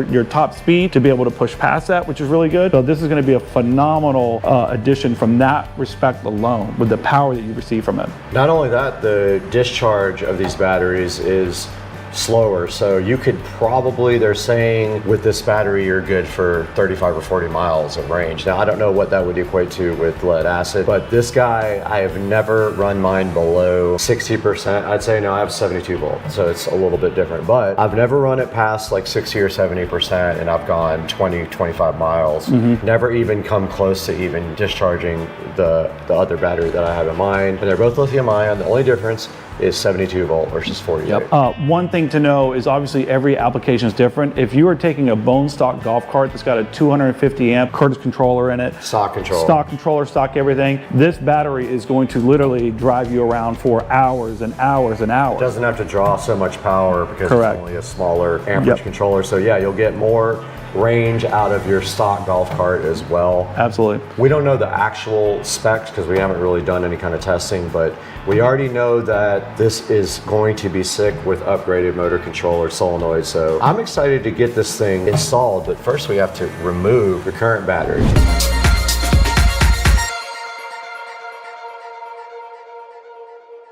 All right, we're back in the Supercar Street Racing Garage. We got Joe here, Deuce of Duval, with his new Mosasaur 48 volt 105 amp hour battery. But what we failed to talk about is some of the performance gains that you get from this battery simply because of weight savings. So there's a significant saving of weight when you go from lead acid to lithium ion simply because of the cells are lighter in the lithium ion versus the same amount of voltage and amperage. So let's talk a little bit about that. What are we looking at as far as weight savings here? Yeah, so what we looked up was, and we confirmed, I believe it's around 68 pounds per battery. So in here, I have 6 8-volt batteries. So you do the math on that. So we looked online, we're gonna verify it, but I believe that they weigh around 63 pounds per battery. So you times that over 6 batteries, that's a significant amount of weight. These come in right at around 100 pounds. So basically this is equivalent to less than 2 batteries, which is pretty phenomenal. So if we're gonna get a savings of 230, 250 pounds, that's significant because if you're a golf cart rider, you know adding 2 additional bodies is a lot of weight, right? So that's the way I look at it, right? Adding 2 more bodies to it really slows you down. So you're reducing that, which is gonna be significant in regards to your overall power, speed, and all that. So huge savings in weight. So right here in front of us, we have a scale. All we have to do is just tap the scale, it'll come on, we can throw our battery on, well, eventually it'll come on. Throw our battery on here, a single battery, see what that weighs, and then compare it to the 105 pounds for the lithium ion. We'll know exactly how much weight savings we have, not to mention the cabling and other things we get to throw away as well. Correct, yep. So I think we're gonna go ahead and get started of removing a battery. So we'll take one out, we'll weigh it, and let's do a comparison. I'm also interested to see comparison with the size of the battery. This may be less than 3 batteries in size. Yeah. This itself. Definitely skinnier and also less wide and less long than 3 batteries, I would say, just by looking at it. I think the battery is probably equivalent to the same width. To the same width, but I think that it's going to come up less than 3. So we'll put them all together and we'll show you guys. It is 13 and 1/8 wide by 20 inches, we'll call it long. Yep. So why don't you measure one of those batteries, and then we'll show you guys once we get the battery out. Make sure you go across the terminals. Roughly 10 inches. 10 by? Roughly 7 3/4. Oh, okay. So 2 inches. 2 inches less with this one, right? Yep.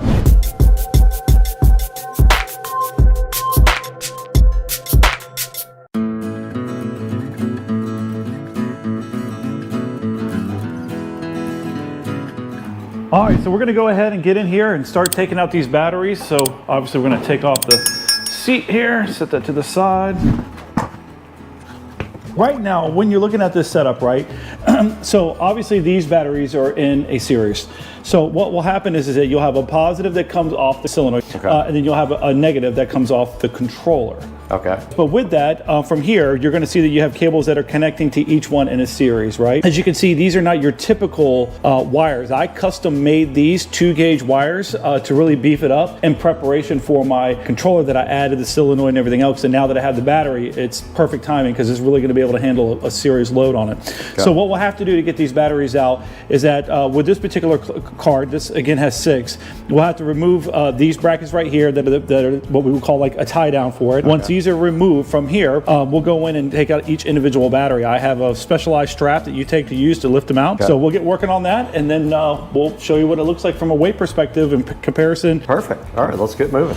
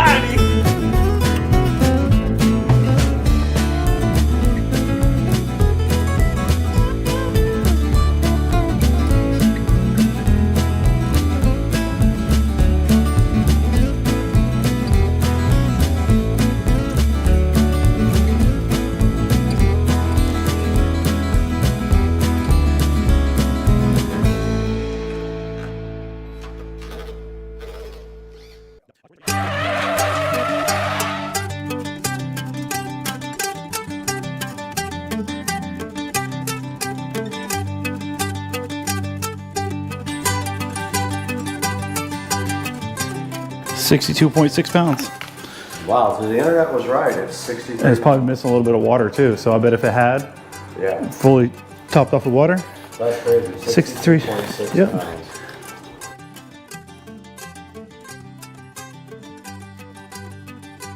All right, guys, we took all the old lead acid batteries out, and you did see that the battery weighed 63 pounds. Correct. Yep. Incredible. That probably weighs more than like one of your children. These nuts. One child. Maybe. Yes. So we're gonna get the new battery in, but first, we're gonna conclude this video by showing you guys the compartment here. So what we have left here basically is an inverter. So this converts 12 volts to 110 volts. We have a voltage reducer here that goes from 48 volts to 12. Then we have a fuse box here for all the 12 volt accessories, and everything for the golf cart is located behind this metal panel here. When you pull this off, everything's mounted to the back of this. So what is our next step on the next video? Yeah, so obviously the first thing I want to do, anytime that you have an opportunity, in my opinion, to clean up, like this is a good time. Don't just throw it back in there. Get in there, clean it all up, make sure it looks good. And then we're going to start measuring out. One of the things that I kind of forgot about was this center spine here, which I think that's going to give us a little bit of a challenge, including these wires. So I think in yours, we had to come in. We cut that. We had to cut that out a little bit, which is not a big deal. A simple Sawzall, Dremel tool, something like that. It's just plastic. Should come out there pretty easy. And if I remember correctly, we also had to cut out part of this part where the charge port was because it was in the way of us getting the new charge port installed. So we cut some of this guy out right here too, this little hump right there. Yep. So in the next video, we're gonna go ahead and get this all prepped up for the new battery. Go ahead and get that battery installed, and then we will update you guys when we're ready to do that. Sounds good. Sounds good? Yep. All right, let's get out of here.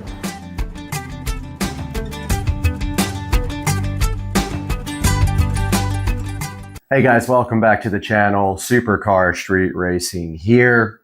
And this morning, monetization has disappeared from YouTube completely. It's not available on the actual page. As you can see right here, it would show my revenue, which is abysmal, but there is some revenue coming in from my channel. I do put a lot of work into it.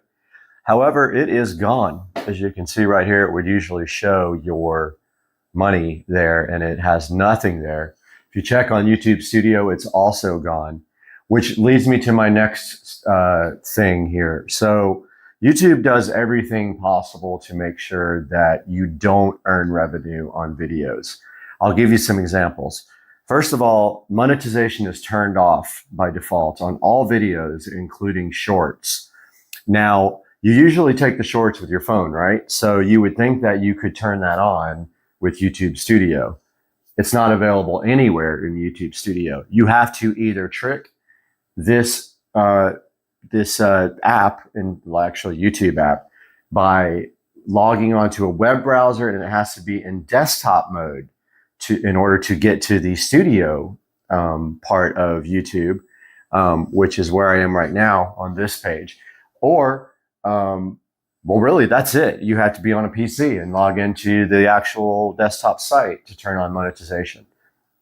So let's say that you're on a trip and you're gone for 6 months and you don't have access to a PC. Well, you either have to delete YouTube Studio completely, because when you install YouTube Studio, it associates the studio link in the web browser with YouTube Studio app. So you can't get to the desktop part of YouTube either to go in and turn on monetization. It's super annoying. You have to, every single video, you have to go set a rating. So you have to tell it if the video contains certain things that YouTube has an issue with. So they make it very difficult for you to make money.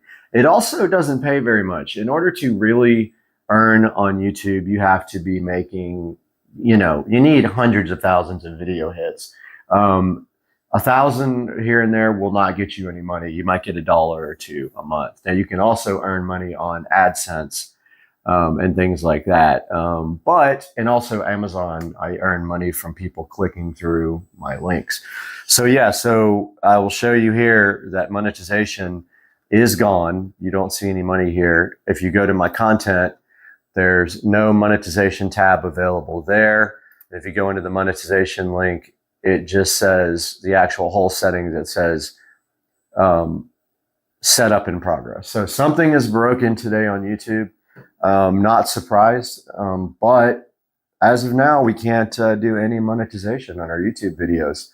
Guys, all you can do, oh, also, if you go in to try to chat with a rep, it always says, all specialists are busy. Please try again later. So I will put some screenshots up during this video of the monetization stuff missing, and then hopefully they get this fixed soon. I know a lot of people are probably emailing and calling them. It's probably a bug in their code. It's not your channel, most likely. If you don't have monetization options, hopefully it'll be back soon. Guys, thanks so much for watching, and I wish it wasn't so difficult to try and just pay for basic things with YouTube. I wish I could just make enough money to pay for a new camera or things like that, but unfortunately, does not generate that much revenue. Guys, have a great day. As always, thank you for your support, and I look forward to the next video soon. This is for Philip, who just bought this car. Just thought I would go ahead and take a video. So it has hood buttons. Just push those two in, and you need a hood prop. But there's a pic of the engine bay, spotless. When you close the hood, the little buttons just kind of close back. The latch does work.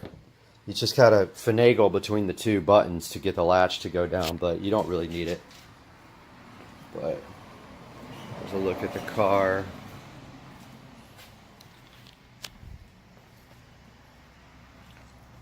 And there's the back. Wheels, tires. Might be a little dark inside, but there's the interior.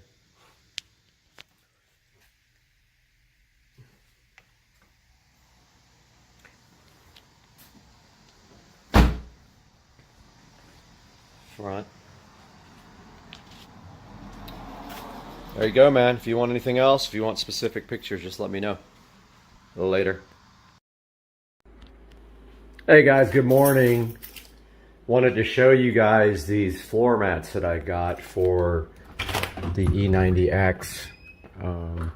Get this garage opened here. So I finally broke down and bought some floor mats. I've been needing some for a really long time. And I found these floor mats on Etsy. Wow, that's the loudest garage door. The link will be in the description here. It's going to be a quick video because there's not much to it. But just wanted to show you these floor mats, custom made from Etsy. Now these guys are available with different color stitching, and they are leather. So as you can see here, they have the M logo on them. And if you look here, the fitment is pretty good. Now the back ones I had an issue with. So he is actually remaking those. They didn't fit.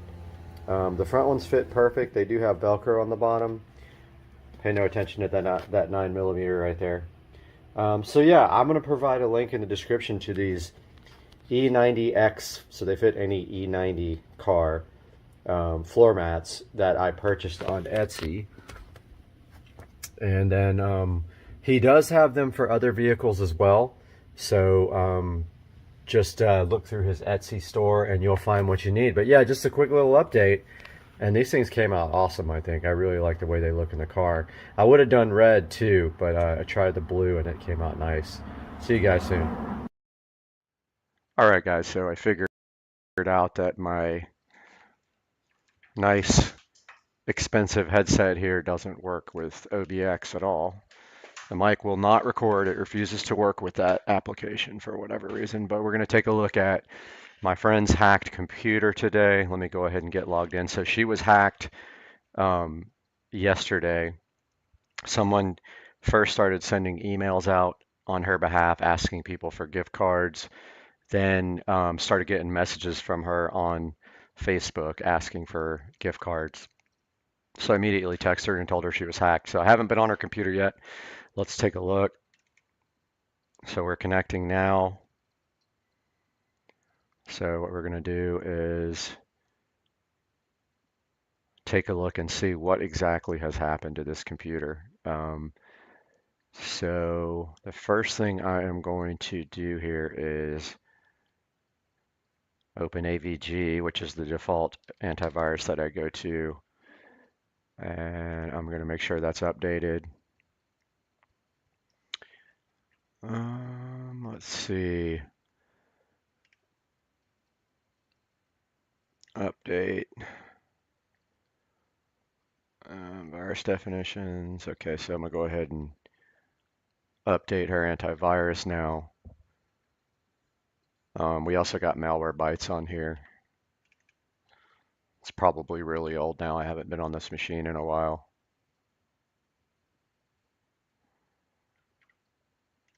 This might be very old, actually. Let's go ahead and install this new version.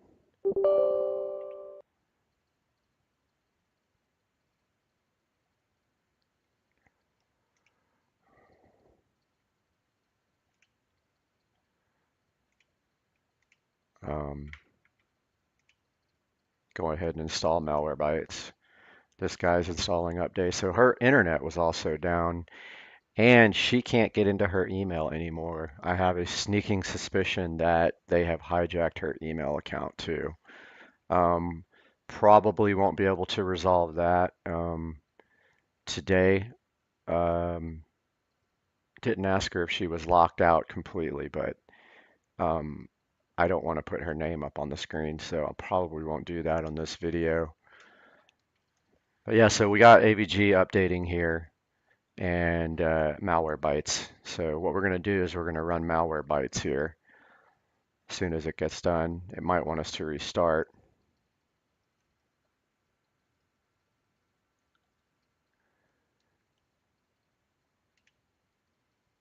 Yeah, AVG wants to restart.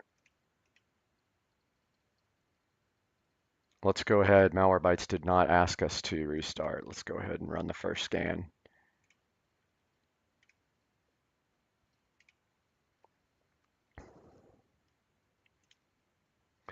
Let's do fake at email.com. Start the 14-day. No, thank you. All right. Let's scan this guy.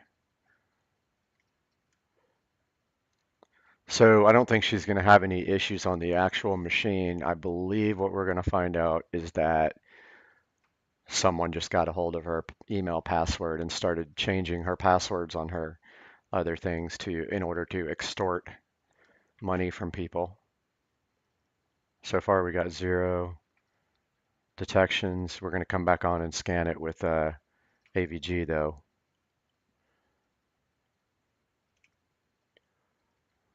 So I actually built this computer. Actually didn't build it. We ordered one. We custom ordered one for her it's been about 3 years, I guess, since we did this computer. So no browser threats found. Got both these scanners going at the same time. I can't remember. I think this is an i5 with 16 gigs. I think I asked her to get the maximum amount of memory.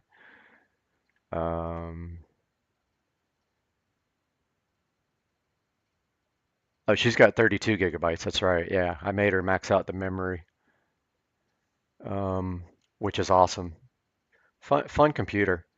It's i5 6400T, 4-core with tons of RAM, which absolutely rocks. I wish I had that in my machine.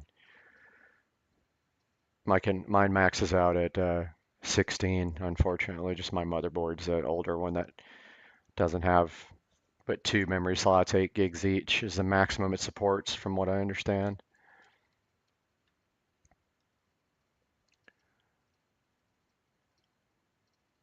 So far, so good. Nothing there. After this, we'll look for updates.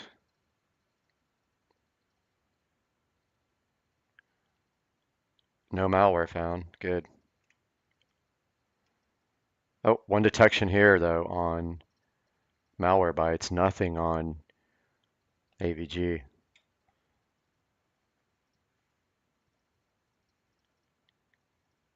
Got one here. Ah, that's just a KMS. No big deal. It's not a risk. Got one notification. I think that's because it needs to restart. Yeah.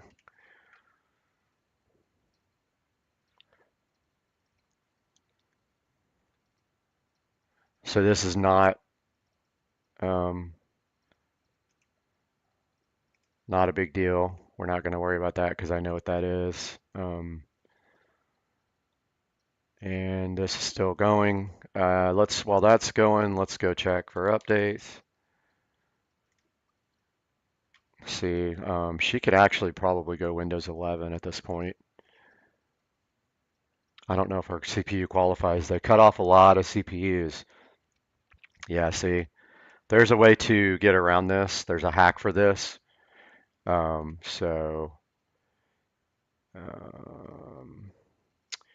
Let's see. Let's do disk cleanup. Let's go see.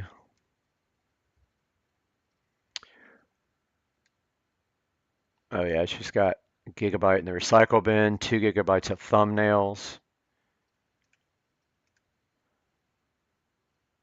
And we don't care about 4 megabytes, and that doesn't have anything in it for now.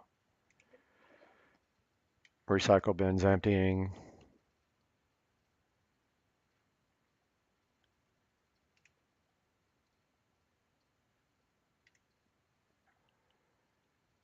I don't think we can do these because we're not.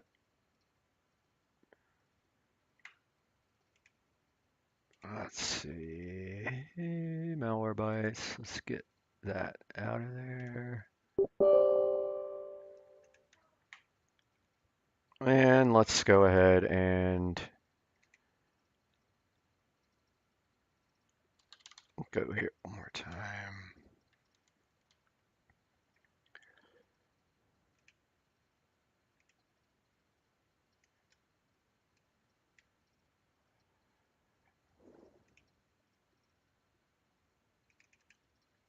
I don't want to let us do anything here. This thing's being irritating.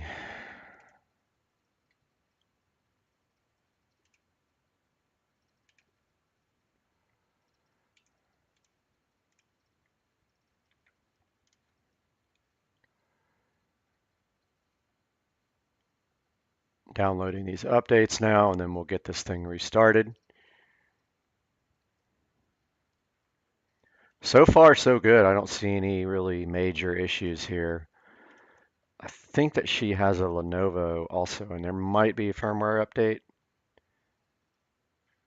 Seems like it's freezing up a little bit, or either mine is.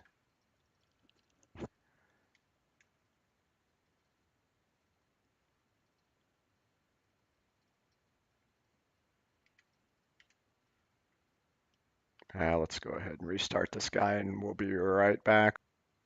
All right, guys, we are back. She is back up and running here. So I am probably going to try to put Windows 11 on this machine today. Going to show you guys that in a separate video, how to trick your Windows 10 PC into installing Windows 11. And so we are back up here with Carolyn's PC. Let's go back into check for updates now.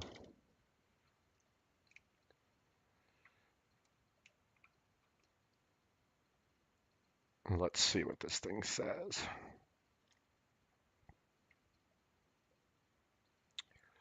All right, so it does want to restart again. Let's go ahead and see what happens now when we restart.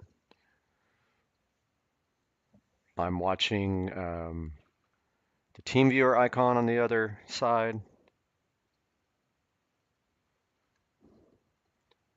So it says restarting here. Let's see what happens.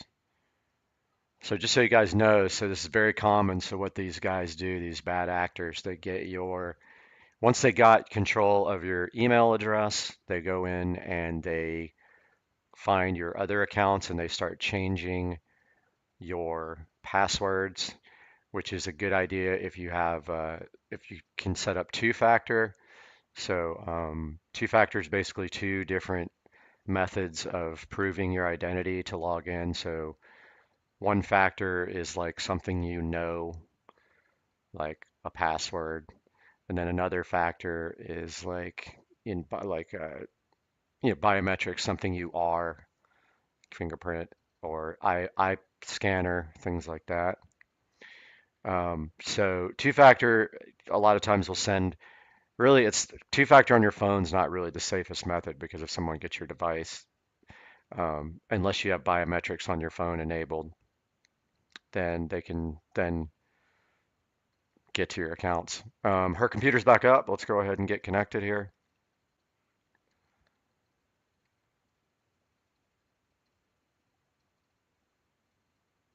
Not sure what that means, but okay, it is still working. Let's go check for updates again. Let's see what's available here. So we're probably going to do Windows 11 here. The reason it says this here is because her PC, her processor doesn't meet certain requirements by Windows 11, which is completely ridiculous. There is a way around that. I have it on my machine, so I'm going to do the bypass on hers more than likely. But while that's going, let's look at the Lenovo updates. There might be a BIOS update. And then we'll do driver updates. So if you guys don't use it, Driver Booster is amazing, absolutely amazing program that throw it on a, as long as you have internet access, this thing will automatically download all the latest drivers. So it's probably going to say that there's an update available for this guy. Actually, it looks kind of new. 8.3, I think, is like the latest. That's interesting. Okay, so we do have our AVG got updated. That's downloading a Windows 10 cumulative update preview. AVG is good to go. This guy's got pretty good amount of drivers that wants to update. I'm going to go ahead and let it do these on the free version.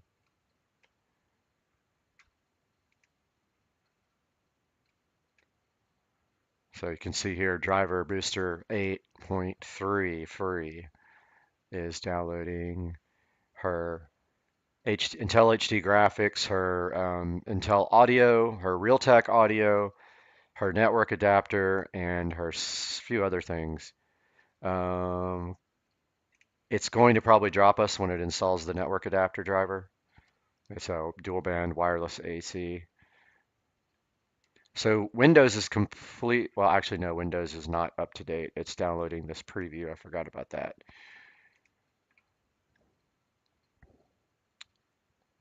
So this is going ahead and installing. If you notice, her machine's never really busy. CPU is busy right now, but the RAM never really gets, used that much. She does have a solid state drive and a backup spindle drive to put all of her data in. So here we go, updating the drivers. The Lenovo did never open, did it? Huh.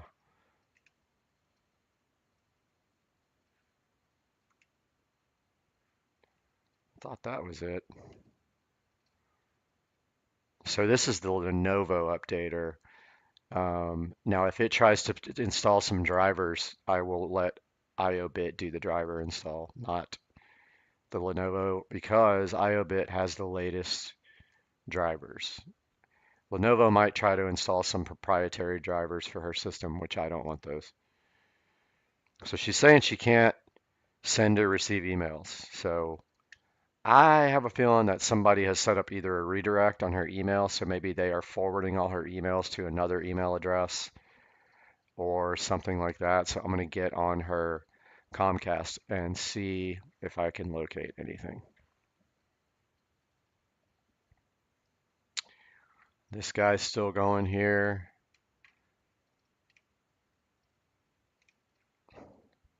Okay, so it wants to do the LAN driver. That's a Lenovo driver. I'm going to let Driver Booster take that. I'm not going to install it from here. She's probably texting me now.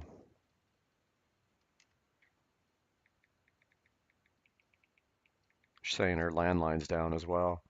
So she got the double one too. She got hacked and her Comcast went out yesterday for the whole entire day, and it wasn't related. Comcast was having an outage yesterday. This is a BIOS update, and I'm going to let that happen. So I'm going to go ahead and get this driver booster done, and then we're going to do the BIOS update. So what'll happen is we won't be able to see it when her computer restarts. So it'll do that, and then we'll be able to come right back on when we get done. But I don't think this LAN driver is necessary. I believe this is the one that is the same thing, but not 100% sure. Sorry for the drink. This guy's installing her graphics adapter. We'll go ahead and do the flash BIOS. Let's see where we are with the Windows. Well, it did say 100%. Now it says 20%. Oh, installing. Okay. I was going to say it started over downloading, but I guess it's good to go. That's installing. These guys are installing. We got a busy CPU, I'm sure now. I mean, it is only an i5, so it's going to be, yeah. CPU is maxed out. Memory is not being used that much, and neither is the SSD. Driver updates are almost done here. They're going to want to reboot.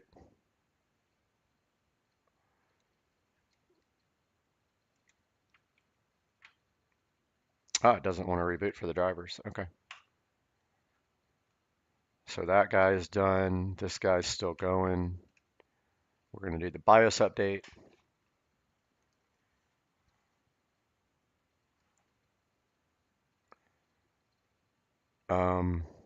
Surprised that that's.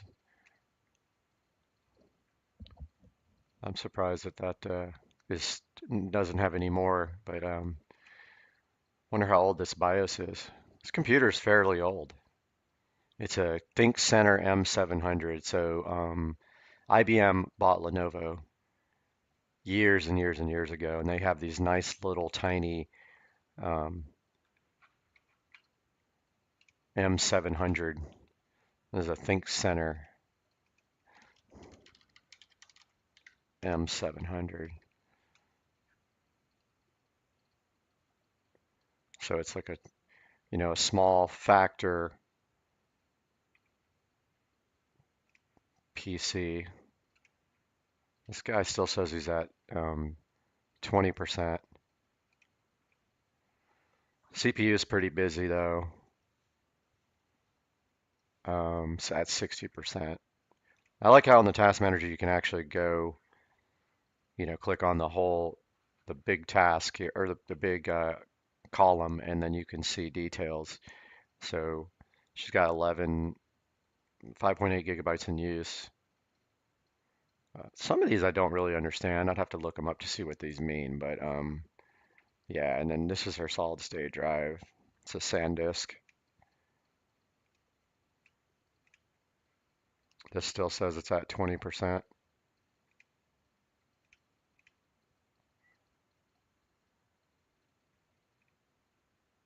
But yet it's chugging along.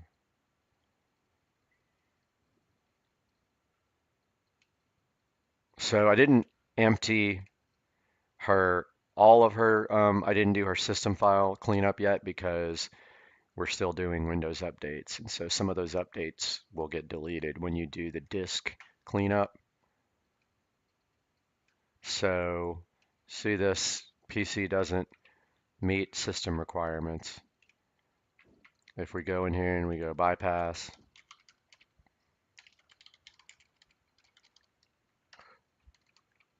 and we do this, here it is.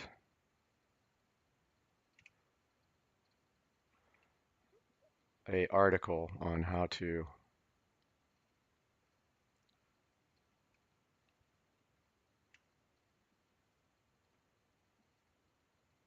do this. So we will do that later on another video.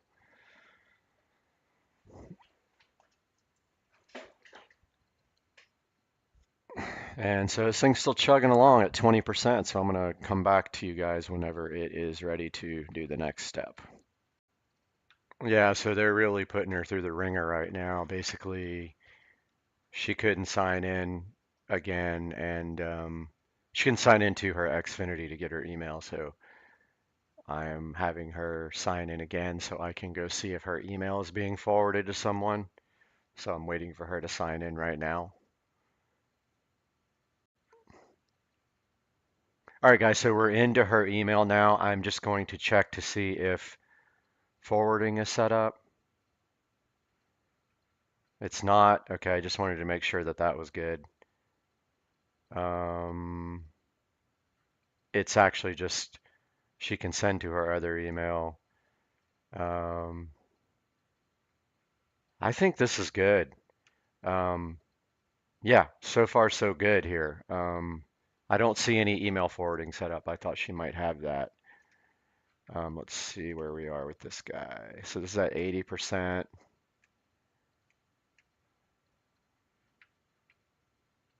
So I'm just going to tell her I made sure emails weren't getting forwarded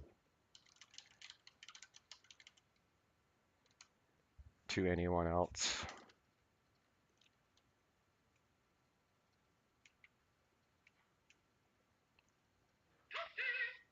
Oh, got a text from Toasty.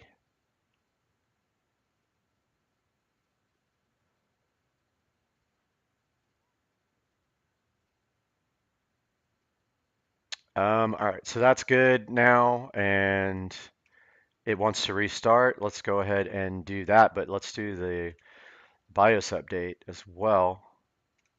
This failed last time I tried to do it, and I don't know why. I think it failed multiple times over, and I couldn't get it to install.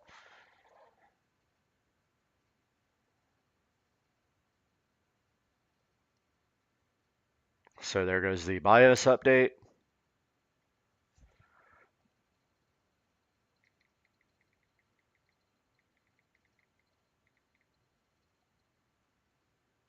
So it's flashing her BIOS now, and now it's restarting the computer.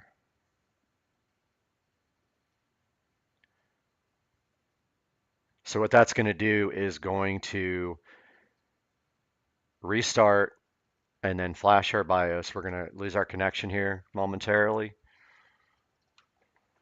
And that's okay, because we have our this shot glass. Doesn't have crown in it, it's got vodka in it, but still says shutting down here. Waiting for that to reboot. Dude, I love my shadow under my webcam. I had to read a tutorial and go crazy to get that to work, but yeah. So she's still online, so it's doing something. It's shutting down. I'll update you guys when this comes back. All right, guys, so her computer is back up, so I'm assuming that she doesn't have any more updates. So let's go back to the Lenovo thing and see if the if the BIOS update was successful. This is pretty old now. I would say this computer's at least 3 years old, maybe more, maybe 4. let's see. It's to reopen everything.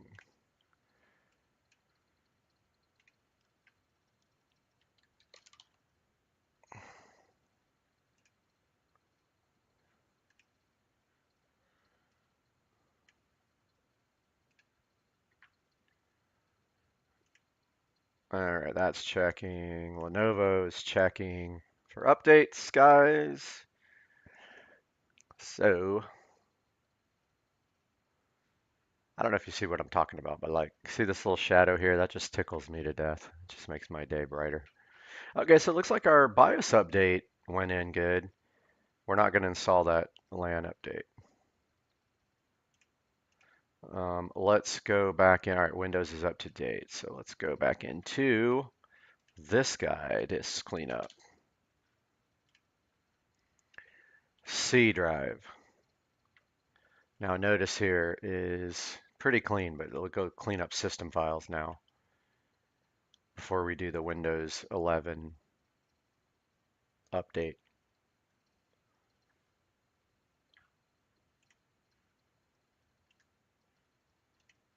So I did clean up system files. So it's going to delete any leftover Windows update things and any other files that are just literally just taking up space on the machine. So she's got 2 gigabytes of system error memory dumps.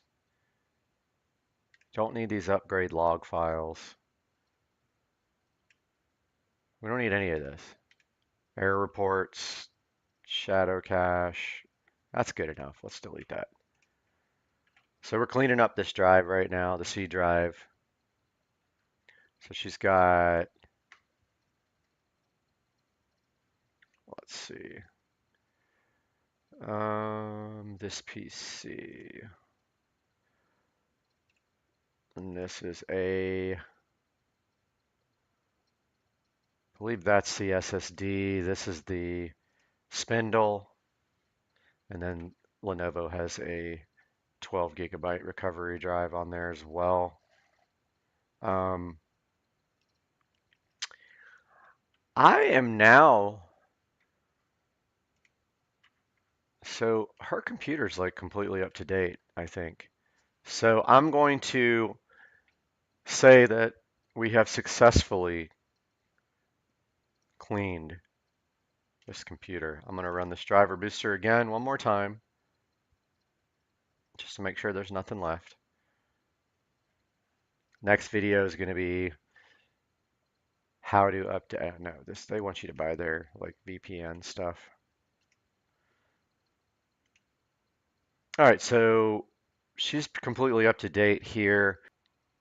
All right, guys, so I found it finally. Oh, I've been fighting with this forever. So she was getting a couple of emails, but not all of her emails, and I found it finally. So this is what happens. They get your email address, they get in here, and they set up a filter here. Look under filter rules. You see where it says they set up a filter so anything that goes here is forwarded to a fake email address at Outlook. So we're going to delete this and this. We're going to delete this rule. So this is why she wasn't getting emails, guys. Wow, they really like did a number on her. So let's go back and check her email now. Let's send her one real quick from my phone. Let's do test. So I looked for that at first, but I didn't see it. So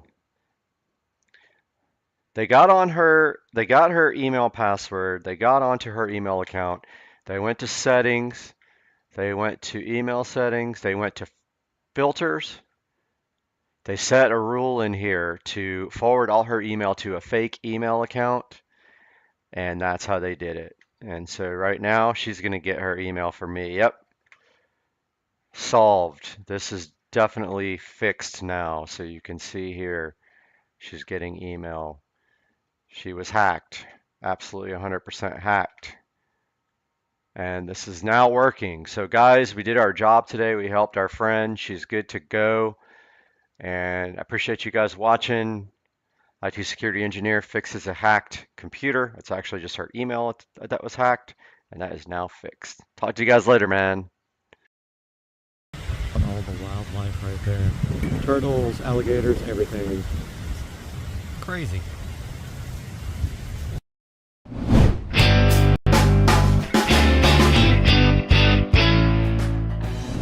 Guys, welcome back to Supercar Street Racing. Brad here, and we are in the Supercar Street Racing living room right now. And right behind me, Wim reached out to the channel to see if we wanted to work on some of their new cool products. And of course, I said 1000% my viewers love Wim. They love the Wim Ultra sitting right over here in the audio closet. They will love the Wim Amp, and we got the Wim Sub too. They sent us both of these to check out. Check this out, guys. Today on the channel, we're gonna be opening up both of these guys and taking a look about what they are and how they work. You're gonna like this today. I'm hyped for you guys to be here.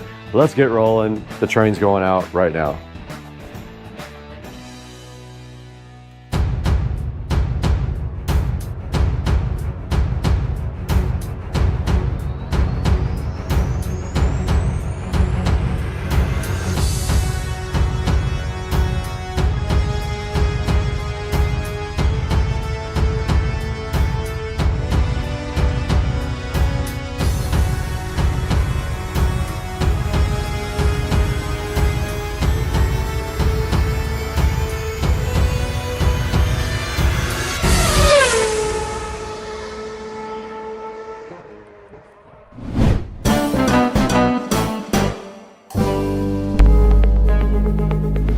We are back in the Supercar Street Racing amazing living room. You got Brad here again as usual. And today is Friday, so I'm super hyped about the weekend coming up, but I'm even more hyped about the Wim Amp Ultra sitting right here, so flying fresh. And then also the Wim Sub. I have not even cracked the box open on this because I wanted you guys to see it when I see it. And look at this Wim Amp Ultra right here. This is so perfect for a lot of different people. You're gonna be so hyped when you see this. And it has a built-in amplifier. That's why it's called the Wim Amp Ultra. Not to be confused with Winamp, the MP3 player on the PC. But let's go ahead and see what this is all about today. I love Wim, and I have one right over here. You guys have seen this. This is my whole home audio system right here, and the Wim is sitting right there and supplying the entire house with killer audio. And so of course we love it. So let's go ahead and see what these two things are all about today. We're gonna get these things unboxed here momentarily.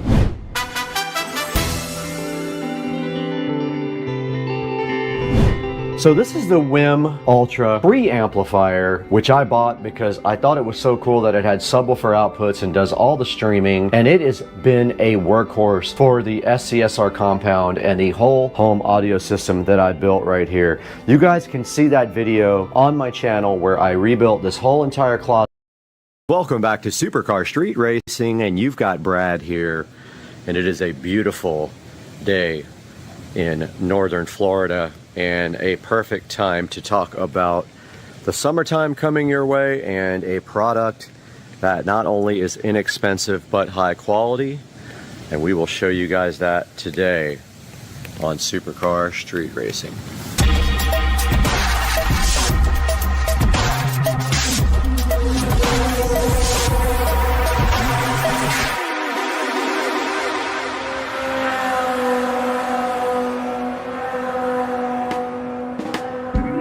Guys, welcome back to Supercar Street Racing. I hope you're having a wonderful week. I know I am, because look at that view and look at that pool, and it is about 85 degrees out here today. It's going to be the high, and it is absolutely beautiful.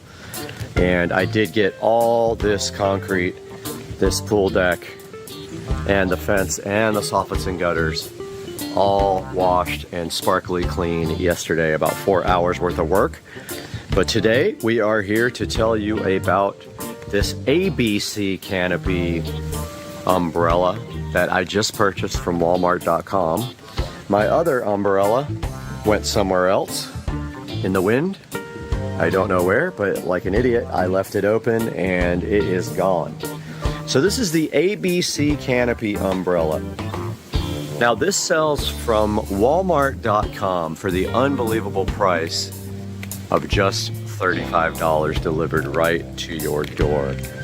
Now I won't ever make money off of Walmart selling their products because I don't get any kind of affiliate. I only get it from Amazon, but I'll put some comparable Amazon products down in the description. But what I wanted you guys to see is that I already had a base here. It does not come with a base, but I used my old base and I replaced my Mary Poppins Gone with the Wind umbrella with this lovely umbrella from ABC Canopy. And yes, my clock is wrong back there. I have to fix it. But I wanted to kind of give you guys an idea of how this looks and how it operates.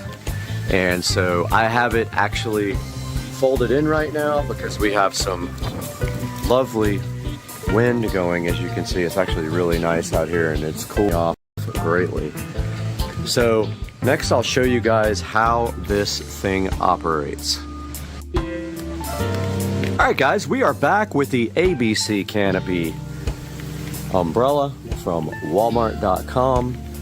And the first thing you can see on this umbrella is that it comes with a tie strap so that when you have it in the down position, wind won't get under it and start Mary Poppinsing it away like what happened to my umbrella. So I have this tied up right now because it's pretty windy, but I'm going to show you guys the operation here. Pretty straightforward. Unlike my other umbrella though, it does have a way to tilt it, which I don't think I will ever use here. But if you just pull up on this and then you can reach the ratchet just enough for you guys to get under here and I can show you. So basically there's the ratchet and there's the pull string underneath it.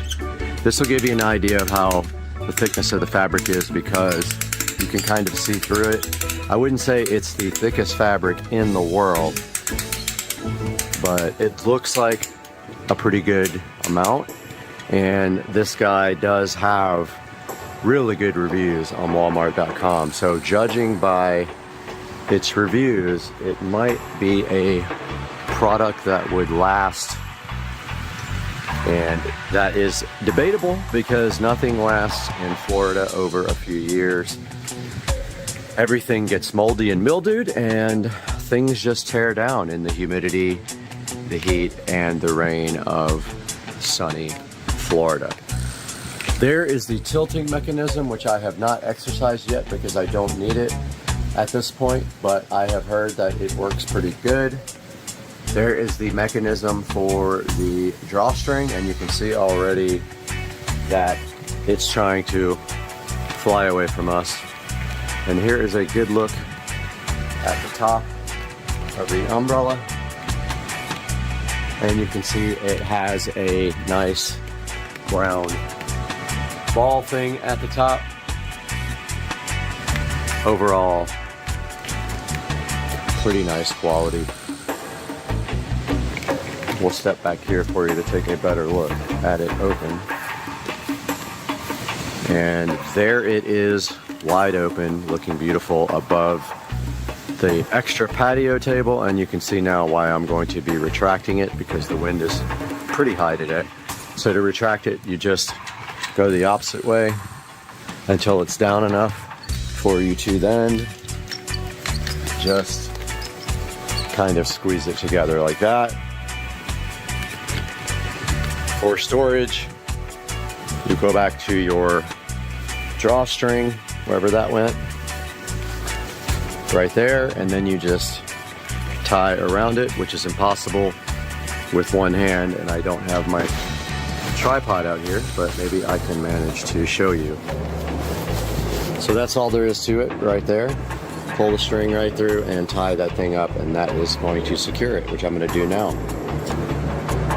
10 seconds later, this umbrella is secured and ready to go, and the wind is not in danger of taking it. And under here in the actual table, That little crank is what secures the umbrella to the table and the base.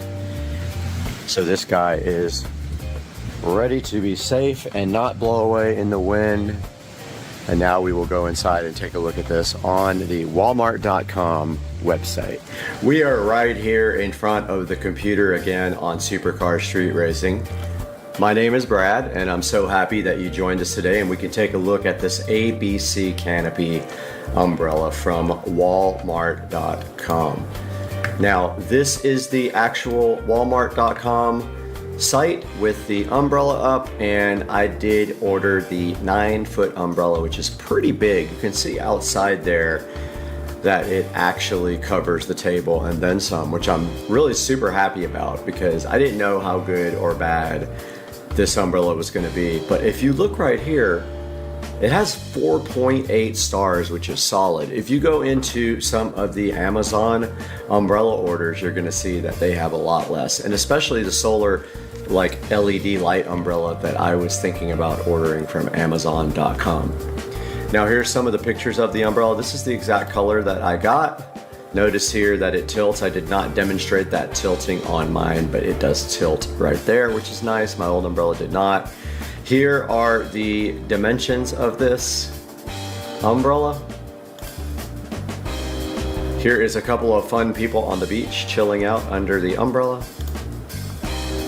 And here it is on someone's deck and looks really good with this little table and 4 chairs around it at their house. Looks better out here with the pool though, honestly. It says right here it's waterproof and UV protection, so we'll see when it rains exactly how waterproof this is. Auto tilt, I think that might not be auto tilting because you have to actually do it yourself. It doesn't automatically tilt. And you crank this to open and close it. Here is a good shot of the umbrella in the closed position. Back to the actual listing here on Walmart.com. You can see there's some other ones down here for even cheaper, but they don't have the ratings that this guy has, and they have one down here that is kind of broken up into sections that looks a little different. And then it talks about down here all the features of the umbrella. Like it says it's 100% polyester, water, UV, and fade resistant. I will keep you guys posted whether it is actually fade resistant in the long run. The pole's 1.5 inches, so make sure that with your table and your base, this pole is good enough to work with your system at home. 12 colors available, and here are the colors. This says 11. One of them is not available at all, and that is the super light blue. That is actually the color that I have. It must have sold out after I bought it. It has 8 ribs in the actual umbrella that keeps it sturdy and supposedly gives it longer life and is able to deal with weather better. It says excellent fabric. I don't know what that actually means, but it is excellent fabric, and sure enough, it is sold out now. I must have bought one of the last ones available. It says you need a 50-pound weight is what they're recommending for this. There's an air gap at the top, and what that does is lets the wind blow through it, and it doesn't pick up on the umbrella, because I can tell you for sure that mine went bye-bye. Now let's take a look at the reviews. There's not many 1-star reviews, but let's look at the 1 stars first. Somebody didn't like the orange color. They said, received a blaze neon orange umbrella. Says the tilt's difficult to use and it gets stuck. Somebody got a faded, filthy one. Looks like maybe they got a used umbrella. Rain pours through it. We'll see about that. I don't really sit out in the rain under it, so I'm not super concerned, but for you guys, you might be. This guy said the dark navy color did not arrive. Some other color, like cadet blue, arrived. Broken out of the box. I can understand the bad review there. And then here's some without any feedback. Now going to the 5-star reviews. which we have quite a few of them. We have 223 5-star reviews, so 4.8 rating here for the umbrella. Says great quality, love the looks more expensive, color is great. Nice addition to our deck. Patio umbrella is built with great quality assembly, very easy, just push the tube in and that's about it. Great value, love the bright color, focal point in my backyard. Umbrella steady, went through a few storms. Fabric is well made, no single drip under the umbrella. So that guy says that it is waterproof. So I don't know who's actually telling the truth here, but we're gonna find out on our own. Great crank handle here. Good quality for the price. Nice large size umbrella. It is bigger than the last one that I had. That is 100% true. This guy says it's high quality, much better than expected. And use the handle to open and close, very convenient. 9 is big enough, and I agree, it's a nice size. Should keep the shade good, especially on a big table like that with 4 chairs. Great water repellent and good color. They seem to think that this thing does repel water. Blocks sun well, came packaged with no damage, quick setup, easily fits the center of our patio table. That's great. It works out great. I bought this umbrella for my newly built patio. It fits great with my existing table and base. Now if we go back to the actual guy and we go to some of the competitors, this is the same company here and they have another high quality product